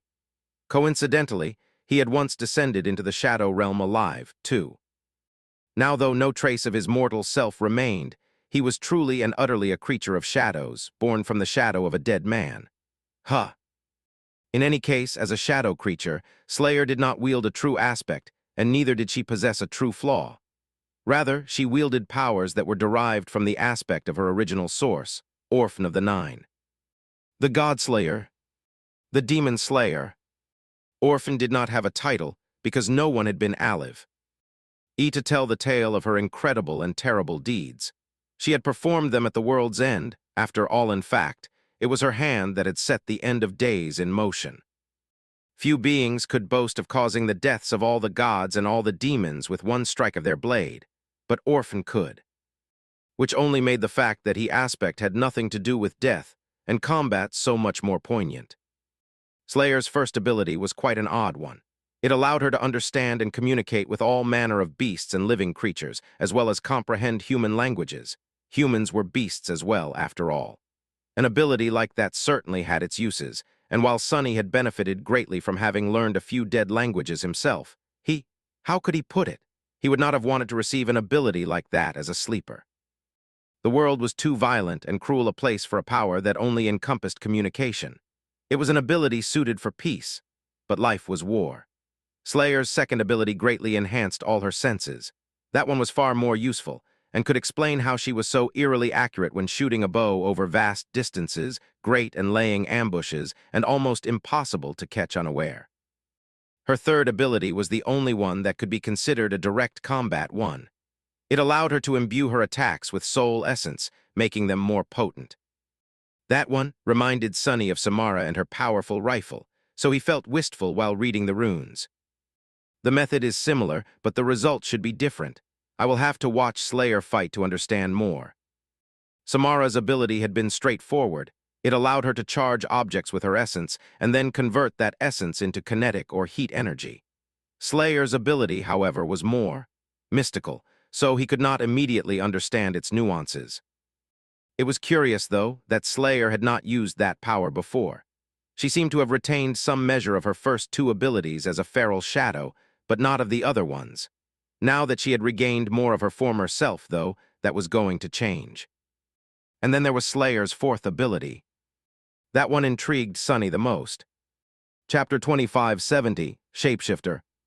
Slayer's fourth ability, which corresponded to Orphan's transcendent one, was simple at first sight. In fact, Sonny could have already guessed what it was, having seen it in the visions bestowed upon him by Ariel's game.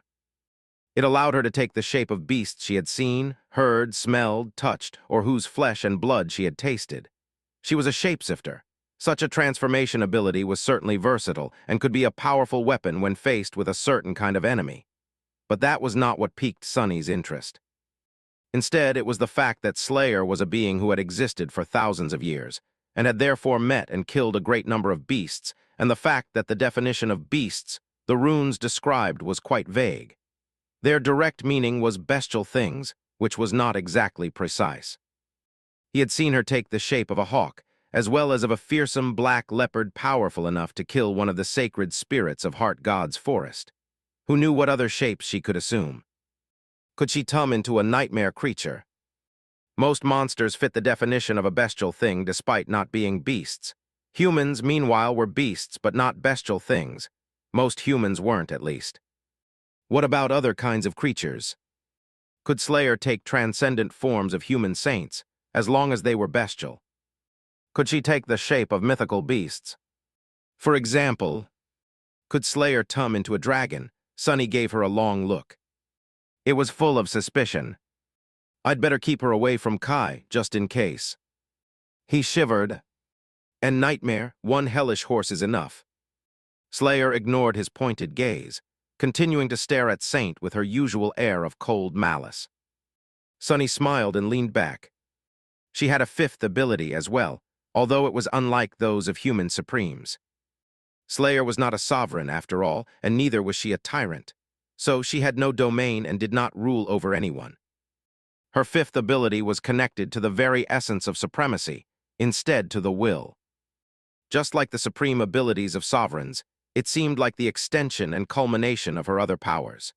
It allowed her to clearly sense and understand the will of other beings, as well as communicate her own better.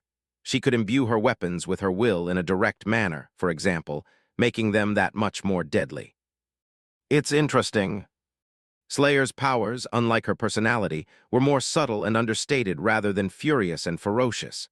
Despite the nature of her aspect, though, Orphan had been far more deadly than any other human Sunny knew of, and had achieved far more terrifying feats. An aspect was not complete wit. How to person's attributes, though, it was Slayer's attributes that made her powers shine, one of them in particular. Sunny knew that Orphan of the Nine had possessed an attribute similar to his own. His former greatest benefactor and most awful foe faded. However, Slayer did not. Whether it was because Slayer was not the same being as the original Orphan or because she had already fulfilled her fate, he did not know. In any case, he was thinking of a different attribute, an attribute that seemed to explain the unique composition of her soul, the deadly purity of her battle technique, as well as why she had been able to persist in the Shadow Realm for thousands of years without being consumed by it. It was called Pure Soul. Orphan of the Nine had possessed a pure and unyielding soul that shone with beautiful light and refused to be blemished. That perhaps was the source of her tenacious resolve and single-minded determination, as well as why Slayer was always able to be true to herself, both in thought and in action. And that, in turn, was the reason she had been able to persist in her quest to slay the demon of fate until both of them perished, even as the world was coming undone around them. That was also the reason why her soul shone with pure light even after she became a shadow, and why she had been able to withstand the jaws of the Shadow Realm for thousands of years. That attribute had a more practical side to it as well. After all, one of Slayer's powers allowed her to imbue her attacks with soul essence, and her soul essence was similarly pristine, and therefore far more potent. Her will was pure and sincere, too, and thus could be expressed more effectively. Who could have thought? The most accomplished killer in the world was also the most sincere person in the world. Sunny was not sure if that was deeply fitting or reflected poorly on what kind of world they all lived in. Regardless of that, he felt lucky that Slayer had not possessed these powers when they fought atop the shadow of condemnation. Feeling fortunate to have survived that encounter, he looked between Slayer and Saint with a thoughtful expression. Sunny was quite curious which of these two supreme shadows would win if they were to duel. His money was on Saint, probably, since her powers lent themselves better to direct combat.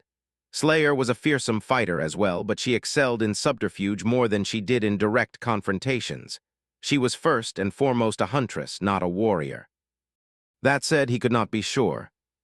After all, Slayer could simply summon wings and fly high into the sky, then unleash a barrage of arrows at Saint from dozens of kilometers away. If Saint summoned her true darkness to blind her, she could continue to fight by relying on her other senses. Hell, she could probably shapeshift into a dark drifter, the eerie creature of darkness Sunny and Slayer had fought in the Shadow Realm, and be just as at home in the embrace of true darkness as Saint was. Well, that was before Saint raised her shield of nothing to negate Slayer's powers. Sunny was not sure who would win that fight, but he was certainly curious to see. I won't be seeing it today, though. After all, he was too busy to procure another citadel. And even if he did not know how the battle of two supreme shadows would end, he knew that it would definitely reduce the nameless temple to rubble. Some other time, then. Chapter 2571, Silent Forge. The barren landscape of the eastern quadrant shifted subtly as Sunny approached the coastal regions. Signs of civilization began to emerge, distant smoke plumes, worn paths cutting through the wasteland, the occasional glint of metal in the distance. He was nearing human territory now, which meant Nightmare needed to proceed with greater caution.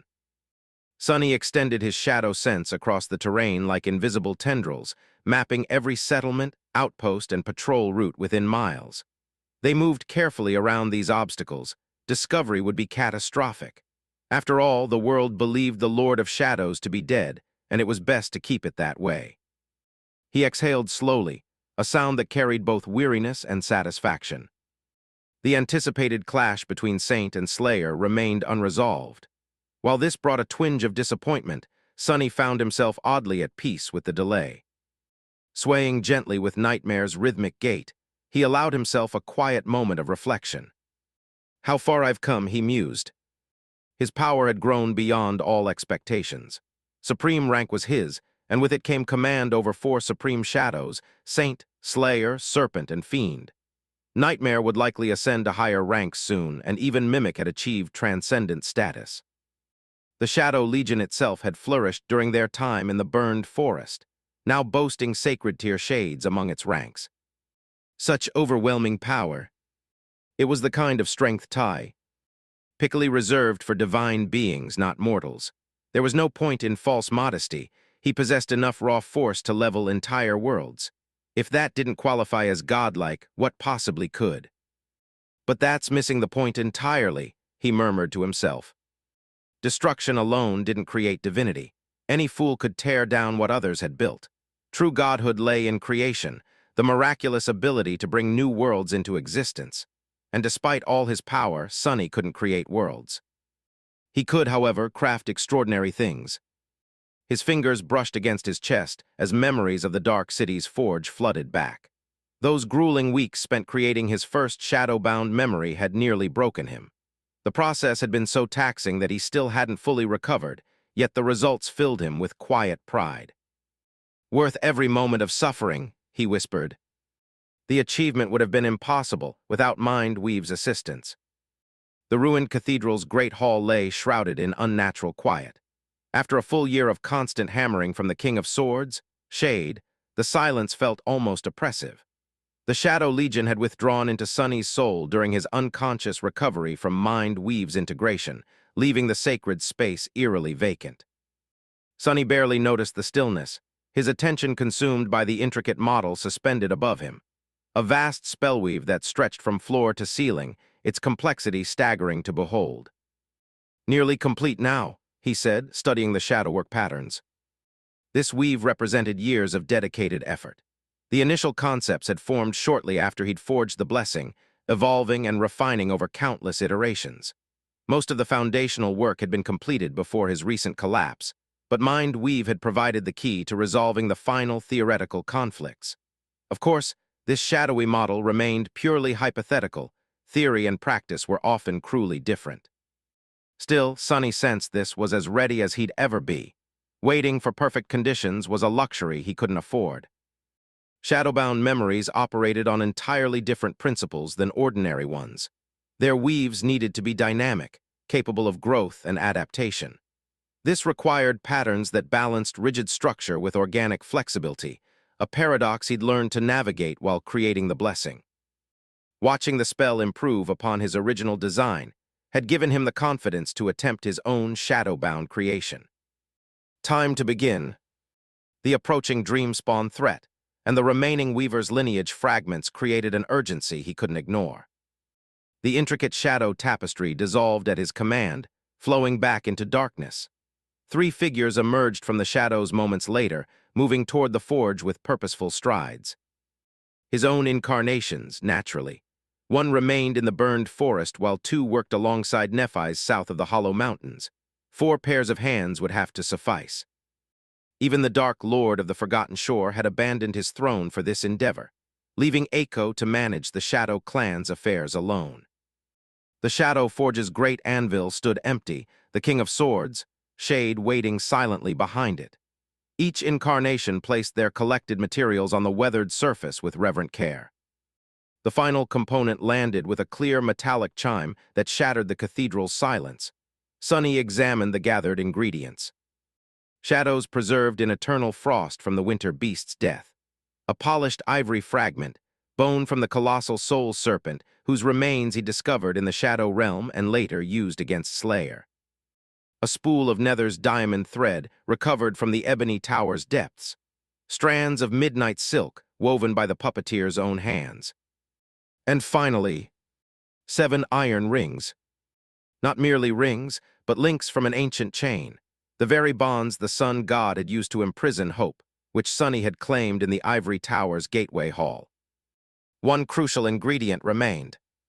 His own blood. Sonny looked toward Anvil's shadow and managed a weary smile. "I hope you're ready for this." This work would demand everything from both of them. Soon, flames roared to life in the forge, and the ancient rhythm of hammer on anvil echoed through the cathedral once more. The creation of a shadowbound charm had begun.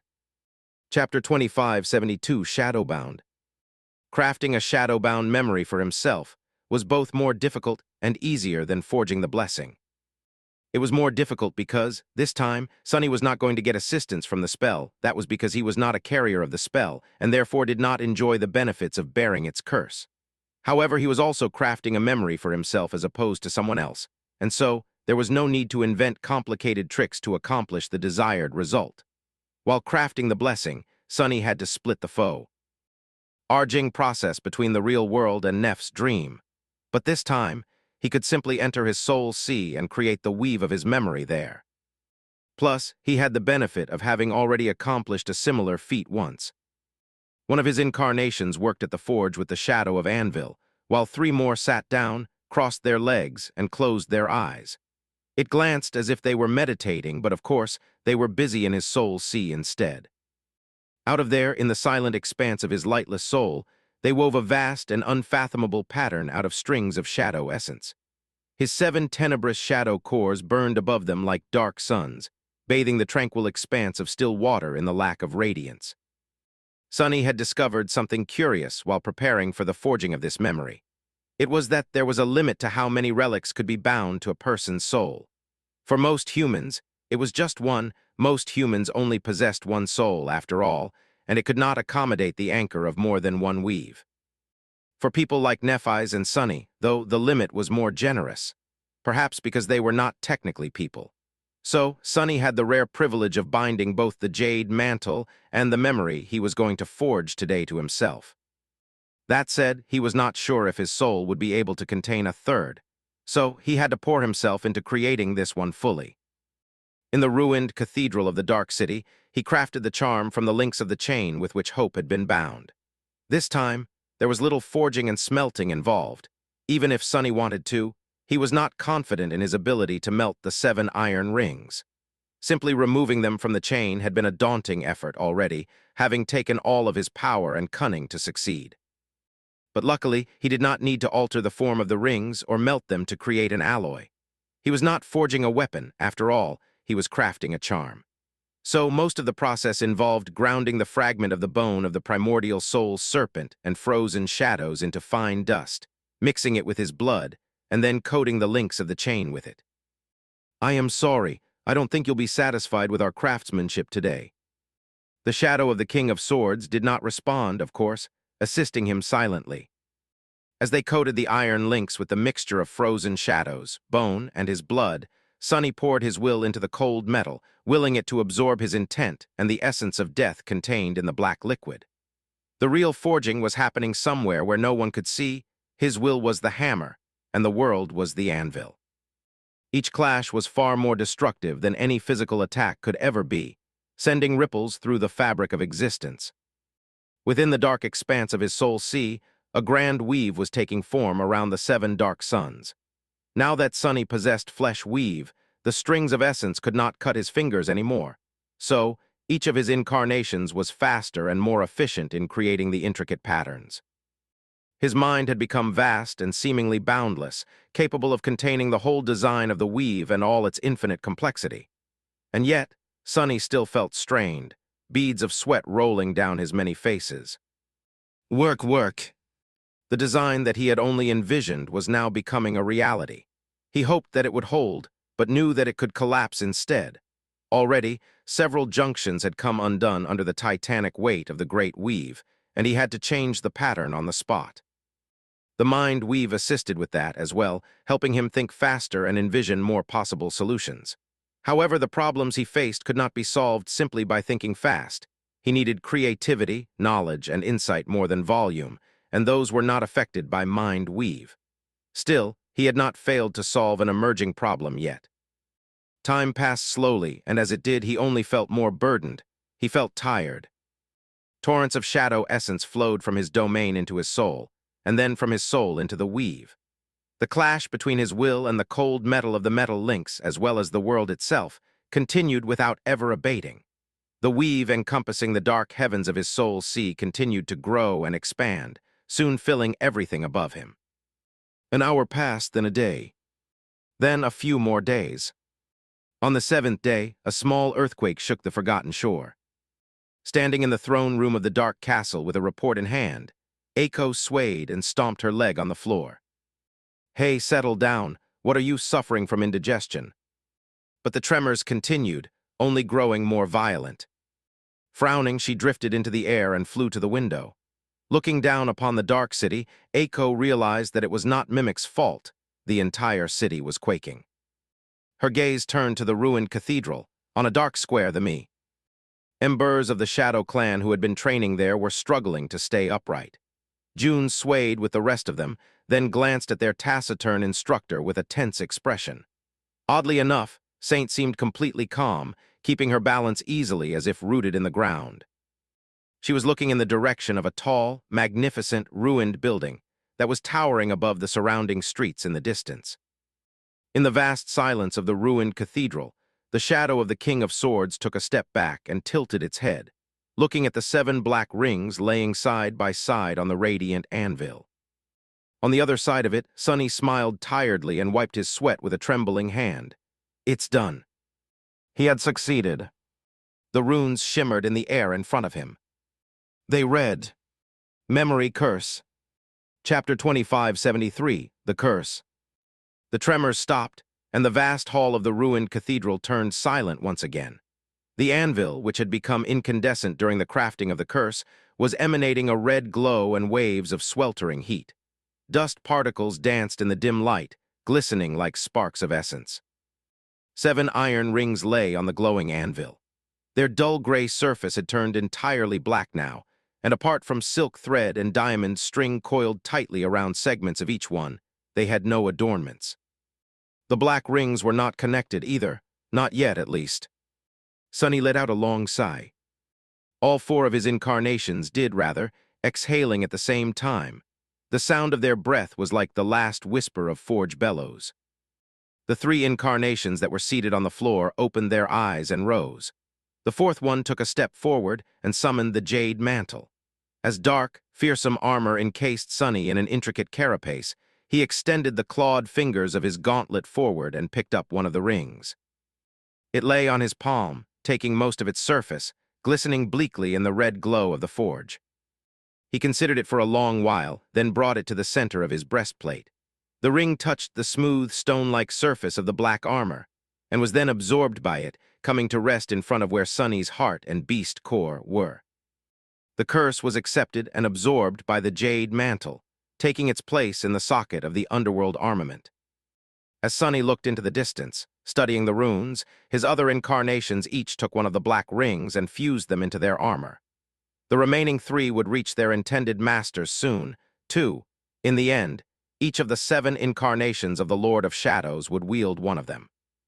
The curse was different from the blessing, and from the jade mantle as well. Sunny had designed it with his transcendent ability in mind. It was a compound relic that functioned very similarly to how he himself lived.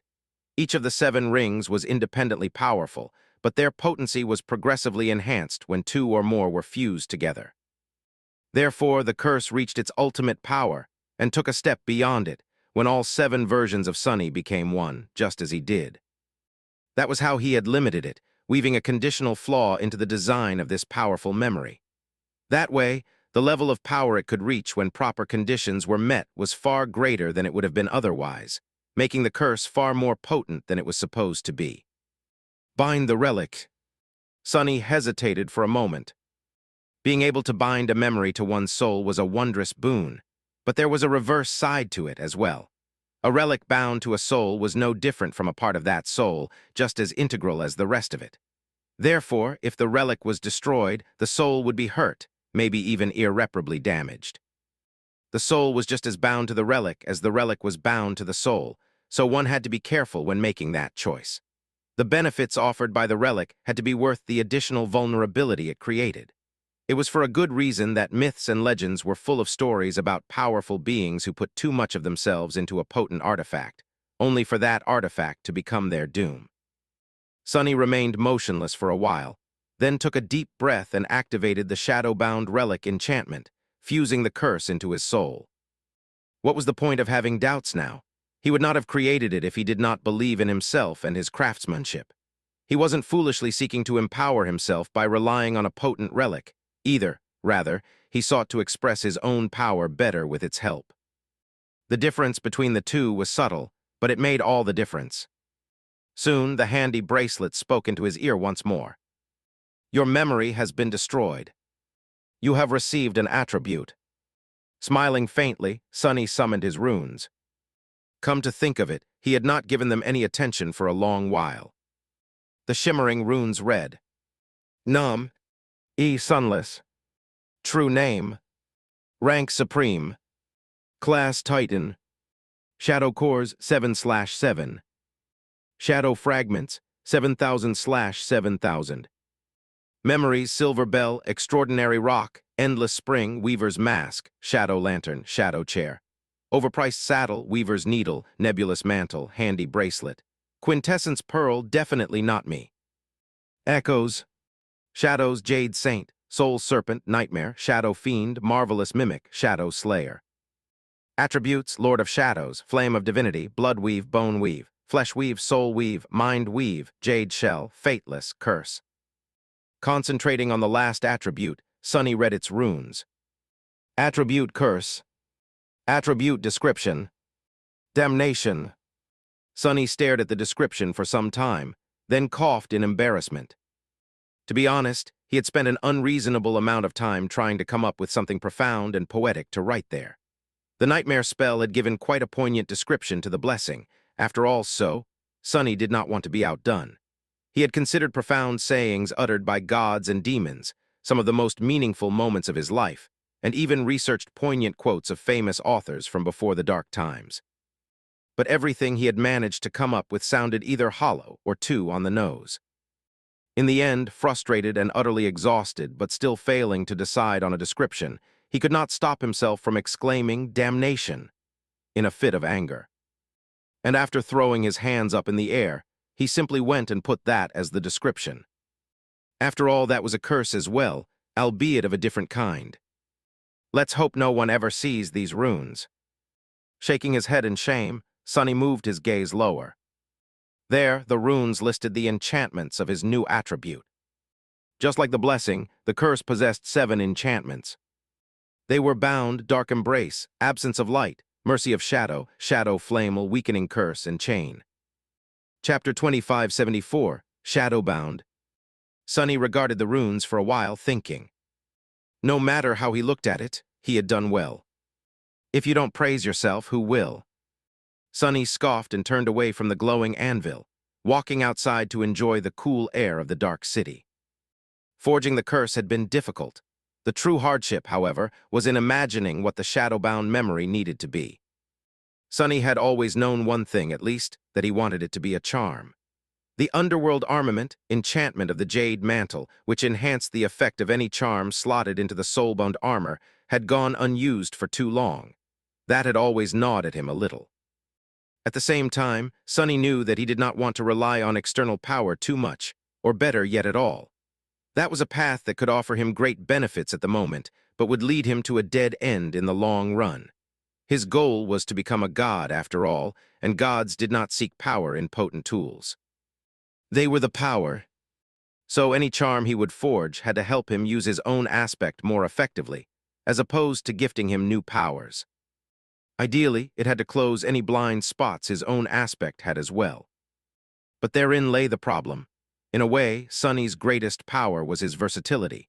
He could do a little bit of everything and do it well, so his powers did not have any glaring blind spots.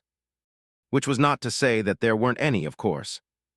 For example, he lacked a truly effective tool to deal with large groups of weaker enemies.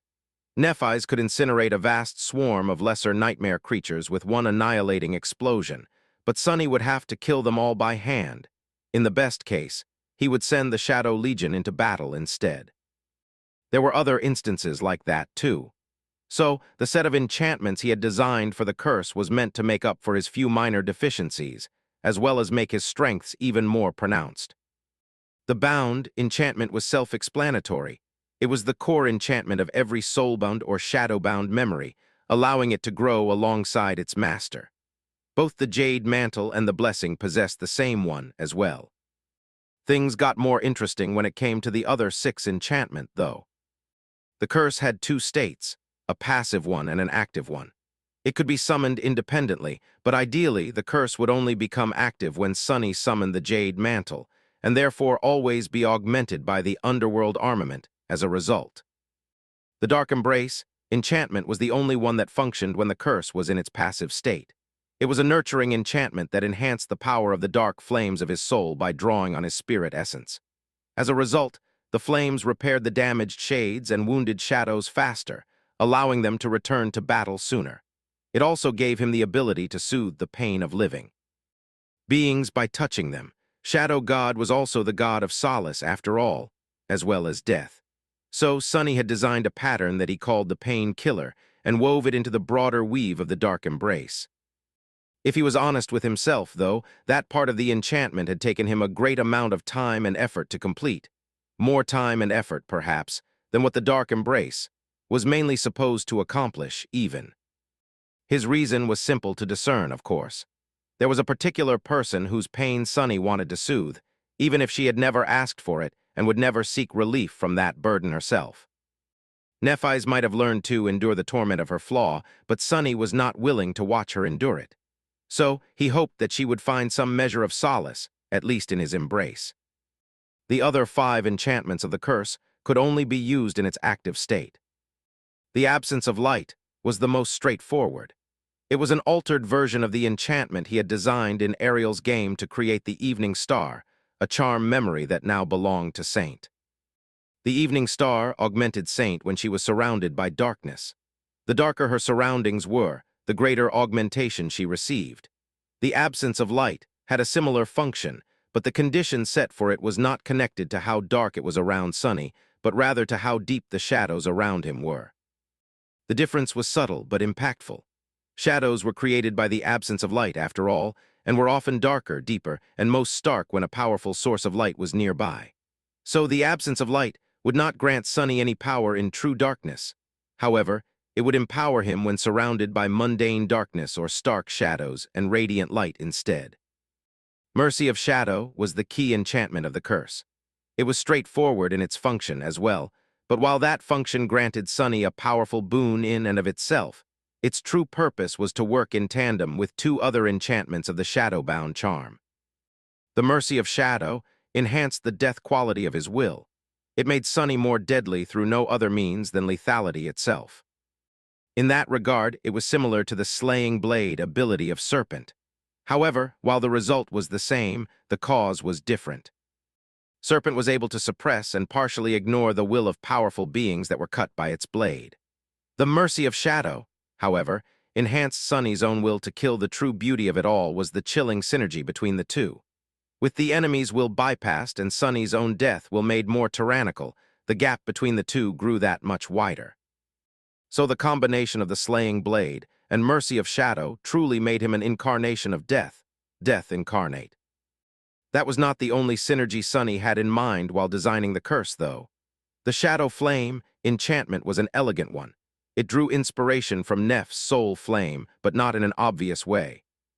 Sunny and Nephis were similar in the sense that they could augment themselves or their weapons with their dormant ability.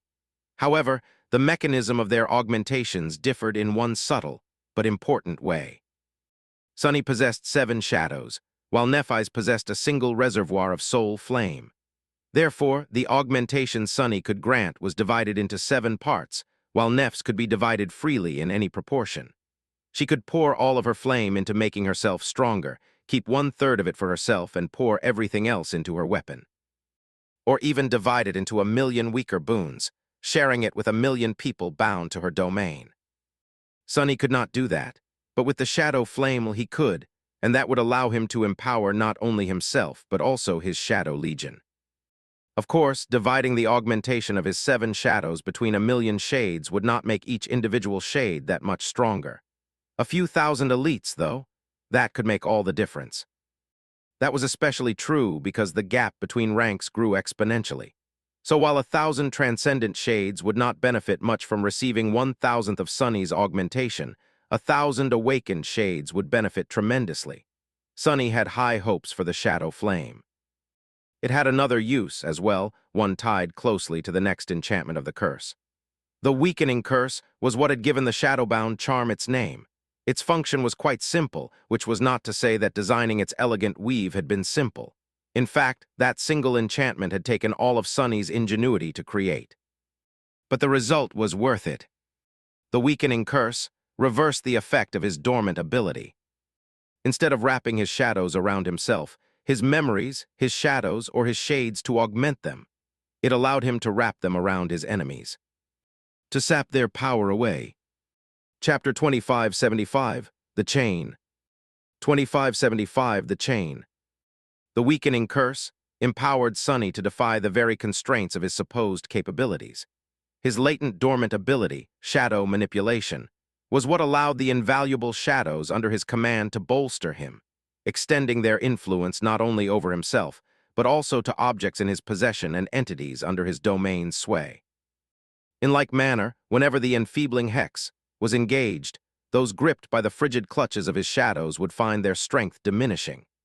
Naturally, this effect accumulated over time.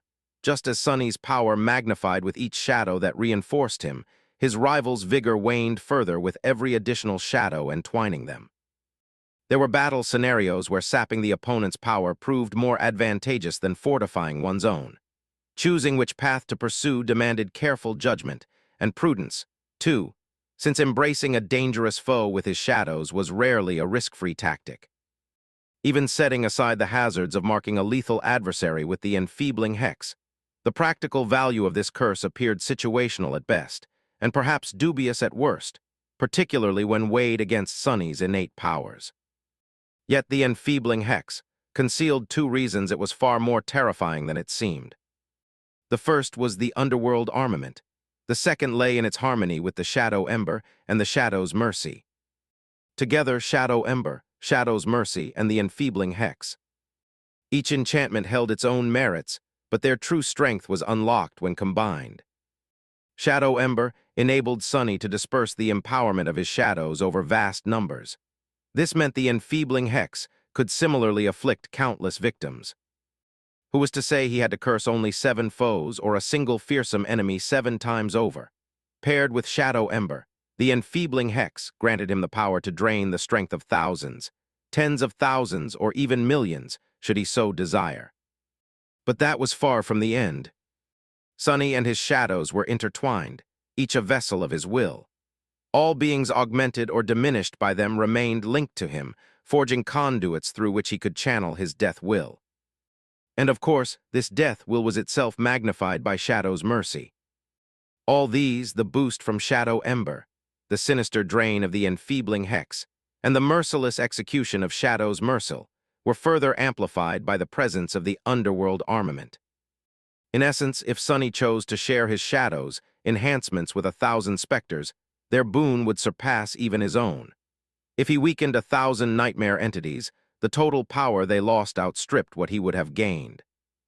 His death will also rose astronomically. So potent was it that his mere killing intent could slay lesser-ranked creatures outright, recalling the faint, distant echo of Nether's fatal will that once nearly took Sunny's life in the great river's storm. Nephis could obliterate a horde of nightmare creatures with one mighty blast. Yet with the chilling synergy between Shadow Ember, the enfeebling hex, and Shadow's Mercy, Sunny no longer needed such displays. Simply willing their demise was enough, and their soulless forms would collapse lifelessly. Granted, Nephis's annihilations still wielded greater sheer destruction. But now, Sunny could put on a performance nearly as impressive, a solution he devised to compensate for the glaring weaknesses in his otherwise remarkably versatile aspect. Quite fitting for one who names himself the Sovereign of Death, wouldn't you say? Gazing out across the looming darkness of the ancient city sprawling before him, Sunny let a faint smile cross his lips. For reasons he couldn't pinpoint, he felt momentarily divine. The feats enabled by the hex weren't necessarily grander than his usual powers, just different. Yet the ability to slay with naught but a glance and a wish felt like a power far beyond mortal ken. It was a grace belonging solely to those who straddled the line between godhood and humanity. Of course, Sunny might already have wielded something akin to that, albeit in a limited fashion. It was more a lack of opportunity and desire to unleash his death will fully upon mere mortals, as well as a scarcity of encounters with lower-ranked nightmare creatures that had kept him from using it. Sunny exhaled deeply, only ever seemed to battle the outrageously strong. Granted, he himself was no exception to that rule. At last, there remained the curse's final enchantment. The chain. Both a practical tool and an ultimate weapon, the chain was what made the curse a complex memory, and now an attribute, allowing its 7 links to empower one another when united. Passively, the chain steadily amplified the curse's potency as Sonny enhanced himself through his shadows. Yet it could only reach its full awakening when all 7 of his incarnations merged into one, and all 7 links assembled as a single chain. When active, the chain generated a powerful resonance between its individual links, making their combined strength far surpass the mere sum of each part, granting every enchantment within the curse a terrible surge of power. The chain also possessed a secondary power in this awakened state. It could be summoned to physically bind a target, be it object or foe. Here, the chain embodied the essence of permanence. This made it equally viable for offense or defense. It could trap a formidable enemy in place. Alternatively, it could bind Sonny himself, anchoring a snapshot of his being to the fabric of reality. No matter how his body was ravaged afterward, as long as the chain remained active, it would return to its prior form. The same applied to his soul, mind, and spirit. So if he needed to use shadow dance and risked losing himself in the process, in theory, the chain could tether him back. It served as a lifeline binding Sonny to himself at least until he reclaimed his true name. That was his hope, yet, as with all concepts delving into higher planes and abstract forces, the exact outcomes were unpredictable. The enchantment's mysteries even eluded its own creator. Still, Sonny held a peculiar fondness for the chain. His existence had grown increasingly tenuous and ephemeral ever since all traces of him were erased from reality. No longer tethered by fate, and with the fragile threads of human connection frayed to near nothing, he was no longer anchored to the world. So the chain stood as his anchor instead, a tool by which he could secure himself firmly within existence, no longer a fleeting illusion at the mercy of anything as trivial as the wind. Releasing a quiet breath, Sonny smiled and withdrew the jade mantle, drawing the curse back into the depths of his soul. After years of planning and painstaking crafting of this brilliant weave, he had finally forged his own shadow-bound relic. He had created the curse. Humming a simple tune, Sonny set forth toward the dark castle. All things considered, I'd say it turned out quite well. Now all he craved was rest. Chapter 2576, Rat Problem. Sonny did get some rest after crafting the curse. Most of his incarnations did, at least. A few more remained busy with other endeavors, handling tasks that never seemed to stop.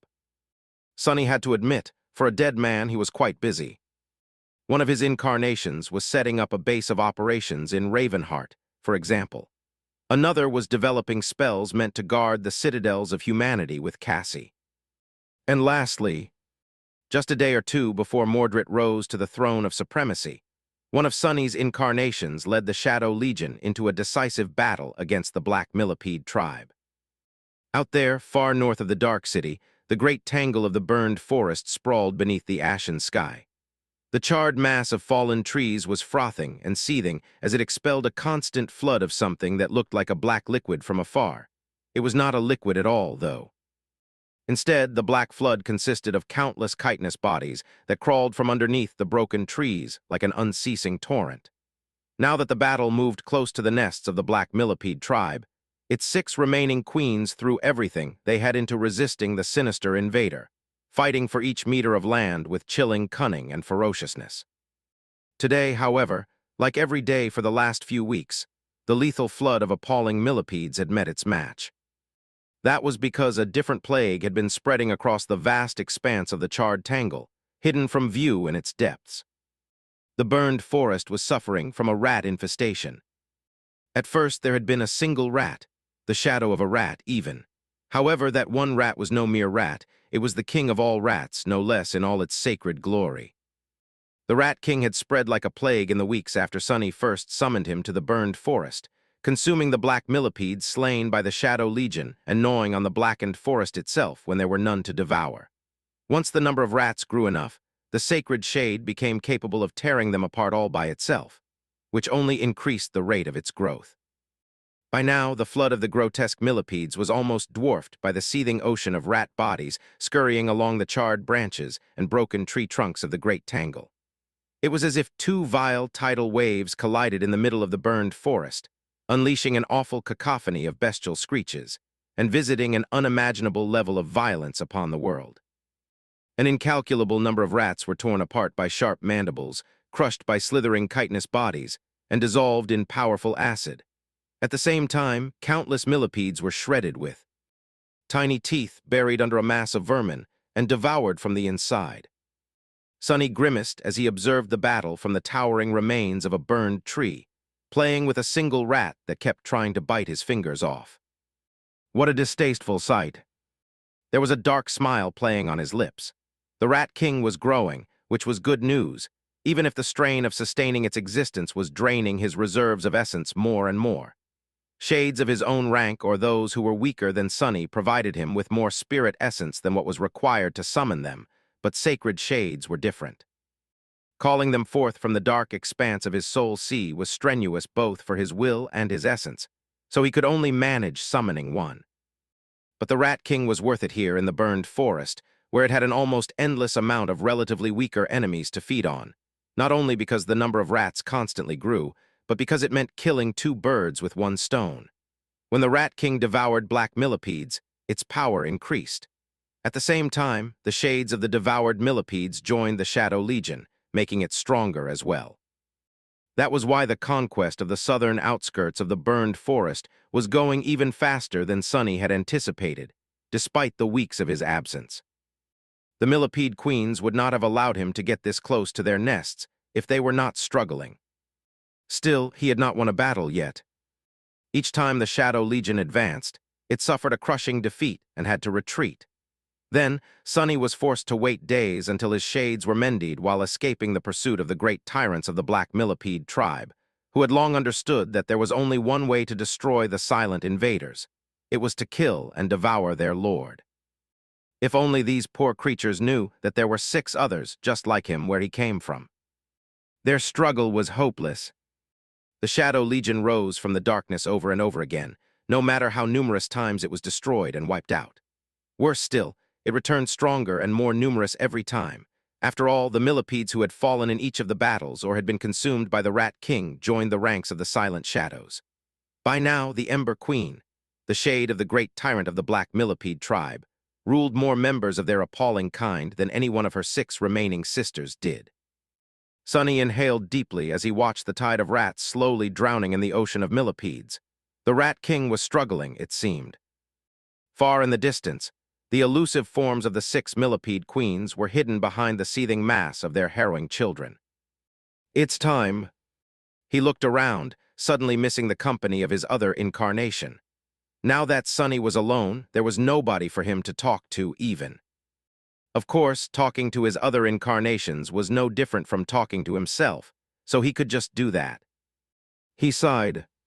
"On Godspeed." With that, Sonny turned into a shadow. His shadow grew, enveloping the world, and then a tenebrous army rose from it.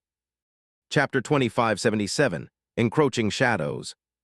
The Black Millipede tribe might have surrendered a lot of ground to Sonny and his Shadow Legion, but it was still numerous and fearsome. Beyond fearsome, in fact, for almost anyone except him. There was an endless sea of corrupted nightmare creatures, 6 great tyrants, and a deadly retinue of their powerful champions, great devils and enormous demons alike, their glossy black chitin decorated with vivid and eerie patterns. There were monsters as well, some of them dozens of meters long. This harrowing force was enough to wash over Earth and consume every human populating its dying expanse. The Black Millipede tribe was far more terrible than the entirety of the nightmare creatures unleashed upon the world by the chain of nightmares in and of itself, except for the final few gate guardians, perhaps. But even then, the Millipede queens had numbers on their side. Sonny was facing the monstrous tribe alone. It was no coincidence that the Shadow Legion had suffered countless bitter defeats, and that even his own shadow shell had been destroyed by these sinister abominations more than a few times. However, it did not matter. Sooner or later, the Black Millipede tribe was going to become a part of the Shadow Legion, and their long string of victories would ultimately conclude with a final defeat. Sunny was just not sure that it would happen today. While the Rat King clashed with the great swarm of monstrous millipedes, the Legion of Death rose from Sunny's shadow. Saint appeared first, riding atop Nightmare. She regarded the scene of unimaginable violence with cold indifference, then raised her tenebrous sword and hit it twice against the rim of her shield. As if to answer, a sea of shadows rose from the darkness and surged forward. Then Shadow Legion SB lit into two wings as it advanced. The left wing was commanded by Saint, who led the original Shades into battle. Behind her were the shade of Daron the Serpent King and his daughter Wind Flower, the snow wolves of Ariel's game, the Usuras of Condemnation, and other the supreme shades earned by Sunny in Godgrave. The shades of 7 song saints he had slain, twin shadows of Solvane, the powerful shades of those abominations he had killed in Antarctica, and others. Most of them were armed and armored by the dark weapons, forged by the shadow of the King of Swords. The towering figure of blackened steel and infernal flame that was Fiend followed Saint into battle, as well. Serpent was also with her, flowing across the charred tangle like a river of onyx scales. The right wing of the Shadow Legion was a flood of black chitin, composed of numerous millipede shades. It was controlled by the Ember Queen, her ephemeral form hidden behind the seething mass of her monstrous soldiers. Slayer rode on the carapace of the elusive Supreme Tyrant, surrounded by wisps of ghostly fog. The Shadow Legion spread into a wide formation, moving past the dreadful slaughterhouse of the clash between the Rat King and the vast swarm of the monstrous millipedes. The 6 great tyrants moved their reserve forces, as well, sending the elites and champions of their grotesque kind to contend against the advancing shadows. Otherwise, the great army of their abominable tribe would be pincered and eventually surrounded, suffering terrible losses and losing the ability to retreat if need be. Nightmare rushed forward, covering hundreds of meters with each leap. The aura of dread surrounding him made the slithering millipedes cower, and Saint raised her sword, ready to reap their lives. Before she could, however, the burned forest was suddenly drowned in blinding light. Sunny felt the shadows shift and retreat, washed away by the beautiful radiance. Then, the roar of a devastating explosion rolled across the charred tangle, and a powerful shockwave sent clouds of ash flying into the sky. Directing his attention to the right flank of the battlefield, Sunny saw countless millipedes dissolving into a cold silver light. You have slain a... You have slain a... You have slain a... Standing atop the beautiful chitin of the Ember Queen, Slayer lowered her bow and regarded the devastation she had unleashed with dark malice. Moments before, she had poured her pure soul into the head of her arrow and let it fly. It was as if a falling star streaked across the ashen sky and landed in the carnage, obliterating both millipedes and the scurrying rats alike in the explosion of essence. So the first kill of the battle was hers. Saint turned her head as if looking at the murderous shadow across the vast distance of the battlefield. Slayer gave her a glance as well, then calmly reached for another arrow. A moment later, Saint and Nightmare were among the millipedes. Her black blade lashed out, severing several monstrous abominations in half, while his hooves trampled a few more. The two armies collided, causing the entire world to quake. Fiend let out a bellowing roar, plunging into the mass of millipedes like a giant made of sharp steel and flame. Despite his enormous size, many of the elder abominations dwarfed him. Their impregnable chitin parted under his claws, though, and plumes of smoke rose from the cracks in their carapaces, hinting that the grotesque horrors were beings burned from the inside.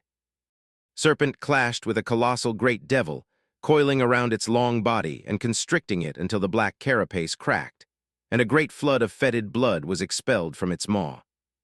The shadow wolves descended upon the monstrous millipedes with the wild ferocity of primal predators. King Daron led the shadows of the human saints into a deadly assault, the frigid winds raised by the shade of the winter beast howling as they froze and stiffened the bodies of the frenzied nightmare creatures. The battle entered a dreadful state of utter mayhem, with annihilating forces being unleashed by both armies to grind the other army to dust. Observing the carnage from a distance, Sunny remained calm. It seems to be going well. Chapter 2578, Tipping the Scales. The right wing of the Shadow Legion, composed of slain millipedes, was more numerous than the left wing by now. However, while the millipede shades possessed great numbers and a startling amount of raw power, they had fewer exalted champions among their ranks. So the situation at the opposite flanks of the battlefield was about even.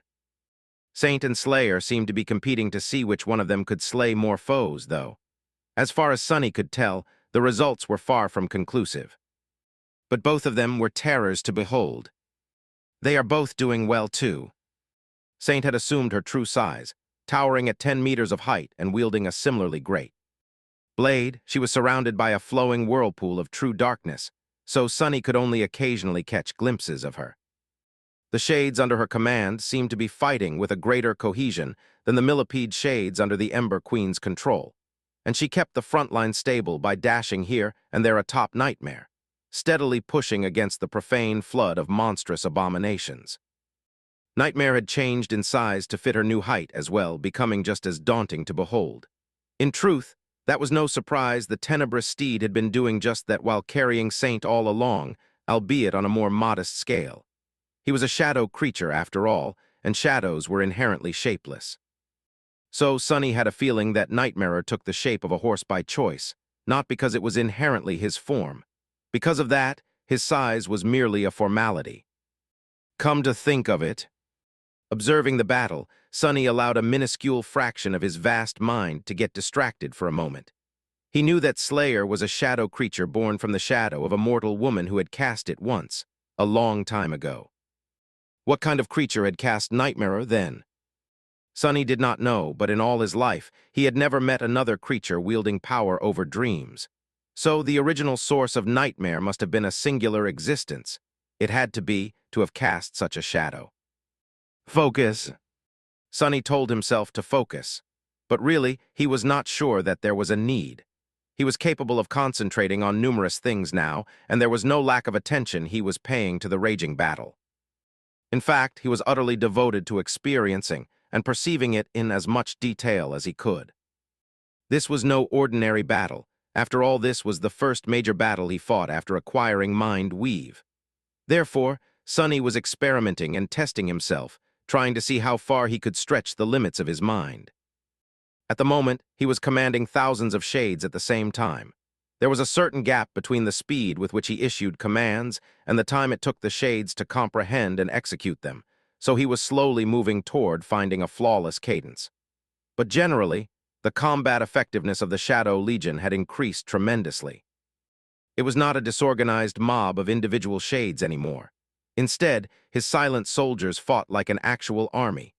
A new and inexperienced army, perhaps, but a cohesive military force nonetheless. It was especially true because Sunny had two intermediaries helping him control the shades.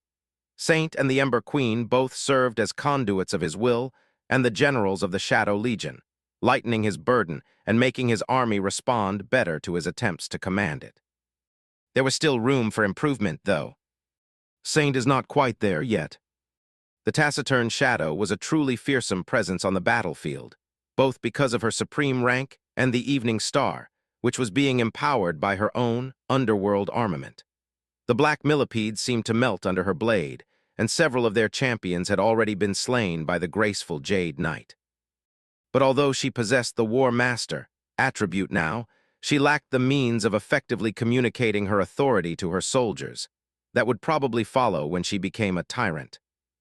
The Ember Queen, meanwhile, could only command members of her monstrous tribe, which, needless to say, was a severe limitation.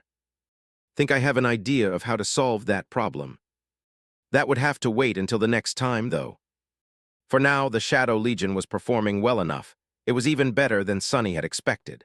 In the past, the millipede shades would be obliterated in a matter of minutes, and the rest of the Legion would soon follow. But this time, his silent soldiers were holding ground, giving the enemy as much hell as they were receiving. Even with the Rat King being slowly overwhelmed, the outcome of the battle seemed to be hanging in fragile balance, which was a far cry from the numerous defeats Sunny had suffered. The difference is impossible to miss. Now, he only needed to give the Shadow Legion a little push to break the balance in its favor. Stepping through the shadows, Sunny appeared in the very middle of carnage, next to Nightmare and Saint.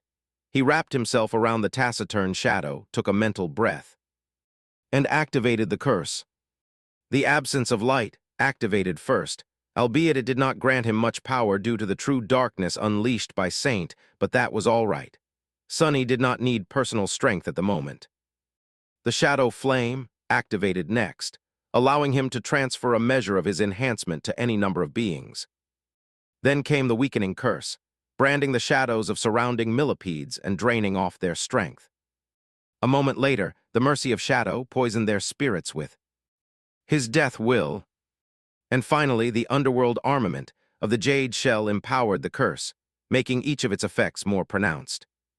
A vast swathe of the black millipede swarm reeled. Countless abominations suddenly seemed slower, weaker, and less tireless than before. Many of those who had already been severely wounded simply fell to the ground, lifeless, the profane flames of their souls snuffed out by his killing intent.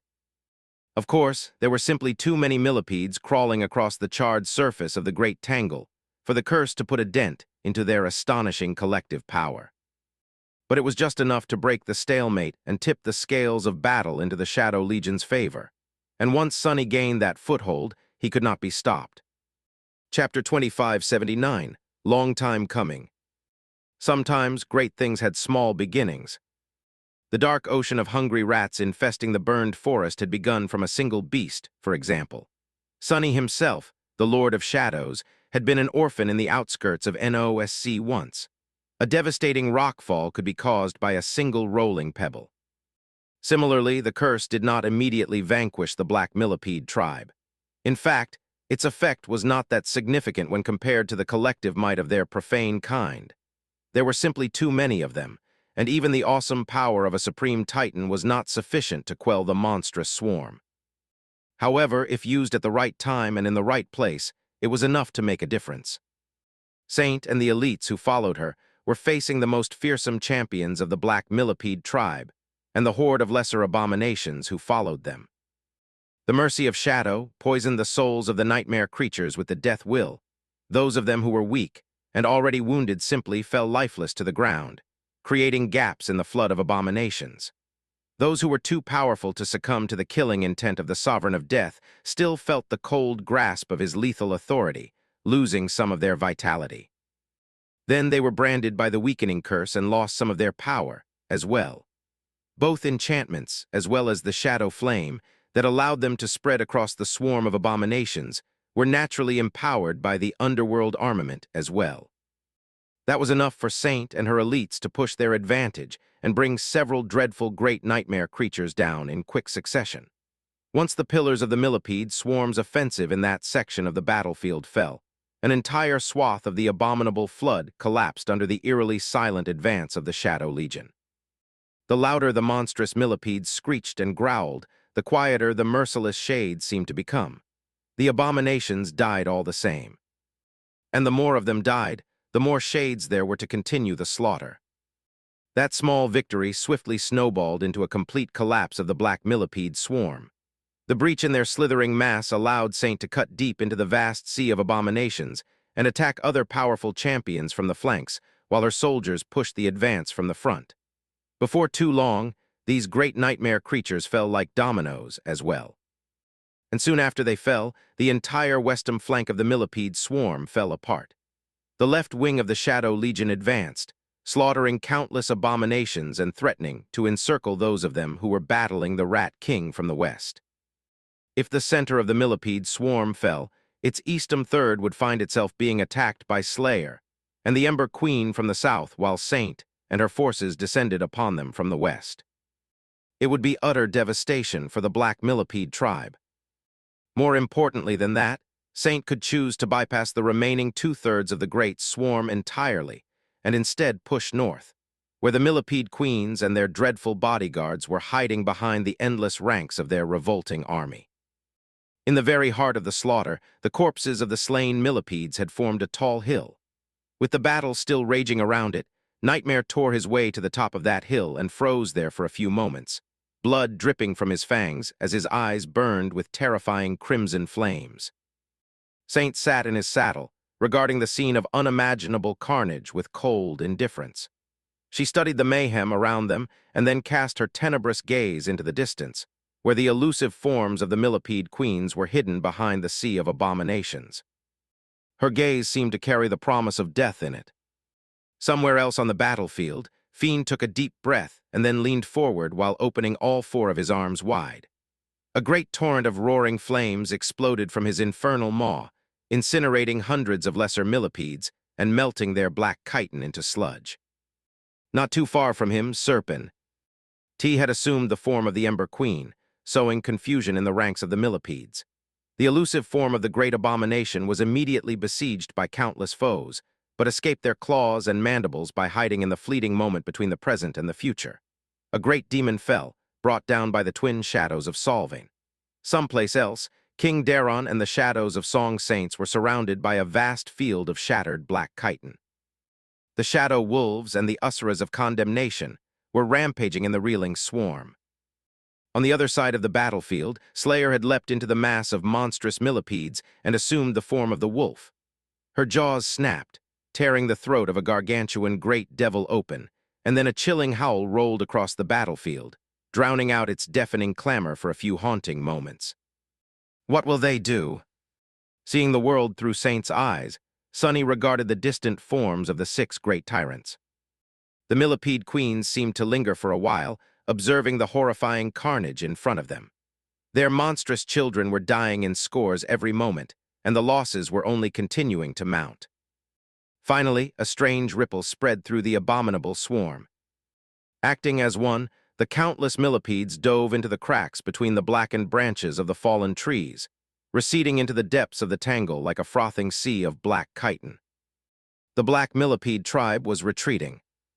Awa. Sunny extricated himself from Saint and stepped onto the surface of the morbid hill of slain abominations, watching the swarm recede with an arrogant expression. He closed his eyes for a few moments and then inhaled deeply. Finally, after more than a year of war, the black millipedes had suffered their first defeat. And after suffering defeat for more than a year, he finally achieved the first victory. The first, but not at all the last. Chapter 2580, Inevitable Defeat. It had taken Sunny more than a year to defeat the black millipede tribe on the battlefield for the first time. But after that first victory, it only took him a week to bring their vile kind close to extinction. Such was the sinister nature of the Shadow Legion. It grew stronger every time it was defeated, and it grew even more after a decisive victory. A great number of monstrous millipedes, including some of their most powerful champions, had fallen in that last battle, and all of them fought under his banner now. Even if shades of the supreme and higher ranks did not possess the will, and were therefore not as powerful as the beings who had cast them, it was still an obstacle that the wounded black millipede tribe could not overcome anymore. After all, the very reason they lost the battle was that the Shadow Legion had grown to a point where they could not defeat it. Perhaps if the Millipede Queen had committed to an all-out offensive and entered the battle themselves, they could have still reversed the result. But even then, it would have only postponed the inevitable. Maybe there were creatures deeper in the burned forest who could permanently erase shades from existence or possessed unholy powers to counter the Shadow Legion in some kind of way. But the black millipedes simply did not possess such tools. So they were doomed. Sunny spent a few days after the battle recovering the soul shards from the corpses of the millipedes, finally, and waiting for the destroyed shades to be mended in the lightless flames of his soul. The dark embrace enchantment of the curse accelerated the process, allowing his army to be restored faster, so he did not have to wait as long as usual. In the meantime, Slayer was secretly tracking the retreating swarm to its nests. She moved unseen, using her keen senses and transcendent ability to stalk the retreating swarm from a distance. And that was how the millipede queens themselves revealed the location of their nests to Sunny, painting targets on the map. Once the Shadow Legion recovered most of its strength, he led his army north, wrapped around Saint and riding Nightmare at the head of a vast river of rats. In truth, Sunny was glad to leave the battlefield behind, albeit it made recovering the soul shards much easier. Watching the Rat King feast on the dead millipedes for days on end was quite a revolting sight. The black millipede tribe tried to defend its territory fiercely despite the hopelessness of their struggle. The millipede queens attempted to battle the Shadow Legion a few more times, but every clash ended in their decisive defeat, each one more obliterating than the last. When frontal battles proved to be impossible to win, they switched to different tactics, staging fierce ambushes and embroiling Sonny and his shades in countless small-time skirmishes. That strategy proved to be more troublesome, but still failed to stop his advance. In all honesty, Sonny had to give the millipede queens some credit. He had rarely met nightmare creatures capable of such a high level of control over themselves. Nightmare creatures rarely retreated, let alone implemented complex strategies, even if there was no chance of surviving their demented attacks. But even that could not help the Black Millipede tribe. The ambush had failed to stop the advance of the Shadow Legion, and constant skirmishes had failed to stop it, too. In the end, their resistance was entirely broken. The last major battle the Millipede Queens gave was when the Shadow Legion reached the first of their 7 nests. After being decimated there, the Millipede swarm broke and fled, never to assemble again. Sonny burned the nest and sent his shades, as well as the Rat King, on an all-out hunt. Over the next few days, countless millipedes were pursued and slaughtered in the depths of the charred tangle. Sonny himself, meanwhile, continued to pursue the millipede queens with the core force of elite shades. With the help of Slayer, he never lost their trail. 5 more nests were destroyed before he reached the final one. Sonny had expected the millipede queens to defend it to their last breath, and was prepared to lay a deadly siege. However, in the end, he conquered the final nest and laid claim to his second citadel without any battle at all. He never got to kill the remaining great tyrants either. In the depths of the final nest, he found half-devoured carcasses of 5 of the 6 millipede queens. It seemed that, when facing extermination, they had sacrificed themselves to feed their very essence to the 7th one. That final queen then fled north with a small brood of young millipedes, abandoning her nest and escaping from Sonny into the depths of the burned forest. He did not know what would happen to her and her vile ilk. Far more terrifying beings inhabited the core of the burned forest, after all, and creatures like that rarely welcomed weaker abominations invading their territories. Perhaps the last millipede queen would be devoured by a powerful nightmare creature, becoming the end of the Black Millipede tribe. Perhaps she would be able to flee far north and establish herself on a new territory, then spread like a plague once more. In any case, with the escape of the last millipede queen, the war against the Black Millipede tribe was over. Having expanded the Shadow Legion greatly, Sonny had finally conquered the southern outskirts of the former Heart Realm. He had won. Victory sure tastes sweet. Riding Nightmare across the eastern quadrant, Sonny smiled. He had tasted defeat too many times in the burned forest, so this eventual triumph washed away the bitter taste from his mind. Of course, there was plenty of land left to conquer in the burned forest. Its outskirts in other cardinal directions, its heartland, the titanic stump of the World Tree. But that would come in time, no doubt. For now, he had other things to worry about. Cresting a low hill, Sonny stopped Nightmare and looked ahead, a complicated expression appearing on his face. I've made it. In front of him was the ocean. Chapter 2581, Night Garden. The feeling of bliss Sonny had felt, while traversing the safety of the eastern quadrant, evaporated as soon as he saw the ocean. The sun was setting, painting the vast expanse of undulating water into a million fiery shades. It was as if both the heavens and the ocean were aflame, enveloped by a beautiful crimson blaze, a sight no less breathtaking than the nightmarish vistas of the dream realm. This dying world had its own beauty to offer as well, made only more poignant by its looming end. Beauty and danger often went hand in hand, though, and the oceans of Earth had long become home to unfathomable horrors. Sonny had braved the dark expanse of the Indian Ocean a few times, including all by himself soon after becoming a saint. He had survived back then, but the memories of the frenzied voyage never failed to make him shiver. Now, too, a cold chill ran down his spine. I wonder how bad the ocean really is. By all accounts, it could not be as terrifying as the death zones of the dream realm. Most of the nightmare creatures populating the infested waters could not be of a rank higher than corrupted, after all.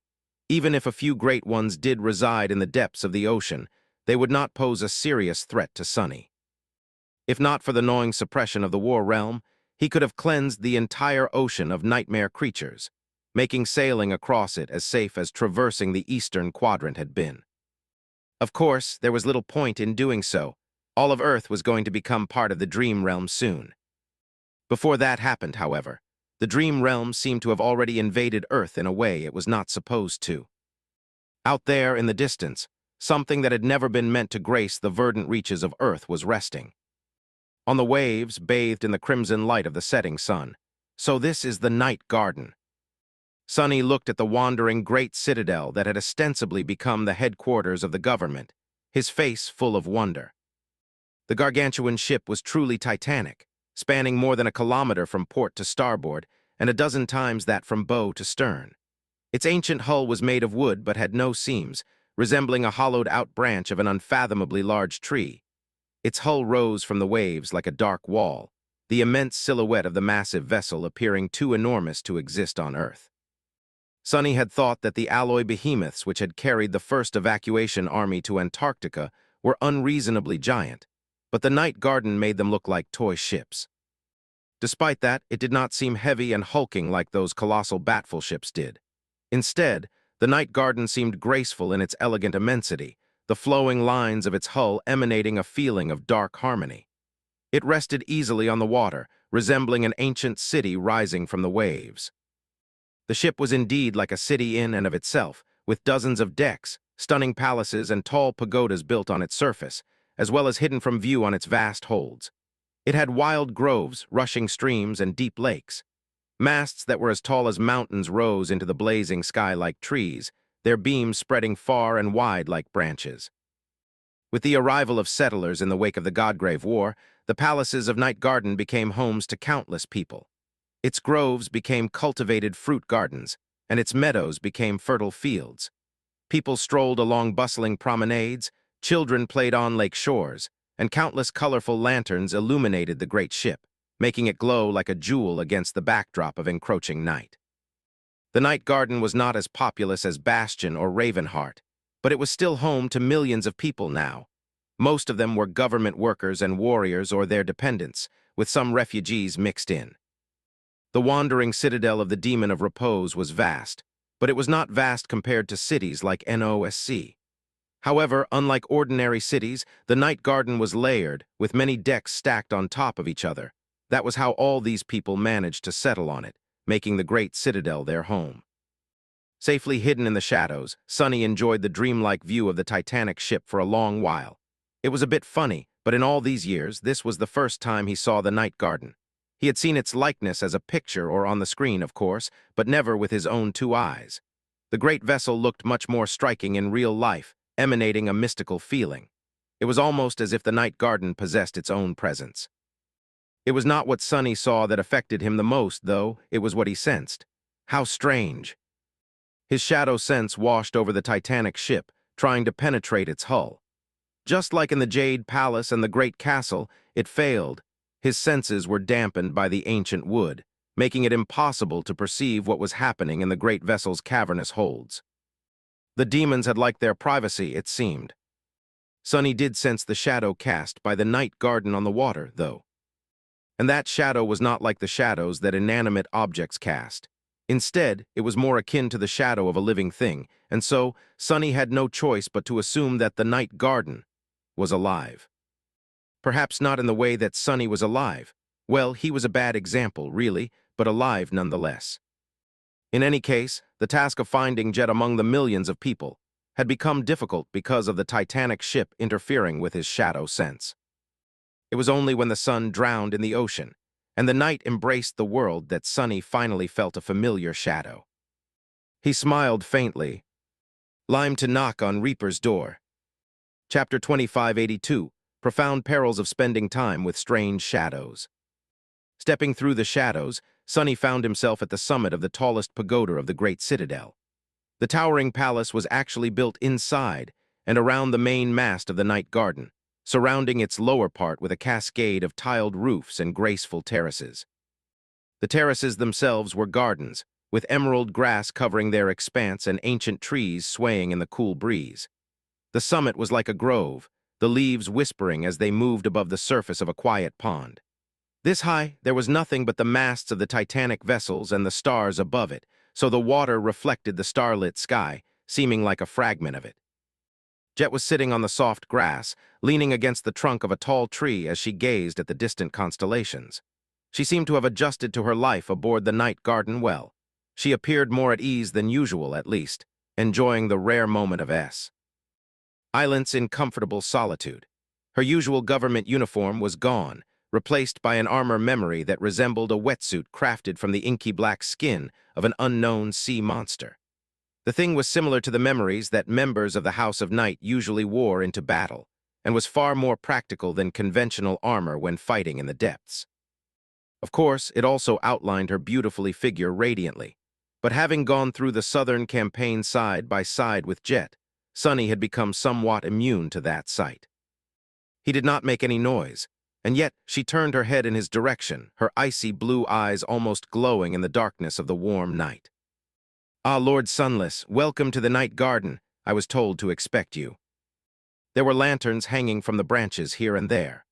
Walking into their light, Sunny glanced around curiously, noting the golden fruits growing between the leaves of the surrounding trees, and sat down as well. "Greetings, Saint Jet. Just call me Sunny, please, otherwise I'll feel awkward." He leaned against a tree, looking at the stars reflecting on the surface of the calm pond. Jet chuckled. "Well, all right then." She remained silent for a few moments and then sighed. "I wanted to ask if you are younger than me, but then realized that the question is meaningless. After all, we are poised to live for hundreds of years. Thousands, possibly, or even indefinitely. So what difference do a few years make?" A lazy smile appeared on her lips. "It's a bit unfair, though. Even if we do survive until we are hundreds of years old, I will still be the oldest one forever. How disheartening." Sunny scoffed. "I don't know. I have felt like I am too old for all this crap since I was 16. So I enjoy being older than other people. After all, I worked really hard to reach that age. My age is something that I earned, not something that just happened to me." And Jet had worked harder than most to earn hers. Much, much harder because of her flaw. He smiled and added in a neutral tone, "Oh, but I am still younger, by about 10 years. She gave him a resentful glare. "Ouch." With that, Jet looked at him curiously. She lingered for a long while and then asked, "So, is it my turn to go on a dangerous journey and learn a profound lesson about myself, the world, and life from you?" Sunny coughed. What?" She grinned. "That is what happened with Kai and Effie, is it not? They told me about their misadventures. You received rave reviews, though, so don't worry." Sunny slowly shook his head. "That, in a way, I guess. I'm hoping to avoid the dangerous part this time, however. Not everything has to be deadly and utterly terrifying, right?" It did not, but if Sunny was honest with himself, he had to admit that his chances of avoiding deadly and harrowing perils were quite low this time around, as well. He hesitated for a couple of moments, and then shrugged. "As for some kind of profound lesson, I am not sure that there is anything I can teach you. You strike me as a person who knows exactly who you are, what you want, and how to go about achieving it. So, if anything, I should be the one learning from you." It had always been that way. Sunny had begun his journey as Jet's junior, became her equal after a while, and even managed to overtake her eventually. But throughout all these years, he had never once stopped thinking about her as a respected senior. Her experience and pragmatic wisdom had always guided him on his thorny path, was one of the main reasons he was still alive, really. So what would Sunny even teach Jet? The true essence of supremacy. He studied her for a while, then said in a distant tone, "The essence of supremacy is a defiant resolve to see the world bend to your will. However, there is no need to teach you about that. After all, your very existence is an act of defiance against the world. Every day you continue to live is a testament to your will." Jet smiled. "Continue to live, huh?" Then she leaned back and let out a quiet laugh. "You and I are quite a pair, aren't we?" Sunny raised an eyebrow. "I guess we are." She looked at him with a grin. "I mean, I am somewhat of a zombie, and you are technically a ghost. Isn't that amusing?" Sunny stared at her for a few moments with an unreadable expression. Eventually, he let out a cough. "I was thinking more in the line of me being the sovereign of death while you are the sole reaper. But yes, your description is certainly amusing." Jet nodded in satisfaction. So, Sonny, what exactly are we going to do? He lingered for a while, and then responded in a subdued tone. That is something I am going to find out soon. Before that, however, the night garden had to return to the dream realm. Chapter 2583, Living Ship. At dawn, Sonny was sitting on the shadow chair and watching the sun rise with a crystal glass of wine in his hand. It was quite difficult to get intoxicated as a supreme, unless he wanted to, so the wine was nothing more than a symbolic gesture that Jet had insisted on. They had to celebrate the Skinwalker's demise, after all. Soul Reaper herself was reclining in a lounge chair of her own, with the striking vista of the night garden stretching below them. She looked at the lilac radiance of dawn and sighed. Life sure is odd sometimes. Sonny smiled faintly. How would we know we're dead? Jet laughed. Fair. She remained silent for a while, then said with a hint of amusement in her laid-back tone. But really, yesterday I was at war with a great terror. Today the terror is gone and the war is over. Mind you, I am not complaining. Who would complain about peace? Anyone would agree, though, that it was all quite sudden. Sonny shrugged. No need to worry. There's plenty of great terrors left to go around.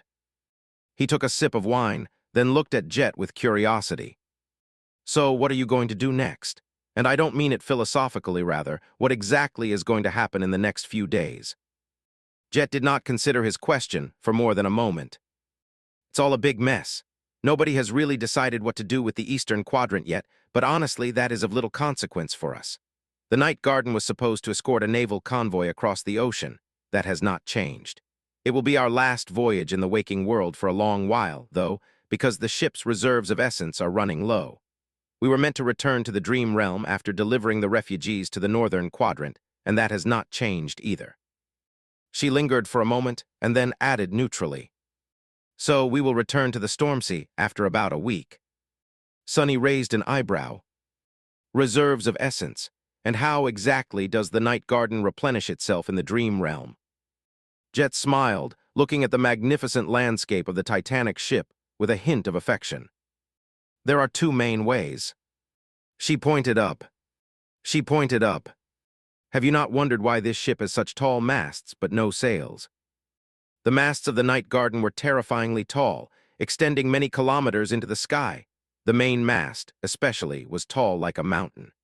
Each horizontal beam attached to them was long and wide enough to serve as a street, but there was no human dwelling there despite the limited space on the decks of the massive vessel. There were no sails either. Sonny shrugged. The question did cross my mind. He was not ignorant of how the Night Garden functioned, of course. However, hearing it from the woman who had ruled the great citadel for more than a year was more valuable than theoretical knowledge or listening to hearsay. Jet exhaled slowly. The masts serve as lightning rods. They attract lightning and the ship absorbs its power. So to help it replenish its reserves, all we need to do is brave a storm, one of the mystical storms of the Stormsea, best of all. Those are nothing short of apocalyptic in their scope and scale, but the Night Garden can barrel through one without much trouble. This ship is truly unyielding. She yawned. The second way is to feed it nightmare creatures. The more, the better. Sonny remained silent for a while, staring at her with an unreadable expression. And how exactly does it eat those nightmare creatures? Jet smiled. Well, it doesn't actually chew and devour them. The Night Garden might resemble a living thing, but it does not have a maw. Instead, the nightmare creatures get absorbed into the hull and then digested by it, I guess. Her smile seemed a little ironic. The ship can absorb some essence that way, but the primary purpose of that particular method seems to be resource collection to allow the hull to repair itself. That is what the remaining members of the House of Night think, at least. Jet looked at Sonny and said in an even tone, Oh, and it is not nightmare creatures that the hull of the Night Garden will absorb. In truth, it does not differentiate between living beings. Anything will do, so don't go around crawling on the outer hull. Not that I thought that you would. She smiled slightly and looked away. In a way, it makes sense. The masts of the Night Garden are like branches and leaves, absorbing celestial energy, while its hull is like roots, absorbing minerals and the like from the earth, or the ocean, to be precise. In any case, the ship needs to replenish itself from time to time, and the Stormsea is the perfect place for that to happen. Sunny remained silent for a while, and then asked in a tone that betrayed a hint of grim apprehension. "And what happens if the night garden is not fed on time?" Jet chuckled. "In short, nothing really." She looked at the last vestiges of darkness hiding on the western horizon. The night garden was starved and largely dormant when the Nightwalker first aired and claimed it. However, it was not dead, and neither was it starving. Although lightning and nightmare creatures are its main sources of sustenance, they aren't the only ones. The ship can also absorb starlight, ambient spirit essence, seaweed and coral, the energy of the wind, the force of the waves, anything and everything, really. Its capacity to repair and refuel itself is almost inexhaustible. Jet grinned, which is quite fitting, considering that it was created by the demon of repose. She was the demon of rest and rejuvenation, after all, so her ship was able to endlessly repair and restore itself, it seems. Looking at Sunny, Jet then raised an eyebrow. "That demon, she does not sound as terrifying as the rest of her siblings, does she? I mean, what's so scary about rest and restoration?" Sunny gave her a long, somber look. "That just sounds like the demon of repose will end up being the most harrowing of them all, doesn't it?" Jet met his gaze, then pursed her lips and looked away. "I do hate to admit it, but you make a good point. Author's note, the 3rd chapter will be published tomorrow. Chapter 2584, Demons. Once the sun rose, Sunny hid himself in Jet's shadow as she went about preparing the night garden for departure from the eastern quadrant. The demonic ship's stay here had ended up on an unexpected note, but people seemed to be elated to know that the war against the Skinwalker was over. They were beyond themselves, really. Humanity had suffered a long streak of debilitating losses here in the waking world over the past few decades, each one bringing it one step closer to complete annihilation. The devastation of America, the fall of Antarctica. People expected Australia to follow them in becoming a lost cause as well, but now it was unexpectedly saved. That astonishing reversal did not merely impact the eastern quadrant, but also gave people a hope that the downward spiral of Earth as a whole could come to an end. Of course, they knew by now that their homeworld was not going to exist for much longer, but that future was too distant and too daunting to truly fathom. So today, they were celebrating. Nobody really knew how the Skinwalker had fallen because the authorities of the human domain had not issued a statement yet. Rumors and theories were of course abound, one more fantastical than the next. Sunny was curious to see how the public's reaction would change once everyone learned the truth of Mordred's ascension to the throne of supremacy. Would they be happy still? Or wary? Would they fear another civil war? Mordred's reputation was not the greatest, after all, due to what he had done to the House of Night. Many of the remaining members of the former Great Clan were here, on the Night Garden, and had become the pillars of the local community. They were not going to be happy to learn that the executioner of their clan was a supreme now, and people who held them in great esteem would not be happy either. In any case, the truth was not going to come until a few days later. By then, the Night Garden would be in the middle of the ocean, sailing across its perilous expanse to the distant shores of the northern quadrant. Sunny was quite curious about the seafaring Great Citadel. He was familiar with the chain breaker quite well, and wanted to know if the Night Garden operated in a similar fashion. As it turned out, although there were some outward similarities, there was little in common between the two enchanted ships. The chain breaker was a creation of exquisite, but ultimately mundane runic sorcery. It used the soul essence of the sacred tree that grew around its mast to empower the runic array, which kept the ship in the air and propelled it across the sky. The helmsman connected to the array by entering the runic circle and infusing it with their own essence, then steered the vessel with 2 steering oars. There were some mystical qualities to the chain breaker and the materials used to craft it, but Sunny could at least understand the principles of everything that went into making the graceful vessel fly. He could not fathom how the Night Garden moved at all, though. There was a helmsman's runic circle as well, which was far more elaborate than the one on the chain breaker, but it was not connected to a runic array. In fact, there was no array to speak of anywhere on the ship. There were no sails either, and obviously the ancient ship was too heavy and gargantuan to be pushed forward by rowing. There was no discernible reason for it to move at all, and yet it did move as long as the master of the Night Garden willed it. The titanic ship would sail forward as if carried by invisible winds. It could reach truly frightening speed as well. and Sunny suspected that they had not discovered its full potential yet either. After all, the Night Garden had not been created to be steered by a mere saint.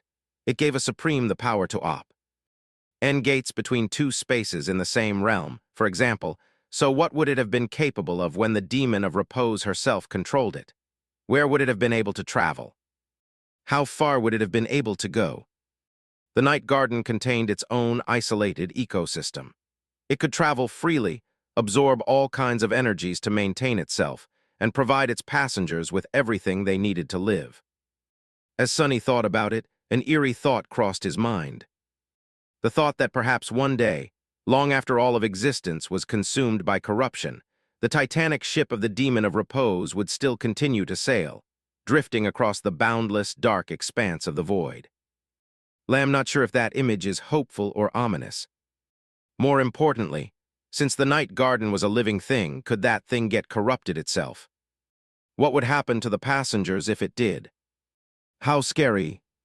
The bridge of the Titanic ship was in the same great pagoda where Jet's private quarters and spacious room garden were located, just a few floors below the spot where they had enjoyed wine while watching the sun rise.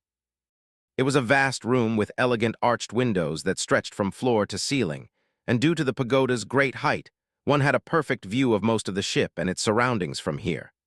An elaborate runic circle was etched into the floor, igniting with ethereal light for a few moments when Jet stepped inside. The main mast of the ship was behind them, blocking the view in that direction. But as she had explained to Sunny on the way down, the person connected to the elaborate runic circle shared a kind of awareness with the ship, so she could sense what was happening behind the Night Garden as well while steering it. Sunny did not know what exactly he had expected from the bridge of the Great Citadel, but he imagined it as something out of a space exploration drama. A great hall with an imposing chair meant for the captain and various stations for the crew placed around it. However, there was no chair, there were no stations either, which made sense in hindsight. After all, the Demon of Repose would not have needed the assistance of subordinates to steer her own ship. There were some people on the bridge at the moment, though, because Jet was not quite a demon. Giving them a short greeting, she stood in the center of the runic circle and smiled. "Shall we depart, ladies and gentlemen?" Sunny sensed the great ship moving beneath him. Chapter 2585, Moving Feast. It seemed strangely wrong for something as immense as the Night Garden to move. And yet it did slowly at first, and then faster and faster the titanic ship began to glide across the undulating waves. The oceanic waves themselves seemed impossibly small as they broke against its living hull, merging into a flat aquamarine plain while stretching toward the distant horizon. It was as if an entire island suddenly decided to move on, complete with a city full of millions of people. The groves were moving, the meadows were moving, and the lakes were moving as well. Sunny knew that there was nothing odd about it, logically, and yet his mind was failing to reconcile the inconceivable scale of it all with what was happening. This world, it truly knows how to make one feel small, does it not? And that was coming from someone who could tum into 100-meter-tall colossus whenever he wished. A loud cheer reached the runic hall from the upper decks of the Night Garden, where people had poured onto the promenades along the edges of the titanic ship to watch it depart from the eastern quadrant. The atmosphere, despite the perilous journey that awaited them, felt bright and festive. For some of them, this was just another journey. For some those who had boarded the Great Citadel in the eastern quadrant as refugees, it was the first voyage. Their continent was liberated from the clutches of the Skinwalker now, but their cities and homes were already gone, so the newcomers were eager to experience the seas and build a new home for themselves on the Night Garden. Sunny had only spent one morning on the titanic ship, but he could already tell that life here was one of starkly opposing extremes.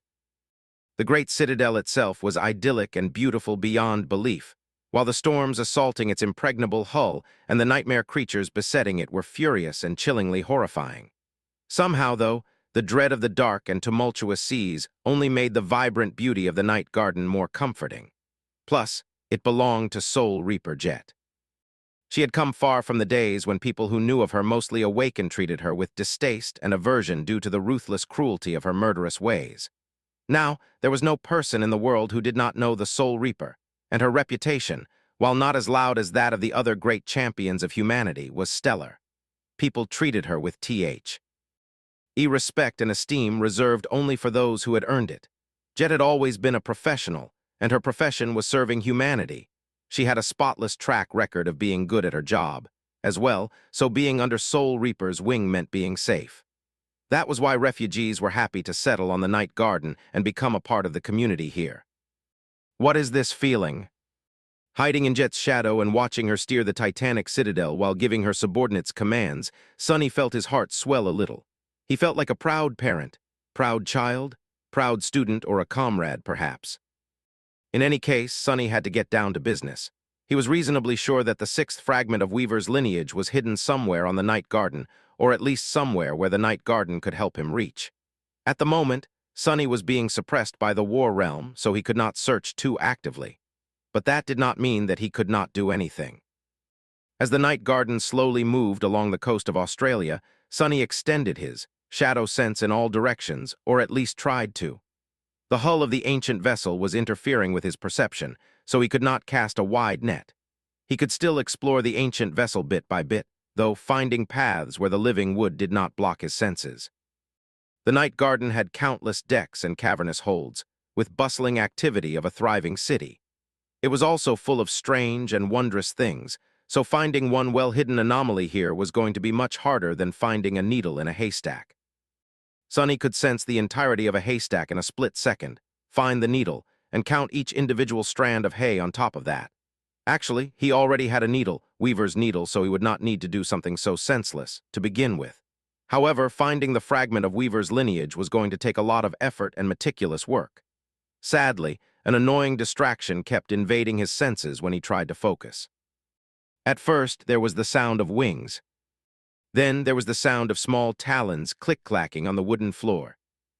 Then someone aimed a persistent stare at him.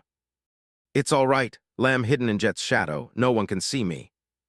But then someone jumped onto the shadow, walked this way and that across its surface, and even pecked at it with a sharp beak a few times. Letting out a quiet sigh, Sonny focused on his immediate surroundings. A black bird was standing on top of him, looking down with unreadable round eyes. Its inky feathers glistened in the morning light. Crow pecked Jet's shadow one more time, then spread its wings and cawed loudly. "Sonny, Sonny." Sonny gritted his teeth, metaphorically speaking, and produced a quiet whisper. "Get off me, stupid bird, go away." Crow stared at him some more, then waved its wings a couple of times. Bird. Sonny sighed. "Yes, you are a bird. I don't even know how you noticed me, but please, stop blowing my cover and go annoy Jet instead." Crow tilted its head, then hopped up and down the shadow a few times and flew up to perch on Jet's shoulder. Giving Sonny a smug look from his perch, it then cawed again. "Bird, Jet." Sonny suppressed a groan. Something was telling him that concentrating on the search was not going to be easy. Chapter 2586, Crow's Nest. Let me tell you, Crow, those demons all had a thing for unnecessarily huge structures. Why are all their citadels so stupidly huge? No, really, what were they compensating for? Sitting in the crow's nest of the main mast of the Night Garden, many kilometers above the surface of the ocean, Sonny looked at the horizon with a bitter expression. Actually, no one was insane enough to get this high, especially because the masts of the Titanic ship were designed to attract lightning, so he could enjoy some privacy here. Which he did after spending a long time fruitlessly searching the endless expanse of the gargantuan ship for traces of Weaver. Crow tilted its head and gave him a contemplative look, then opened its beak. Crow. Sonny sighed. Exactly, you make a good point. And what about their own size? Don't they have the decency to stick to one size, at least? Slayer did not seem that much shorter than Weaver in the vision. So why the hell was Weaver's reflection 100 meters tall? What is that about, huh? The tiny bird stared at him with its glistening black eyes. Short. Sonny scowled. Who are you calling short, you soot-covered rook? Let me tell you, I can be as tall as T want. I'm just choosing to be this size. 100 meters is nothing. Crow gave him a pitying look and cawed, as if proving the point. Sud. Sonny scoffed and looked away. The coast of Australia, which used to be visible beyond the starboard of the Night Garden, was now almost behind them, and on the wait.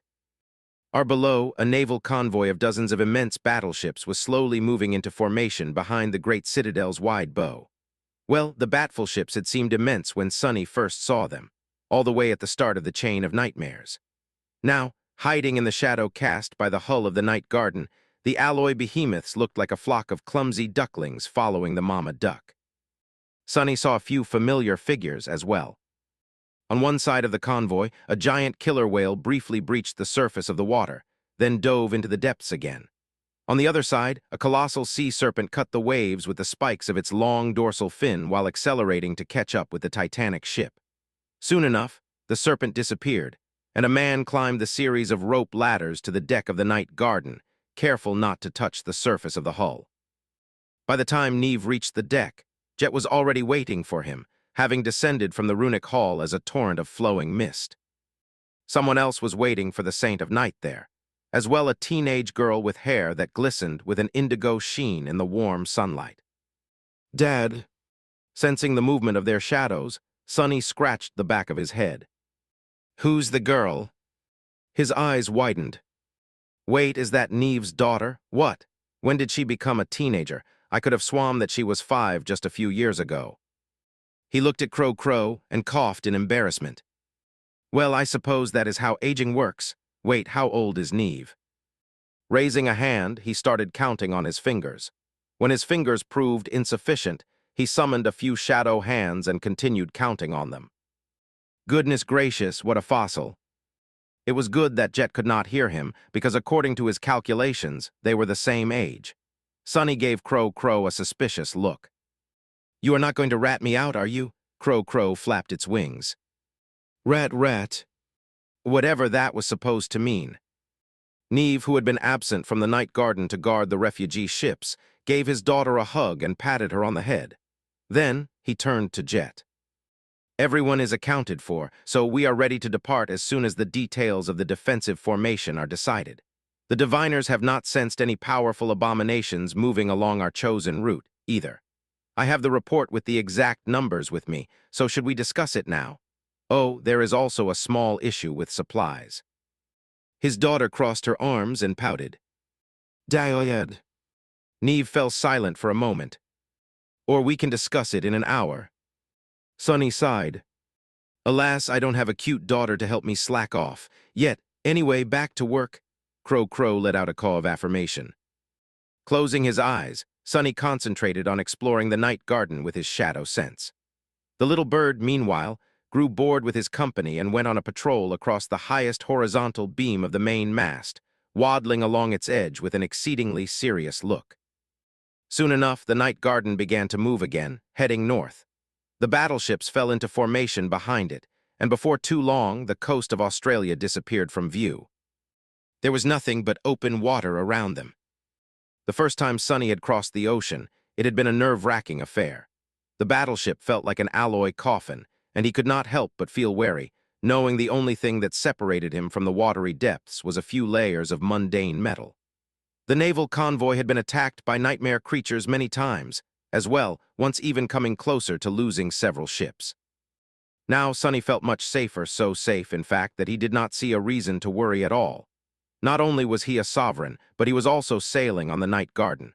The Titanic ship was not exactly invincible, but there was nothing in the Indian Ocean that could seriously harm it, let alone sink it. The Stormsea, on the other hand. Let's hope that I find what I am looking for before we return to the dream realm. Despite Sunny's hopes, however, he did not. No matter how meticulously he explored the night garden, there was no trace of anything left behind by Weaver. His blood did not react at all, and even his intuition remained silent. It was as if there was no clue anywhere on the ship at all. With each day that passed without producing a result, Sunny's mood turned more somber. Eventually, he had to admit something that he had been avoiding all along. "I think I will have to use that thing to locate Weaver's traces." Just thinking about it made him shiver. Chapter 2587, Forces of Nature. In the end, they reached the northern quadrant without much trouble. The voyage took less time and was much less eventful than any of the previous times Sunny had crossed the ocean. Most nightmare creatures seemed to be wary of the night garden and kept their distance, while those who did not were absor. bed by the living hull of the Titanic ship. It was quite a chilling sight. The living wood was like quicksand, refusing to let go of anyone who touched its weathered surface. The abominations who recklessly tried to assault or scale it would get their limbs caught in its impenetrable bulwark, and then slowly pulled into the hull of the night garden, never to be seen again. They struggled desperately as the living wood absorbed them, but to no avail. A few managed to escape by rupturing and tearing off their trapped limbs, but most only became caught more thoroughly because of their frantic struggles. Whatever scratches they managed to leave on the surface of the Titanic ship soon vanished without a trace, with all evidence of its existence gone. So the horrors of the depths had a good reason to be wary of the night garden, or maybe they were wary of Sonny himself, sensing the vast darkness hiding in his shadow. In any case, there were not as many attacks on the convoy as Sonny had anticipated, which was not to say there was no danger at all. The battleships following the night garden were still vulnerable, and there was also the threat of aerial attacks. The great citadel did not only carry millions of mundane people, though it also carried countless awakened warriors, most of them seasoned veterans of the evacuation army. Jet and the saints of the House of Night were there to keep the situation under control, as well, so every assault on the convoy was repelled with relative ease. Some of the confrontations with the doomed nightmare creatures were more memorable than others, though. I'll be damned. Shifting his focus away from the search for the traces of Weaver, Sonny looked ahead with a somber expression. Out there in front of the night garden, the ocean had turned entirely black. The stain of oily black water stretched in all directions, far and wide, darkening the distant horizon. Tall waves crashed into the bow of the gargantuan ship violently, reaching toward it like the blackened fingers of an unknown monster. It was the black water, a mysterious and malevolent phenomenon that haunted both the storm sea and the oceans of Earth. Nobody knew what the currents of the black water were, really. Some considered it to be a kind of nightmare creature. Some thought it to be the remains of an ancient terror who had been torn into thousands of pieces. Some even believed that it was the blood of an unholy titan spilled by the gods at the dawn of time.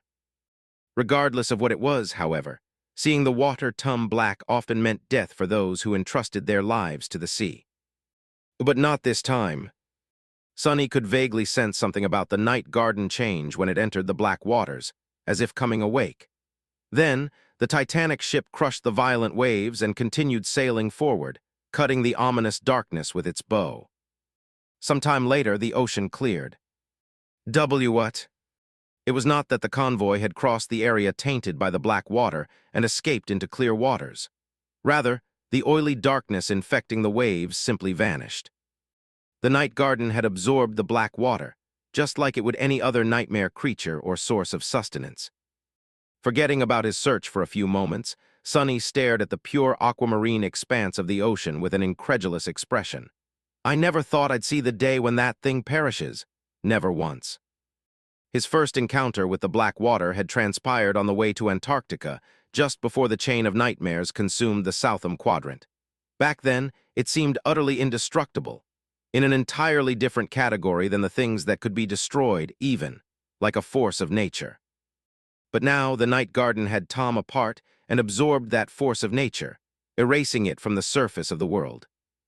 Come to think of it, forces of nature are not what they used to be. People naturally treated natural disasters as the epitome of inescapable calamity and unfathomable power. But Sonny was a being who could weather any mundane storm, remain standing during the most devastating earthquake, and topple erupting volcanoes now. He was indifferent to floods and couldn't care less about droughts, let alone something as trivial as wildfires. He himself could cause a calamity much more terrifying than anything nature could muster. So, it should have come as no surprise that the night garden absorbed the black water, this current of the black water at least. Somewhere in the storm sea, there were 1,000 more. I still have a score to settle with the dark sea, too. Eventually, the naval convoy led by the wandering Great Citadel reached the coast of the Northern Quadrant. The Titanic ship spent several days near a port fortress, watching over the refugees disembarking from the battleships and loaded up on supplies. Considering how impossibly tall the hull of the night garden was, it took quite a load of effort and several complicated systems of lifts and pulleys to raise the cargo containers all the way up to the deck. Once all of that was done, the radiant rift of the dream gate opened in front of the giant ship, calling it back home, into the nebulous expanse of the storm sea. Sunny, who was at his limit, felt glad to escape the unwelcoming pressure of the waking world and return to the dream realm. Strangely enough, it felt as if the night garden was relieved to abandon the barren expanse of the war realm as well. Pushed by invisible winds, the gargantuan ship sailed into the white inferno of the dream gate and disappeared from the undulating surface of the ocean, leaving Earth behind. Chapter 2588, Twilight Sea. Sunny was anticipating witnessing the endless expanse of the storm sea. He had been to more lethal corners of the dream realm than most people, maybe even than any person, but he had only ever been to the misty coast south of Bastion, never venturing into the nebulous waters themselves. Apart from the idle curiosity of a retired explorer, Sunny also felt a subtle connection to the storm sea. These were the remains of the world that Daron the Serpent King had ruled once, after all. The shadows of Daron and Windflower now rested in his soul, while the Twilight Sea they had failed to save had been consumed by the dream realm. Earth would soon share the same fate, so Sunny felt a kind of curiosity that was both poignant and morbid when thinking about the storm sea. Regardless of what he had expected, though, his first impression of the nebulous ocean was a complete disappointment. That was because Sunny could not see anything at all. Everything around the night garden was shrouded in thick mist, plunging the world into a beautiful but ominous twilight. Even when he climbed to the peak of the tallest mast of the massive ship, he still failed to catch a glimpse of the sky. The night garden ceased all movement after passing through the dream gate, which had already vanished and left it alone in the boundless expanse of the misty sea. There's nothing much to do. We can't sail until the mist passes. Well, technically, nothing is stopping us. It is just too dangerous. While the night garden settled to wait for the weather to improve, Jet retreated to her quarters to rest. Sunny emerged from her shadow, deciding to take a break too. His search had not produced any results, so continuing in the same manner seemed meaningless. He had to gather courage before proceeding to the next plan, though. What kind of dangers are we talking about? Jet gave him an amused look. The kind I have no words to describe, and no desire to imagine. She crossed her legs, looking at the ceiling with a laid-back expression. Don't worry, though. The night garden had been drifting in these waters for thousands of years before being claimed by us humans, and for half a century since. Nothing managed to take it down in all that time. Sunny smiled faintly. Who says that I am worried? Among the long list of my worries, the horrors of the storm sea are all the way near the bottom. He found himself a chair and sat down. Jet chuckled. How's anonymity treating you, by the way? It must be hard for a lofty supreme to keep hiding in the shadows, unable to let his existence be known to anyone instead of basking in the glory. She had contacted Nephis through Cassie to coordinate the opening of the dream gate. But really, Sunny could have sent the night garden to the dream realm himself. Only he couldn't, because his existence was supposed to be a secret.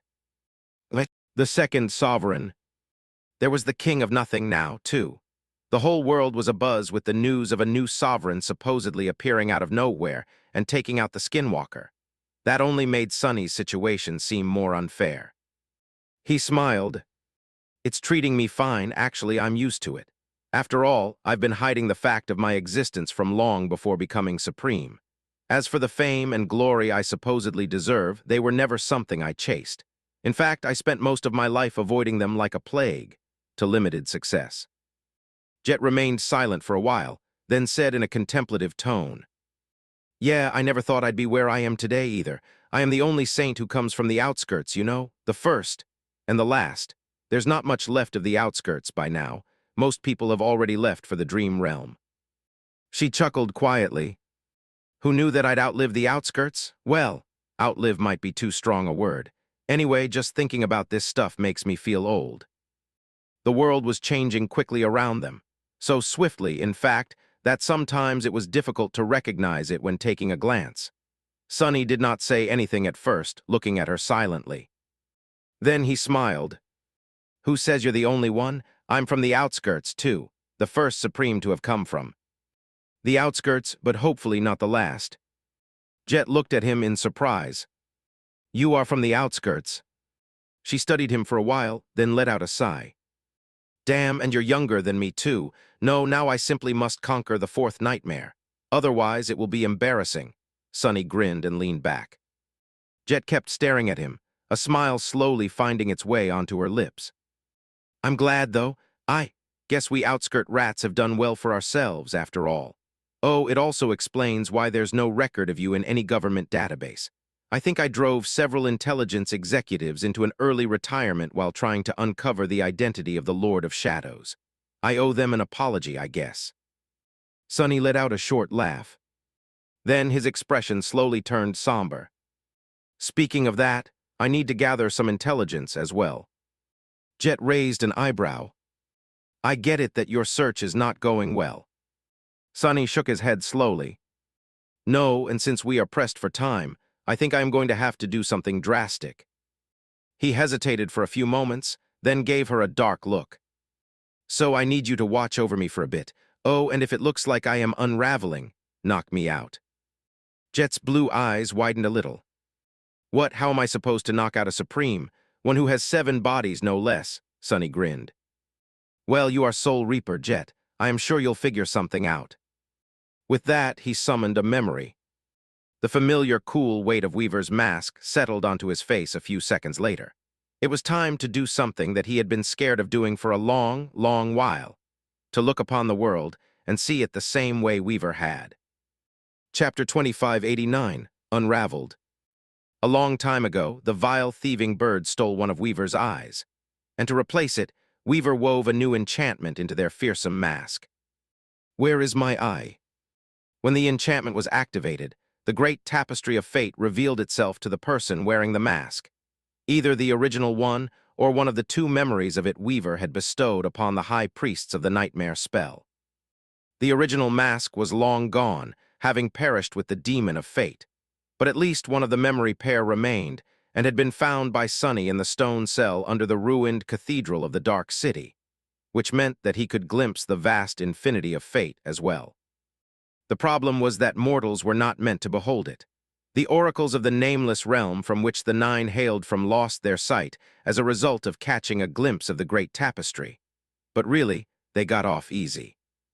The first time Sonny had activated Where Is My Eye, he almost perished on the spot. The only reason he survived was that the unfathomable enchantment of the divine memory exhausted his puny awakened essence in a heartbeat and fell into slumber once again. Still, that single heartbeat was seared into Sonny's mind, having scarred him more than any other torment he had ever suffered.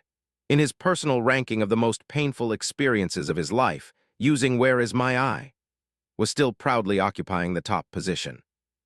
It was way worse than being beheaded, having his soul torn apart and enduring the transformations caused by assimilating Weaver's lineage. Sonny had barely survived beholding the vastness of fate as an awakened, and nothing changed when he was ascended either. In Antarctica, he had used Where Is My Eye to kill the terror of Low 49, Dusk, Sybil of the Fallen Grace. The eerie corrupted terror had not quite perished after witnessing the great tapestry of fate, but she was stunned long enough for Sonny to finish the job. He was a supreme titan now and possessed mind weave on top of that. So Sonny had a reason to believe that he would be able to survive activating Where Is My Eye this time. However, he was also sure that it was not going to be pleasant. It was not going to be pleasant at all. Not only that, but attempting to behold fate was also a path of no return for him. After all, his essence was nearly inexhaustible now. So, even if things went wrong, he would not be saved from whatever price he had to pay by running out of it. That was why Sonny had been postponing this particular experiment for so long. He took a deep breath, gathering his courage. The memory of the harrowing agony of trying to fathom fate, having no choice but to try to encompass its boundless infinity with his mortal mind, made him shiver. What exactly are you trying to do? Jet's laid-back smile was gone, replaced by a cold focus. Sonny lingered for a short while, then said evenly, Nothing too serious. With that, he gritted his teeth and activated Where Is My Eye. Although many years had passed since the time he witnessed the strings of fate for the first time, he still remembered the sight perfectly. In fact, he could not forget it even if he wanted to, as if every thread and knot of the great tapestry was branded onto his mind.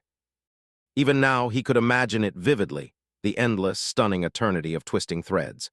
Those threads transfixed everything in existence, connecting every living being and every object, every thought and every concept, every dream and every nightmare, stretching infinitely into every direction, as well as into the past, the present, and the future.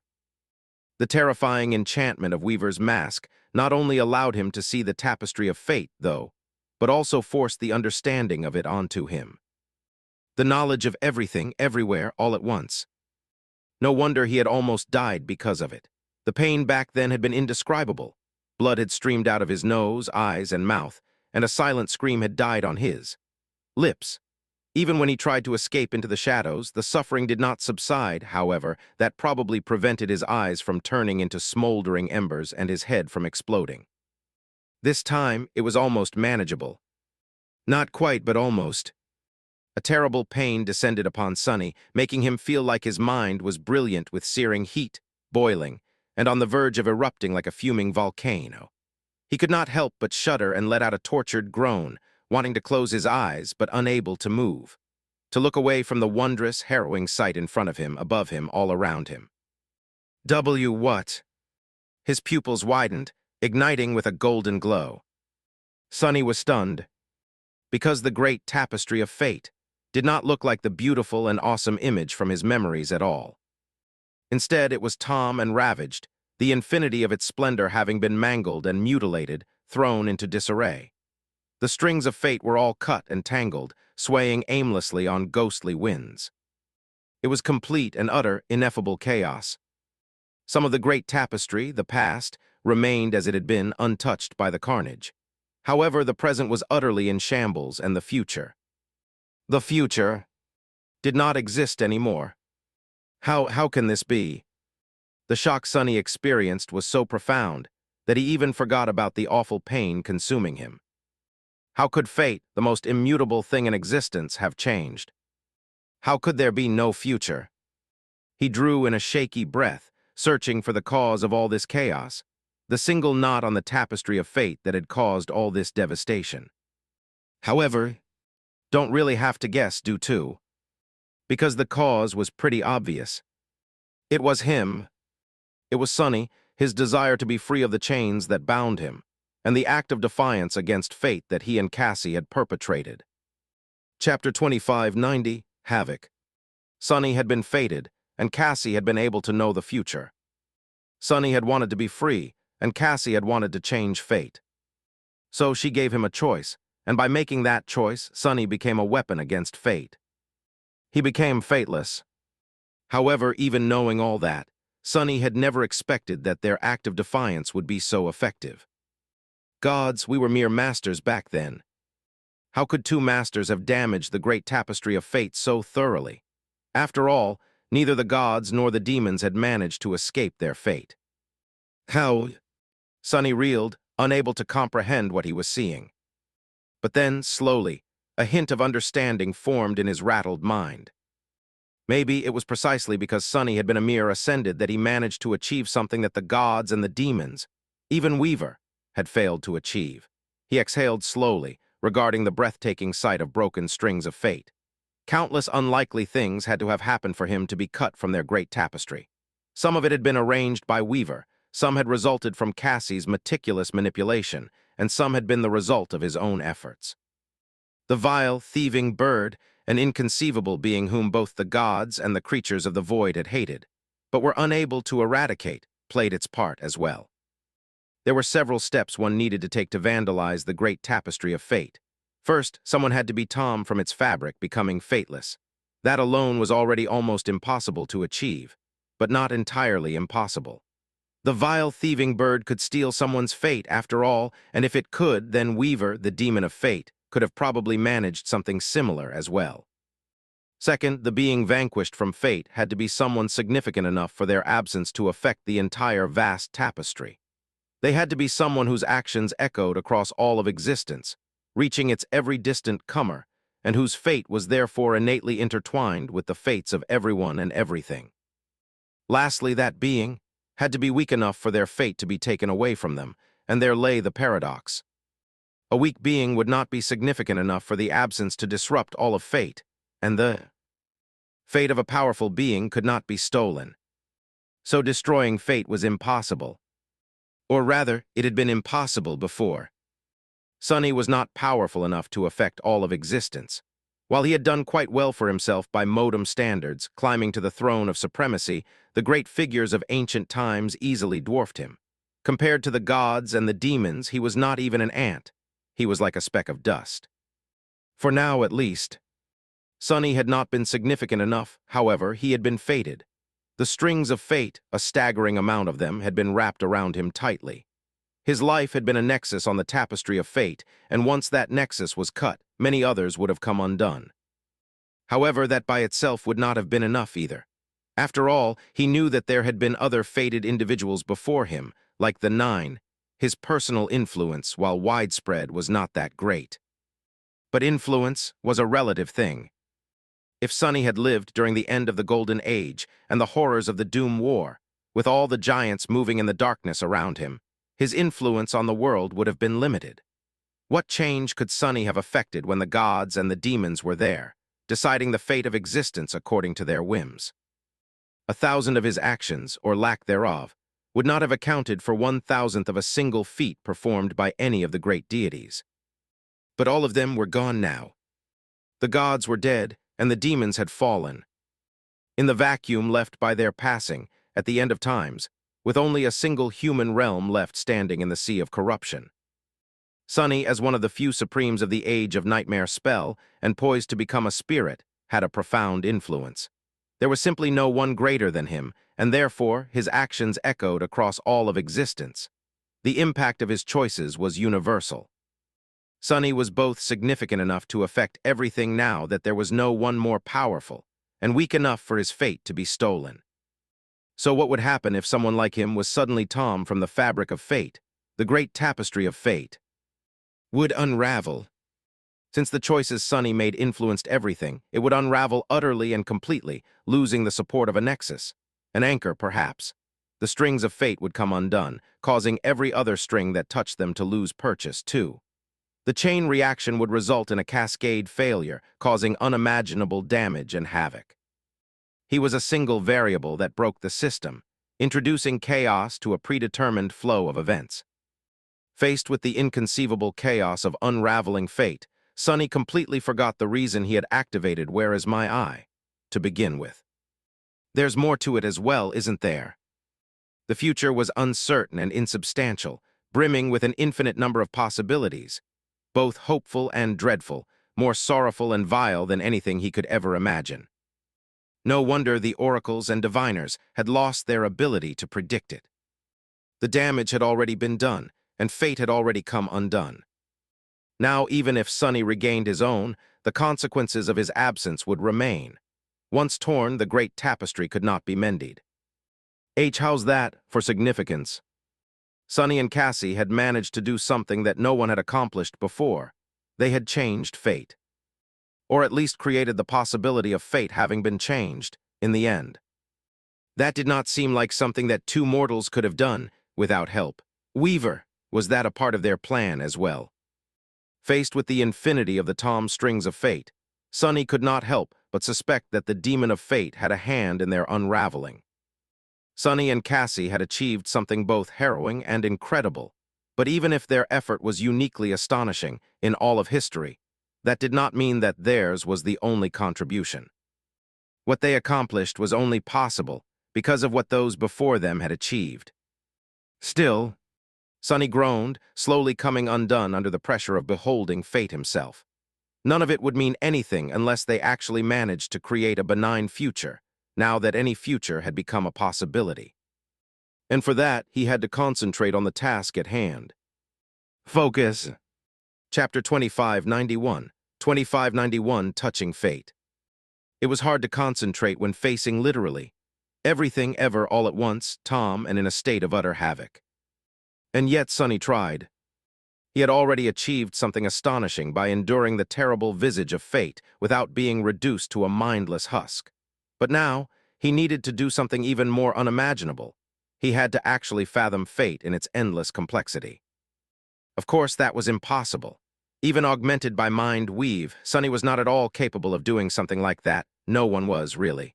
Even Weaver, the demon of fate, would not grasp all of its strings, although they seemed to have gotten pretty close to it. Sunny had to do the opposite. Instead of trying to comprehend all of fate, he had to learn how to limit himself to only perceiving a small fraction of it. That, at least, was something he could potentially manage. In a sense, what Sunny was trying to achieve was the opposite of what he had been trying to do all these years. Ever since becoming a sleeper, Sunny had been teaching himself how to expand the scope of his mind. First to perceive the world from 2 points of view at the same time, then from 7, and finally from thousands of them. Ironically enough, now that he had finally achieved the latter thanks to Mind Weave, he had to narrow the scope of his mind instead. So that was what Sunny endeavored to do.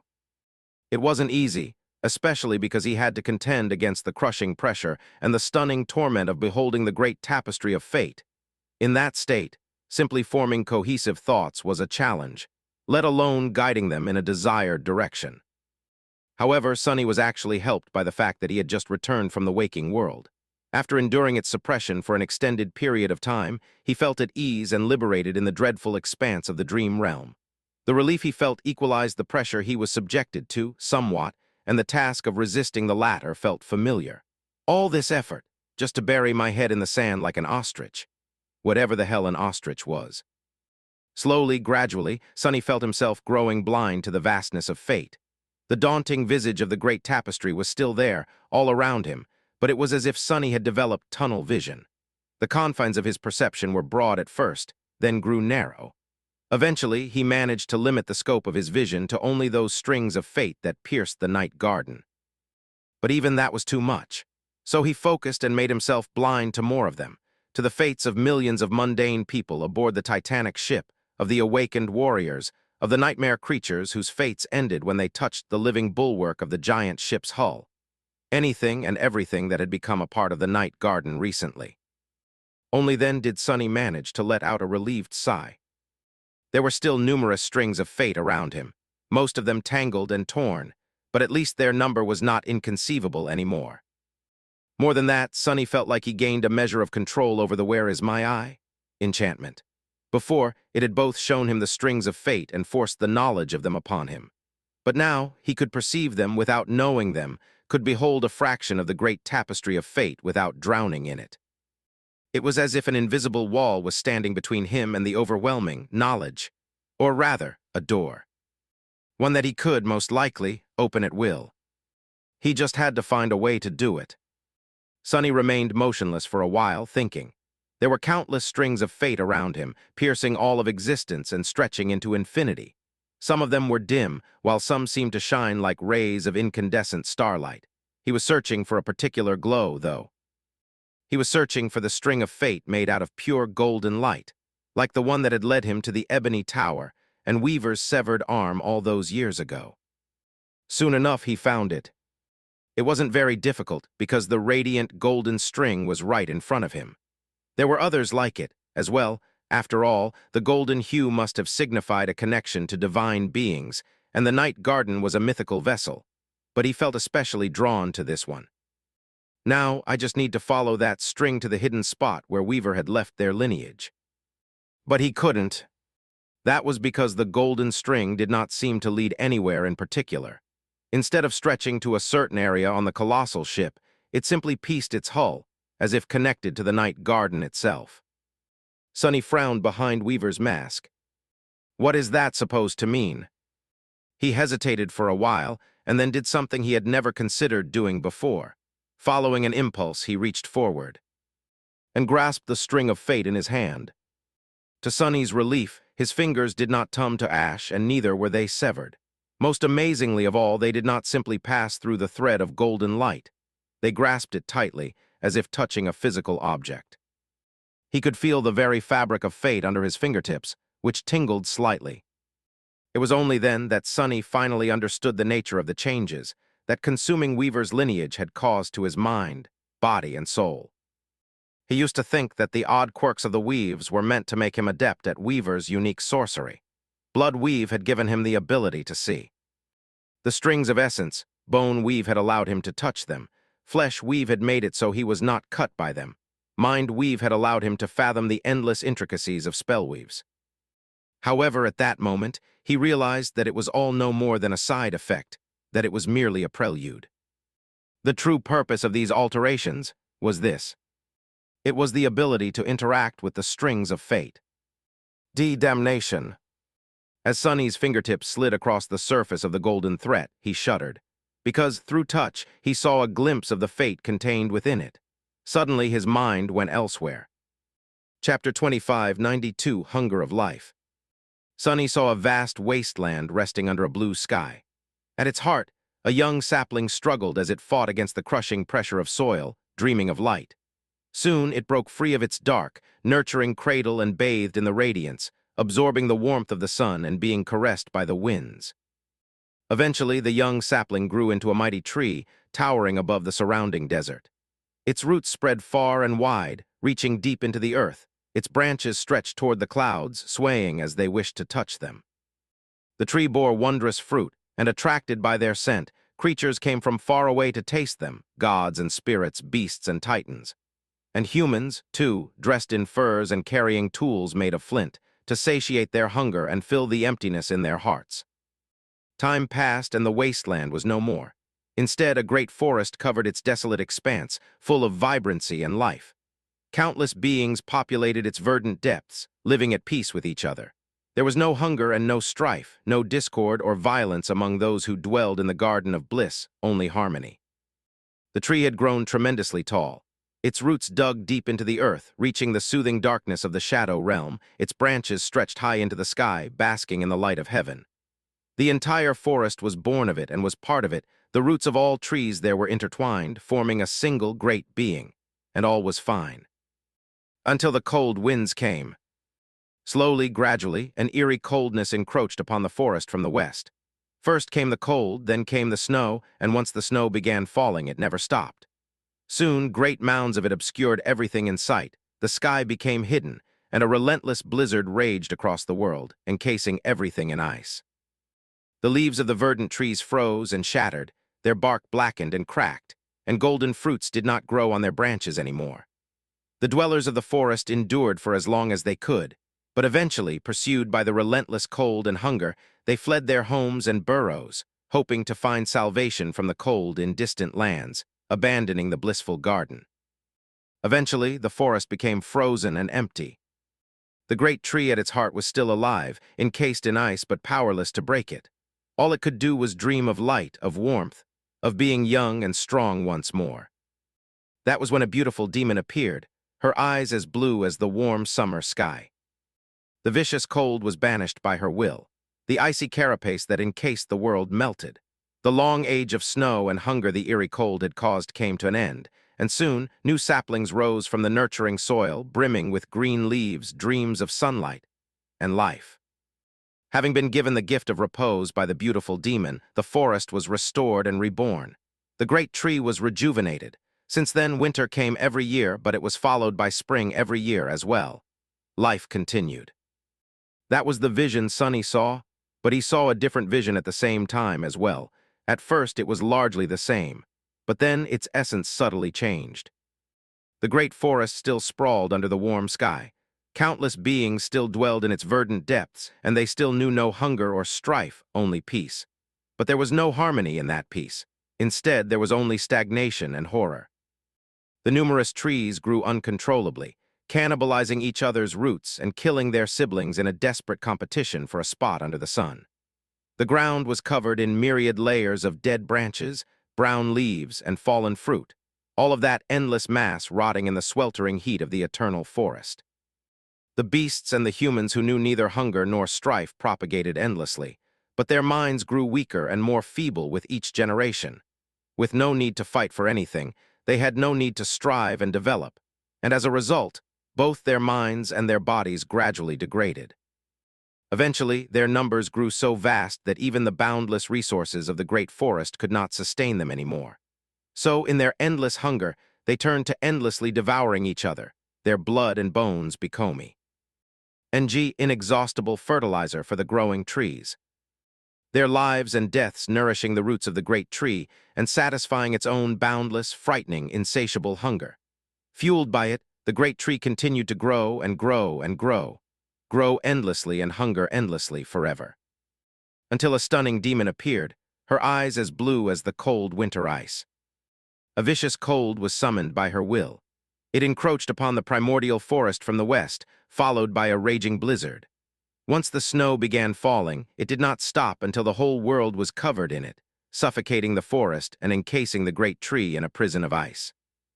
With no warmth to find anywhere and no fruit to gather, the forest dwellers fled its barren expanse and scattered across the realms. The Garden of Hunger stood empty, devoid of life. Only the great tree remained, covered in ice and suffering from hunger. The stunning demon then climbed its branches and spoke to it. After a while, the snow melted and the ice melted as well. New saplings sprouted from the ground and verdant life returned to the rejuvenated land. The forest grew anew. But ever since then, winter would always come, putting an end to summer. And thus, the world would get a chance to rest from its hunger, from the boundless hunger of life to grow and expand. Sonny swayed, failing to digest the jumbled mess of images that had assaulted his mind.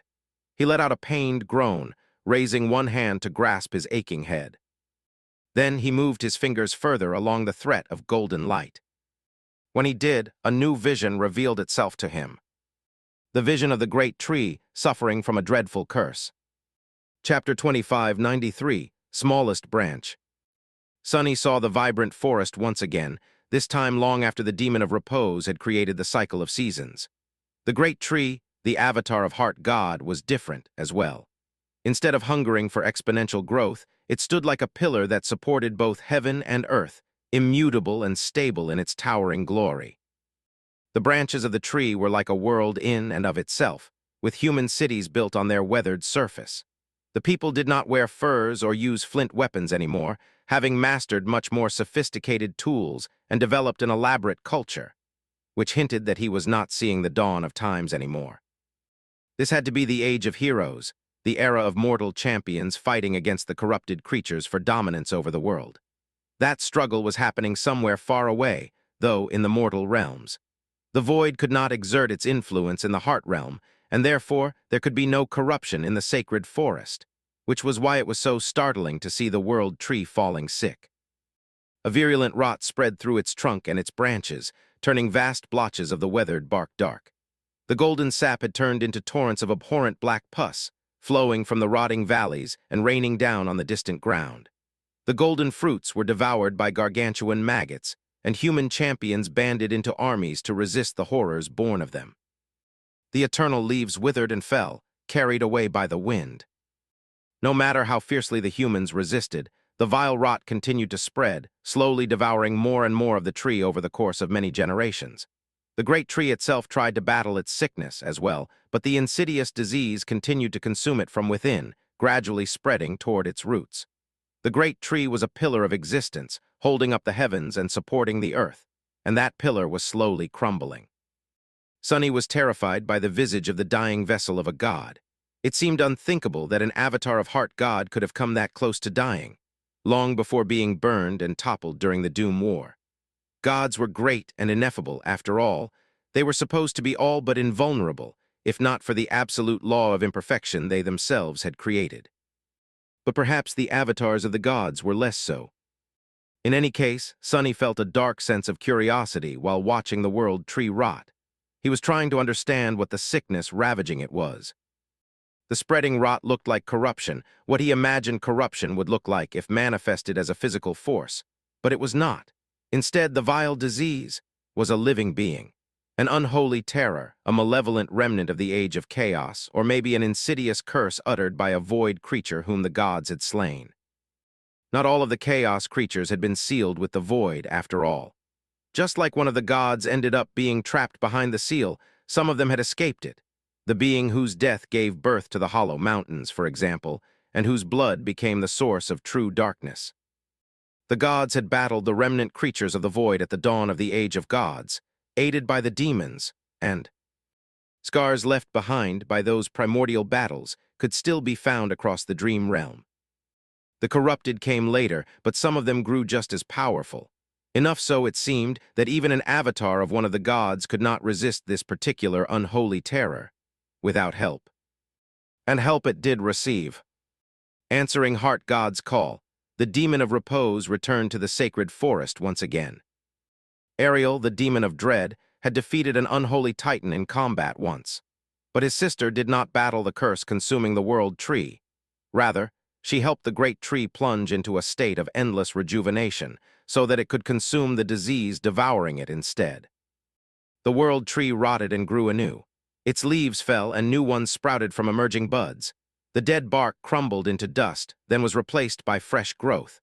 The diseased branches broke and fell, causing the world to quake when they impacted the earth, but new branches appeared in their place. Over and over and over again, without end. Rotting, dying, and being reborn again. Until the disease was no more. The unholy terror had perished, and the world tree regained its vitality. The cities of humans who had made home in its branches, however, were decimated. Most of them were destroyed, and those that remained became overgrown by leaves and bark, with not a soul in sight. The arrival of the demon of repose was a boon for the great tree, but it was an indescribable disaster to those who had lived in the shade of its leaves. A calamity that could not be escaped, predicted, or reasoned with. There was a reason, after all, why demons were feared above all other deities of Ancient Umes. Once the disease consuming the world tree was no more, the demon of repose left. However, it took payment for helping Heart God save their avatar. That payment was a young branch of the great tree. And from that branch, she fashioned a magnificent ship. A living ship that was more than a kilometer across from port to starboard, and many times its width in length. One that was like a city in and of itself, with dozens of decks, beautiful palaces, tall pagodas built on its surface, and great mysteries hiding in its boundless holds. A ship with wild groves, rushing streams, and deep lakes. The demon of repose named her ship the Night Garden and made it her home. The world tree was long destroyed, and the demon of repose was dead. However, the Night Garden still remained, the last living sapling of once great forest. Chapter 2594, Timely Intervention. Enthralled by the breathtaking visions of the ancient past, Sonny slid his fingers further down the thread of golden light. Now he understood why he had seen the birth of the world tree and the spread of the Heart God's sacred forest first. It was because the Night Garden had been made from the branch of the great tree, and was therefore a part of it, the last part of it even. So its fate was part of the world tree's fate, or had been once at least. Marveling at that fact, Sonny opened himself to the truth of what events the Night Garden had experienced. It was difficult. Delving into the meaning of the string of fate was not like reading a book. A gargantuan torrent of information was pouring into Sonny's strained mind, and he could only absorb a few drops of that crushing flood here and there. He did not immediately see another detailed vision of the past like the first two. Instead, what he saw were glimpses of various scenes, all jumbled and mixed together. The Night Garden sailing on a misty sea, the Night Garden battling a storm so ferocious that entire realms could have been washed away by it. The Night Garden moving across the great black void between the stars. And being moored on a titanic pier of a beautiful, awe-inspiring city built among the stars. That last glimpse seemed especially significant somehow. Even consumed by the strain of staring at fate, Sonny could not help but feel a hint of bewildered amusement. Is Night Garden a spaceship then? He spent a split second, which felt like an eternity considering that fact, and then, wham! Sonny fell from the chair and slammed his head against the floor. Pulled away from his bewitched state, he belatedly retracted his hand and deactivated Where Is My Eye. The world felt strange. The world felt too small, claustrophobic, and two-dimensional. Time was most bizarre, somehow separated into three distinct states. The past, the present, and the future. The inexplicable division seemed nonsensical. Ouch! Laying on the floor, Sonny sensed the shadow of Jet move above him. He realized that she had struck him, overturning his chair and throwing him to the floor. Why did you hit me? Jet let out a bewildered laugh. Gods, have you seen yourself? Sonny did not, in fact, see himself. Actually, he could not see anything at all. What? Jet fell heavily on her sofa. For you're in for. Mation, there was smoke rising from beneath your mask, and the smell, she made a retching sound. Well, I guess that's one more accomplishment under my belt. Making a dead woman retch was no simple feat. Belatedly, Sonny realized that he was drenched in sweat and could smell burned flesh. Dismissing Weaver's mask, he raised an arm, touched his face tentatively, and winced. His mind was still reeling from beholding the great tapestry of fate, so he felt dazed. That was a misleading word to describe his peculiar state, but he could not find a better one. Sonny was so dazed, in fact, that he did not even register the physical pain he was experiencing. But the area around his eyes was definitely burned. His eyes were burned as well. Luckily, they were still there, just scorched and unable to see anything. It seems that I've gone blind. He sighed. How bothersome. With that, Sonny rose, brushed his clothes with a shaking hand, picked up his chair, and sat back down. Being blind was indeed a hassle, but he could function just fine with just shadow sense. More than that, his eyes had only received mild damage. It was only mild thanks to a timely whack from Jet, and with his regenerative abilities, he would be fine in a few days. Things could have been worse if he kept "Where is my eye?" active for a bit longer, though. Wow, you look frightening, Jet shook her head. Sonny tilted his own a little, which almost caused him to lose balance and fall back to the floor. Frightening? She nodded. It's like you have embers in your eyes. You are mostly black with glowing orange cracks. What the hell did you do? Sonny remained silent for a while, then spoke in a subdued tone. Well, I guess it was a divination of sorts. In fact, being able to touch the strings of fate and catch glimpses of their meaning was eerily similar to Cassie's dormant ability. Sonny was willing to bet that if the great tapestry of fate was still intact, he would have been able to receive visions of the future as well. Does that make me an Oracle T00? He shivered. A very extreme shape of divination. I was trying to determine where the thing I am looking for is. Jet seemed to have raised an eyebrow. Sonny was not sure, since he could only feel the motions of her shadow, and shadow, sadly, did not have eyebrows. And did you? Sonny scratched the back of his head. Sort of, I saw a thread. But that thread did not lead me to any particular area of the ship. Instead, it just sort of disappeared into the ship, and if pointing to it as a whole, or maybe inside of it. Jet hesitated for a while. You don't think that you'll have to be absorbed into the hull to find it, do ya? Sonny slowly shook his head. That was my first thought as well, but actually I have a different idea. He considered it again, then thought back to the visions he had seen. Yeah, it is worth trying. The night garden was a living thing, not in the same sense as humans or animals were, but still one nonetheless. It had been made from a branch of the world tree and enchanted by the demon of repose to endlessly rejuvenate and restore itself. It was alive, but neither conscious nor sentient. But if it was indeed alive, then did it dream of anything? And could Sonny see what the Titanic ship was dreaming of? Of course he could. After all, Sonny had a horse who could bring him into someone's dream. Chapter 25, 95 Hidden Giants. A storm raged outside. The sky was hidden behind a great dark veil of angry clouds. Hurricane winds were ravaging the world, and the boundless sea rose up against the tyranny of heaven. The undulating expanse of fierce waves stretched endlessly in all directions, each of them towering like a rolling mountain. The night garden sailed through the storm, indomitable and dauntless. Illuminated by the colorful glow of countless lanterns, it was the only island of warmth and light in the world of cold darkness. Apart from the branching bolts of lightning that descended from the roaring sky like silver arrows, that was, as if meant to punish the sea for its defiance. Instead of striking the sea, however, they were drawn to the masts of the night garden, making it seem as if the ancient vessel was surrounded by a radiant mantle of electric arcs as it battled the storm.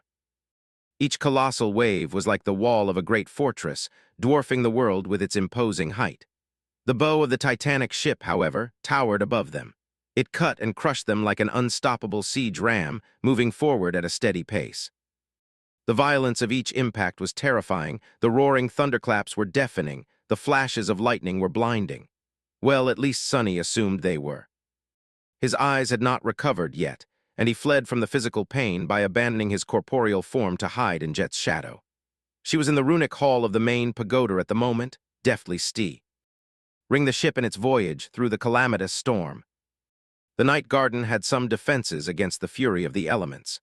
There seemed to be an invisible barrier protecting the main deck of the Titanic ship, making the winds less powerful as they assaulted it and preventing the torrential rain from causing a flood, to the point that many people gathered outside, hiding beneath colorful oil paper umbrellas to enjoy the view of the storm.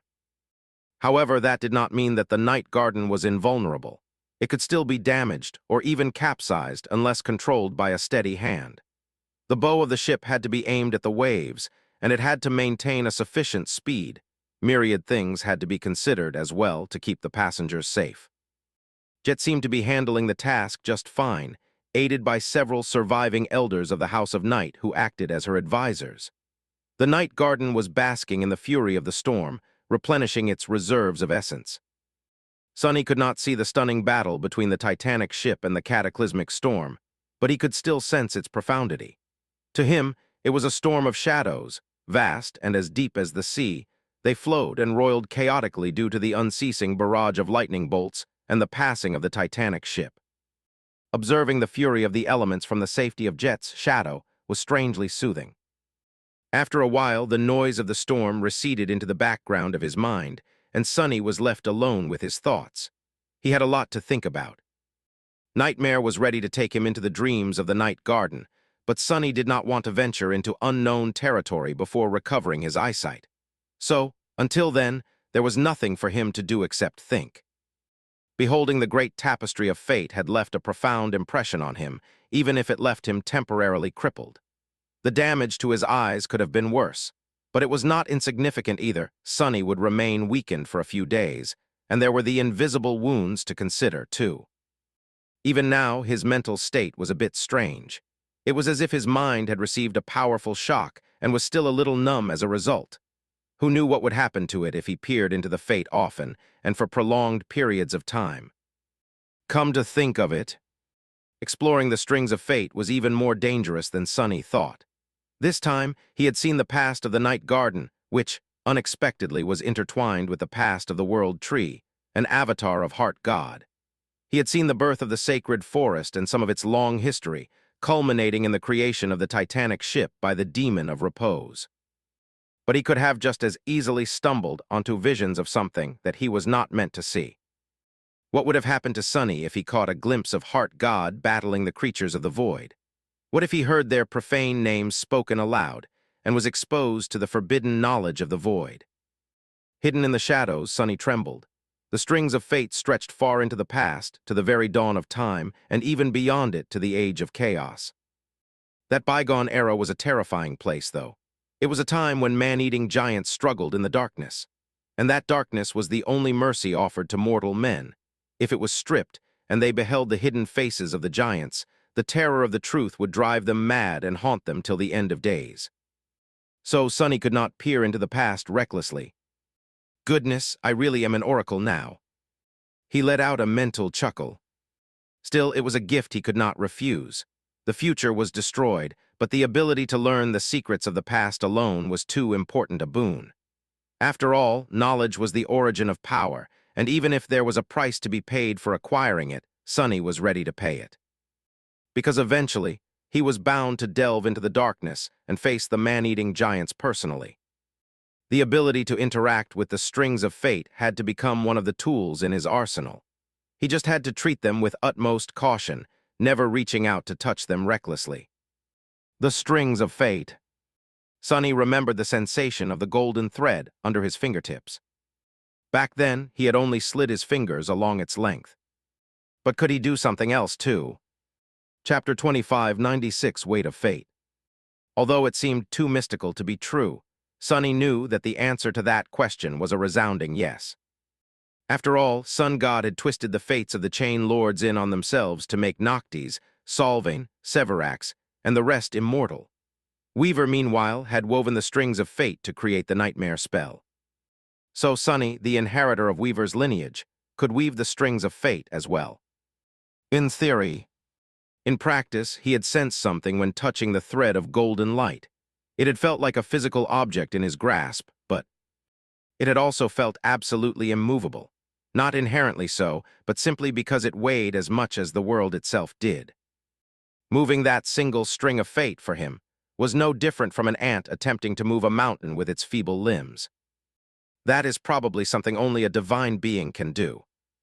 Even then, not just any divine being. And among those great beings that could twist the strings of fate, none had been able to escape it in the end, so the measure of their influence must have been limited. I feel like this is something I am not qualified to understand yet, let alone perform. In the future, though, the future did not exist anymore, so anything was possible. Satisfied with that conclusion, he thought back to the very fact that the great tapestry of fate was torn and savaged. It felt too peculiar to fathom, knowing that he was the person, or the weapon at least, who had fundamentally altered one of the inherent pillars of existence. Among all of his accomplishments, that one stood out as the most distinguished by far, so much so that nothing else could even compare.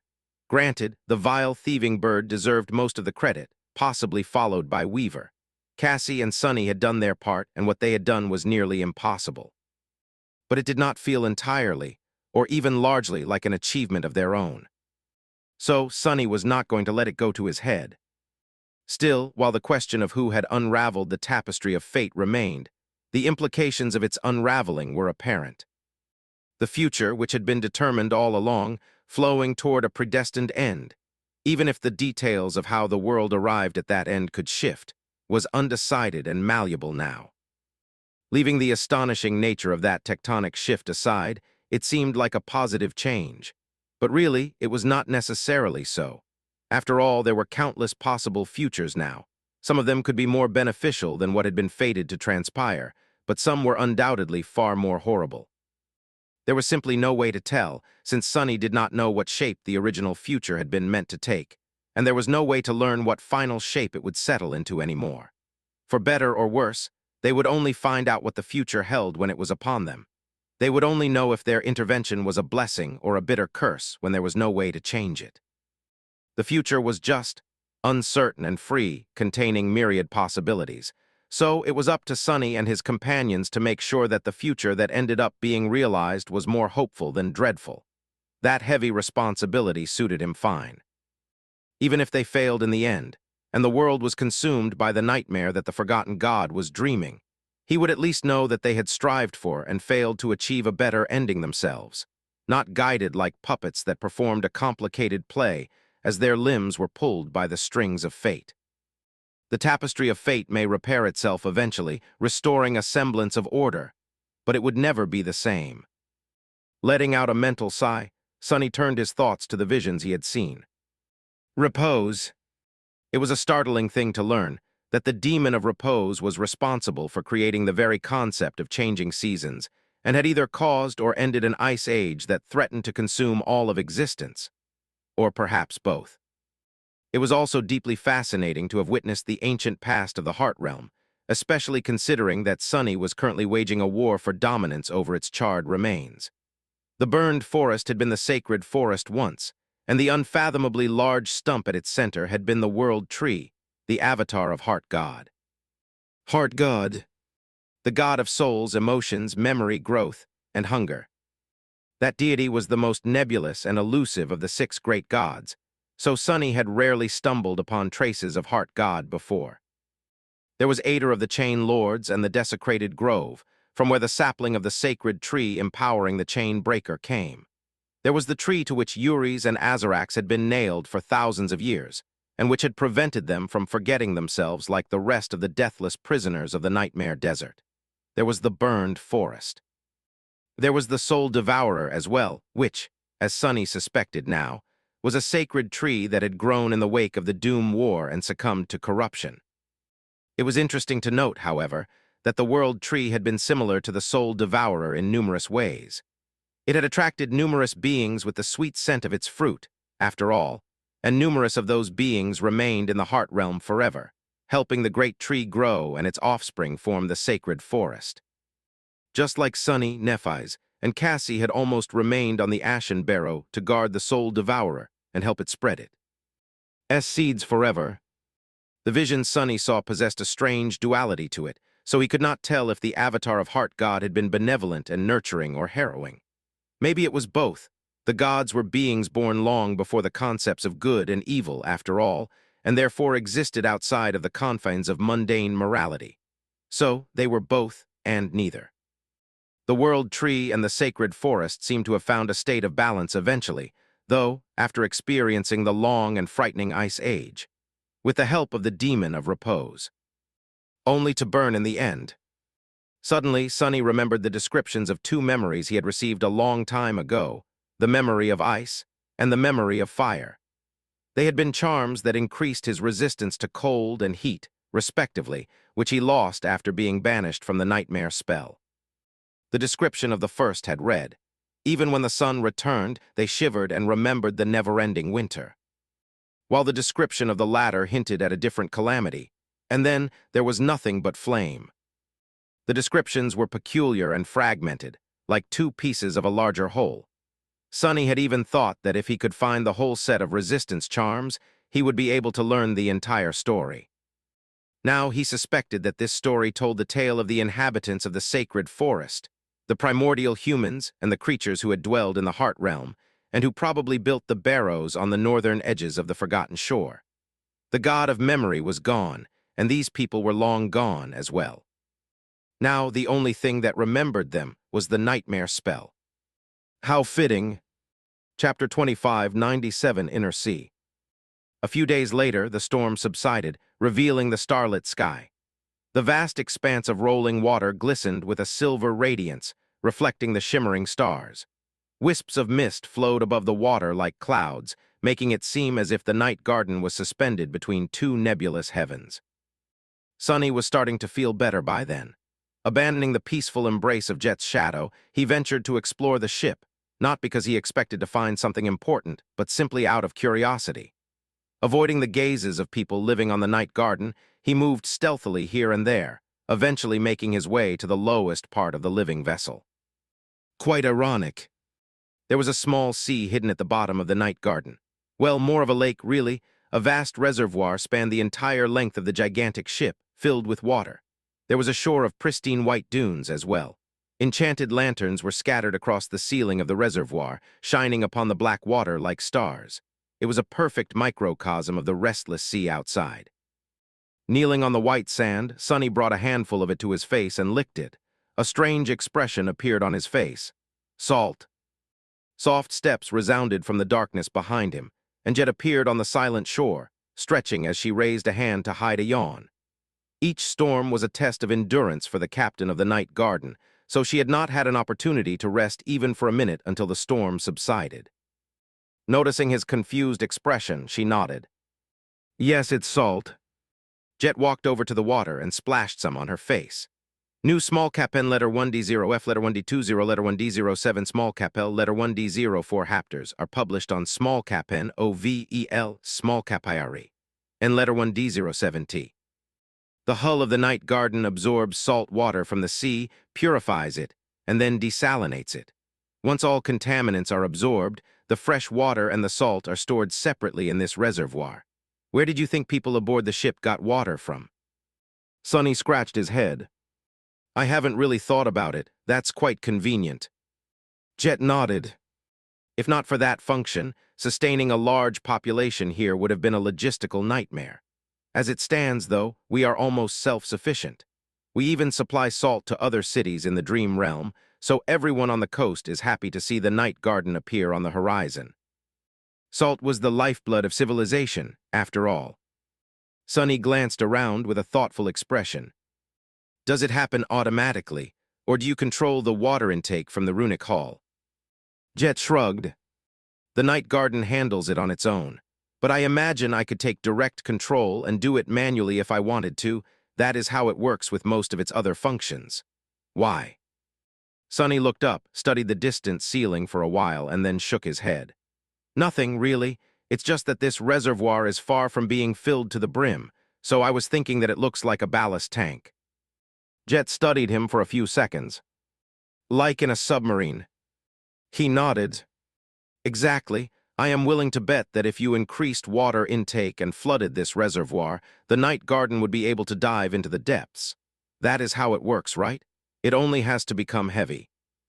than the water it displaces to achieve negative buoyancy. Sunny paused for a moment, then added, I am also willing to bet that the same barrier that protects the main deck from the wind and the rain can hold the water at bay, creating a bubble of breathable air around the ship. Oh, I don't have proof for any of that, of course. But it feels like something the Night Garden would be able to do. Jet gave him a suspicious look. Why are you thinking about sinking my ship, though? Sunny chuckled. No reason, I'm just bored and curious. Jet sighed. Well, you might be right. Honestly, I feel like we haven't discovered everything that the Night Garden can do yet by far, or at least what it could do. It might not look like it from the outside, but this ship is actually heavily damaged and in a state of disrepair. It has been from the very day the Nightwalker conquered it, after thousands of years of neglect, and none of us is powerful enough or knows enough to fix it. She glanced at the vast expanse of dark water. The rest can't tell, but as its captain, I feel it every time I step into the runic circle, how tired and worn down countless of its parts are.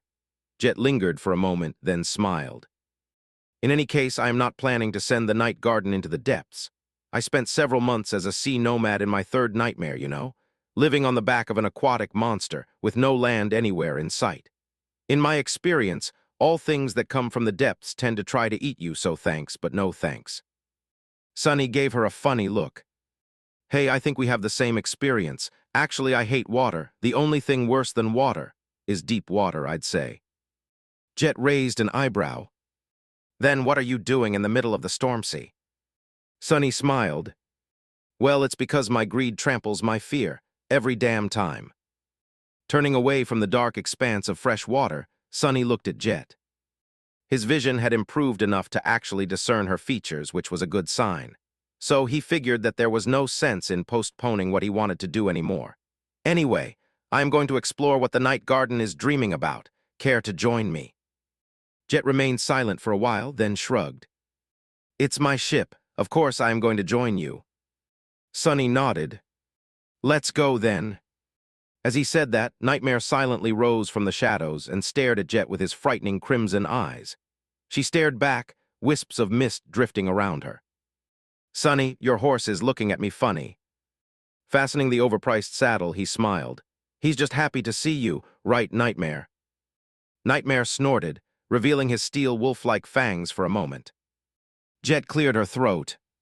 Yeah, I don't think this is it. Jumping into the saddle, Sunny looked down at her and offered her his hand. Climb up, don't worry, he doesn't bite. I mean he does, but only when he wants to kill someone, so relax. Giving him a dark look, Jet took his hand and climbed to sit behind him. Why do you have a transcendent terror as a horse, even? Sunny grinned. Well, if you must know, it's because I endured myriad excruciating deaths in a maze of nightmares, broke free through sheer stubbornness, and then killed him viciously. So this terror is my horse now. Hold on tight. As Jet wrapped her arms around his waist, Sunny sent Nightmare forward and commanded him to use the Dreamwalker attribute. The next moment, they disappeared from the shore of the Dark Lake. Chapter 25, 98 Dreams of the Night Garden. In the Night Garden's dream, it was a tree. A towering tree that stood upon the surface of a calm sea, bathing in starlight and caressed by warm winds. Millions of leaves rustled on its branches peacefully, echoing the distant murmur of the gentle waves.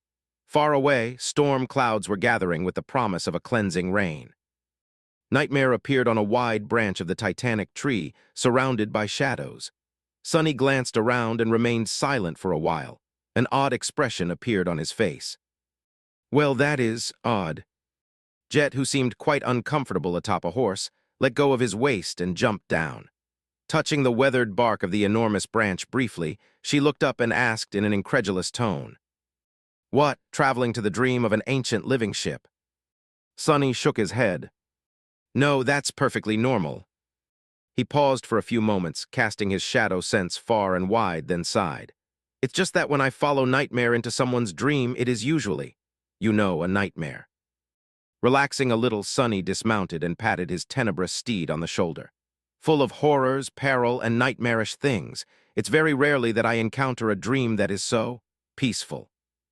The dream of the Night Garden was indeed tranquil. Considering what the ancient vessel had lived through and witnessed, Sunny was fully prepared to face unimaginable horrors, hideous department, dwellers, devastating calamities, and perhaps even an angry god or two. But instead, there was nothing but a stunning night sky and a calm sea. No horrors were hiding beneath the waves, and nothing too monstrous to describe was watching them from above with alien eyes. He hesitated for a little while, studying the towering tree they were standing upon. It was far taller than the Soul Devourer had been in its last moments, but nowhere near as colossal as the World Tree. If he had to compare it to anything, it would be the giant tree growing at the center of Ariel's game. Still, it was interesting to see that the night garden saw itself as a tree, at least in its dreams. A thriving tree at that.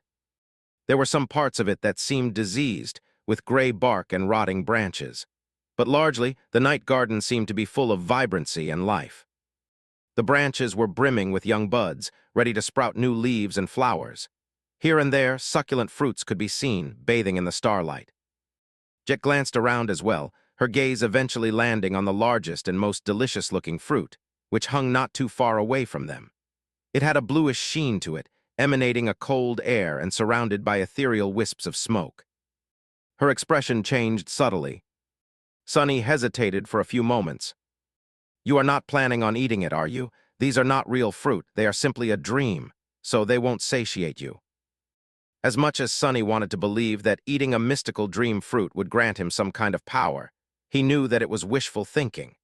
This was a mundane dream after all, even if a mystical being was dreaming it, not a nightmare created by the spell. So even if he had received the soul weave by eating a fruit in a nightmare, eating one in this dream would not benefit him in any way. And since the night garden was dreaming peacefully, there was nothing here for Nightmare, the shadow, to battle and subjugate here either. There seemed to be nothing for him to earn in the dream of the night garden. Jet remained silent for a while, then slowly shook her head. "No, it's just that." She hesitated for a bit, then pointed to the stunning fruit. "I think that's me." Sunny blinked a couple of times. "Pardon, the source of th small cap is content is small cap n ov lf small cap iri, small cap n et." Jet nodded. "Yes, I think that this fruit is meant to represent me." Sunny's expression only grew more incredulous. "Is she comparing herself to a beautiful, succulent fruit? What is happening?" Jet scoffed. "I don't know what you are thinking about, but please stop. Instead, think about what the night garden sees itself as." She raised her hand, gesturing to the branches of the great tree that surrounded them. "For us, it is a mysterious vessel that shelters us and which we control. But as far as the night garden seems to be concerned, it is a tree.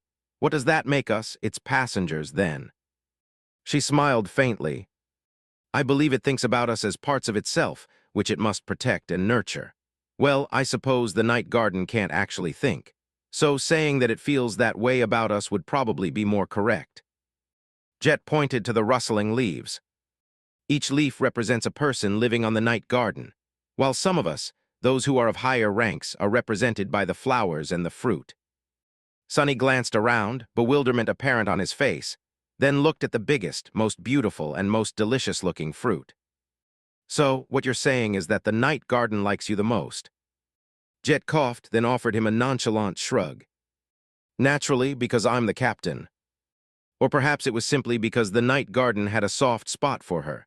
Sunny would not be surprised if it did. Soul Reaper was quite a likable person, after all. He could attest to that fact himself." He remained silent for a while, contemplating. If Jet was correct and the Titanic ship considered its passengers as leaves, flowers, and fruit that grew on its branches and had to be nurtured, then it must have been terribly lonely for all these years, including the short span of years when only the members of the House of Night populated its spacious decks and cavernous holds. Not to mention the time when the only being aboard it was Mordred. The dreams of the night garden must have been far more wistful back then. It's nice that the ship is content now, I guess. In any case, that information was of no help to him, as far as searching for the traces left behind by Weaver was concerned. Unless, of course. Suddenly feeling paranoid, Sunny gulped. "Hey, Jet, you don't think that we'll find a giant, rotten fruit infested by repulsive maggots somewhere in here, and that would be how we learn that some dreadful, detestable horror has been hiding aboard the night garden the whole time. Jet gave him a long look. Then she turned away with a deadpan expression. You know, son, and why you should really learn to keep some thoughts to yourself. I don't know if we'll find such a fruit, but if we do, she smiled darkly, I will definitely be blaming you. Chapter 2599, The Flaw in Our Stars. For better or for worse, they did not find such a harrowing fruit on the branches of the night garden.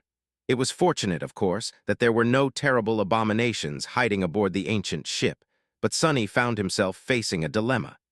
The problem was that they did not find anything of note at all while exploring the wondrous dream. It was just quiet and tranquil. The rustling of leaves, the distant murmur of the waves, the gentle wind, and the falling rays of silver starlight. That was all there was to the dream of the night garden, which slumbered peacefully as its great mass sailed the tumultuous waters of the storm sea. Perhaps it was only to be expected, considering that the being dreaming that dream was not exactly sentient, let alone sapient. At least someone is dreaming peacefully, Sonny sighed. The tree was immense, but it was not vast enough for a sovereign and a saint to miss something important. Standing on one of the lower branches, Sonny glanced at the calm surface of the distant sea below. The roots of the night garden must have extended far down. Was he going to have to dive into the depths, after all? As Sonny was considering his options with a sullen face, the leaves rustled, and Jet landed softly on the weathered bark beside him. As she did, he observed something curious. The leaves, as well as the smaller branches of the night garden, seemed to bend slightly toward her, as if drawn to her tantalizing figure. If that was not the night garden playing favorites and giving its captain special treatment, then Sonny did not know what was. He might have been sulking a little because there did not seem to be a fruit anywhere here representing him. Sonny knew for a fact that he was quite delicious. Why else would countless creatures have tried to eat him? What a silly ship. Jet straightened and gave him a neutral look. Well, did you find anything? Sonny coughed, embarrassed by his thoughts, and slowly shook his head. Not really. I am starting to doubt my initial assumption. What about you? Have you discovered something? They had split up after the initial sweep. Sonny went to explore the lower branches of the night garden, while Jet climbed to the top. Nightmare followed her in the shadows, just in case something did happen and she needed help. But nothing had happened in the end. Jet hesitated for a few moments. I'm not sure, maybe. Sonny raised an eyebrow. How do you mean? She considered something, then gestured up. Follow me, it will be easier to show you, he did with a shrug. Together they climbed the great tree. Of course, the night garden was too tall, standing higher than the most towering mountain on earth, to be scaled like an ordinary tree, or even an ordinary mountain. But Sonny and Jet were not ordinary people either. They leapt from one branch to another, covering hundreds of meters of vertical distance with each leap, and only pausing for a brief moment before taking the next one. The great branches streaked past them, and the leaves rustled from their passing, disturbed by the turbulent currents of wind. Although not the most practical, this way of ascending the immense height of the night garden was the simplest. Well, and it was also a bit exhilarating. Look at me, having fun in a giant ship's dream. Sonny smiled slightly, thinking that he understood why Nightmare enjoyed galloping at terrible speed so much. Some time later, they finally reached the top of the huge tree. Its vast trunk was thinner there, and the canopy was not as thick, revealing the clear picture of the gorgeous night sky. Sonny suddenly felt wary, looking around with a tense expression. He almost expected to see an enormous nest and find a murderous egg laying on the bed of spiderwebs inside. But luckily, the vile thieving bird did not seem to have visited the dreams of the night garden in the past. Sonny lingered for a few moments. What exactly am I looking at? Jet pointed up once again. The sky. He frowned, then followed her finger to the dark vista of the night sky. There was no light pollution in the dream of the night garden to make stars seem feeble and pale, and since Sonny and Jet were quite high, they looked huge. The breathtaking tapestry of silver stars stretched above the great tree, countless of them connected by long trails of cosmic fog. Altogether, the stars and the shimmering nebulae looked like a painting drawn by the hand of a genius artist. their vast expanse suffused with darkness, light, and mystery in equal measure. Sunny's eyes glistened. Wait. Jet shrugged. They don't look like any of the stars I have seen, and how should I put it? There's something peculiar about them. T is as if there is a pattern hidden in the constellations, although if there is, I don't know what. Kind. Sunny lingered for a while, the stars reflecting in his onyx eyes, and then smiled faintly. That's all right, I know what the pattern is. She looked at him in surprise. You do? Sunny nodded. Yes, it's a weave. Indeed, there was an image of a mysterious spellweave hidden in the stars of the night garden's dream. No one except for Sunny would have discerned the subtle order in the seemingly chaotic scattering of constellations and the trails of radiant fog blooming around them. And even then, it would have taken him a great amount of time to decipher the pattern without mind weave. But Sunny was quite an accomplished weaver by now, and he did possess mind weave. So he recognized the anchors of the celestial spellweave almost immediately after that. Tracing all its twists and turns was not that hard. The spellweave was vast and intricately complicated, endlessly elegant in its design and daunting. It felt like something the spell would weave, but was even more refined. Despite its complexity and scale, however, it was simple, easily within the boundaries of what Sunny could replicate. Jet raised an eyebrow. A weave. Reluctantly looking away from the radiant pattern hidden in the depths of the dark sky, Sunny remained silent for a moment, and then nodded. Rather, it is an image of a weave. Spellweaves are what make the memories and the echoes work. They are a form of long-lost sorcery that a select few practiced once in the ancient past. That sorcery originates from Weaver, the demon of fate, and Weaver did not create it to be used by the masses. So, unlike runic sorcery and shaping, not just anyone can master even its basics. Jet gave him a dubious look. So, what's the use of this hidden pattern? Sunny smiled. Well, as it happens, it's quite useful, because I just happen to be the only weaver in existence, and I haven't just mastered the basics. As far as weaver's sorcery goes, I am quite the master. Looking at the starlit sky once again, he said in a subdued tone, what I am trying to say is that I can use this pattern as a blueprint to create some kind of spell. There was the question of whether he should, of course. Blindly giving shape to a mysterious spell hidden in the dreams of a living ship was not exactly a wise course of action. It smelled of recklessness, rather. But who was he kidding? Sunny had come to the night garden to find a clue leading to a fragment of Weaver's lineage, and now he found the blueprint of a spellweave conveniently hidden on the ship's dreams. One had to be a fool not to realize that this spell had been left here by Weaver to give his future heir a sign. Jet frowned. And what will that spell do? Sunny looked at her and grinned. There is only one way to find out, is there? In the end, it took Sunny a few days to complete the mysterious spellweave. He had secluded himself in Jet's garden and dedicated himself fully to weaving, meticulously recreating. The vast intricacy of the pattern Weaver had hidden in the starlit sky. He used strings of shadow essence to shape the strings, and the soul shards of sea monsters Jet and Nightmare hunted for him to form the anchors of the complicated pattern.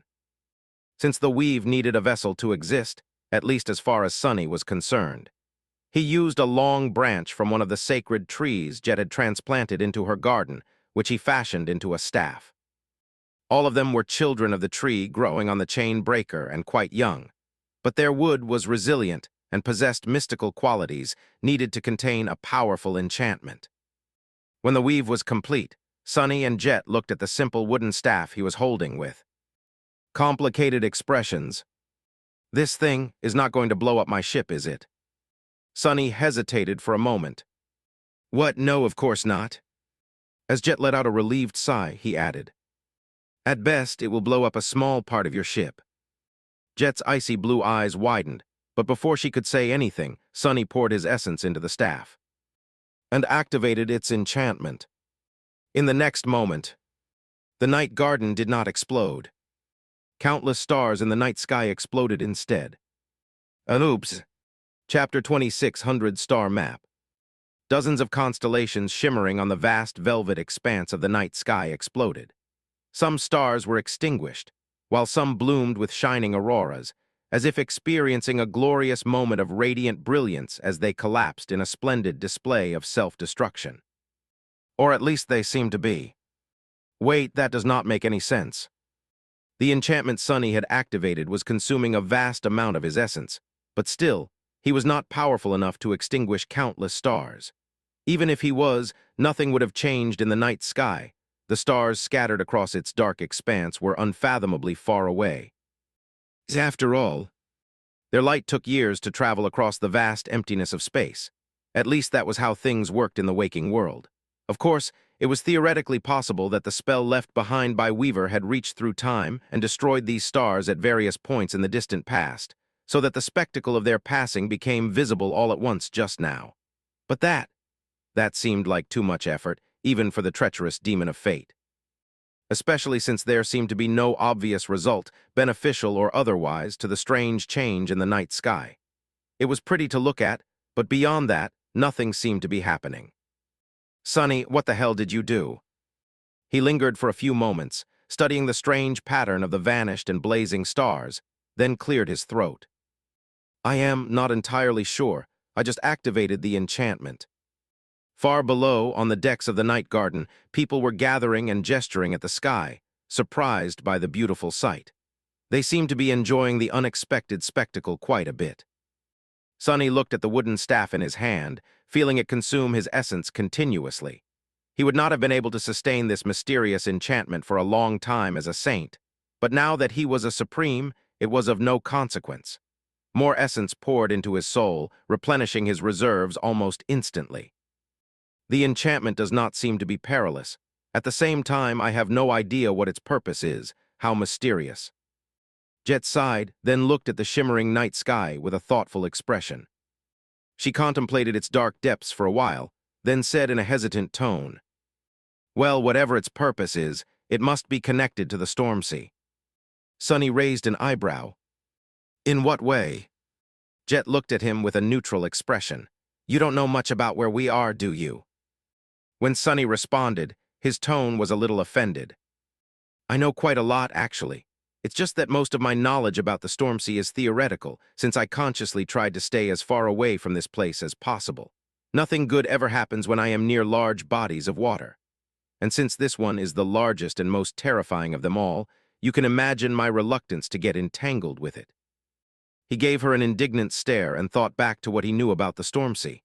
After a short pause, Sunny added, do you mean that it has to do with navigation? Jet nodded. Yes, the storm sea is not like any other place in the dream realm.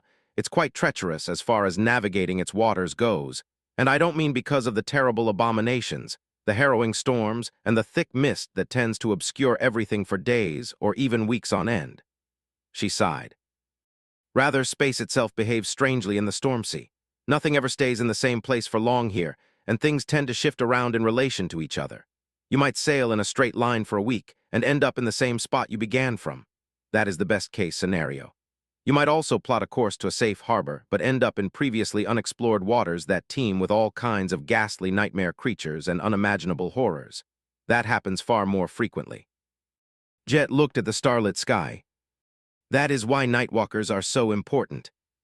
Sunny knew that the Nightwalkers, a title given to certain members of the House of Night in honor of its founder, were able to guide ships through the mists of the storm sea. In fact, they did the same for mundane ships in the Indian Ocean and were generally good at finding their way around. That was not surprising, considering that they had inherited the lineage of Storm God, who was also known as the goddess of the black skies, the goddess of depths, oceans, darkness, stars, travel, and guidance. And disaster. In any case, he knew that the ability to navigate the sea by stars was one of the inherent abilities of many members of the House of Night. The skies above the storm sea were not mundane. Either, they were as mystical and treacherous as the misty waters below, so not just anyone could observe them to plot a reliable course. And since the mysterious enchantment Weaver had left behind seemed to have changed the geography of the night sky, do you think that this staff shows a path to somewhere? That was the most reasonable conclusion he could make. Weaver had left an image of a strange spellweave in the skies that the night garden dreamed about. Once realized, this spell we've altered the real sky, making it seem as if some stars had been extinguished, while some burned brighter. The stars were the only way to navigate the storm sea, and therefore, the beautiful spectacle above them could be a map of sorts. Sonny had no idea where that map led to, but he was pretty sure that the fragment of Weaver's lineage he was searching for would be there, in that mysterious plough. See? Jet lingered for a while, then shrugged. Actually, I can navigate the storm sea as well somewhat. That is one of the privileges granted to the captain of the Night Garden, but I am not very experienced in reading the stars yet, so I can't really tell if this enchantment shows a path to somewhere. She looked at him, then smiled slightly. However, I know a few people who can. Check latest chapters at novelfire.net.